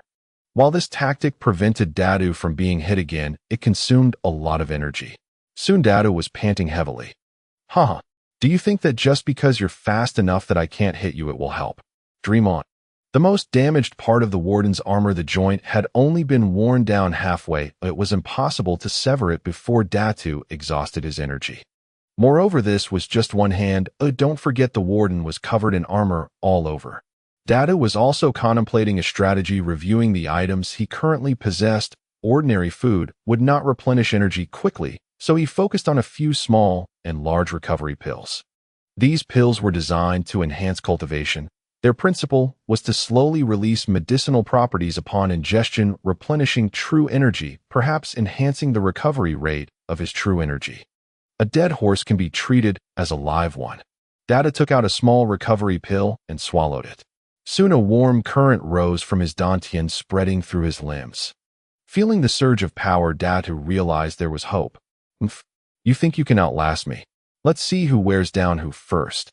Data once again activated his chaotic wind knife technique, and as the technique expanded, the warm current in his dantian increased correspondingly. Indeed, the small recovery and large recovery pills were originally meant to enhance cultivation, and now with Data using the chaotic wind knife technique in battle, he was also improving his knife skills.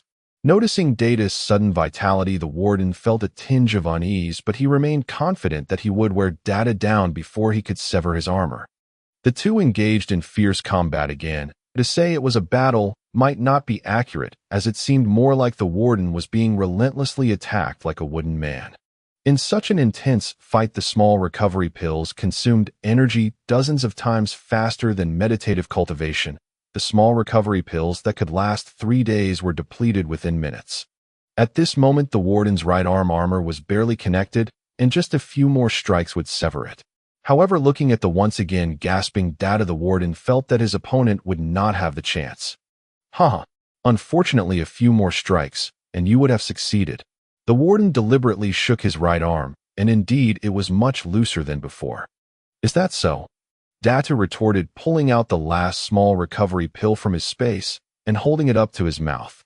The warden had caught sight of Data's earlier actions of consuming the pill, and now seeing him take another, he was enraged and charged at Datu.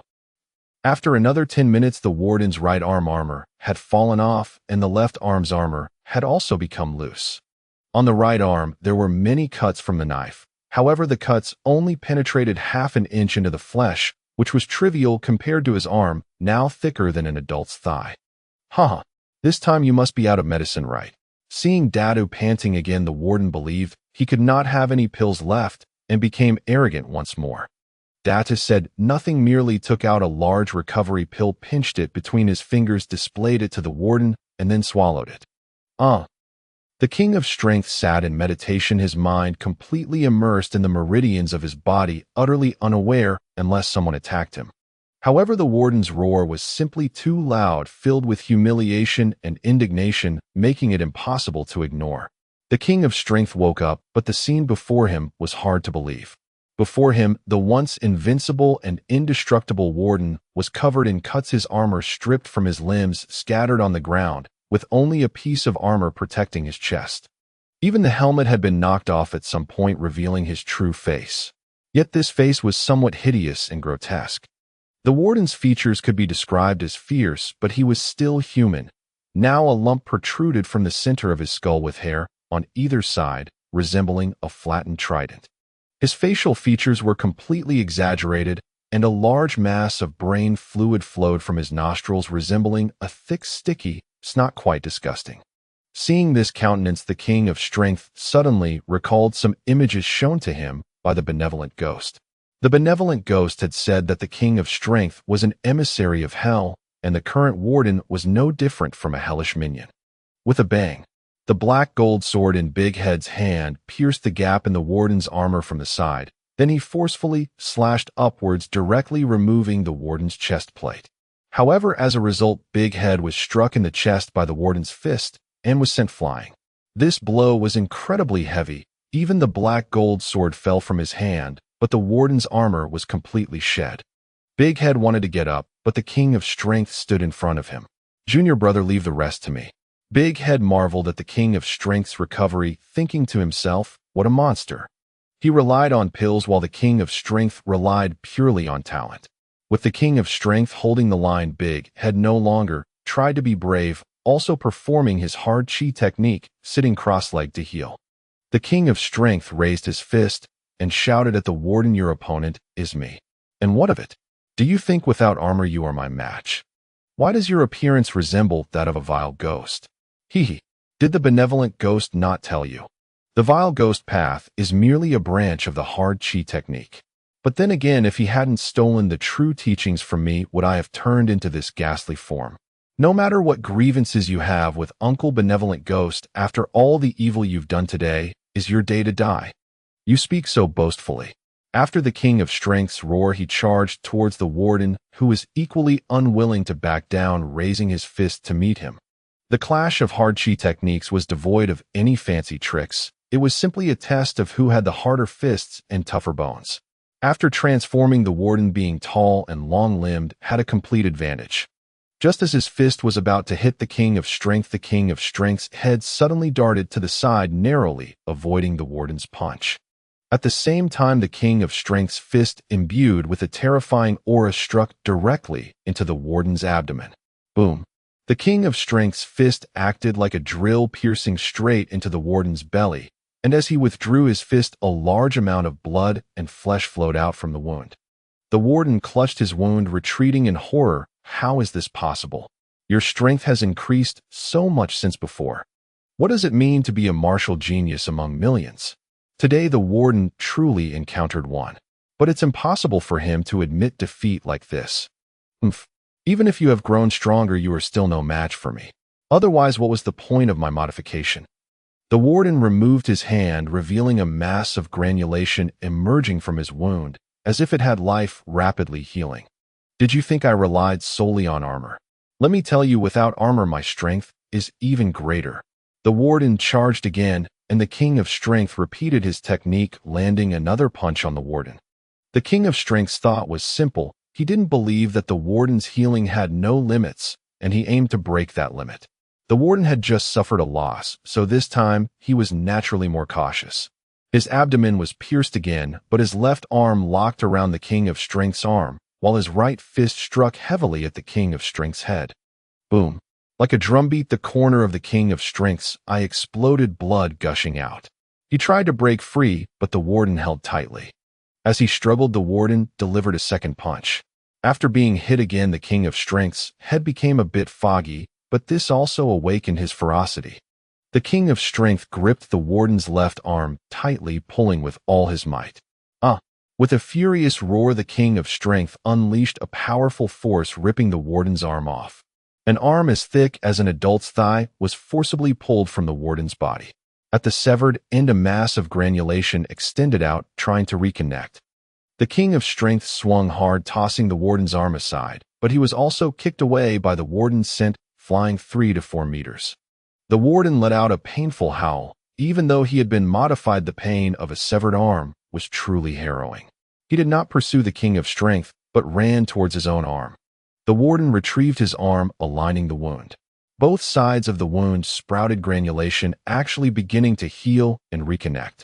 Big Head, who had just woken up, was also shocked by this scene, thinking to himself, how on earth do we fight this? An undying body. At this moment, the King of Strength stood up again. The kick he had just received had caused him another injury, diminishing his combat power. However, compared to the decrease in power, how to deal with the warden was the bigger issue. Big Head stood beside the King of Strength, gripping the black gold sword tightly, his expression grave. Senior brother, how do we fight? Let's take off his limbs and let's see how he heals. All right. They'll hold him off. Junior brother used the sword to take off his body. Good. The King of Strength charged again, crossing his arms to block the warden's fist, then wrapped both arms around the warden's arm, shouting to Big Head, Junior brother, attack now. Big Head rushed forward, raising his sword to cut off the warden's arm. The warden's other arm attempted to block, but Big Head was exceptionally agile, easily avoiding it. The warden simply ignored Big Head, relentlessly punching the King of Strength, causing blood to spray continuously. Junior brother, hurry. As the King of Strength coughed up blood and urged him on, Big Head had already slipped to the warden's opposite side, and upon hearing this, struck down, severing the warden's arm once more. The cut was clean, but soon granulation sprouted from the severed arm, while at the same time granulation also emerged from the warden's fallen arm. It seemed as if the two sides sensed each other, about to establish a connection. However, simply cutting off the limbs was not effective. Senior brother, this wretch can regenerate severed limbs. We must devise a plan. Enforce King excelled in combat, but strategizing was beyond him. Thus, he turned to Datu for counsel. Datu mentally surveyed the prison's layout, then suddenly recalled the cafeteria where he worked. Senior brother, the cafeteria has a meat grinder. Once the prison ground up convicts' corpses and made them into meat patties for inmates. Let this scoundrel taste the horror of being minced. Excellent. But only the two of us can pin down the warden. So who will carry the severed limb to the grinder? NDA. Tu pondered briefly, then remembered the convicts. Bitterly resentful of the prison now presented with their long-awaited chance for vengeance. I'll release the convicts and enlist their aid. In agreed. Go now. I'll hold the warden at bay. At that moment, the warden's severed hand was nearly reattached.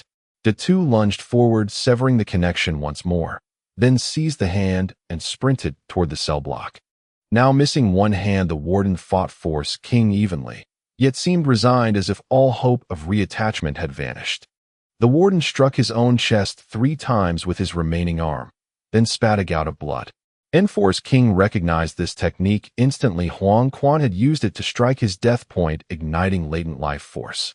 Indeed, Force King watched in grim awe as fleshy buds erupted from the wound, elongating into fibrous muscle, beginning the grotesque regeneration of an entire arm. Such power was truly terrifying. Enforce King sucked in a sharp breath, and unwilling to wait, charged forward to impede the warden's regeneration. Force King's assault indeed slowed the regrowth, and the newly forming arm emerged noticeably thinner, weaker than the original. Meanwhile, the two carried the severed hand away. After some distance, its vitality faded, but the two remained vigilant. He resolved to grind the limb to pulp first, then deep-fry the flesh thoroughly. Only then could he be certain no revival would occur. The two headed first to the west cell block. Though unfamiliar with most inmates, he trusted two men above all: Qing'an and San Tiao Tue. He planned to free them first, then let them command the others. Few guards remained inside the cell blocks. Most had rushed to the main gate to confront the police forces. In fact, they'd even released Huang Quan's underworld underlings to jointly guard the cells. Though numerous, the guards wielded only riot gear, no match whatsoever for Datu's overwhelming might. At first sight, Datu felled two guards with a single stroke. The rest, stunned by his ferocity, dared not advance, merely stood at a distance, locked in tense standoff. Yet Huang Quan's gangsters, hardened by years of underworld violence, charged boldly. Still, Datu cut them down like wheat before the scythe, leaving carnage and rivers of blood in his wake. Fearing these criminals might turn on him, Datu showed no mercy, until only guards remained, then offered surrender terms. "I bear you no grudge. Open every cell door and release all prisoners. I'll let you walk free." Datu wasted no time. He issued the ultimatum directly. Terrified of death and awed by his brutality, the guards exchanged glances and laid down their weapons. Moreover, Datu blocked the exit. They had nowhere to flee. First, he ordered the guards to release Chang'an and San Tiao Tue, then instructed Chang'an to select only those inmates loyal to him, or hostile to the prison itself, for liberation. Thud! NDA-2 hurled the warden's severed hand onto the floor. A deafening crash echoed through the corridor. "This is the warden's severed hand. Dispatch several men immediately to the cafeteria. Activate the grinder, pulverize it completely. Then heat oil in a cauldron and deep fry every shred of the resulting paste. Send others to the plaza to retrieve the warden's corpse.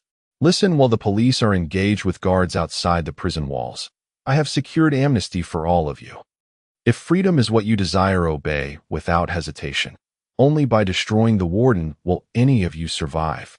The warden's transformed arm, enormous, inhuman, warped, filled the convicts with dread. Yet seeing Datu's silence, they held their tongues. With tasks assigned, Datu summoned Chang'an again, tasking him to lead a squad to raid the west cell block and locate Huang Quan's hidden drug warehouse. The Flying Tiger unit had been routed by the warden, unable to intervene. When Datu arrived at the plaza, the warden's hand had regrown, but awkwardly, grotesquely misshapen. Yet even this monstrous visage sent tremors of terror through the timid convicts. "Do not approach. Wait until I sever his limbs, then rush them to the cafeteria for grinding and frying." Datu calmed the convicts, then strode forward, blade in hand. The warden, spotting his return, instinctively recoiled. His regenerated hand offered no advantage. He'd already been outmatched before. Seeing the warden attempt to flee, neither Datu nor Force King would permit escape. Though long-limbed, the warden moved with lumbering slowness. "Senior brother, first sever his leg." Understood. Force King launched himself forward, clamping both arms around one of the warden's legs, then drove his feet into the earth, yanking the colossal figure sideways to crash onto the ground. Datu surged forward, hoisting his black gold treasure blade high, then brought it down with crushing force. The keen edge bit halfway in, then halted, lodged against bone. Datu wrenched the blade free, then struck again, the metal shrieking as it met unyielding bone. The warden lay pinned like livestock at a butcher's block, alive, conscious, enduring agony beyond measure. His trapped leg thrashed violently, sending even Force King flying. Yet Force King refused to loosen his grip. The warden could do nothing. Unable to dislodge Force King, the warden attempted to kick him away with his other leg, just as the two struck again. That blow severed the thigh cleanly at the hip, leaving Force King with no leverage and sending him hurtling backward from the warden's violent recoil. Now a one-legged monstrosity, the warden's mobility collapsed entirely, outpaced effortlessly by the two and Force King.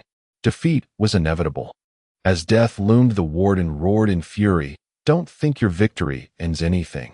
Others will avenge me." Bitter regret flooded him.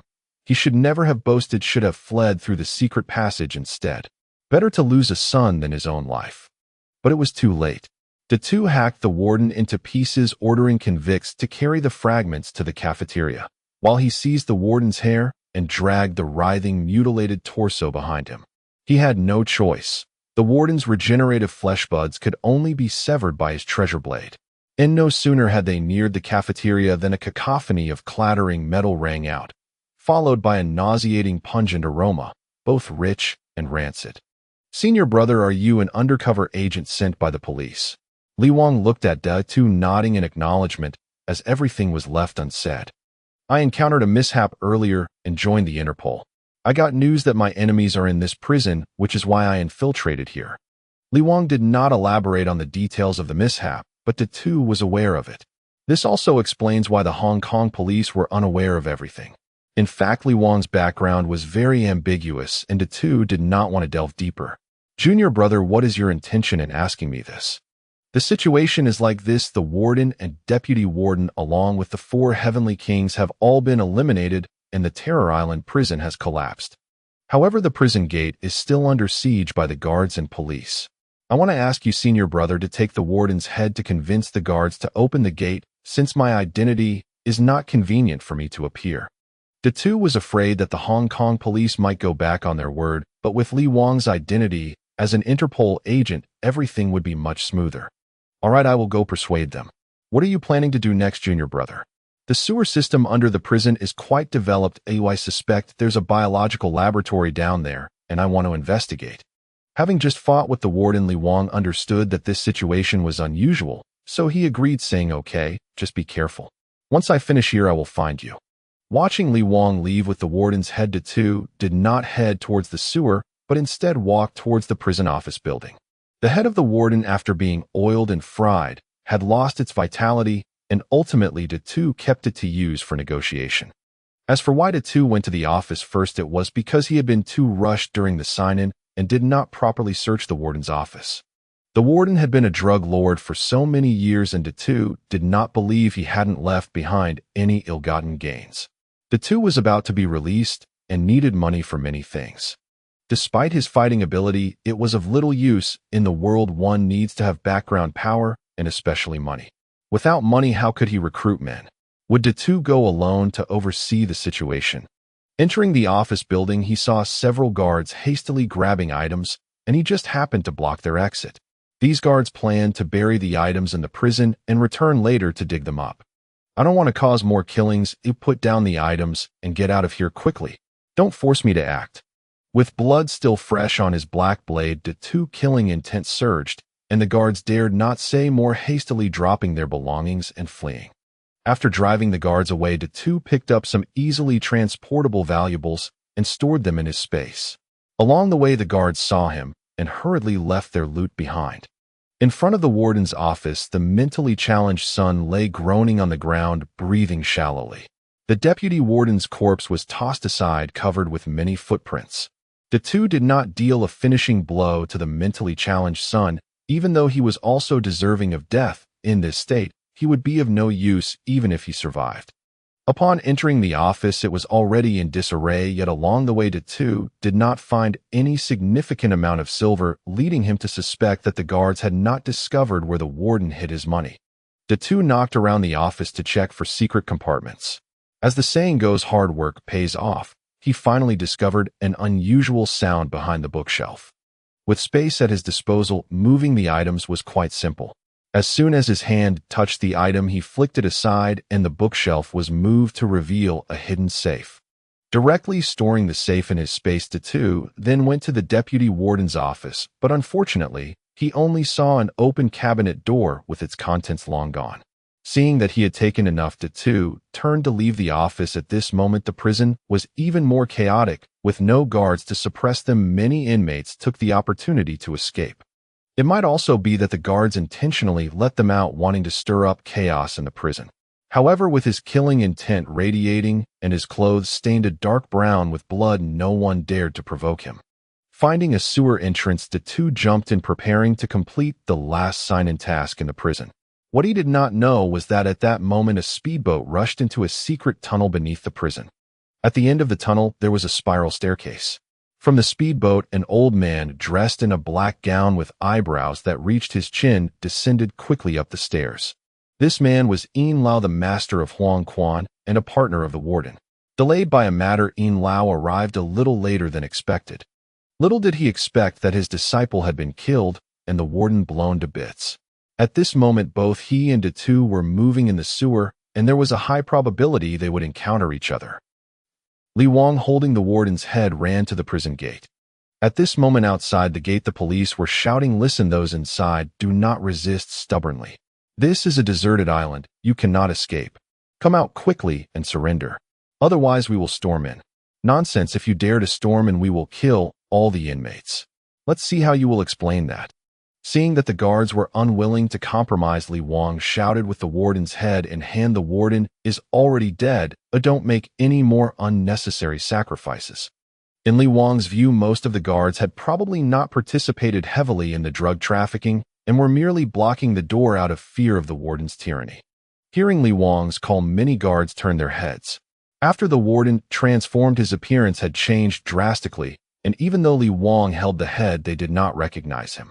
However, they recognized Li Wang, having witnessed him being buried alive. Now here, he was in front of them. Many guards exchanged glances and began to whisper. But some guards who were more deeply involved, such as the captains of each cell, were unwilling to surrender. After all, if they surrendered, they would also face severe punishment. Don't listen to him. How could the warden be dead? If you let the police in, the warden will blame you later, and you will all be in trouble. The warden is already dead. This is what he looks like after transforming. If he weren't dead, how could I be here?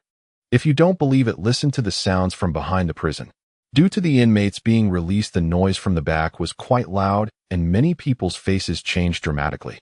There is also a family area in the prison where the wife of the killer Xiong lives and has an affair with the three-legged man. Seeing that many were already moved, Li Wang urged again, "Let the police in, only then can the prison quickly return to peace." As the captains of each cell saw that they could not suppress the situation, they prepared to draw their guns to shoot at Li Wang, while some guards who were thinking of turning sides aimed their guns at them. "First, Captain, open the door and let the police in." Lu Jingxiong burst in with the police, disarming the prison guards, while Li Wang stepped forward. Li Wang introduced his identity, causing Lu Jingxiong to squint his eyes. The International Criminal Police Organization launched an investigation without notifying them, putting the Hong Kong police in a very passive position, unable to cover it up. "If convenient, I would like to borrow your phone to report to my superiors." The chief superintendent frowned upon hearing about the involvement of the International Criminal Police Organization. First, control everyone in the prison and prevent them from speaking out. The chief superintendent planned to pass this issue on to the Department of Justice. He didn't want to handle this hot potato.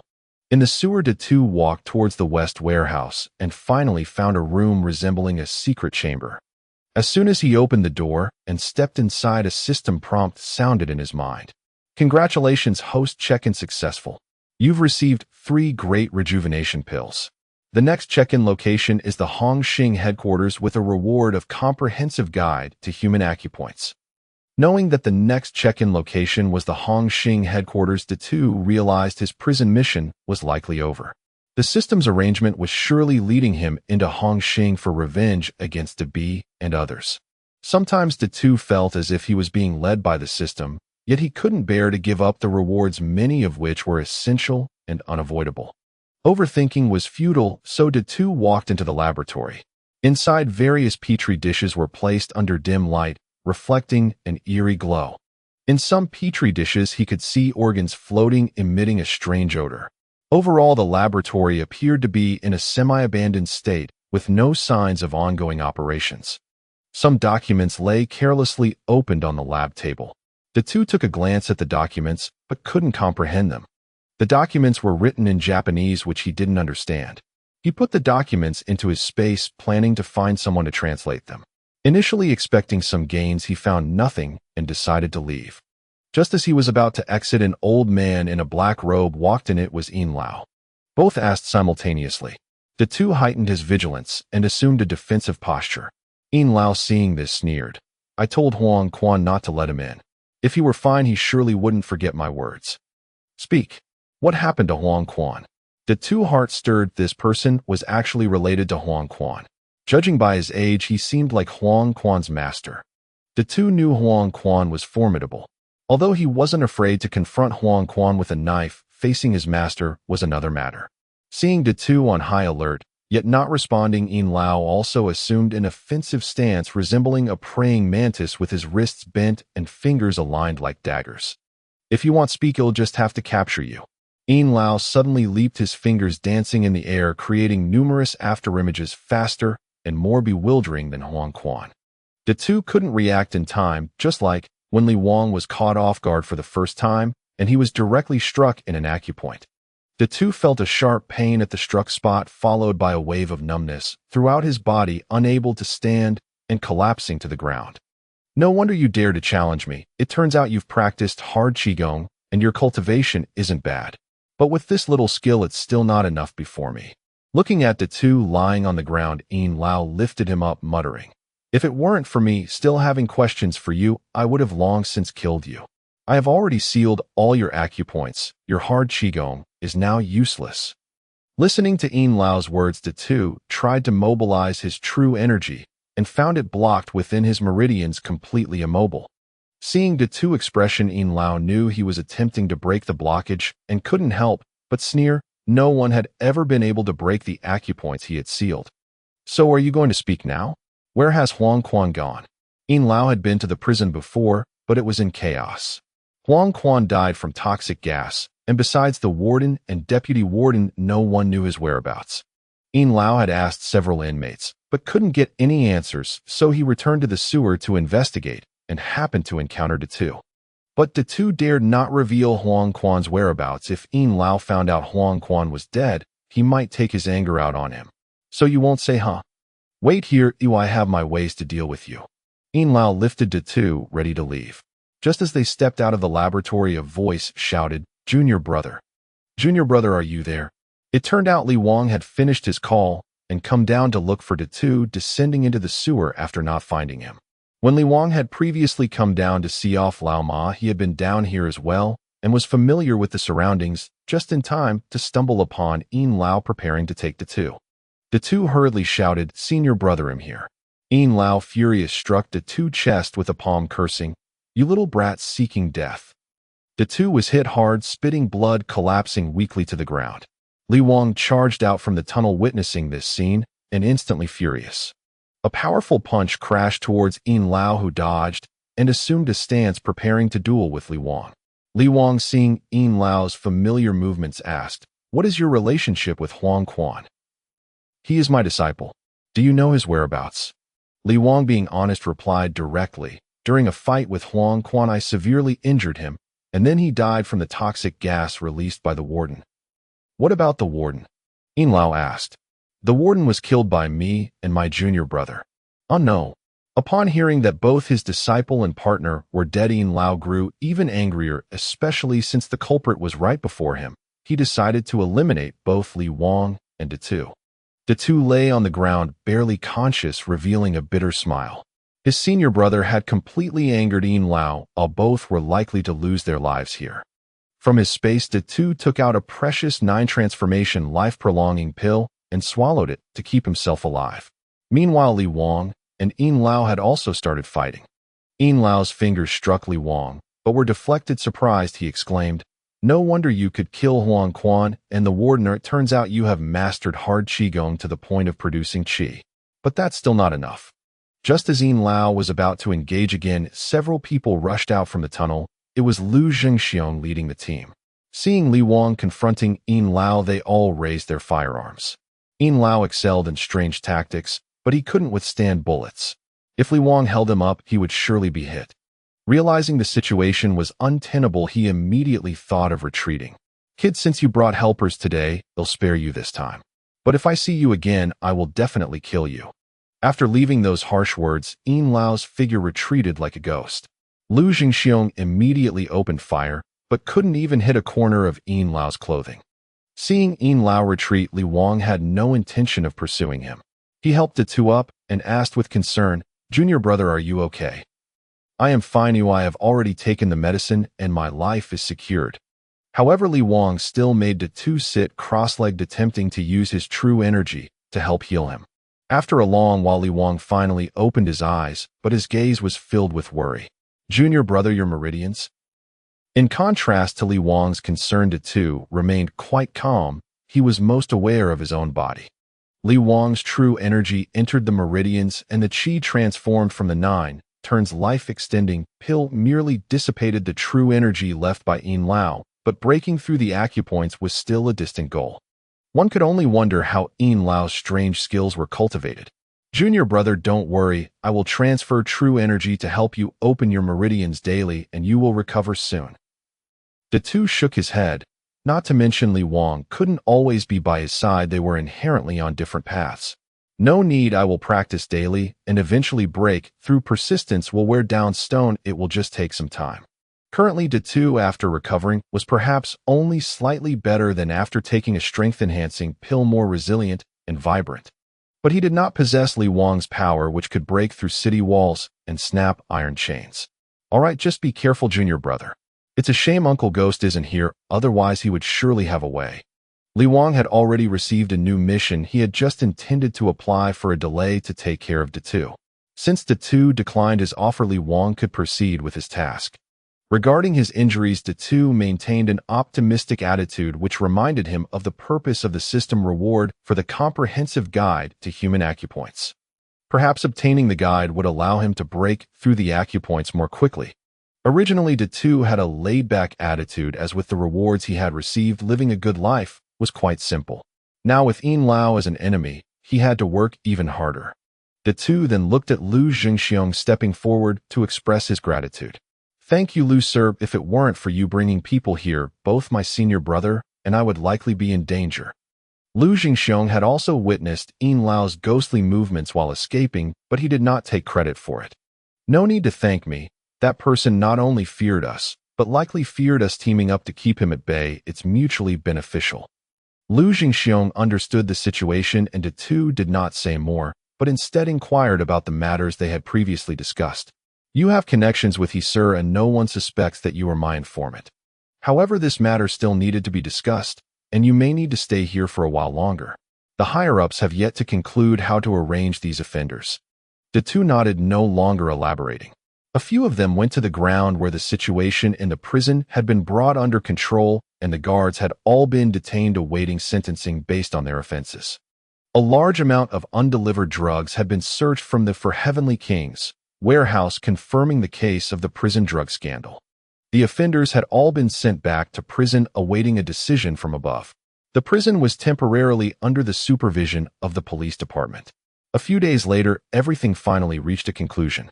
For the two and the knowledgeable offenders like Chung On Wei, in order to cover up the truth, the Hong Kong government granted a few of them the right to change their identities, but at the same time, they must keep this incident confidential and not mention it to others. As for the remaining offenders who did not participate, they received some sentence reductions and were transferred to other prisons to serve their sentences. As for those gang members involved in drug manufacturing and trafficking, the two was not clear. At the prison gate, the two got into Lu Zengxiang's car, who still had some matters to explain. "Here, this is the identification you requested." Lu Jingxiong handed over a new identification card which read, "Yang Tian. I've created a new identity for you as Yang Tian's twin brother who has been studying abroad." Da Bi and the others knew about the two imprisonment, and Lu Jingxiong had also discovered that the person who reported last time was Shanji. If Shanji and others repeated their old tricks, it would be very troublesome, hence the new identity. "It seems you are preparing to continue mingling in society. Are you interested in truly becoming my informant?" Lu Jingxiong probed, but the two shook his head. "Lu sir, being a traitor means being stabbed in the back." However, if needed, I do not rule out the possibility of cooperation. Seeing De2 was unwilling to be an informant, Lu Jingxiong did not press the issue as he understood De2 had saved his life and valued gratitude. By the way we interrogated the guards, they all said you took the warden's possessions. The police found nothing the warden had left in the prison, only sealing some of his accounts. Since the warden was involved in drug manufacturing and trafficking, he naturally understood the concept of money laundering, so the police could not trace the dirty money. If I had taken those things, wouldn't you have found them? I have been in prison these days. It does Lucer think I have hidden away. Whether or not he had hidden away, Lu Jingxiong had already interrogated all the prisoners in the prison. No one had seen the two figure. Although there were suspicions, there was no evidence. The scene fell into silence for a moment. Lu Jingxiong drove quietly. Upon reaching the roadside, De2 felt he could take a taxi and requested to get off. Lu Jingxiong had no objections, pulling over to let De2 exit. As he was leaving, Lu Jingxiong looked at De2 and warned, "I am very grateful that you saved my life, but you'd better not go astray, otherwise I will definitely catch you. Rest assured, Lu sir, I do not wish to enter prison again." After saying that, De2 directly shut the car door, watching Lu Jingxiong's car drive away. Surveying the surroundings, De2 found himself in a relatively remote area with few people. He found a spot hidden from the main road and took out the warden's safe. Although De2 did not have the password, he had the black gold dagger in hand. If it could cut through the warden's armor and chains, he wanted to see if it could also cut open the safe door. Holding the black gold dagger, De2 unleashed the chaotic cloak knife technique. With the acceleration from the small and large returning pills, along with sparring with the warden, his knife skills had reached a proficient level.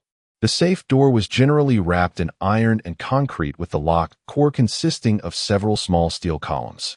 After a series of hacking and smashing, the safe finally opened and De2 retrieved the items inside. Inside the safe were some cash, mainly Hong Kong dollars, and knives amounting to around several $100,000. There were also some anonymous bonds worth about 20 million. Additionally, there were some Swiss bank deposit slips, but De2 could not withdraw them and could only let them become void. Overall, from the warden, De2 had obtained 20 million Hong Kong dollars, which could be considered compensation for the suffering endured during this period. Walking back to the main road, De2 left the safe behind. He hailed a taxi and went to a place where he could make a phone call, dialing Xiaojiabai. Xiaojiabai, I'm out. Stanley Street in Central is renowned for its street stalls. By 10 o'clock in the evening, it is already bustling with voices and packed with people. At this moment, De2 was occupying a table waiting for Xiaojiabai to arrive. He chose the street stall instead of a restaurant or hotel because he had finally regained his freedom and wanted to experience the life of the common folk. Although De2 had not spent much time in prison and had escaped twice, his mindset was entirely different. Upon seeing Xiaojiabai arrive, De2 stood up to greet him, but his expression darkened upon noticing the people following behind. "Why are you here?" De2 asked coldly. De Tian-Er and KK were following Xiaojiabai, and upon hearing this, De Tian-Er's face turned somewhat awkward. "De2. I." KK casually replied. "Do you go by De2Z?" "Yes." "Were you and De Tian-Er brothers before?" "Before, not quite, now even less so." Seeing De2's cold demeanor, KK pulled De Tian-Er ready to leave, but Xiaojiabai grabbed KK, looking at De2 with pleading eyes. De2's heart softened for a moment, and he said, "Since you're here, let's have a meal together if you don't mind." Xiaojiabai persuaded KK again, and the four of them finally sat down. Before they arrived, De2 had already ordered several dishes. He called the waiter again to add a few more dishes and opened a case of beer, pouring it for everyone. "Today is to celebrate my release. I have met you, De Tian-Er and KK, and since we meet, let's drink a toast." The reason De2 said this in front of De Tian-Er was to warn De Tian-Er about Chun Haonan and to be behind him, to not use his imprisonment as an excuse to cause trouble. De Tian-Er and the others sat down, naturally not wanting to spoil the mood, and clinked glasses with De2. Xiaojiabai was very happy now that De2 was out. He could accompany her. "De2, I know a bit about the circumstances of your imprisonment, but you should know." De Tian-Er had sensed something was off since the settlement fee, and with the later car theft incident, he felt even more suspicious. However, De B was his boss, and Chun Haonan was a brother he had grown up with, so Datu interrupted Datian Air's explanation, saying, Datian, no need to say more, I understand. Let's drink. The group clinked glasses again, and after several rounds of drinks the atmosphere gradually improved. KK asked Datu, so you are now a member of Hongxing? Yes, and I was promised to be made the boss after my release, but now, I don't know anymore. Datu was unwilling to say more. At this moment a band was singing nearby, and Datu found it quite pleasant standing up with a cigarette in his mouth. Before crossing over, Datu had enjoyed a segment from a video where people danced at street stalls under the sunlight, which resonated with his current mood. Xiao Jiaba looked at Datu actions and asked Tian, Go, what are you doing? Dancing. Come. Datu, with a cigarette in his mouth and a carefree smile on his face, moved to the rhythm of the singing, his movements simple, yet imbued with a sense of freedom. Xiao Jiaba also loved to have fun, though her personality was somewhat contradictory. Sometimes quiet, sometimes fiery. She initially felt a bit shy, but quickly got into the groove, dancing with Datu and gradually syncing their movements. In the street stall there were hard-working laborers who had just finished work, gangsters who mingled in the underworld, and white-collar workers. Each person had their own thoughts upon seeing this scene, yet no one disturbed them. Some even seemed eager to join in. The band played more energetically as they watched Datu and Xiao Jiaba dance. After dancing for a while, Datu finally released the frustration he had felt during his imprisonment, and just as he was about to sit down, an unpleasant voice suddenly rang out. Damn, eating and still singing and dancing, how impressive. Come here and dance with me. A small-time thug with bleached hair tried to pull Xiao Jiaba over. Datu, quick to react, pulled Xiao Jiaba into his arms, glaring at the thug. Brother, are you looking for trouble? As soon as Datu said this, 5 or 6 people stood up around the thug, and other patrons in the street stall saw this scene and hurriedly stood up to move aside.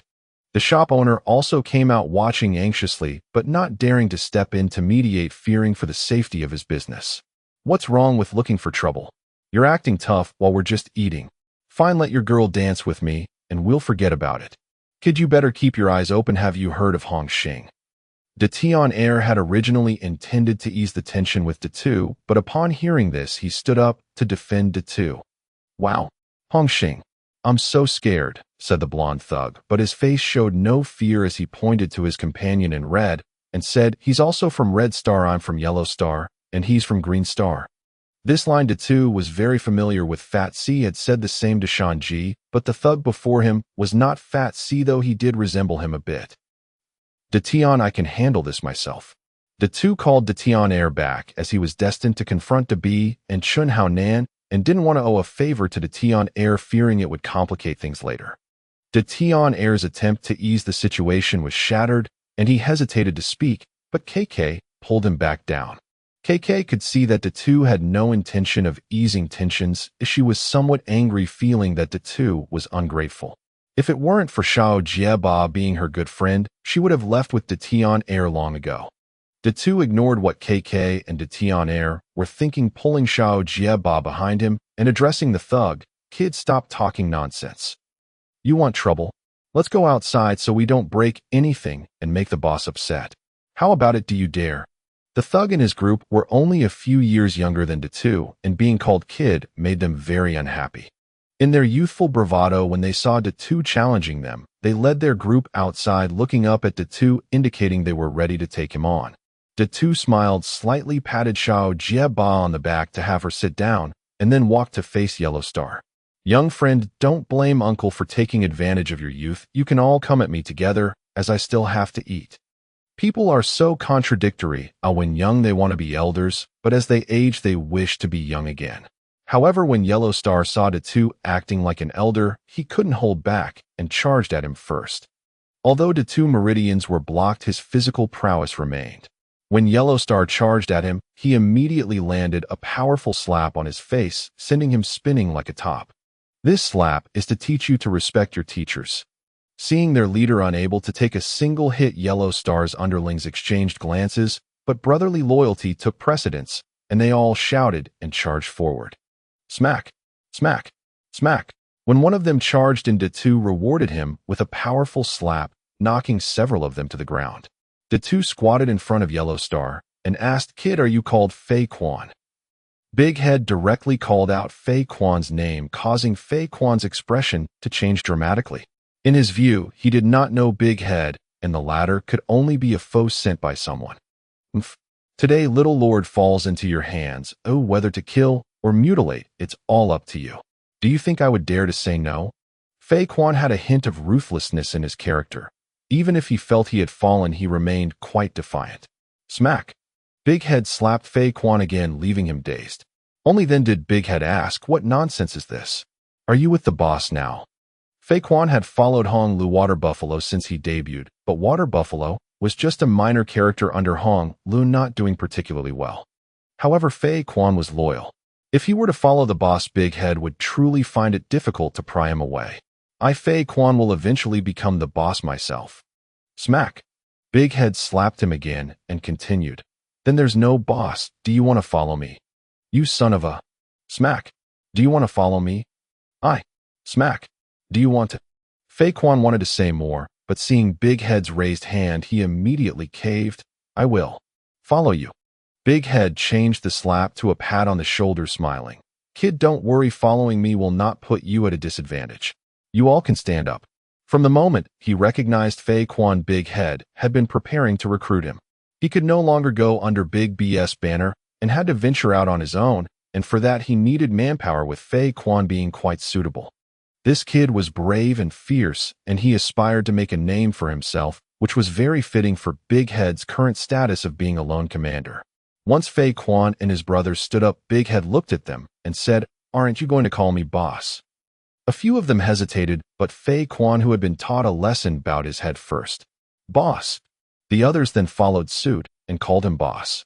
Big Head nodded and took out 10,000 Hong Kong dollars from his pocket, handing it to Fei Quan.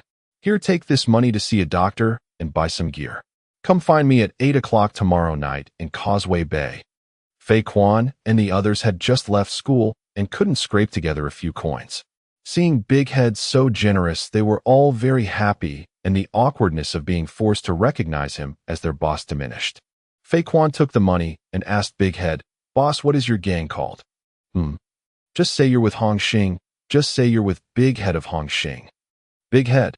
Fei Quan and the others exchanged glances, having never heard of this name. It was no wonder, as the most prominent figures in Hong Xing today were Chun Haonan and De Fei. At this time, Big Head was already in prison and had no chance to make a name for himself. Seeing the expressions of the few, Big Head understood what they were thinking and revealed a hint of a playful smile. "What? Haven't you heard of this name?" "Never heard of it." Although they hadn't heard of it, how could they admit it? Fei Quan still understood a bit of social etiquette and quickly replied, "We're just entering the scene and are quite ignorant." "All right." Big Head waved his hand nonchalantly, saying, "If you haven't heard of it, you haven't heard of it, but soon the world will know." Big Head was very confident and filled with bravado. If he didn't think starting a new gang was too much trouble, he wouldn't have wanted to rely on Hong Xing at all. However, Hong Xing was about to undergo turmoil, and there might be an opportunity to take advantage of it. After sending Fei Quan and the others away, one of the younger brothers, Fei Tsung, asked Fei Quan, "Brother Quan, are we really going to follow that Big Head?" Another younger brother, Chong Mao, also said, "Yo, what's so special about Big Head? We've never heard of him." Fei Quan rubbed the 10,000 Hong Kong dollars in his hand. He understood the younger brother's thoughts, but he also saw another side of Big Head. That was his great strength and generosity. Fei Quan considered himself quite capable, yet he wouldn't last 2 moves against Big Head, who was willing to hand out $10,000 right away. What does it mean for a gangster to survive? One is having a strong fist, and the other is having numerous brothers. How does one prove they have many brothers? Isn't it just by relying on money? Would it be based on loyalty? What is loyalty worth? Having made up his mind, Fei Quan decided to observe for a while.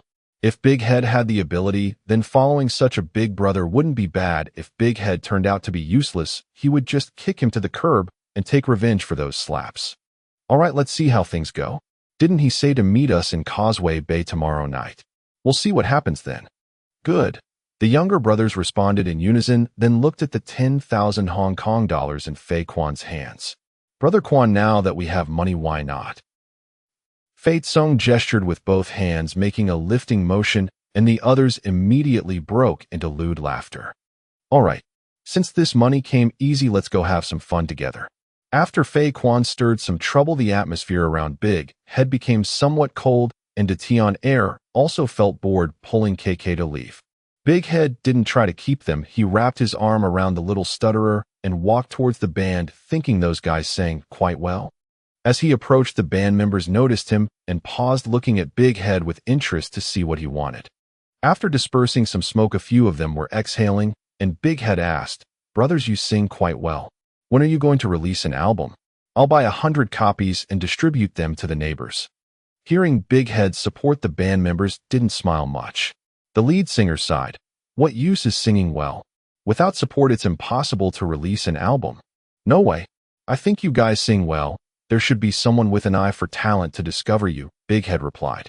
The guitarist, feeling a bit indignant, retorted, "Where's that person with an eye for talent? We participated in a singing competition and won first place, and it was promised we'd get an album. But in the end, it was given to the boss' son, and we had to hand over our written songs for him to sing. Who could swallow this bitterness? In a fit of anger, we terminated our contract with the record company, and now they want to keep us hidden. We can't even participate in singing competitions anymore." Big Head knew the entertainment industry was dark and felt sympathetic. He still had over 20 million in his hands and was considering where to invest. To him, the entertainment industry seemed like a good choice.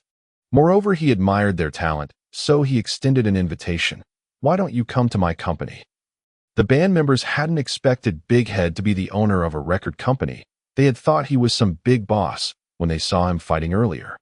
They had been hanging out in bars for years and weren't too afraid, so they chatted with Big Head. Upon hearing Big Head's invitation, the lead singer's eyes lit up.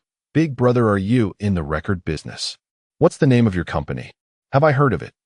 Big Head felt a bit embarrassed. He had just thought of this idea and didn't have a company name. Seeing Big Head's expression, the flames of excitement that had ignited in the band members were instantly extinguished. Big Head explained, "I just returned from abroad and indeed plan to start a record company. How about this? Let's exchange contact information and I'll reach out to you later."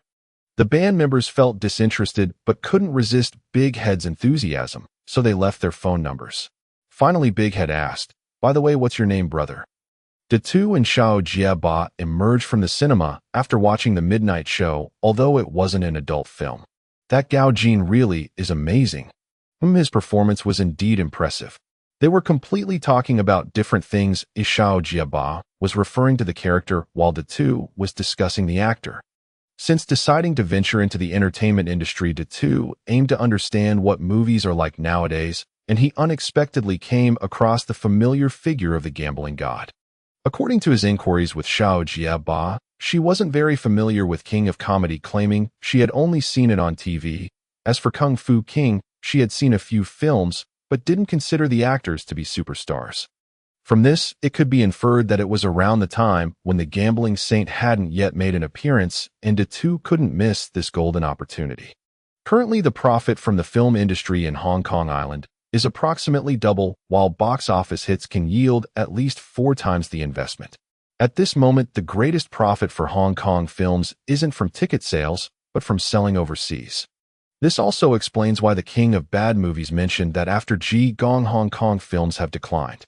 The significant losses from buying Qigong led Taiwanese film merchants to stop purchasing Hong Kong films, resulting in a lost market for them. However, Hong Kong films still have a few good years left to reap profits. It's a prime business opportunity. The next day, Datu went to Chien Kuen Film Company alone to find Liang Kuen. Upon entering, the film company staff recognized him and treated him as a formidable adversary. Datu chuckled lightly and walked directly to Liang Kun's office, yet no one dared to obstruct his path. Liang Kuen was on the verge of seizing power and was in the spotlight. Datu intended to leverage Liang Kun's influence, and Liang Kuen also needed someone as bold and tenacious as Datu. "Kuen Gu, it's good to see you again." Upon seeing Datu enter, Liang Kuen was taken aback and half stood before sitting back down. Leaning back in his chair, Liang Kuen took a deep drag from a cigarette and exhaled the smoke, saying, "So you are Datu, right? What brings you here?" "I want to discuss business with Kuen Gu."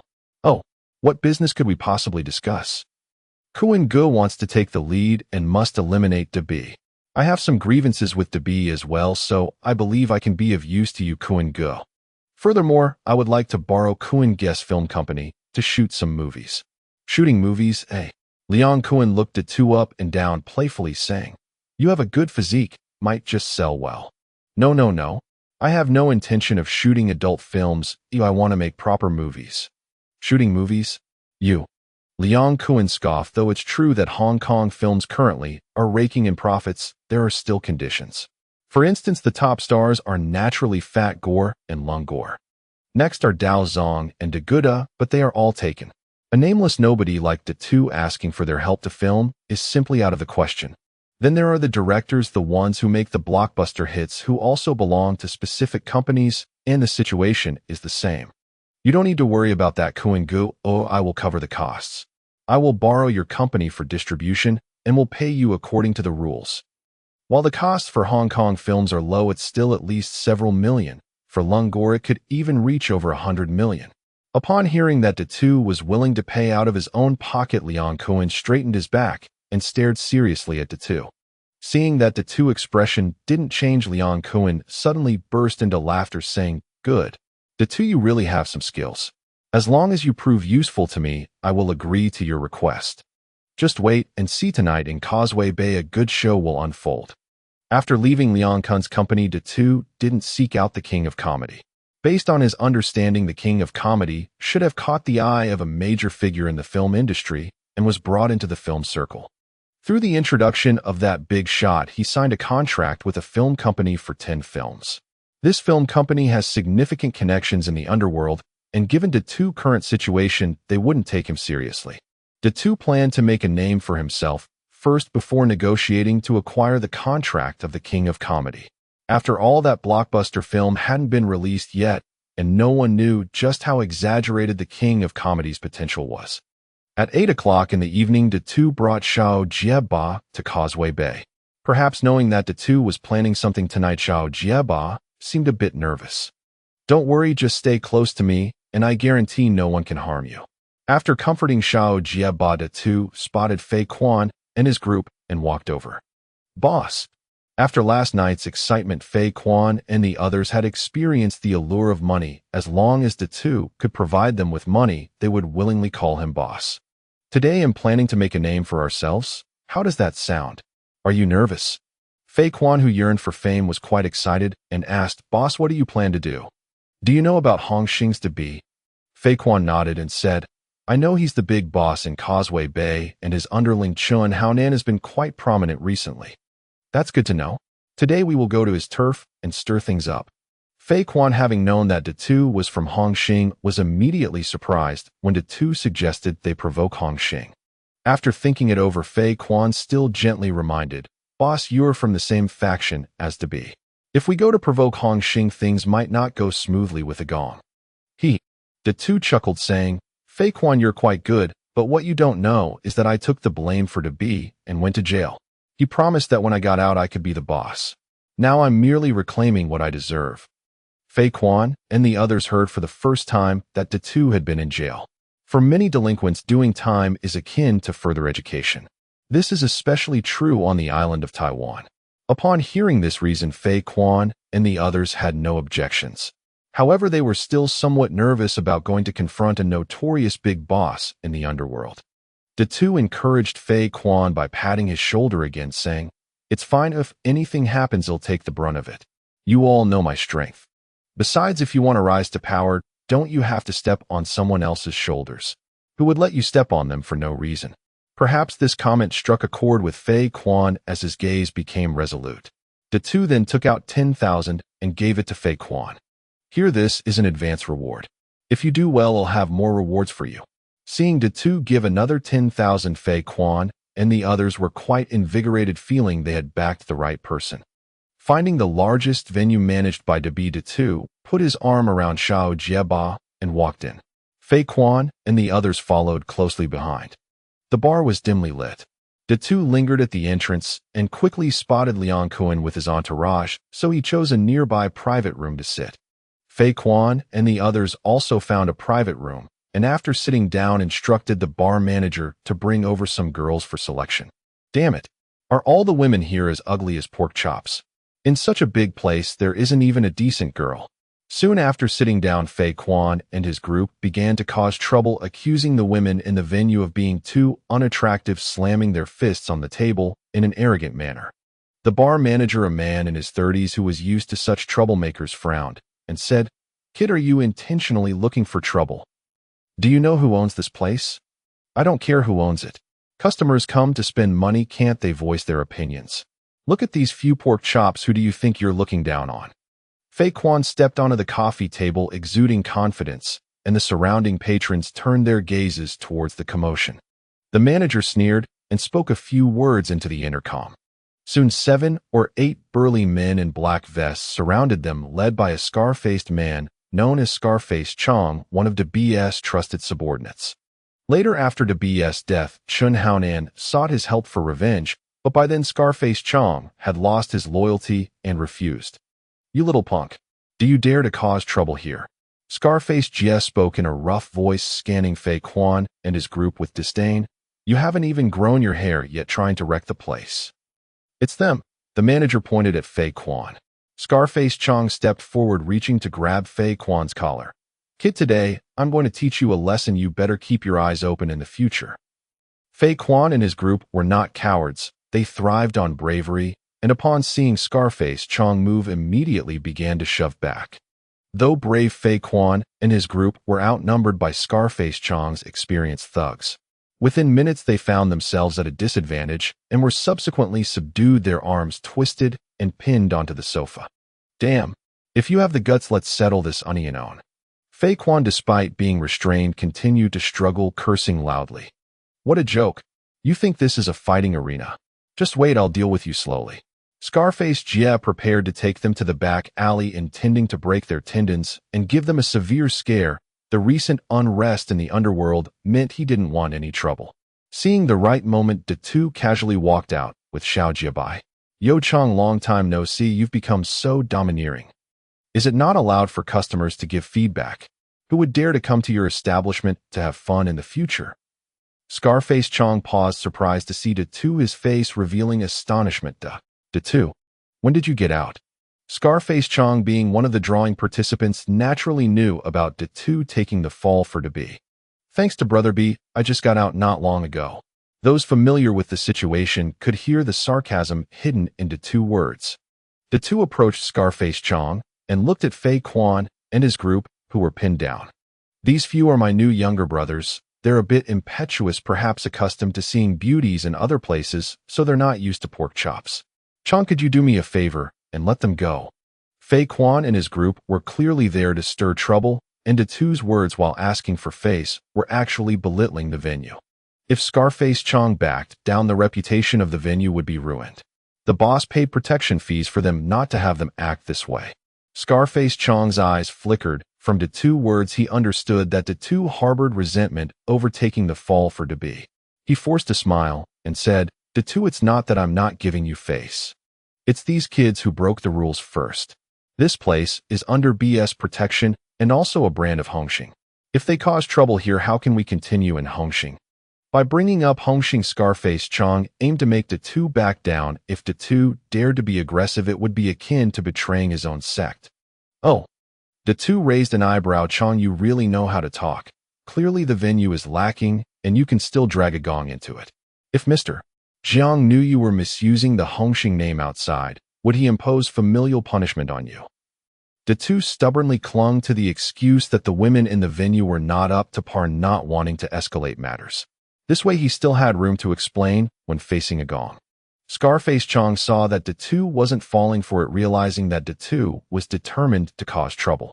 His expression darkened as he warned, "Datu, considering we're all from the same sect, you should leave immediately. Otherwise I'll have to take you to Brother B and let him speak." "Huh." Datu sneered. "Chong, it's been some time, but your temper has grown. I want to see how you plan to take me to the B." Saying this, Datu kicked the person holding Fei Quan away, freeing him. "Chong, it seems you want to cause trouble. Oh, brothers, get him, pin him down too." Scarface Chong commanded his men to abandon Fei Quan and instead converge on Datu. But Datu was no longer the same as before. He was not someone a few thugs like Scarface Chong could handle. Soon Datu had them all down. Liang Kuan was also watching from the side. He had seen De Tu subdue Fei Hong and others before and now felt that De Tu was a fierce warrior who could rival the Hongxing war god prince worth recruiting. De Tu stepped on Scarface Chong bending down and saying, "Chong, weren't you going to take me to see Brother B? In this situation, how do you plan to do that?" Having fought De Tu before, Scarface Chong knew he was slightly inferior, but now he was being crushed and he felt shocked. However, he understood that he couldn't let things slide with De Tu or he wouldn't get through to De B, so he remained very firm, saying, "De Tu, this is Brother B's place. This is Hongxing's territory. If you have the ability, go ahead and smash it. Let's see if Mr. Jiang will spare you." De Tu pressed down hard on Scarface Chong's head, cursing, "Even now you still want to dig a pit for me? Chong, do you think I'm going to drink the punishment for your disrespect?"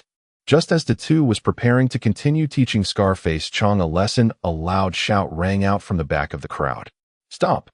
The crowd parted as De B, wearing his vest, approached with Chun Haonan and others. It turned out the manager had notified De B that Scarface Chong couldn't handle De Tu, prompting De B to rush over. "De Tu, you come out and don't even look for the boss. I could have treated you to a feast."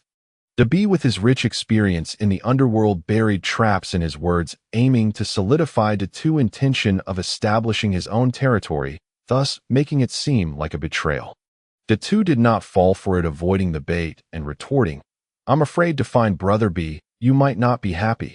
After all, you promised back then that whoever helped you go to jail would be made the boss upon your return. Brother B, I'm out now. Oh, I don't want to be the boss. How about you cover this venue for me?" "Big Head, what did you say?" Chun Haonan, being the loyal dog of De B, was immediately furious and stepped forward when he saw Big Head talking conditions so arrogantly with De B. "Are you deaf? I said let De B give me this place, didn't you understand?" Big Head grabbed Chun Haonan's hand and then pushed him back. "Chun Haonan, have I given you face? If you move again, don't blame me for being rude." Seeing Big Head easily subdue Chun Haonan, De B narrowed his eyes. Previously, Big Head and Chun Haonan were evenly matched, but now he had completely suppressed him. "Big Head, it's been a while since we last met. Your strength has increased. No wonder you dare to challenge me." Big Head arrogantly lit a cigarette and replied after blowing out a puff of smoke, "I can't take De B's praise. If it weren't for De B sending me to Terror Island, I wouldn't have gained such great improvements." After all that had happened, Big Head knew he was set up to enter Terror Island. Moreover, it wasn't hard to guess that the mastermind behind it was De B. Although Big Head's strength had greatly increased because of it, De B was clearly aiming to take his life, so he wouldn't hold back. De B, wary of Big Head's strength, wanted to dig a pit for him. "So now you think you're tough and want to go against me?" If the charge of going against the higher-ups was established, De B could use the power of Hongxing to deal with Big Head, but Big Head was not foolish and would not fall for it. "Brother B, you're wronging me. The incident started because my little brother looked down on the girls in the club and called them pigs. But Ah Chong was unhappy and wanted to teach my little brother a lesson. Brother B is their leader. I can't force my little brother to eat pigs, right? That would make it hard for you too." De B really didn't know the cause. He just saw that Scarface was subdued by Big Head and came over to mediate, glancing at Scarface. Scarface, under everyone's gaze, was stepped on by Big Head, his face flushed red as he shouted, "Brother B, don't listen to him. He's just looking for trouble. If you don't believe it, Brother B, take a look." The girls he called over shrank back. Although they weren't anything special, at least they weren't ugly. De B pointed at the girls and asked Big Head, "You call these pigs? And you say it's not intentional trouble, eh?"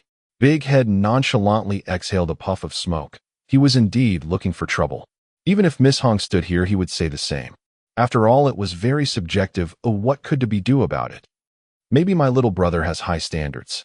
Brother B, you can't just because my little brother looks down on the girls in the club and start yelling for violence. Who would dare to come to the club then? Liang Kuan squeezed through the crowd and, seeing that De B didn't dare to act, stood up to fan the flames. "Yeah, I'll be. This club is really not that great. All pigs. How can we come to the club in the future?" Liang Kuan stood up to support Big Head, causing De B and the others to change their expressions, and Chun Haonan angrily shouted, "Big Head, have you sided with Liang Kuan?" Big Head took out a cigarette, handed one to Liang Kuan, and even helped him light it. The two of them puffed away, completely disregarding De B and the others. Blowing out a puff of smoke toward Chun Haonan, Big Head mocked, Chen Haonan, what do you mean by siding with Kuan Gu? Isn't Kuan Gu the boss of Hongxing? Moreover, Kuan Gu only spoke a fair word, and that's called siding with Kuan Gu. Liang Kuan, hearing Big Head's tone, felt somewhat regretful. He realized that since Big Head got out of prison, he had become a fierce general. With such a subordinate, he was indeed like a tiger with wings.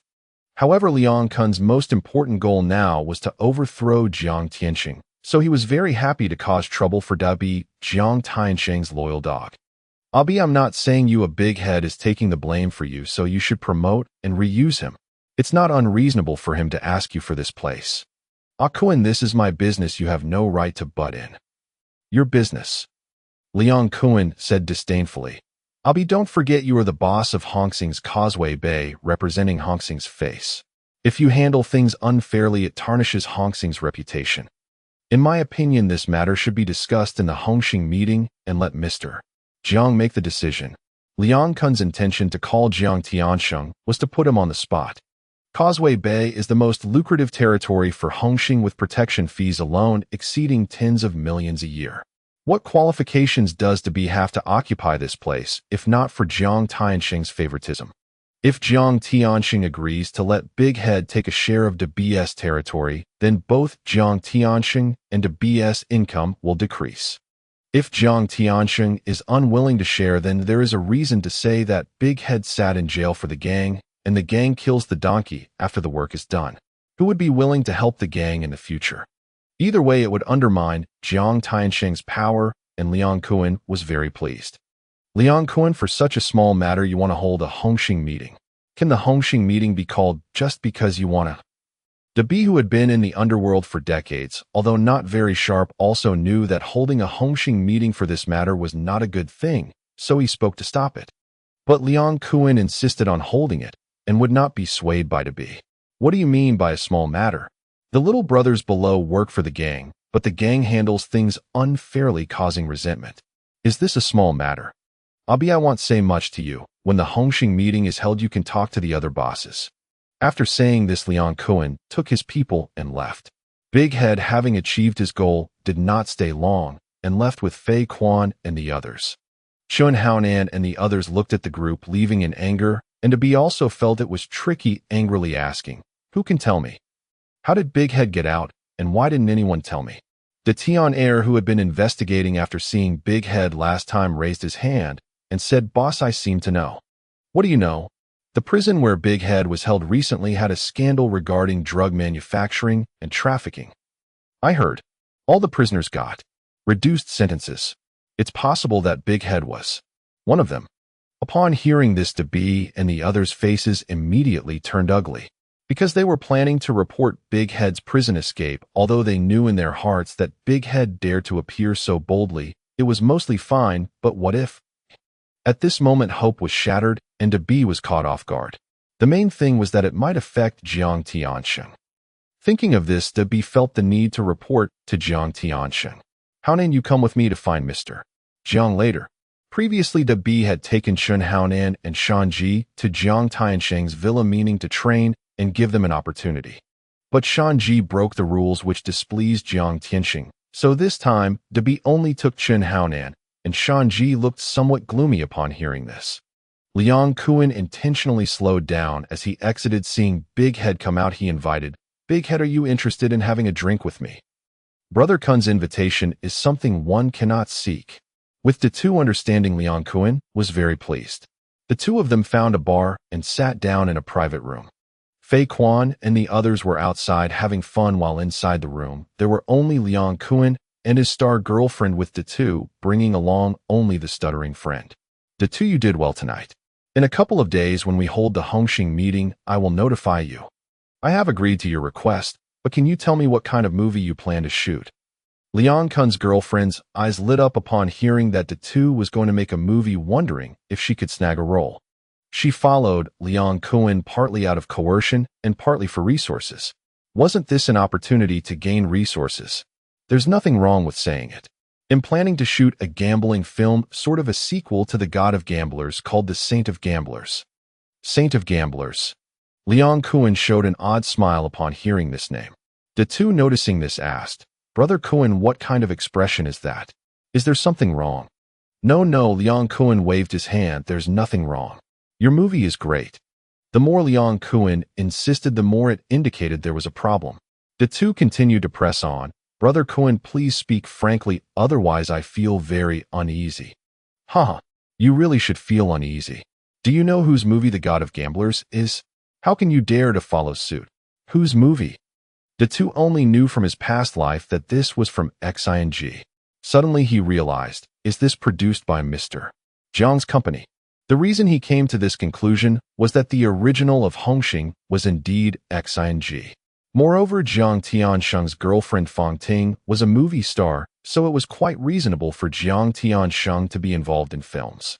Thinking of this, the two suddenly recalled that the female lead of the movie was likely to change, as he definitely couldn't ask Fang Ting to play the female lead. That's right, it is indeed Jiang Tiansheng's company. Although there are no legal regulations in Hong Kong, yet if you follow his movie, he might not be pleased. Hong Kong's copyright laws only became formalized after 97, so during this period piracy was rampant and following trends was severe. Often when a theme becomes popular, it will quickly be overdone, and the most typical example is zombie films. The Taoist worked hard to gain fame with this theme, only to find that there was nothing left to shoot, and met an early demise. The only way to prevent following trends is to have a certain level of power. For example, when The Real God of Gamblers was being filmed, Boss Wu had already communicated with the Xiang family, which allowed the filming to proceed. However, De Tu wasn't very afraid. This was merely a matter of appearance. After all, he was already going to offend Jiang Tiansheng. What was there to fear? Mr. Jiang surely won't be that petty, and besides, didn't I just offend him? Seeing that De Tu was clearly positioning himself against Jiang Tiansheng, Liang Kuan was also very pleased. Haha, right. Can he only follow others, but others can't follow him? Liang Kun's girlfriend, seeing that De Tu really seemed to want to make a movie, boldly asked, can you give me a role? De Tu looked at Liang Kun's girlfriend, who was quite similar to Fang Ting and could serve as a substitute. In the movie The Saint of Gamblers, the female lead was merely a decorative character. The focus of the drama was on the male lead, the supporting male, and the antagonist. The other roles weren't very important. But De Tu couldn't easily agree. Instead, he looked at Liang Kuan. Liang Kun's girlfriend also caught on to De Tu, meaning leaning against Liang Kun's arm and cooing Kuan. Brother. The two rounded arms wrapped tightly around Liang Kuan, making him feel quite comfortable, and he quickly responded, All right. When the filming starts, I will notify you. De Tu then timely said, if my movie can get sister-in-law on board, it will definitely sell well. Meanwhile, Debi took Chun Haonan to visit Jiang Tiansheng overnight. Jiang Tiansheng had just finished swimming with his girlfriend Fang Ting. His hair was still wet. He patted Fang Ting's, but telling her to go wash up while he casually sat on the sofa drying his hair with a towel. Speak up, why are you looking for me so late? What's the matter? Debi had caused trouble for Jiang Tiansheng. He could only sit close to the sofa, and after sitting down reported that De Tu had caused a disturbance and that Liang Kuan was planning to hold a Hongxing meeting. After listening to Debi's account, Jiang Tiansheng's expression fluctuated. He had long sensed that Liang Kuan was gaining power and had the intent of rebellion, and he was on guard against Liang Kun's schemes. He didn't expect Debi to deliver a handle to Liang Kuan, but he couldn't ignore it. Everyone knew that Debi was his man. If he let this go, who would still be inclined to come to him in the future? Although Hongxing was the Jiang family's gang, and its leaders were all from the Jiang family, after Jiang Tiansheng's father Jiang Zhen died, the family's control over the gang had been declining. Especially with the new generation leaders like Liang Kuan, who hadn't followed Jiang Zhen to fight for power, it was hard to expect much loyalty from them. Debi, you really didn't handle this well. Letting the little brother take the blame not only made the little brother resentful towards you, but also left such a long tail. Jiang Tiansheng was very disappointed with Debi, which also laid the groundwork for abandoning Debi later. Compared to Debi, Jiang Tiansheng had higher hopes for Chun Haonan, preparing to groom him as Debi's successor. Haonan, how would you handle this? I wouldn't have thought that Jiang Tiansheng would point at me. Chun Haonan thought for a moment and said, I will give the scene to De Tu. Debi immediately shouted angrily upon hearing Chun Haonan's idea, no way. Jiang Tiansheng, however, was quite interested and continued to ask, oh, what do you mean? Although Chun Haonan knew that Dabi wouldn't like it, he had to seize the opportunity to gain Jiang Tiansheng's favor, so he could only cast Dabi aside. Collecting his thoughts, Chun Haonan said, "The two taking the blame for Brother B is indeed a contribution to the gang. It's about rewards and punishments. That's the gang's rule. Although it said that sitting in prison for the gang will allow you to become the boss afterward, no one really takes this seriously. After all, after getting out, many years have passed. Who would still care about you? To become the boss, one relies on power and money." Liang Kuan had also served time for Hongxing, but after being released, he still relied on his own efforts to get to where he is today. However, De Tu was an exception. If this situation was not handled well, who would still be willing to work for the gang? Who would fight for the gang? Who would take the blame for the boss? This path cannot be opened. But De Tu isn't on the same side with us. If he divides the territory, isn't that weakening us and fattening the enemy? Jiang Tiansheng's words indicated that he regarded Chun Haonan as one of his own. Chun Haonan felt secretly delighted upon hearing this, and said again, "It's fine, Causeway Bay is our turf. The two won't find it easy to establish himself here. If the boss loses business, even if we agree, the boss won't let him continue managing the venue." Good. Haonan, you truly possess both courage and strategy. If I ask you to deal with the two, do you have confidence? At this moment, even if he didn't have any, he had to say he did. Chun Haonan confidently replied, "Please rest assured, Mr. Jiang. I will definitely make the two leave Causeway Bay in shame." The Hongxing conference is just days away, and De Tu has chosen to remain low-key, keeping to himself. He has watched the films of the Comedy King and the Gambling Saint countless times, and the plot is already ingrained in his memory along with many classic lines. So taking advantage of his memory, he wrote down many of the subsequent stories and sought professional screenwriters to adapt them into a script, enriching the content in preparation for filming. In addition to writing stories, he practiced his skills and focused on his acupoints. After taking the Great Alchemy pill, the effects were quite remarkable. After 2 days, De Tu felt some loosening in a blocked meridian. However, the blockage was not fully cleared, and the accumulation of true energy in the meridian caused De Tu some discomfort. He eagerly anticipated the moment of unblocking, envisioning a sense of release that only those who have been constipated could understand. Finally, Liang Kuan called to notify De Tu to attend the conference at the Hongxing headquarters.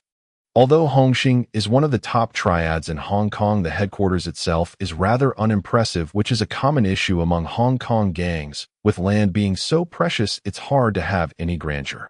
The headquarters is located in an old building with a statue of Guangdong enshrined inside, and it only spans about 40 square meters. Many people were already seated inside, and as Liang Kuan led De Tu in, some greeted them. The one who greeted them was the infamous opportunist Gugu, who had recently been chasing after a debt from a stuttering guy in a bar. "Kuan, what's going on? Why are you holding a Hongxing conference?"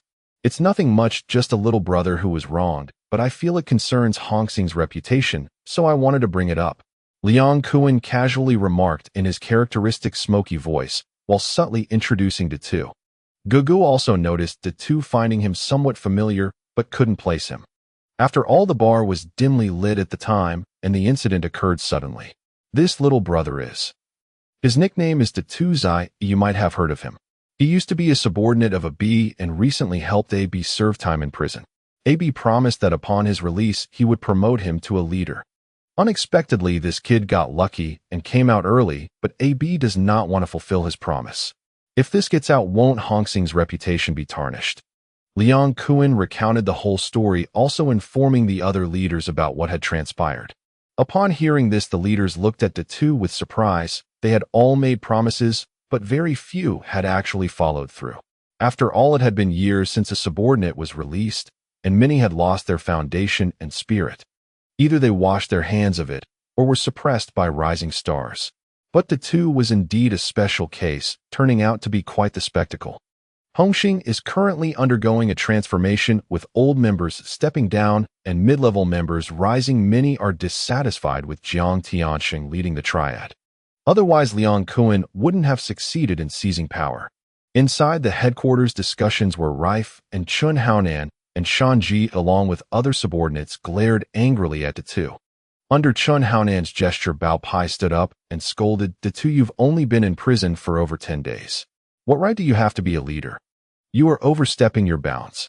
Upon hearing that the two had only been imprisoned for a short time, the expressions of the leaders were even more astonished.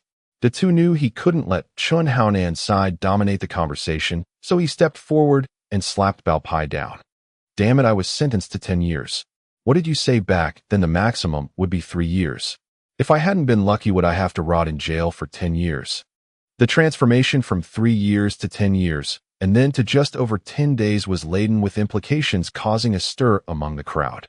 However, more people looked at Chun Haonan and his group with strange expressions. They are all clever foxes, and they sensed the underlying issues. No wonder the two had a falling out with AB. The two, this is Hong Xing's headquarters. How can you act ferociously here? Biggie, you have to be reasonable when you speak. Bao Pai clearly slandered me first. Am I not taking the blame for you, Bigo? Am I not the one sentenced to 10 years? The two rebuttal left to be speechless. He was never good with words, and his anger made him clench his fists, wishing he could rush forward and beat the two soundly. However, considering it was Hong Xing's headquarters, he merely stared angrily. Jiang Tianxing looked at Da Bi silently, sighing and feeling increasingly that Da Bi was unworthy of trust. The two's eye, you are quite sharp-tongued. Da Bi is your superior. Can't you at least show some respect for your elders? Jiang Tianxing, through both attacks and defenses, seized upon the point of seniority, directly countering the two words and even gaining an advantage. The two, however, was not fooled, and he explained, "Mr. Jiang, you misunderstood. I was merely explaining why I struck Bao Pai. We are at the Hongxing headquarters facing Lord Guan. Oh, we can't turn black and white upside down, can we? If Mr. Jiang believes I've done wrong, I apologize to Bigo." After saying this, the two indeed bowed to apologize, saying, "Bigo, I'm sorry for my earlier disrespectful words. I sincerely apologize to you." The two retreat only made Jiang Tianxing appear more aggressive. Although he apologized, it placed both men in a precarious position. Many of the leaders observed the situation, their expressions inscrutable. Although Jiang Tianxing held the leadership, he lacked authority.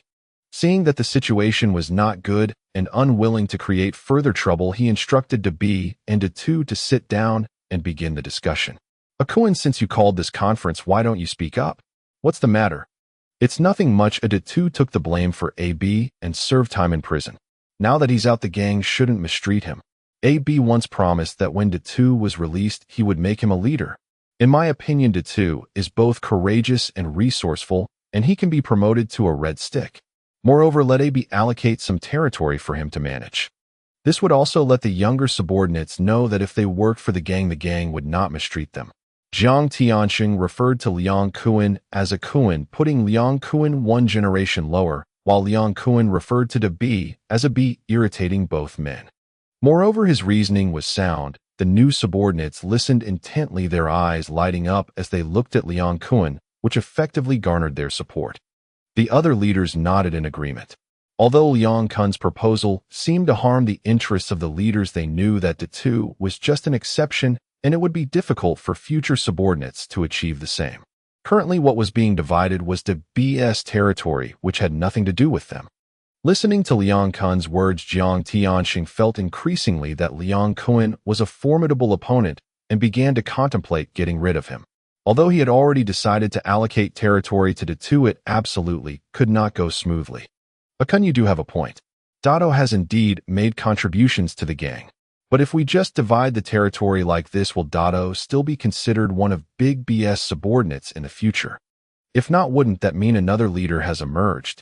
The 12 halls of Hongxing, this is a set rule. Do you want to change it, Akon?" Jiang Tianxing directly cited the rules of Hongxing, stating that if Dado's situation became a precedent, future matters would have to be handled accordingly, and the halls could be subdivided, leading to continuous erosion of the power of the 12 hall masters. Similar to the decree of promoting benefactors from the Han Dynasty, Jiang Tianxing could easily win over the younger subordinates, which would cost much less than winning over the hall leaders. If he couldn't even secure 6 votes out of 12, how could he expect to get 12 votes out of 24? Don't forget, Jiang Tianxing is still the head of Hongxing. The various leaders clearly thought of this as well. If this passed, managing the younger subordinates would become problematic. However, the indecisive leader Gij was the first to speak. "Akun, this won't do. In my opinion, Dado hasn't really suffered any losses. A little reward from the gang would suffice." Yes.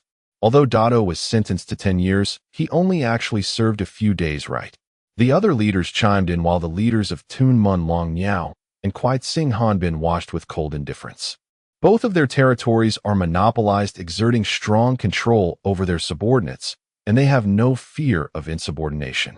Liang Kuan did not expect Jiang Tianxing to deftly counter his offensive, and in his heart he regarded Jiang Tianxing as a formidable rival.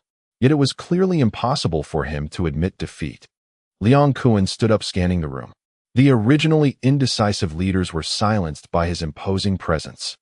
In recent years, Liang Kun's career had been thriving, and many leaders sought loans from him, incurring debts of gratitude. Liang Kuan sat down again, took a sip of water, and then said, "Mr. Jiang, let's get to the point. If the upper management expects results from the lower ranks, shouldn't there be rewards for merit? No matter how high one's status or identity, if everything is just brushed off, wouldn't the younger subordinates feel disheartened? Big brother, it shouldn't be like this." Liang Kuan was openly addressing Big B, but secretly criticizing Jiang Tianxing for his unfair dealings. In recent years, Liang Kuan had done many things for Hongxing, contributing the most. If Jiang Tianxing were to casually overlook Dado's matter, Liang Kuan could use his own contributions to rebel.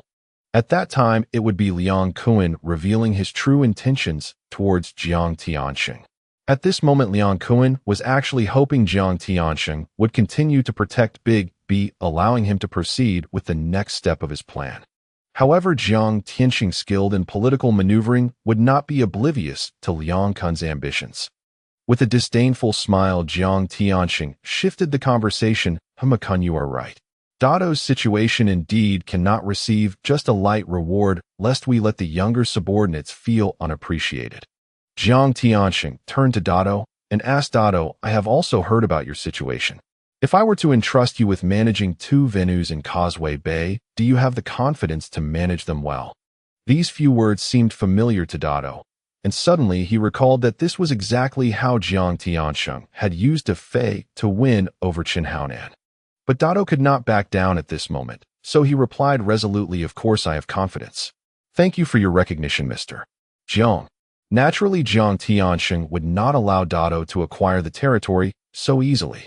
He first shook his hand and said, "Not so fast with the thanks. I have conditions." "I knew it," Dado thought to himself, but he replied, "Please, Mr. Jiang, go ahead. You will manage the venues for a month, and within that month, I want to see the income of the venues rise by at least 50%. Only then will your management ability be evident. As long as this condition is met, it will prove that Dado has the capability. Conversely, if you cannot achieve it, then don't ever come forward again to say you want to manage territory. So how about it? Do you dare to accept this condition?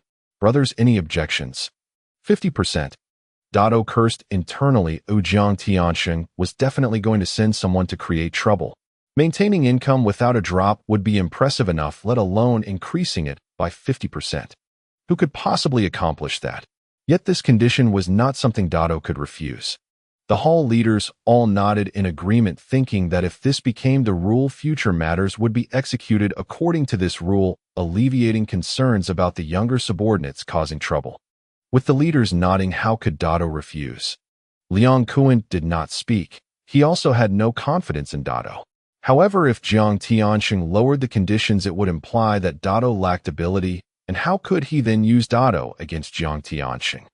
Jiang Tianxing did not let Liang Kuan off the hook either, continuing to squeeze with words, "Kun, what do you think of this condition? Of course, 50% is indeed a bit high. But I also have high hopes for Dado's capabilities. After all you said, he is both brave and resourceful. If Dado cannot manage, then I can consider lowering the standards a bit." Liang Kuan found himself in a dilemma, speechless, and prepared to look at Dado. Dado, however, firmly stated, "Thank you, Mr. Jiang, I accept this condition." "Good." A young hero emerges. "Dado, I truly did not misjudge you. Chen Yao, take 2 venues from Causeway Bay and hand them over to Dado. Ensure the accounts are clear." Chen Yao, as Hongxing's financial officer, nodded in agreement, saying, "Yes, Mr. Jiang." Seeing that the matter had reached a conclusion, Jiang Tiansheng prepared to adjourn the meeting. Everyone, is there anything else to say? No, Mr. Jiang. Good, then the meeting is adjourned. Jiang Tiansheng deliberately glanced at Liang Kuan, seeing his sour face, smiled with satisfaction, and left with Big B and the others. In the car, Jiang Tiansheng looked at Chun Haonan sitting beside him. Haonan, I will have Chun Yao assign those 2 poorly managed venues to Dado. I hope you won't disappoint me. The conditions were already harsh, and with poor management, it would be an uphill battle for Dado to revive them. Chun Haonan replied excitedly, please rest assured, Mr. Jiang. I already have a comprehensive plan. I will definitely not let you down. Jiang Tiansheng patted Chun Haonan on the shoulder, saying, I trust you to get the job done. As he spoke, Jiang Tiansheng took out 2 cigars from the storage box in the back seat, handing one to Chun Haonan. As long as you handle this well, I will make sure to promote you. Chun Haonan took the cigar excitedly, saying, thank you, Mr. Jiang. I will certainly work hard. As the car started, several vehicles left the Hongqing headquarters. Big B sat in the same car as Shan Ji and others, while the others were happy that Chun Haonan could ride with Jiang Tiansheng, but Big B's expression was somewhat gloomy. Chun Haonan was someone he recommended to Jiang Tiansheng, so logically he should be happy. But for some reason he now felt a different kind of taste. Dado also left, but was stopped by Liang Kuan as soon as he stepped out the door. Dado, come have a drink with me. Dado knew Liang Kuan was concerned, so he gladly agreed, and the two disappeared into the night. Big Head, tell me, do you have any confidence? He Kuan go, if I had no confidence at all, I wouldn't dare to take on this task, right? But I still need to see the environment of the venue before I can say for sure. Big Head couldn't say too much, and besides, his relationship with Liang Kuan wasn't deep enough for him to reveal everything. Seeing that he couldn't pry out much, Liang Kuan politely said, I have high hopes for you. If there's anything you need help with, just let me know. Actually, there is something I want to trouble Kuan go with, so I'll speak frankly. Liang Kuan didn't expect Big Head to take the initiative, but since the words were already spoken, he couldn't refuse and let Big Head speak freely. You see, I'm preparing to start filming a movie, and I've set my sights on a male lead, but he has signed a contract for 10 films with Li Shuyuan. You know, Kuan Gu Li Shuyuan is quite close with Mr. Jiang. If I go to him, he probably won't pay me any mind, so I'm hoping you can lend me a hand. Upon hearing this was just a minor matter, Liang Kuan's furrowed brows relaxed again. Although Li Shuyuan had a good relationship with Jiang Tiansheng, Liang Kuan had his own reputation, and he doubted Li Shuyuan would dare to be difficult. But Liang Kuan still asked, this male lead you want isn't a big star, right? No, he's just a newcomer who won Best Supporting Actor last year, and his pay for a film is only 100,000. If Li Shuyuan can let him go, I can offer 150,000 to buy out his contract. Big Head's generosity made Liang Kuan take a closer look at him. 150,000 isn't just 150 bucks. Even Big B might not easily come up with that kind of money. Liang Kuan had done his homework on Big Head's character before he went to prison and was puzzled about how he had so much money, but seeing that Big Head didn't say anything, he decided not to ask. Having a powerful backing behind Big Head was even better. It would be more advantageous for them to cooperate against Jiang Tiansheng. Right in front of Big Head, Liang Kuan picked up the phone and called Li Shuyuan. At this time, the entertainment scene in Hong Kong was infiltrated by gangs, making it essential to build good relations with them to ensure smooth filming. Otherwise, during filming, someone might come to collect protection fees or vandalize. At worst, they might even steal copies. For example, God of Gamblers was previously filmed by a company in New City, but now that New City is in disarray, he turned to Jiang Tiansheng. When Li Shuyuan received Liang Kuan's call, he didn't dare delay and happened to be nearby, so he rushed over. After a few pleasantries, Liang Kuan explained the situation, and Li Shuyuan felt somewhat displeased, although he wasn't optimistic about King of Comedy. But after all, he was a Best Supporting Actor who knew if he might suddenly become popular later. Just like God of Gamblers, who went from being a box office poison to a hot commodity. Director Lee, I want him purely because I feel he suits my taste. Though he won Best Supporting Actor, if you look at the films and dramas he did, afterward the responses were mediocre. I will offer 150,000 to buy out his contract. You would already be making a profit. Big Head was persuading, while Liang Kuan was watching him with keen interest. Li Shuyuan waited out and felt he wouldn't be at a loss, so he agreed to the transfer.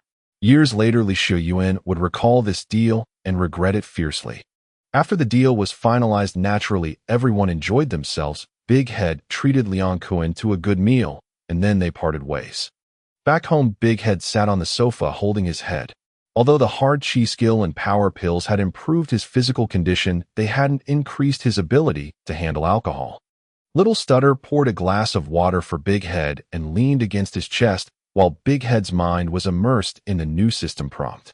Congratulations, host, on successfully signing in and obtaining the comprehensive acupoint diagram. The next sign-in location is Kwaichung Warehouse. Sign-in successful, reward 1 space expansion stone. Kwaichung Warehouse. Big Head didn't expect the next sign-in location to be here. But he knew this was Han Bin's territory. Han Bin was an invisible wealthy man among the bosses of Hongxing, a king of international smuggling. Looking poor was just his low profile. In reality, he was filthy rich. Warehouse sign-in. Could the next step be for me to smuggle? Otherwise, why would they reward me with a space expansion stone? Speaking of using space for smuggling, it's actually a pretty good idea. Big Head was pondering about the sign-in system when Little Stutter shifted a bit, startling him awake. What's wrong? Big Head asked while stroking Little Stutter's hair. Tian Gui. I want to find something to do. Little Stutter's request made Big Head fall into deep thought. Life was indeed quite boring for Little Stutter now. And Big Head didn't want to treat Little Stutter like a canary in a cage. However, at the moment, he hadn't figured out what to let Little Stutter do, as the underworld was full of risks, and he didn't want her to get involved. Seeing that Big Head was silent for a long time, Little Stutter thought he didn't want her to work outside, so she quickly changed her words, saying that staying at home was fine too. I think it's great that you want to do something. I plan to start a film company. You can go learn about production first, and later you can help me manage it. Oh, I don't understand. Upon hearing that she was to work in films, Little Stutter quickly refused, as she really didn't know anything. You can learn if you don't understand. I just happen to have a new movie coming up. You can follow along and learn. If there's anything you can't figure out, just ask me. Big Head was borrowing Liang Kun's company. The lighting, photography, costumes, and props could all be handled by Liang Kun's people. The director wouldn't be changed either and would be allowed to let the actors play freely, giving them enough autonomy. So this production role would be very easy and should be easy to get the hang of. After finalizing things with Little Stutter, they chatted for a while, exercised, and then Big Head sat cross-legged to begin practicing hard chi. With the comprehensive acupoint diagram, Big Head was very confident about breaking through the blockages in his meridians. The next day in the film crew, Li Shuyuan walked into the makeup room and saw Xing Zai, who had just finished his makeup, and called out to him. Xing Zai, you don't need to come tomorrow. Since Xing Zai was no longer part of Li Ziyuan's company, Li Shuyuan naturally wouldn't give him a chance to rise. Oh. Xing Zai was a bit stunned, then panicked, wondering if he had offended Li Shuyuan. This film was produced by Li Ziyuan's company, and everyone in the makeup room belonged to Li Ziyuan's staff. At this moment, everyone looked at Xing Zai with sympathetic eyes, speculating that he had been replaced, as this sort of thing was common in film crews. Li Shuyuan wasn't one to let people speculate. He directly said, your contract has been bought out. You need to go to Causeway Bay to find someone called Mr. Yang. Mr. Yang. Xing Zai let out a breath. At least he still had a role to play. Yeah, he's with Hongxing and seems to be nicknamed Big Head. You can ask around in Causeway Bay. Oh. Hearing that his new boss was a gang member, Xing Zai turned pale with fright, but seeing Li Shuyuan already starting to shoo him away, he didn't dare linger and walked out while glancing back 3 times. Fei Quan and the others received a notification from Datu last night asking them to take over the venue today, so they arrived early afternoon to wait. When Datu arrived, he saw several people playing and joking by the roadside. Boss! Fei Quan greeted him as he approached, and Datu nodded, leading them to the address mentioned by Chen Yao. They arrived at a dilapidated storefront, walked through the narrow entrance, and went up to the 2nd floor. After glancing at the worn-out sign of the bar, a layer of coldness covered Datu's eyes. Indeed, Jiang Tianxing did not have good intentions in giving him 2 venues. Datu said nothing but led his men inside. Chen Yao had already been waiting with his people. Seeing Datu enter, he stood up. Brother Yao, sorry to keep you waiting. Datu greeted Chen Yao, and then instructed Fei Quan and the others call him Brother Yao. Hello, Brother Yao. Chen Yao glanced at Fei Quan and the others and immediately recognized them as young delinquents freshly out of school, feeling a bit disdainful. In his view, the type of people one associates with reflects their leader. De Tu could only recruit such subordinates, and their capabilities were hardly impressive. Eager to complete the task assigned by Jiang Tianxing Chun, Yao pointed to two ordinary middle-aged men in their 40s and said, "These two are the licensed operators of the bar. They can go with you to transfer ownership shortly. Do you want to hold the license yourself or find someone to hold it on your behalf?" The bar's license holders, like corporate representatives, are high-risk positions, and De Tu did not plan to hold the license himself. Fei Quan, Fei Tsung, each of you will get one. Is that okay? Fei Quan and Fei Tsung did not mind. They were thrilled to have a bar to watch over. No problem, boss. After De Tu arranged the licensing matters, Chun Yao handed over several ledgers, patting one of them as he said, "This is the bar's ledger. You can take it to check the inventory later." Mr. Zhang instructed that you must pay 30 of the monthly revenue, and according to your agreement with Mr. Zhang, you have 1 month to increase the bar's revenue by 50. Is that all right? This was the agreed-upon condition, and De Tu had no room to argue, nodding in confirmation, though he couldn't help but be taken aback at the thought of paying 30 of the revenue. That percentage is incredibly high. It's important to note that what he has to pay is not profit, but revenue. Even if the bar loses money, he still has to pay 30. If the profit doubles, the portion De Tu has to pay would also reach 60 of the profit.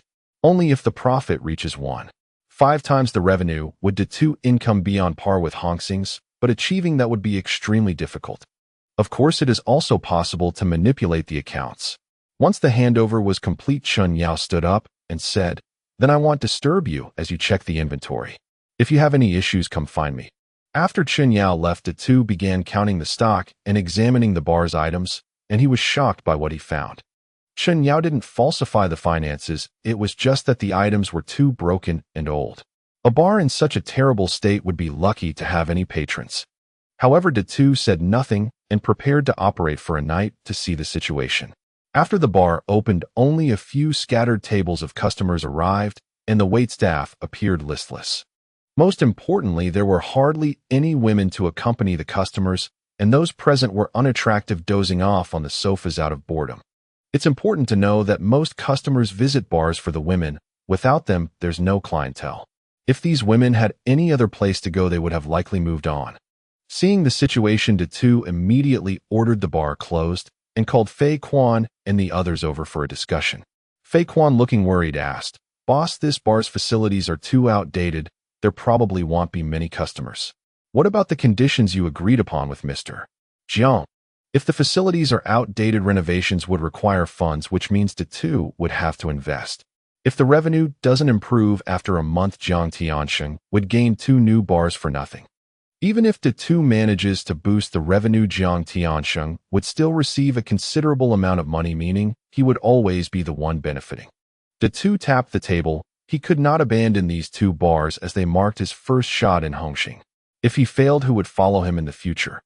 If the items are old, then let's renovate and refurbish.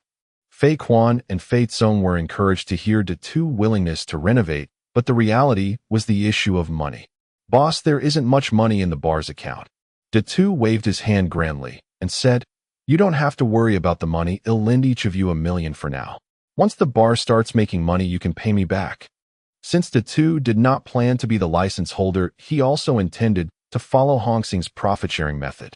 The bar would pay a portion to Hongxing, and from the remaining, De Tu would take 1 share, while Fei Quan and Fei Tsung would each keep 1, making it easier for them to recruit. At first glance, it seemed like Fei Quan and the others wouldn't gain much, but that was not the case. Not to mention that the portion paid could be manipulated in the accounts. For example, a bottle of liquor that cost 1 unit could be sold for 1.5 on the ledger, while actually selling for 2 units, creating an invisible profit of 50 cents. Additionally, the women in the bar who accompanied customers could have a portion deducted from their earnings. This, too, was invisible profit. Alternatively, they could sell drugs in the bar, but De Tu simply wouldn't engage in such business. With a plan in place, De Tu continued, "This way you have 10 days to arrange for renovations and find someone to do it. Mainly furniture and similar items need replacement. Also, you should go recruit personnel, As for how to recruit, I believe I don't need to teach you. Fei Quan nodded. He was very familiar with this aspect. A simple call to school would attract many people willing to follow him.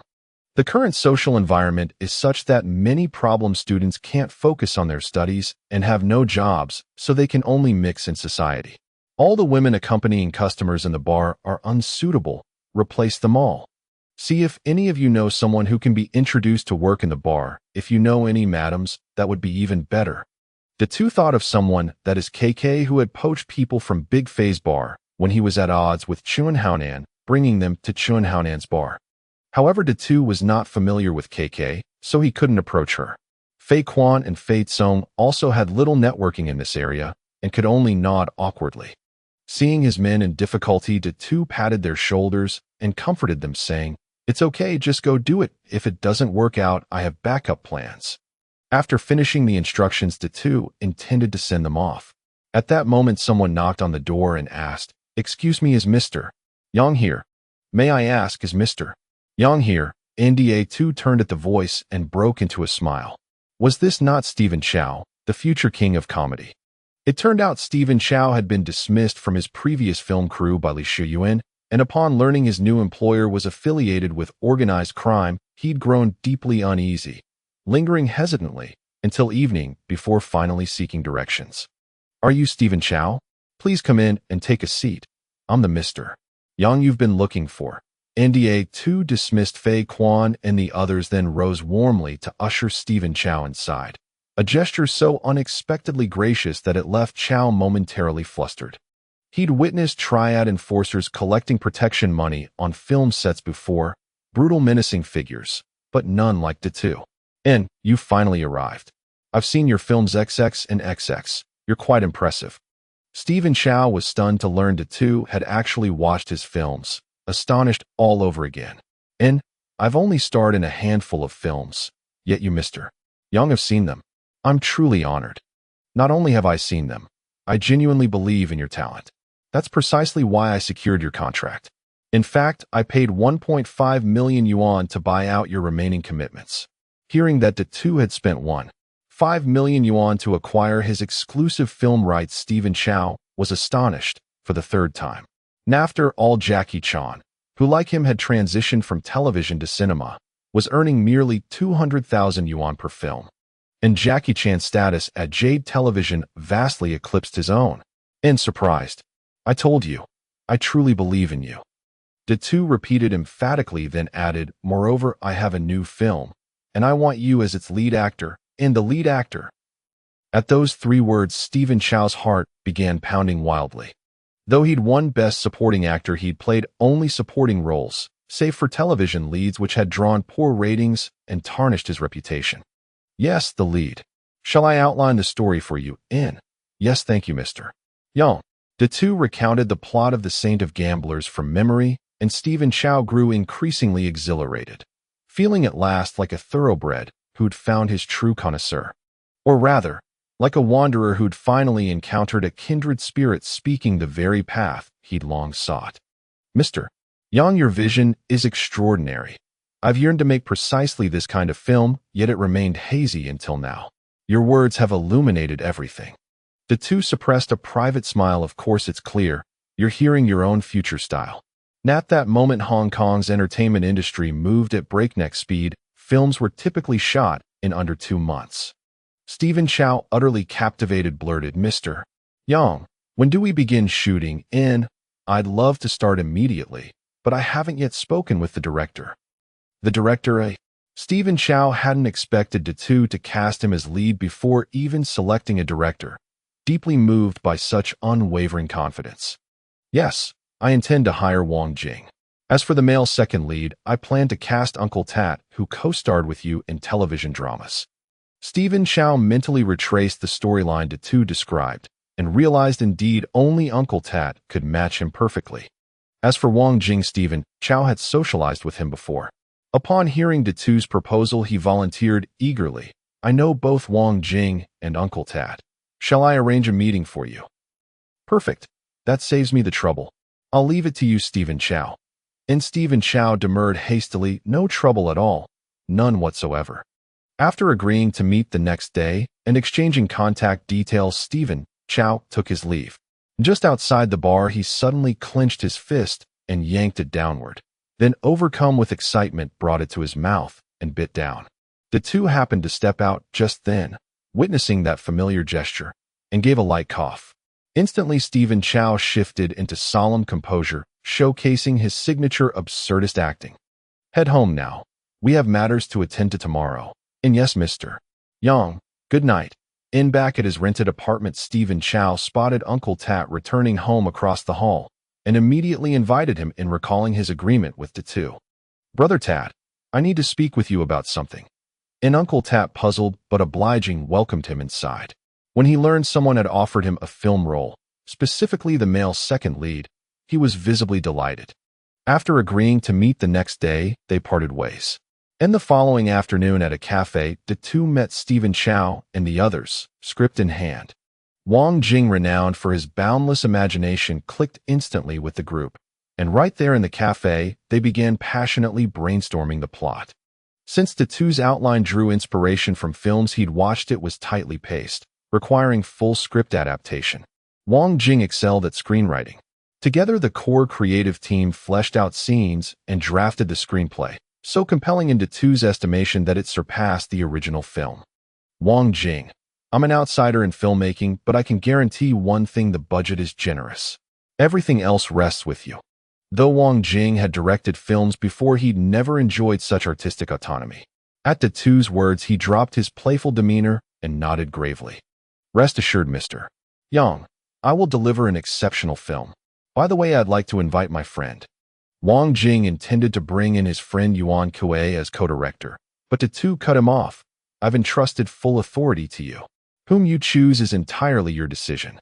Oh, and for production assistance and crew, contact Chinquan Film Company. I've already arranged it with them. Having settled the film's affairs, the two departed without delay. Yet, while the film project progressed smoothly, complications arose at the bar. What did you say? No hostesses are willing to work at our bar. That's correct, boss. We contacted several mamas. All refused to send girls to perform at our venue. The two instantly recognized this as deliberate sabotage. Such matters relied on personal networks. Hostesses could earn equally well anywhere, and coercion was impossible. But to assume he was powerless would be gravely mistaken. Ni's solution was elegantly simple: immersive roleplay and themed parties. Themed party culture had emerged in the late 1990s. In the king of comedy, Stephen Chow's autobiographical film, the heroine, lacking acting skill, had assumed a student role, sparking her romance with the protagonist. The 20th century was drawing to a close. Reviving this concept now would be pioneering. And moreover, the two possessed a distinct advantage: connections across the entertainment industry. Where else, if not in show business, could one find such abundance of beauty? And while A-list actresses might deem such work beneath them, what of glamour stars? And what of those hungry newcomers, willing to seize opportunity at any cost? Even 2 or 3 such talents would become the venue's cornerstone attractions. And with that in mind, the two instructed Fei Quan and his team to begin renovations and promotions according to his vision. In the bar of Copper Rooster Bay, Chun Haonan and a few others were drinking. The Tian Air walked in with KK, and Chun Haonan quickly stood up to thank KK. KK, thank you. If it weren't for you, our plan wouldn't have gone so smoothly. Brother Nin is too polite. That big-head guy doesn't know what's good for him. I was just thinking of teaching him a lesson. Last time, KK and the Tian Air took the initiative to find the two for peace talks, but the two was ungrateful. Chun Haonan approached KK, asking her to persuade her sisters not to serve at the two bar, and KK readily agreed. The relationships among the girls were already complicated, not to mention that the BS influence in Copper Rooster Bay was greater, leading to more supporters for the B. This was why Fei Chuan and the others hadn't been able to find anyone. The group discussed further how to target the two bar. Only the Tian Air, watching the grievances deepen on both sides, felt a bit conflicted. Fei Chuan and the others received orders from the two, splitting into 2 groups. One group went to recruit younger brothers, while the other disguised themselves as directors and producers to advertise and select roles at schools. The two was not deceiving them. He truly intended to learn from the Jadeite channel and build a reserve of actors. He had numerous blockbuster movie stories from the future in his mind, and once the gambling saint recouped his investment, he could simultaneously launch several productions. While other film companies might worry about recouping their investments, he had no such concerns.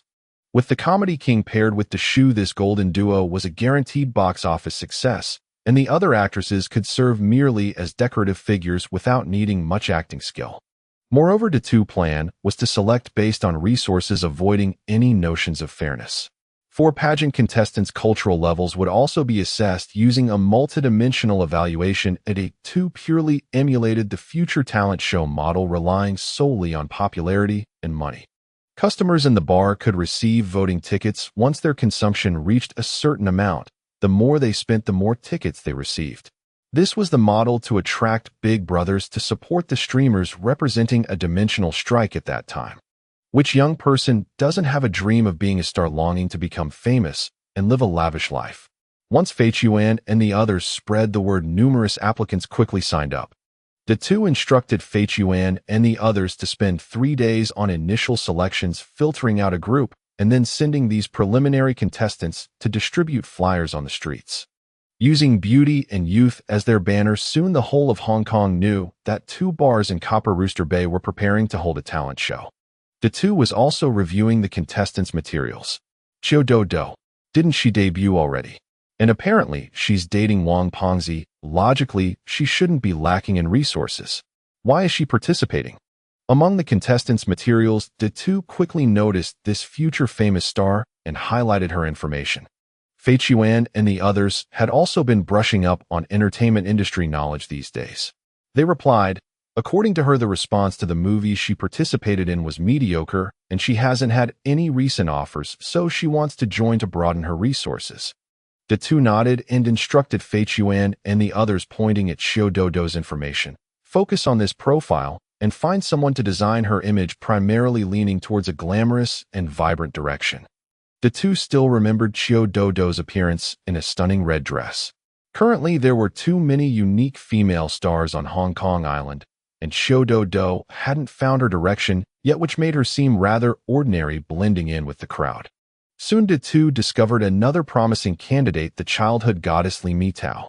Li Mitao has starred in so many films as she shouldn't need to participate, right? Li Mitao's profile had been specifically handed to Feichuan, so he remembered it well. Oh, her. She's similar to Qiu Dodo. It's been years since anyone asked her to star in a film. Currently, she can only shoot some television dramas. Perhaps she wants to seize this opportunity to regain fame. Li Mitao's most famous works were in the Happy Ghost series shot in Nui City, and the films she starred in later were mostly ghost stories. She indeed had some recognition, but hadn't achieved great fame. The entertainment industry undergoes rapid changes, and wanting to regain fame is not uncommon for Detu. This one is also good. Let her first take a few sets of student photos, then a few sets of more seductive pictures. This kind of image breakthrough can also be a significant promotional selling point. Got it, boss. Detu looked again, but didn't find any other promising candidates, so he stopped reviewing. However, having Qiu Dodo and Li Mitao was enough to make a name. 10 days flew by, and a third of the time agreed with Jiang Tiansheng had already passed. The crew for the gambling saint had begun shooting after praying to the gods, and Detu specifically had Feichuan take the contestants to observe. He also had Ji and select some people to make guest appearances, letting the participants know that this activity was real and genuinely offered opportunities to act in films, not a scam. Although this led to G&S complaints about the delays in filming, Detu didn't care about that. Both matters were important to him and couldn't be delayed.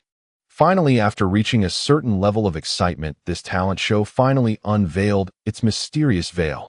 As the behind-the-scenes boss, Detu did not stand at the door to greet the guests, but seeing many entertainment reporters arrive, he knew this time would be a success. He wasn't afraid of starting without popularity, he was worried about insufficient promotion. This time, Detu planned for the talent show to last 20 days, 10 days for preliminary rounds, 3 days for rest, 2 days for reselection, 4 days for rest, and the final day for the finale. Following this rhythm and coordinating with promotions, gradually building up popularity. Although the initial popularity might not be high, Detu did not underestimate it and planned for a successful launch. For the two bars, the two did not plan to run back and forth. He focused on Fiquin's bar. Today's theme was Ancient-Style Night. The venue was set according to the specifications of an ancient banquet with seating arranged and a circular stage in the middle. The contestants, some serving as maidens to pour drinks for guests, while others danced in the center of the dance floor. For this dance, the two even specially invited a professional ancient dance teacher for training. Although they couldn't claim to be exceptionally skilled, at least they looked the part. The highlight of the show was the beauty emerging from the bath at 10 o'clock. For screens surrounded a bathtub, and Qiu-Do-Do barefoot and in ancient attire began to dance along the screens. The light fabric flowed gracefully, subtly revealing Qiu-Do-Do's splendid figure. It embodied a beauty that was pure and untouchable, yet also had a seductive charm of a fairy descending to the mortal realm. As the music intensified, Qiu-Do-Do shed her outer garment and flowing sleeves piece by piece. Yet at the most crucial moment, when she was to remove her undergarments, she suddenly slipped behind the screen. The light hidden behind the screen cast Qiu-Do-Do's silhouette onto the fabric. The guests seated in the audience could only hold their breath, watching as the silhouette removed her small garment and gracefully stepped into the tub with splashes of water sounding.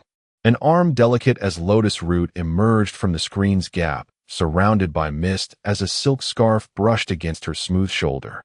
In the dim light, a song with ancient charm played, ethereal and beautiful. Isn't this more captivating than a striptease?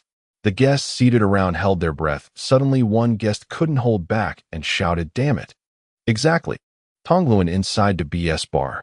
A night that should have been overflowing with patrons felt conspicuously sparse compared with usual. Because Chun Haonan, together with KK and others, had schemed, the bar even ended up with more women than men. Many of the girls sat idly on the sofas with no customers to attend them. Even so, the exodus of patrons did not cease. A few hurried men came in before the girls could approach. Those men strode into private rooms and hauled the clients out. The girls listened to the patrons chatter, disheveled and alone. "Hey, the drinks and the women are all here. Why are you pulling me away?" "Don't ask. My buddy found a new bar where a film star emerges from the bath. It's like a live Category 3 movie." "What a... Such a place exists. Let's go see." Carnal curiosity was natural. For many ordinary men, voyeurism and furtive fantasies were secret, shameful yearnings. Compared with watching an actress disrobe on a midnight cinema screen, nothing tugged at the heartstrings more than being close enough to touch. Besides, the women the two had newly recruited were not without merit. They had come chasing stardom. Of course, most were unwilling to work as hostesses, and the two had his explanations. He described it as role-playing, an exercise in inhabiting a character. If one day you are cast as a dancer, would this not count as experience? It was a strained justification, yet the dream-struck women chose to believe. The two, however, did have limits. He would not force decent women into degradation. He gave them his word: if any customer groped or mistreated them, the bar would stand up for them. If a woman struck a private deal with a patron, the bar would not interfere. This rule was spoken to the girls and applied equally to the customers. Before patrons entered, the two handed each a notice: do not coerce bar staff into acts they do not consent to. Whether customers read it or not, the warning had been given. Words were one thing and deeds another. For those who broke the rules, the two feared no offense. He had them thrown out without hesitation. These were mere incidents. All in all, the two bar had enjoyed a successful grand opening. The next day's entertainment pages ran extensive coverage of Qiu-Dodo's bath scene, and she was suddenly famous. Several opportunistic companies quickly contacted Qiu-Dodo with film offers, but most of the proposals were for erotic pictures. Fortunately, the two acted swiftly and signed a contract with Qiu-Dodo, assuring her of completing the remaining events and securing 3 film commitments. Qiu-Dodo agreed largely because of the two generosity. The 3 contracts not only guaranteed they would not be erotic films, but also assured her leading roles and top-tier pay. That alone was worth 1.5 million, equal to the 10-picture deal held by the king of comedy. Qiu-Dodo was elated. Her boyfriend Wang Pengzi, however, was not. He felt Qiu-Dodo slipping from his control. Wang Pengzi's father was a prominent director with many protégés and old friends in the industry.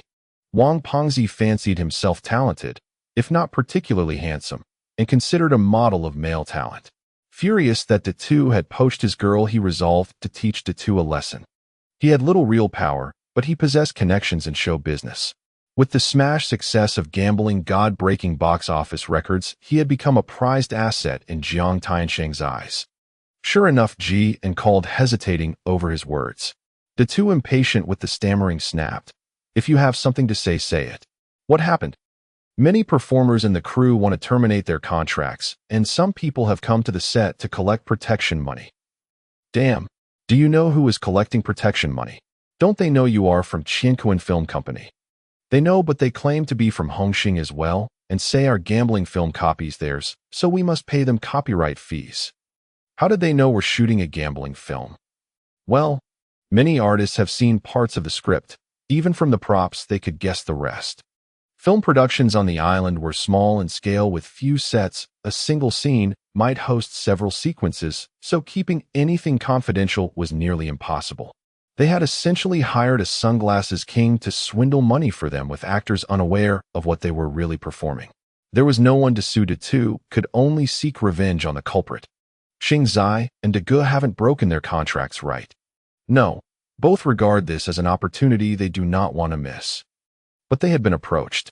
Xing Zai's side was Li Shuyuan, De Ge's was Wang Pengzi. Li Shuyuan. Wang Pengzi. Hearing that the two did not intend to renege, Datu breathed a sigh of relief. Without those two, the film would likely fail.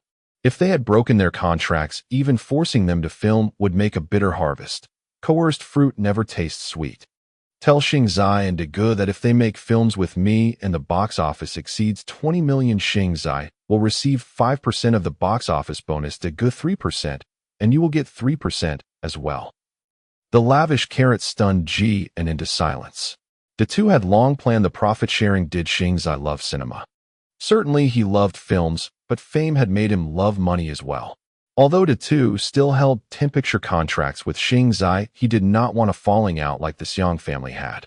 Datu had intended to announce the arrangement only after the gambling saint broke box office records, but with the poaching incident, he chose to speak earlier. He continued, "You keep filming without worry, I'll sort this out. If those people don't show up, fine. They are dispensable.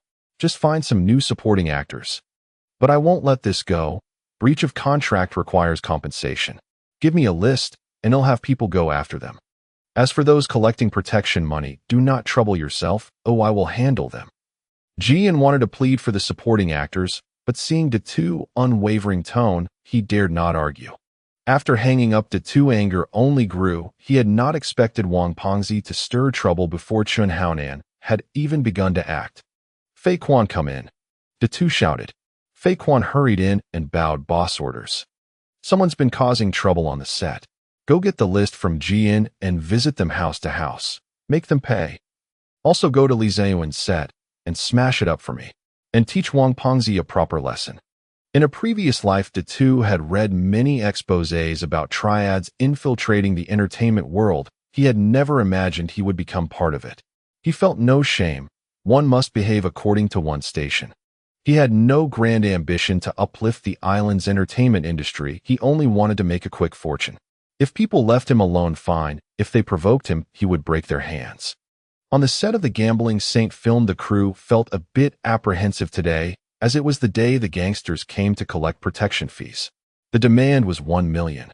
The boss had already said he wouldn't pay, leaving the crew fearful of being targeted. What was meant to come eventually arrived as shadows appeared by the roadside as a dozen brazen individuals approached, led by a person chewing on a toothpick, exhibiting contempt for others. "Director, what should we do?" Xing Zai, who learned martial arts in his youth from a master said to be a deceased kung fu superstar and was armed with a stick for self-defense. He thought to himself he could handle only 3, anything beyond that would be too much. The boss said he would handle it. Let's just wait and see. Jian had encountered gangsters before and remained relatively calm, reassuring the creative team of the film. The actor portraying the assassin Billy was also a figure from the underworld. Seeing that the director seemed unprepared, he chimed in, "What is the boss thinking? Those are the people under Jiang Tianxing from Hongxing. Does he really dare to confront Jiang Tianxing?" He looked down on Big Head's recklessness. Although Jian was the director, he didn't dare offend this underworld figure, so he could only awkwardly smile and say the boss instructed, so let's do as he says. All right, but I want step in, you all better take care of yourselves. The underworld figure stepped aside, crossing his arms to watch the drama unfold, confident that his reputation would keep him out of any real conflict. As the crew grew increasingly fearful, Big Head blocked the path of the gangsters coming to collect protection fees. Fei Quan and others were instructed to deal with Li Xiaoyuan and Wang Pengzi, so Big Head had to come personally. Moreover, Big Head feared that Fei Quan and others couldn't handle Jiang Tianxing's men, so it was safer for him to come. Pointing to the crew behind him, Big Head declared, I am Big Head from Hongxing. The film set behind belongs to Qinkuan Film Company, and the boss is Liang Cohen. Who do you think you are to come here and collect protection fees? Jiang Tianxing's film company operated behind the scenes, although everyone knew he was the one pulling the strings. However, it sounded and looked bad for the leader to send underlings to collect fees. Thus, Big Head was certain that the newcomers wouldn't dare claim they were Jiang Tianxing's subordinates. Indeed, the toothpick-chewing man merely claimed that this territory belonged to him, and that Big Head's film used their company's ideas and needed to pay. He said nothing about their backing. This made it easier for Big Head to handle. He feigned ignorance and shouted, damn it. The laws on Hong Kong Island do not cover this matter. Who do you think you are? To come looking for me to collect protection fees without knowing who I am. Seeing Big Head act so defiantly enraged the fee collector. Damn it. It seems if I don't teach you a lesson you won't understand why flowers are red. Boys, smash this film crew. Take the cameras and sell them. The few men Big Head brought were all new recruits who had never seen such a scene and nearly wet themselves. Big Head didn't expect much from them. He brought these guys to let them witness something while also promoting his own power. You all retreat to the crew, you are not needed here. Hearing Big Head tell them to step back, they thought about it, but said, boss will stick with you. Get lost. With you here I can't focus. Big Head could see through their thoughts, smiling wryly. The fee collectors, seeing Big Head so dismissive, were already furious and swung their sticks and knives at him. Facing the incoming wooden sticks, Big Head raised his hand and delivered a punch, breaking it directly. This scene was witnessed by the crew, who gasped in astonishment. Especially Xing Zai, who was quite the martial arts enthusiast, seeing Big Head display such prowess left him utterly amazed. Director, did you know Mr. Yang is this powerful? I know nothing at all. John thought to himself, having been anxious until now, his heart finally felt at ease. The underworld figure watching the drama also straightened up. He relied on his status and was quite arrogant on set. The director, to keep the peace, didn't bother to manage him much. At this moment, he couldn't help but feel a bit anxious, fearing the director might report back to the boss. Big Head, however, was oblivious to the crew's thoughts and didn't care. Since he had chosen to act, he was naturally there to establish authority, so he showed no mercy to his subordinates, only holding back from using knives, exerting about 70 to 80% of his strength. Thus, the fee collectors were beaten to the point of broken bones and torn ligaments, and many lay strewn about. Big Head stepped on the lead man and asked, are you still collecting protection fees? No more, no more. The leader, seeing many of his men with bones protruding, thought, is this still holding back? But he didn't dare to retort, helped up by his subordinates, and limped away. Only after this group left did the Hong Kong police arrive late, wanting to take Big Head to the station for questioning. However, they were met with 3 questions from Big Head that sent them packing. We are taxpayers shooting a film normally. Where were you when the gangsters threatened us? With so many witnesses, I was acting in self-defense, and you still want to take me to the police station. Are you blind? Any issue, speak with my lawyer. I'm very busy. If I'm guilty, I'll wait for you to bring the arrest warrant. The police rarely encountered such a tough gang member, but perhaps knowing they were in the wrong, the leading officer merely warned Big Head and took his men away. Tisk. The hidden subordinates emerged, initially expressing disdain for the police, and then began to flatter Big Head. Annoyed, Big Head dismissed them, then called them back to inquire about Fei Quan's work. Brother Quan's operations went smoothly. Li Xiaoyuan even wanted to clash with Brother Quan, but they pushed him back, and the set was also smashed. Brother Quan also left a warning for Li Xiaoyuan, as you instructed, boss. Well done. What about Wang Pengzi? Wang Pengzi also got a beating. I heard he was left bruised and battered. As the subordinate was reporting, Big Head's phone suddenly rang, and he answered to hear Qiu Dou's crying voice. Mr. Yang, Wang Pengzi wants to come to apologize and serve you tea. Do you think that's all right? Wang Pengzi was indeed clever, knowing this matter wasn't over. Big Head considered for a moment and said, for Dou's sake, I agree. You can arrange it. Wang Pengzi was unaware of the enmity between Datu and Jiang Tianxing, as this was an internal affair of the Hongxing gang and was not known to outsiders in the short term. To an outsider like Wang Pengzi, Datu was undoubtedly the newly risen star of Hongxing. Thus, Wang Pengzi concealed part of the truth and merely mentioned that a company was preparing to shoot a gambling film which had allegations of plagiarizing the film God of Gamblers. God of Gamblers, as a box office champion, was a golden goose that laid eggs. Though many films followed its trend, none had continued its storyline. Wang Pengzi feared that Jiang Tianxing's people would come knocking. After Wang Pengzi reported this, Jiang Tianxing instructed his subordinates to retaliate, but it was only after his men were driven away by Datu that Jiang Tianxing realized the film was co-produced by Datu and Liang Cohen. However, Jiang Tianxing found it difficult to order Datu to stop the plagiarism in his capacity as the leader, so he had to swallow this loss. On the contrary, Jiang Tianxing held a grudge against Wang Pengzi. Wang Pengzi had already been taught a lesson by Data's men, and now being warned by Jiang Tianxing left him in a state of panic, prompting him to plead with Qiu Dou for intercession. In a private room at the Longfeng Tea House, Datu encountered the battered Wang Pengzi. Datu appreciated Wang Pengzi, who was talented and had good chemistry with Xingzai. Although many of the films they collaborated on were filled with toilet humor, they performed well at the box office. Later, when Xingzai developed his own style, it was another matter, but during the peak years of commercial films in Hong Kong, Wang Pengzi was undoubtedly a top director. Mr. Yang, this is Wang Pengzi. After bringing Wang Pengzi and Qiu Dou introduced him to Datu. Datu sat at the table, not even glancing at Wang Pengzi, slowly sipping his tea, preparing to give Wang Pengzi a show of authority. Seeing that Datu ignored him, Wang Pengzi's heart raced and beads of sweat formed on his forehead. His obese body trembled, slightly afraid to look directly at Datu, who sat at the head of the table. Yet he understood that if he remained silent and exhausted Data's patience, it would be very difficult to arrange another meeting in the future. Mr. Yang. Wang Pengzi struggled to speak, his voice dry. Data finally put down his teacup, raised his gaze to scrutinize Wang Pengzi, and mockingly said, "Oh, isn't this Director Wang? What a rare guest. I wonder what brings you here." Data feigned ignorance, but Wang Pengzi could not expose him and could only force a flattering smile. I did not recognize Mount Tai, and I offended Mr. Yang, so I came to pour tea and apologize. Offend me? How did you offend me? I am unaware. Datu continued to pretend ignorance, and Wang Pengzi could only grit his teeth and recount his actions in detail. Oh, is that so? Director Wang, may I ask where I have offended you that you would want to target me? As he spoke, Data tightly gripped the teacup, causing it to explode in his hand before being crushed into fragments. Upon hearing the sound of the teacup shattering, Wang Pengzi had already knelt down. Qiu Dou turned pale, glancing at Wang Pengzi, and seeing him in such a pathetic state, disappointment flickered in her eyes. Then Qiu Dou walked to Data's side and handed him a towel from the table. Data opened his palm, and the shattered pieces of the teacup fell away. Looking at Data's unscathed hand, Qiu Dou was filled with shock. Thank you.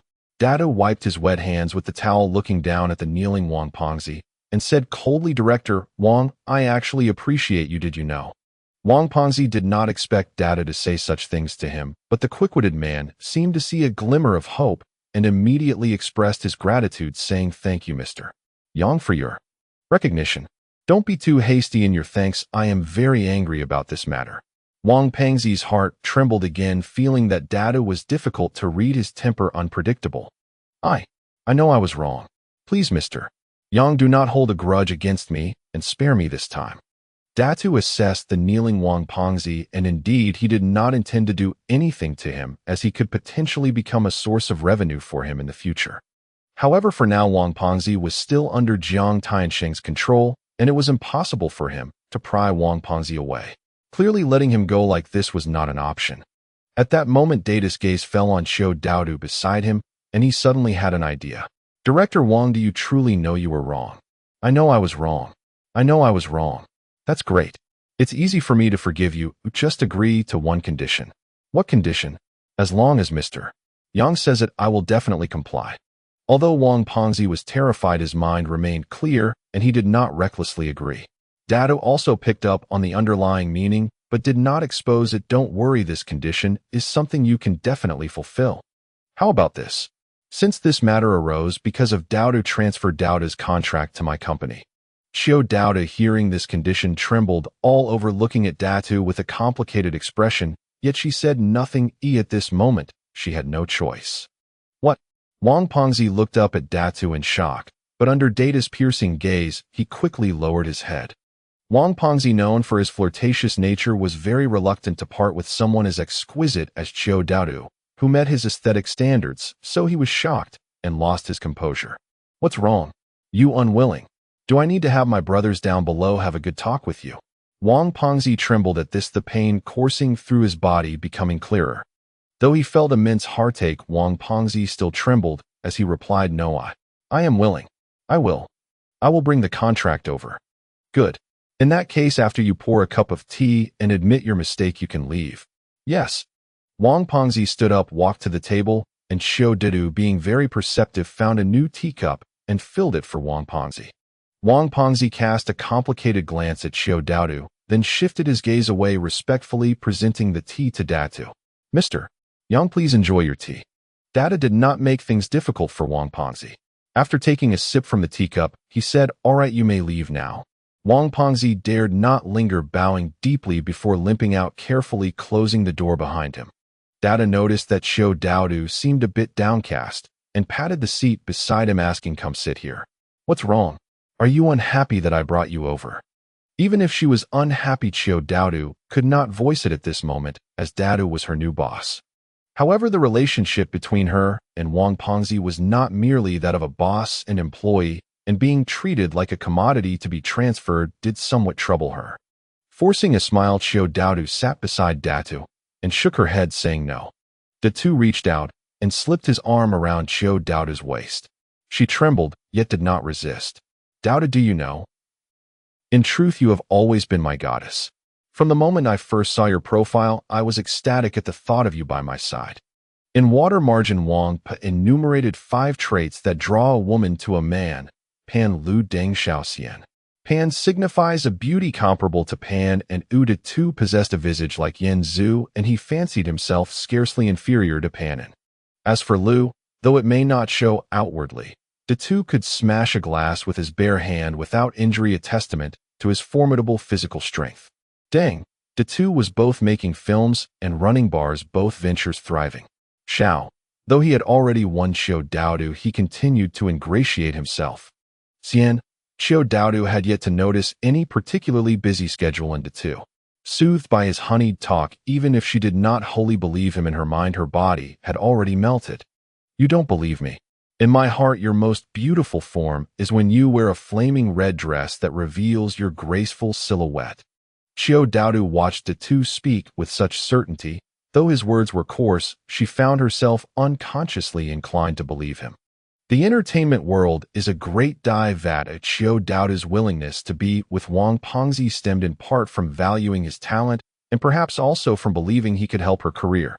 Faced with a better option, Xiao Daodu paused and let go of her attachment to Wang Pengzi. His affection met her consent, and soon the two were wrapped in mutual tenderness. The two decided not to go to the bar and took Xiao Daodu to a hotel. Along the way, he spotted a women's boutique, went in and bought a red trench coat and a sultry scarlet nightgown. She took the bag from Datu and glanced at the garments. Xiao Dadu believed him a little more, her eyes soft and watery as she looked at him. Put it on for me later and show me. He pressed the accelerator without pause. Datu began to race through the streets. Once inside the room, Datu could not contain himself and embraced Xiao Daodu without delay. After a long while, breathless, Xiao Daodu patted his back, and only then did he let go. You're going to suffocate me. Xiao Daodu cast a coquettish glance at Datu and pointed to the clothes. Shall I change into them for you now? Datu nodded eagerly, more like an inexperienced youth than a hardened boss. Perhaps it was precisely that contrast that made Xiao Daodu trust his sincerity even more.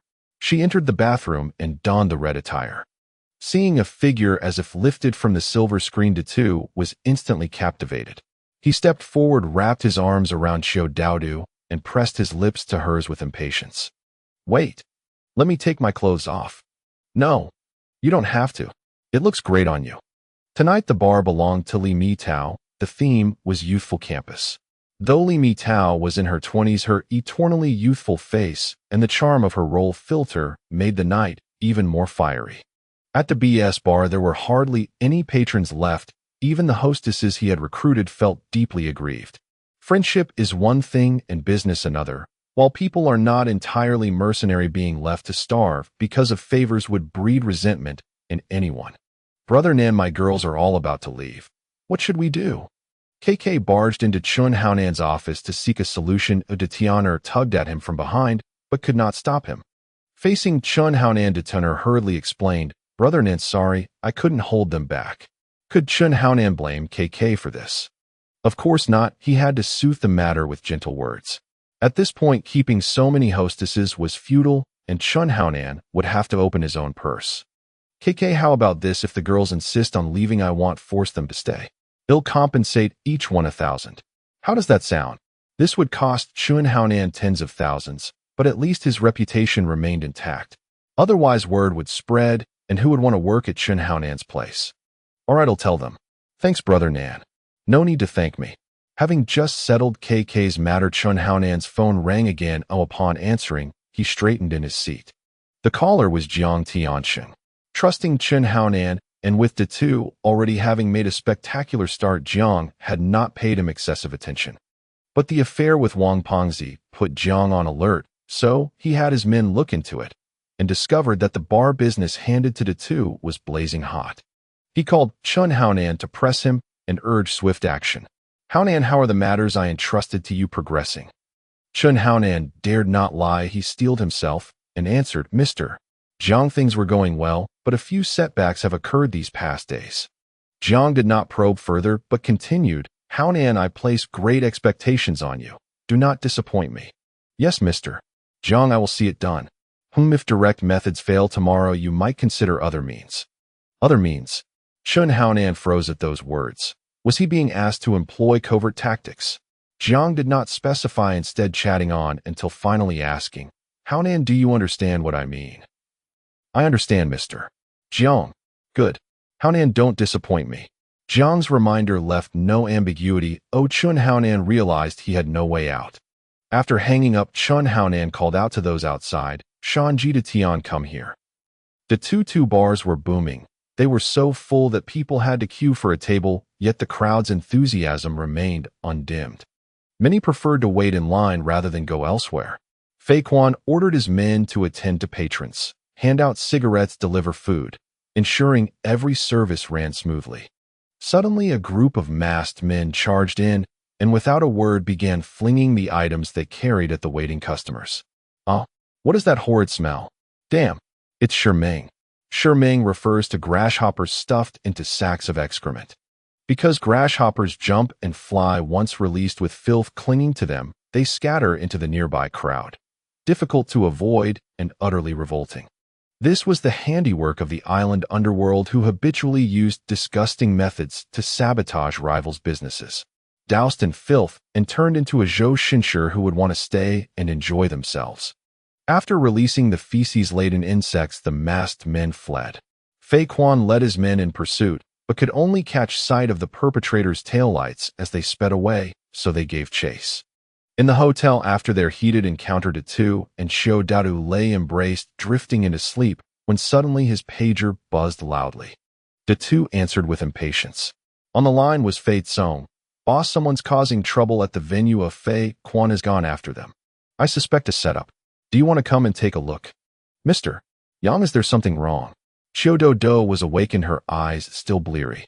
Datu tucked her in and comforted her, saying, it's nothing, just a minor issue I need to handle. You can continue sleeping. Hearing this, Xiao Do wrapped her arms around Datu's waist and coquettishly said, then you must come back early. How could I bear to leave such a beauty like you alone? As Datu left the hotel, he drove quickly towards Causeway Bay, even though Fei Tsong hadn't described the situation as very serious over the phone. However, Datu sensed a hint of danger from within, fearing that if he delayed, Fei Quan might encounter trouble. Cars along the road cursed at Datu for driving so fast, but he paid no mind, heading straight for Causeway Bay. Fei Quan chased after a group of masked men with his subordinates, but the masked figures seemed very familiar with Causeway Bay, elusive and impossible to capture. In the midst of the chase, Fei Quan did not realize that they had strayed far from Causeway Bay and had come to a bridge. After such a long pursuit, both sides were exhausted. The masked men leaned on their knees, panting. Fei Quan was in slightly better shape, brandishing the knife in his hand and shouting, "Run, why don't you run?" After catching his breath, one of the masked men sneered at Fei Quan, saying, "You fool, look around." As the masked man's words fell, a group of people suddenly charged up the stairs from behind Fei Quan, blocking their escape. Behind the masked men, another group emerged. At this point, unless Fei Quan and his men jumped off the bridge, they had no way to retreat. At this moment, Fei Quan's subordinates were already panicking, gathering around him to form a defensive circle. "Brother Quan, what should we do?" Fei Quan looked at the situation before him, feeling a bit panicked himself, but mustered courage and said, "What is there to fear? When the brave meet in a narrow path, the victor prevails. At this point, we must fight to take down a few of them." "All right." Fei Quan's words greatly boosted their morale, and his subordinates responded in unison. The masked men, understanding the futility of a cornered beast struggle, did not wish to incur great losses. One of them attempted to persuade Fei Quan, saying, "Fei Quan, why go this far? I respect you as a person. If you lay down your knife and surrender, I will spare your lives." The masked man's words made Fei Quan's subordinates waver. After all, who would want to die if they could live? Even if the masked men didn't kill them, they certainly didn't want to be left disabled. Fei Quan knew he couldn't allow the enemy to continue swaying their morale, so he gripped his knife and charged forward, cursing, "Screw you, I'm not a coward." With a powerful swing, he struck at the leader of the masked men, only for it to be intercepted by another knife. The clash of blades produced a spray of sparks. This sound marked the beginning of a fierce battle. The bridge was narrow, about 3 meters wide, allowing only 5 people to pass side by side, but considering the space needed for combat, 3 could easily defend it. Thus, despite the masked men having a numerical advantage, taking down Fei Quan and his men quickly would still require some effort. With their fierce spirit, Fei Quan and his men were initially able to hold their own, but as their stamina waned, they would eventually meet their demise. The two arrived at the bar's entrance without getting out of the car. He opened the car door, revealing his face, and shouted, "Fei Tsong." Seeing Datu, Fei Tsong immediately rushed over and said, "Boss, you're here." Have Fei Quan and the others not returned? Which direction did they go? Fei Tsong shook his head and pointed in a direction, continuing, "Boss, they chased after that direction." "All right, keep an eye on the place. I'll go find them." Seeing Datu prepare to act alone, Fei Tsong worriedly said, "Boss, can you manage on your own? Shouldn't I bring some people with me?" Datu shook his head. Fei Quan's people had only joined recently and lacked combat ability. Bringing them along would only slow him down. "No need, you don't have to worry about my strength," Datu, being the boss, declared, and since he said it, Fei Tsong dared not insist further. He simply closed the car door, worry evident in his eyes. "Virum." Datu stepped on the accelerator, heading in the direction pointed out by Fei Tsong. Datu speculated that since the enemy intended to lay an ambush, they wouldn't dare run too far. Thus, he only needed to listen for sounds of fighting to find Fei Quan. Now he could only hope that Fei Quan could hold on until he arrived. Datu drove along the street, his eyes scanning left and right, completely unaware of the figures crossing over the bridge. Just as he passed through the bridge, a shout suddenly rang out, and Datu instinctively slammed on the brakes. "Boss, Fei Quan is unable to continue following you." At this moment, this shout startled Datu, and the car stopped at the roadside. Datu jumped out of the car, a dark gold knife already in his hand. Looking up, in the middle of the bridge, in a gap over 2 meters wide, stood a blood-soaked figure wielding a knife to fend off the surrounding people. Beneath his feet, blood dripped from the bridge's railings. "Fei Quan, hold on, I'm coming." Datu roared with all his might, drawing the attention of both sides on the bridge. Seeing Datu come alone, Fei Quan felt the tension in his heart ease, and he leaned back. The masked men also noticed Datu's solitary advance.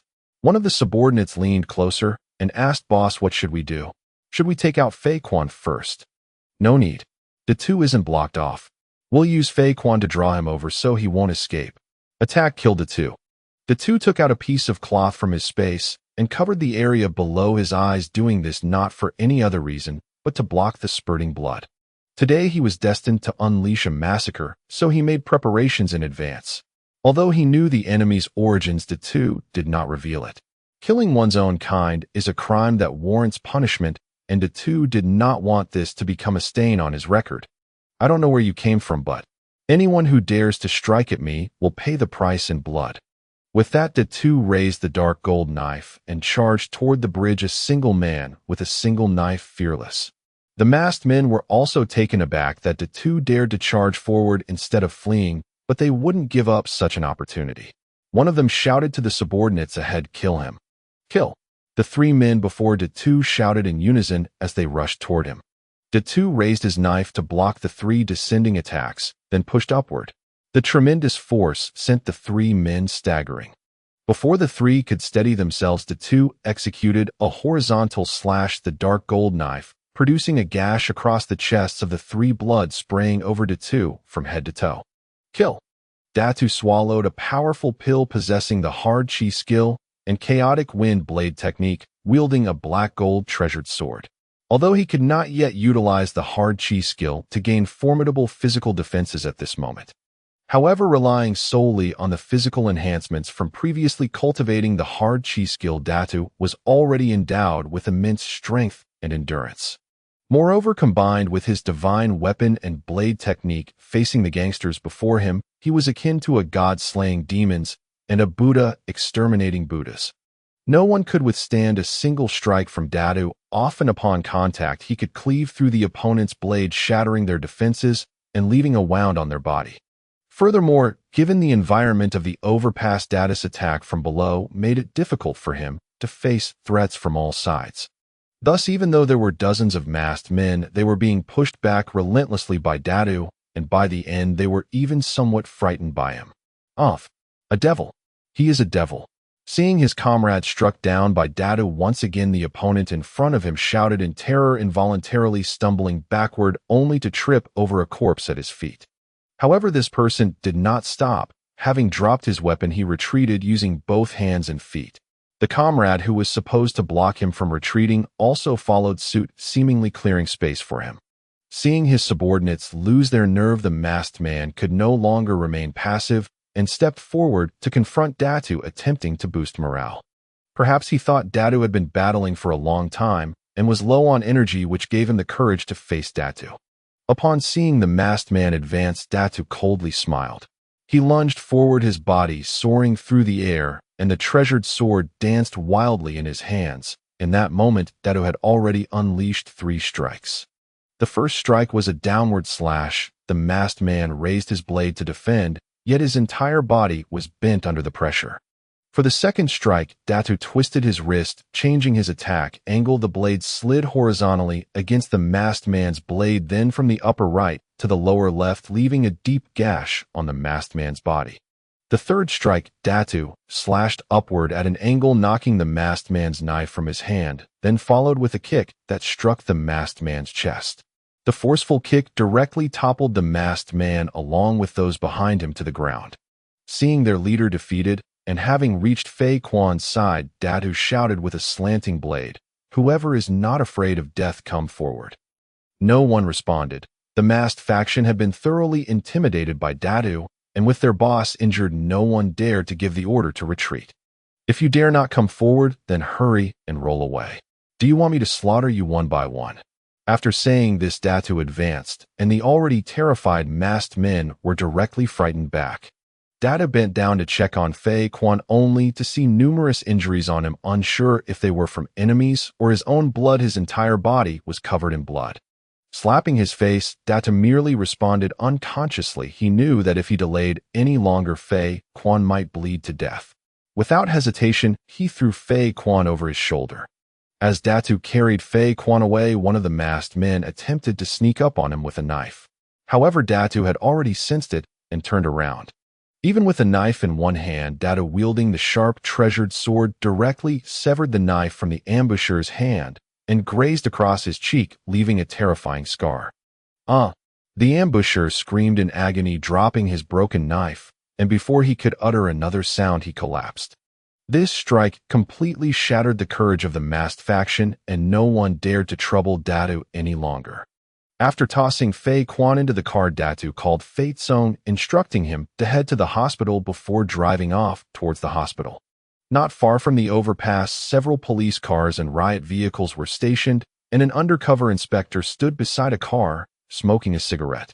A soldier in military uniform approached to report, "Boss, there's been no movement over at the overpass.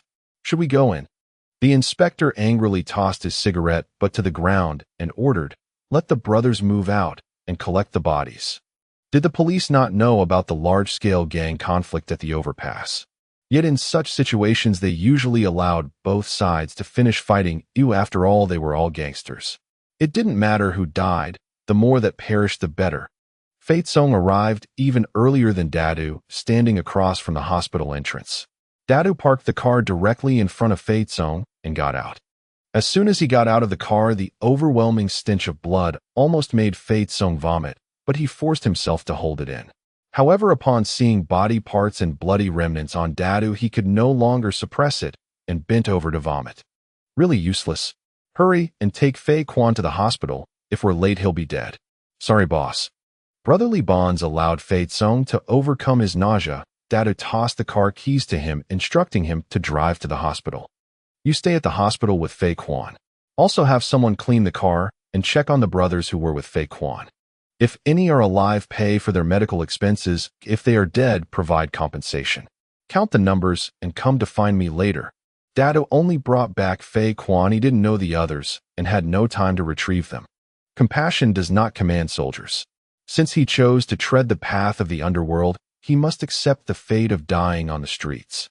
However, Datu was not so heartless. He would ensure to provide the compensation due. After giving all the instructions, Datu watched as Fei Song drove the car to the hospital, where a group of doctors and nurses rushed out to take Fei Quan away before turning to leave. Covered in blood, Datu could not go find Qiu Dodo. He called her, coming up with a casual excuse. Although Qiu Dodo felt disappointed, she still agreed, without further comment. Finding a secluded corner, Datu changed out of his bloody clothes and disposed of them in a trash bin, yet the smell of blood still clung to him. Returning to the residence with the stuttering boy, the boy, sensing the blood on Datu, hesitated to speak. Datu, however, did not rush to explain, but instead entered the bathroom to wash up. After coming out, Datu still did not explain, and the stuttering boy did not dare to ask further. They embraced and fell asleep. Datu lay down, but the commotion he caused was far from over. The masked men were indeed from Chun Haonan's gang, and the masked man injured by Datu was Chow Pai, the elder brother of Bao Pai. Chun Haonan did not dare to reveal that he had ambushed Fei Quan, otherwise he would be unable to escape the crime of harming his own sect. The people surrounding them were hired mercenaries who did not know who Chun Haonan and the others were, but this incident was already spreading. Overnight tales of Datu's exploits began circulating in the underworld, and in addition to the nickname Datu, he gained a new moniker, Blood Blade Yang Tian. While the big man slept soundly, the martial world was in a state of upheaval. The most stressed was Chun Haonan, who, despite hiring others to act, faced heavy casualties and found himself in debt just from paying the relocation costs, leading him to seek repayment from Chun Haonan. This time it was hundreds of thousands. Chun Haonan simply did not have that much money. Another distressing matter was that his good brother Chow Pai had been injured by the big man and was now in the hospital undergoing emergency treatment.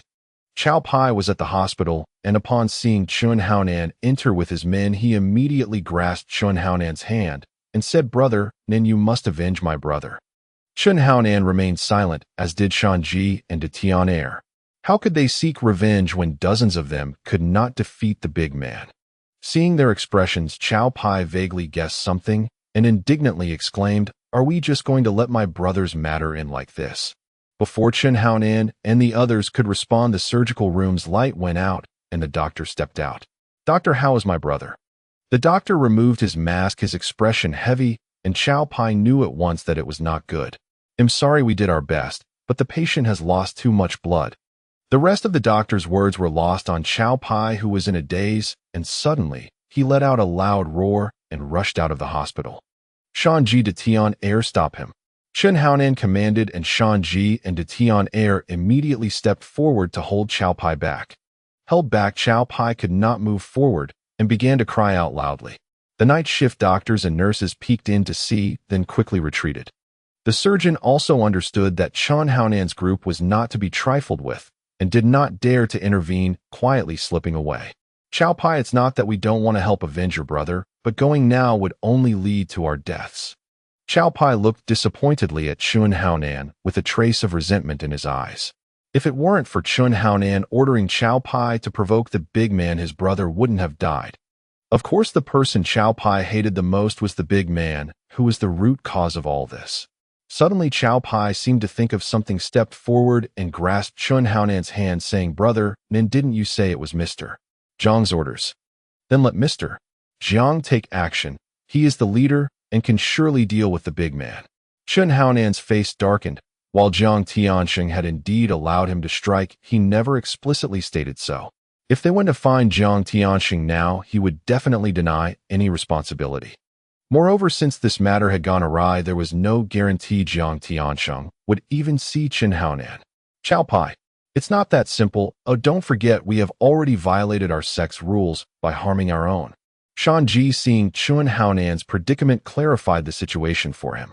In an instant, Qiao Pai lost all hope, sitting down on the ground in despair, and no one helped him, wanting him to calm down. As the leader, Chen Haonan's morale was low. Even if he had no solutions, he needed to uplift their spirits. "Qiao Pai, don't be anxious. The big man is now a threat to Mr. Zhang. He will definitely deal with him, and that will be our chance for revenge." Qiao Pai lifted his head at these words, a glimmer of hope in his eyes, but it soon dimmed again. At that moment, the ringtone of a cell phone sounded, and Chen Haonan's expression changed drastically. Seeing his bad expression, Shanji quickly pulled him aside to discuss. "Brother Nin, what's wrong?" "Shinji Fei is after me for the relocation fee, demanding I pay him 200 or he'll have someone kill me." "Shinji Fei, the knife dealer?" "Yes. How can I possibly have 200? Even the money to pay the knife dealer was taken as an advance from the bar's accounts." Shanji was also troubled. With Chen Haonan in trouble, he could not escape either. After thinking, Shanji said to Chen Haonan, "Brother, then why not seek help from Brother B and Mr. Jiang?" Seeking help from Jiang Tianxing and Brother B would mean admitting he had messed up, which would make it difficult to regain trust in the future. However, the issue with Shinji Fei demanding debts was urgent, and these people were ruthless. Chen Haonan dared not take it lightly. "Final call, Mr. Jiang." Without caring about the late hour, Chen Haonan dialed Jiang Tianxing's number. Jiang Tianxing, in middle age, had long since regulated his schedule and was quite annoyed to be woken up in the middle of the night.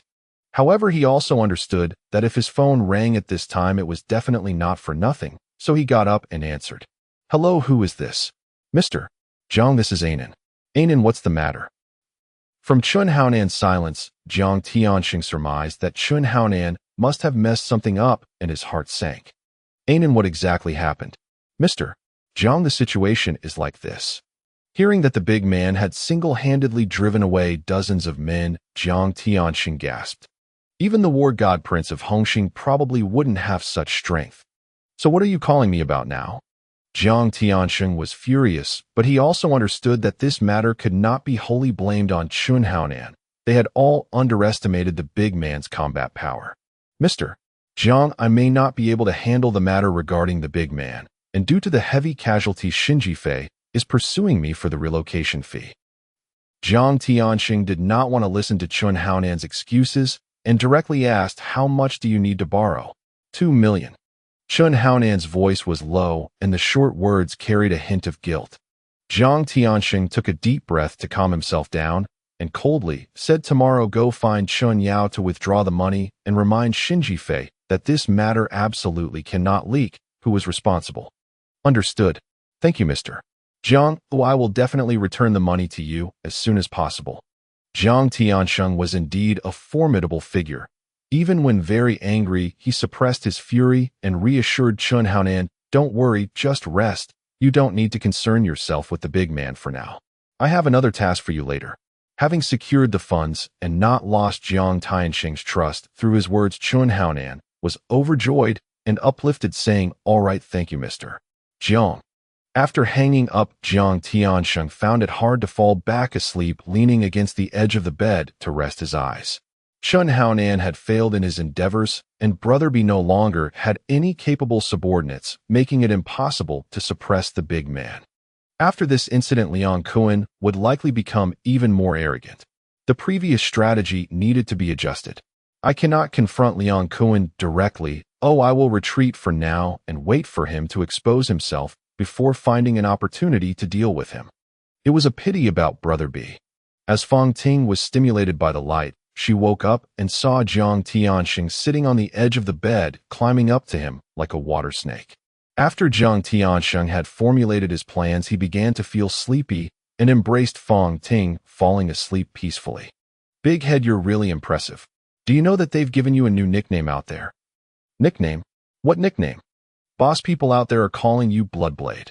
Without waiting for Liang Kuan to respond, Big Head's subordinate blurted it out. Bloodblade. Not bad. Brother Kuan came today not just to tell me I have a new nickname, right? Haha. Of course not, I have something to discuss with you. Sure, please come to the office. Liang Kuan and Big Head settled into the office. Liang Kuan surveyed the surroundings and praised, Big Head, I didn't expect you to be such a good businessman. Recently, the customers at the Causeway Bay bar have nearly been poached clean by you. You're flattering me, it's not that exaggerated. But it is true that my place is packed with customers. That's right, the better you do, the more face Jiang Tianxing loses. Liang Kuan said as he glanced outside, ensuring no one was eavesdropping before continuing. Do you know who ambushed you last night? Big Head naturally knew but couldn't reveal it, otherwise knowing it was his fellow sect member who attacked would tarnish his reputation. I don't know, do you, Brother Kuan? I don't know either, but I heard that one of Chun Haonan's subordinates named Chow Pai died in the hospital yesterday. Really? I've seen Chow Pai, he had a fiery temper and was quite tough. What a pity. Big Head's expression was indifferent. He said it was a pity, but there was no trace of regret on his face. The two shared a tacit understanding, and their cryptic conversation came to a pause. Liang Kuan was genuinely here to discuss business and didn't want to beat around the bush. Big Head, this time you made Jiang Tianxing lose face. His reputation in Hongxing is dwindling, and am planning to unite with other factions to push him down. What do you think? Is Liang Kuan about to make a move? Big Head thought to himself, while verbally flattering Liang Kuan. Brother Kuan, you've done so much for Hongxing, you are naturally more suited to be the leader than Mr. Jiang. But with just my bar, I'm afraid it's not enough to push Mr. Jiang down, is it? Haha, I have my own arrangements for that. When the time comes, you must support me, Big Head. Liang Kuan didn't reveal his plans, but Big Head guessed it must be related to that incident in Macau. Hongxing was watching over several casinos in the Ho River Gang, and there was a guy named Fat Dog who wanted a 30 commission. Such a high commission Hongxing would naturally refuse. So Jiang Tianxing ordered Big B to take out Fat Dog. It was precisely because of this incident that Chun Haonan brought his brothers to Macau, only to be set up by Liang Kuan. Not only did Chow Pai die, but Mountain Chicken also fled to Taiwan, and Chun Haonan was drugged and falsely accused of sister-in-law crimes. Now that Chow Pai had died early, it was uncertain whether Jiang Tianxing would still assign the task to Big B. Since Liang Kuan wasn't saying anything, Big Head didn't ask further, preferring to watch the show. Once Jiang Tianxing was down, he planned to have a chat with Han Bin about smuggling. However, it was also a good time to hint to Liang Kuan and pull him in. Brother Kuan, I've recently thought of a business opportunity. I wonder if you're interested. Business? What business? Liang Kuan was openly involved in film, collecting protection fees, while secretly selling powder, making substantial profits. But who would ever complain about having more money? Smuggling. Hong Kong Island is a duty-free port. Goods are very cheap. If we buy TVs made in neon here and sell them up north, the profits are quite considerable. Considerable? How considerable? Liang Kuan scoffed. He sold powder for several times the profit. Why bother smuggling TVs? For 2,000 worth of goods, you can sell it for 8,000 up north. The most important thing is this endeavor carries minimal risk. How much? How much did you say? Liang Kuan almost thought he misheard. He sold for double the profit. Smuggling TVs could yield 3 times the profit.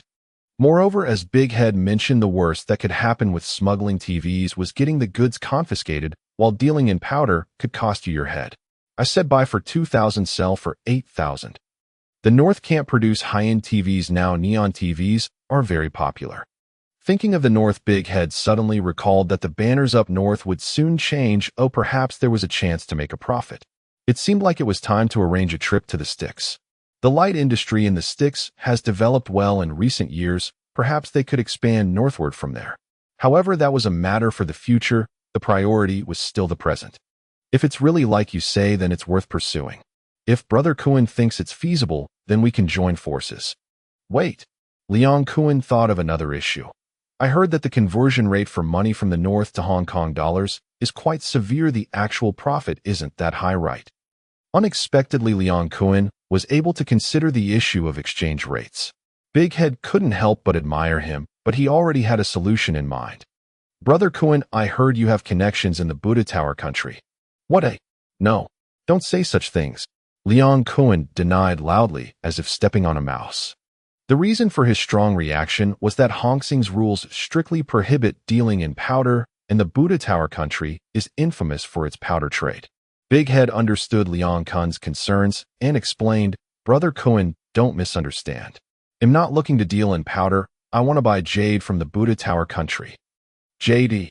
Yes, jade. Big Head took out several newspapers from his drawer. Ever since he learned that the system assigned him to Han Bin's warehouse, he started investigating smuggling matters. He certainly wouldn't dare touch powder, so he took a different route and came up with a triangle trade. Smuggling TVs from Hong Kong Island to the north, then turning south to buy raw jade in the Buddha Tower country, and finally bringing the raw stones back to Hong Kong Island to process into finished products for sale. The East Asian cultural sphere shares the same cultural influences, and jade culture is very prevalent. Based on the information Big Head gathered, a raw stone worth about $1 million in the Buddha Tower country could be valued at tens of millions after processing. Of course, this involves operation and networking, but who wouldn't be tempted by profits that could be dozens of times? Leon Kowloon looked at the information Big Head had collected. His expression changed several times. He had never imagined that there was such a huge profit in this. Then why is he risking his life dealing in powder? Selling jade is surely more appealing. Leon Kowloon was already tempted and wanted to take immediate action. All right, Big Head, I'm in for this business. When do you think we should start? Seeing Leon Kowloon take the bait, Big Head smiled, but for now this was just a plan. It wasn't time for implementation, and moreover there was still an important person to win over. Brother Kowloon, don't rush. I can say I'm completely clueless about smuggling. Oh, we need to bring in a talent to make it work. Whom are we recruiting? Han Bin. Han Bin. What for? Han Bin's low profile had proven effective. Even Lee Kowloon was unaware of the scale of his smuggling operations. Han Bin's smuggling business is thriving. Did you know that, Brother Lee Kowloon? Datu explained the intelligence he'd gathered, and only then did Lee Kowloon finally grasp the situation. Since Han Bin has established smuggling channels, let us bring him aboard. No rush. Han Bin is the undisputed leader of Kuei Qing. His status rivals yours, Brother Lee Kowloon. If I approach him now, he may look down on me. Better to wait until you ascend as Hung Hing's dragon head before making the overture. Agreed. Take the lead on this. Once it's set, we'll all meet to discuss terms. After seeing Lee Kowloon off, Datu left the bar. Confident in his plan, he entrusted the bar's daily operations entirely to Fate Song. Datu keenly felt the shortage of capable subordinates, and thus resolved to recruit promising talent. Given the focus on smuggling, Jimmy Z was undoubtedly a priority candidate. This man would later transition from Underworld to legitimate enterprise, founding a vast logistics empire. Even if permanent allegiance proved unlikely, forging a favorable connection was certainly worthwhile. When Jimmy Z first appeared on the scene, he was already a minor celebrity among couriers. By timeline, however, he was still merely a petty street thug.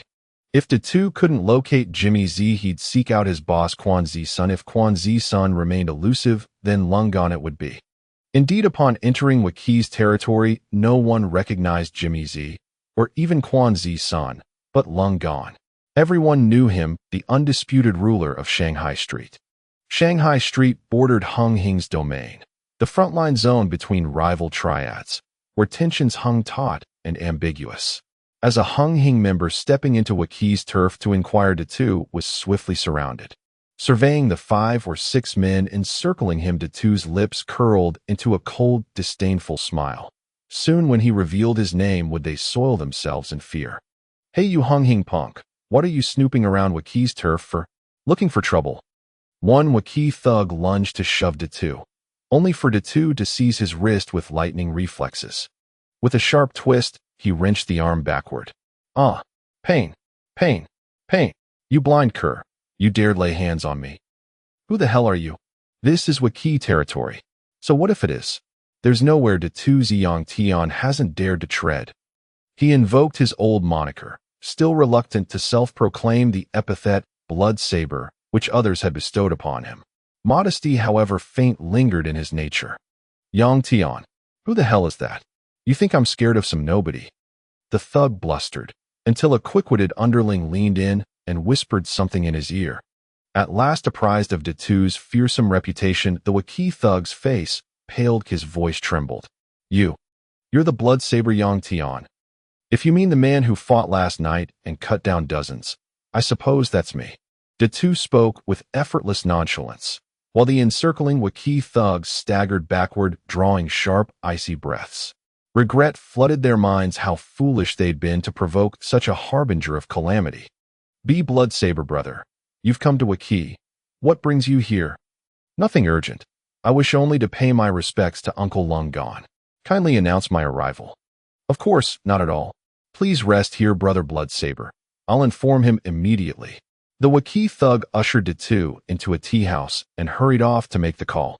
In a quiet corner of Shanghai Street, Quan Zisun stood in a flamboyant floral shirt, recruiting new members. Before him stood several youths dressed in school uniforms, one especially fair-skinned and handsome, arresting attention instantly. Quan Zisun couldn't help but admire the youth's striking features. Such a face belonged not on the streets, but perhaps in more lucrative, less honorable professions. To serve as a courier was truly a waste of his gifts. Yet even so, his own hostesses might gladly pay him for favors. "So, you want to join? Brought the money." "We brought it." From their bags the youths fumbled out scattered bills, haphazardly bundled into a small pile, handed to Quan Zisun. Quan Zisun glanced. Mere hundreds, but accepted without complaint, pocketing the cash before declaring done. "You're now Quan Zisun's men. Should anyone bully you, just shout my name." He offered only the right to invoke his name, not any guarantee of protection. These naive youths, ignorant of the underworld's treachery, had joined seeking refuge after enduring abuse. Much like Chan Ho Nam and his gang on the basketball court long ago.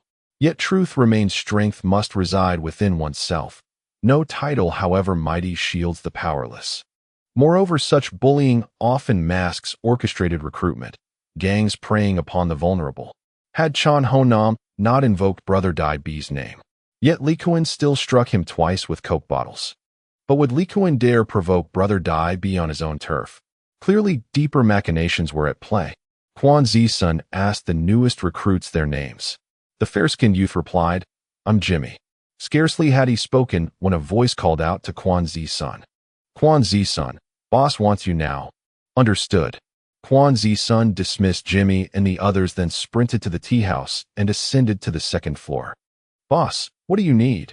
Quan Zisun greeted Lung Gon seated at the head of the table while discreetly sizing up Datu seated opposite.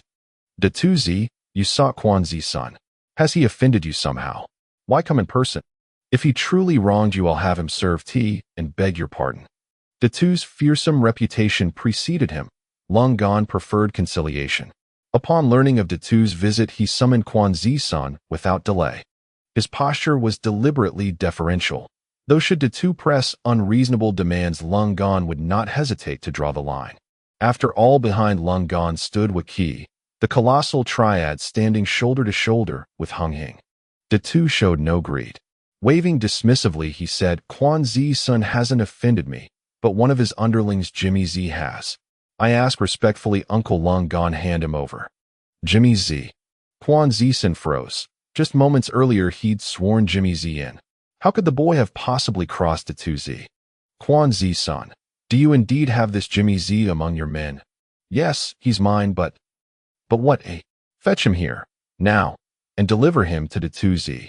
How many times have I told you?" Teach your juniors well.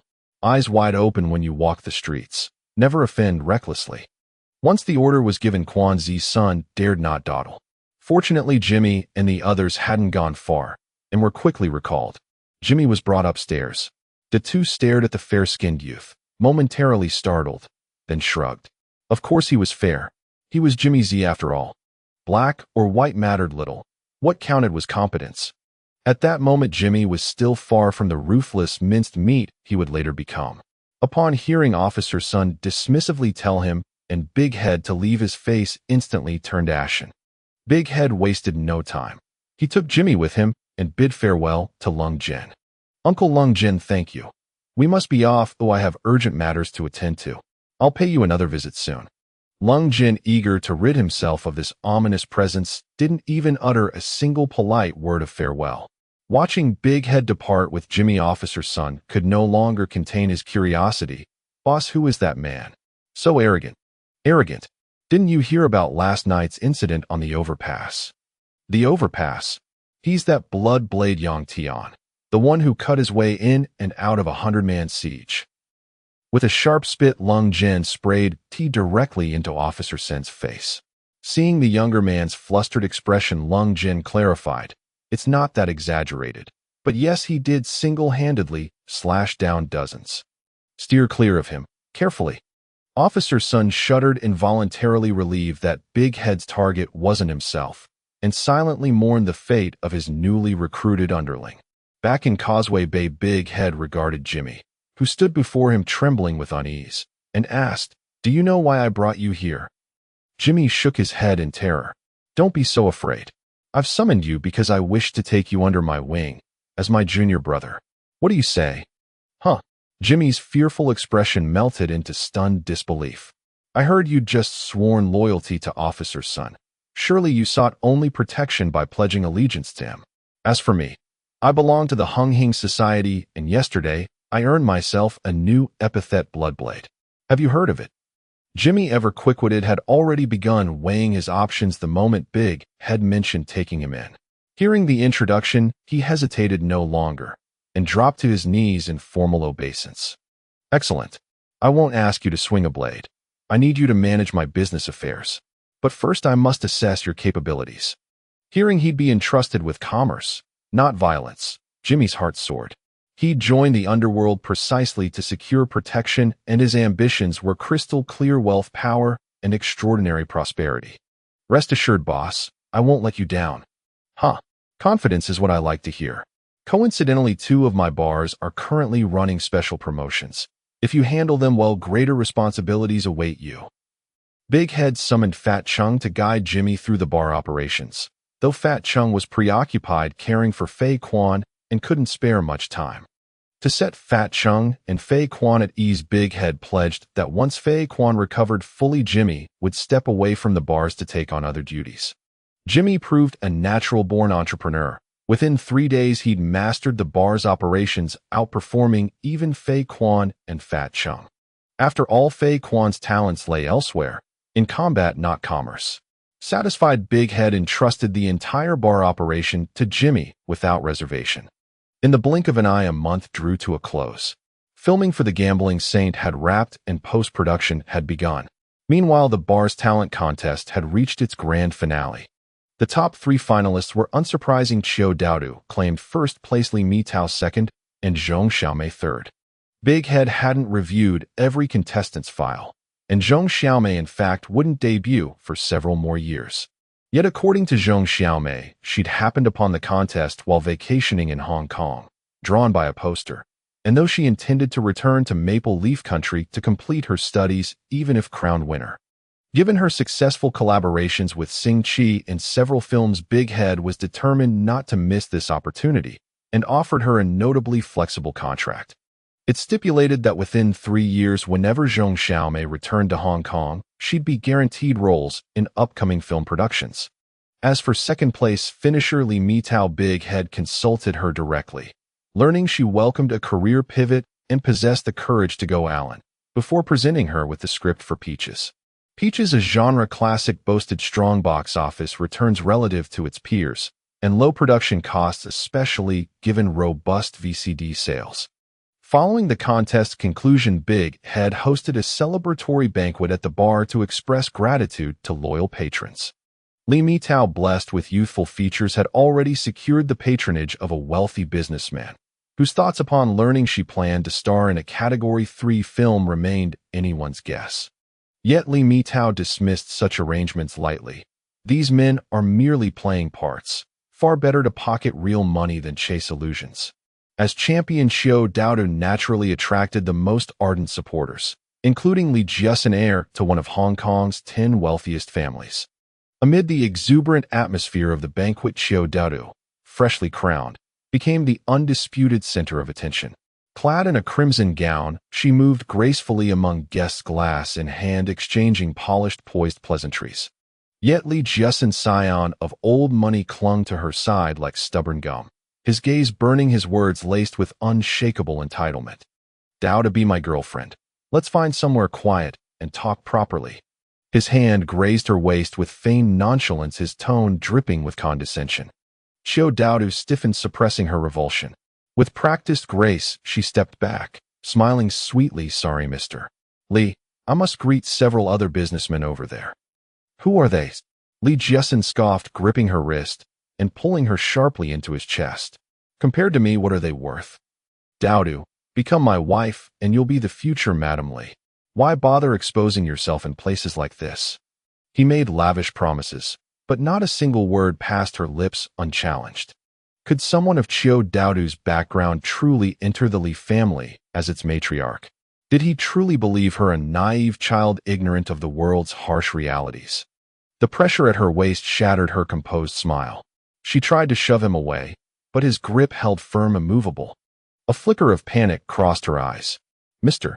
Li, please show some restraint." "Damn right, refusing my face are you? After all the money I poured into you. What's wrong with spending one night with me? Still pretending to be pure?" Humiliated and enraged, Li Jiasun raised his hand, ready to strike her across the face and teach her her place. Just then a massive hand clamped down on his wrist, unyielding, precise. Big Head had appeared beside them, smiling faintly, but his eyes were glacial. "Mr. Li, Miss Daodu has declined. Must you forfeit your dignity as well?" Big Head's grip was astonishingly powerful. Li Jiasun felt searing numbness shoot up his arm, and when Big Head released him, he staggered backward off balance. Humiliated before so many witnesses, Li Jiasun's face darkened with fury.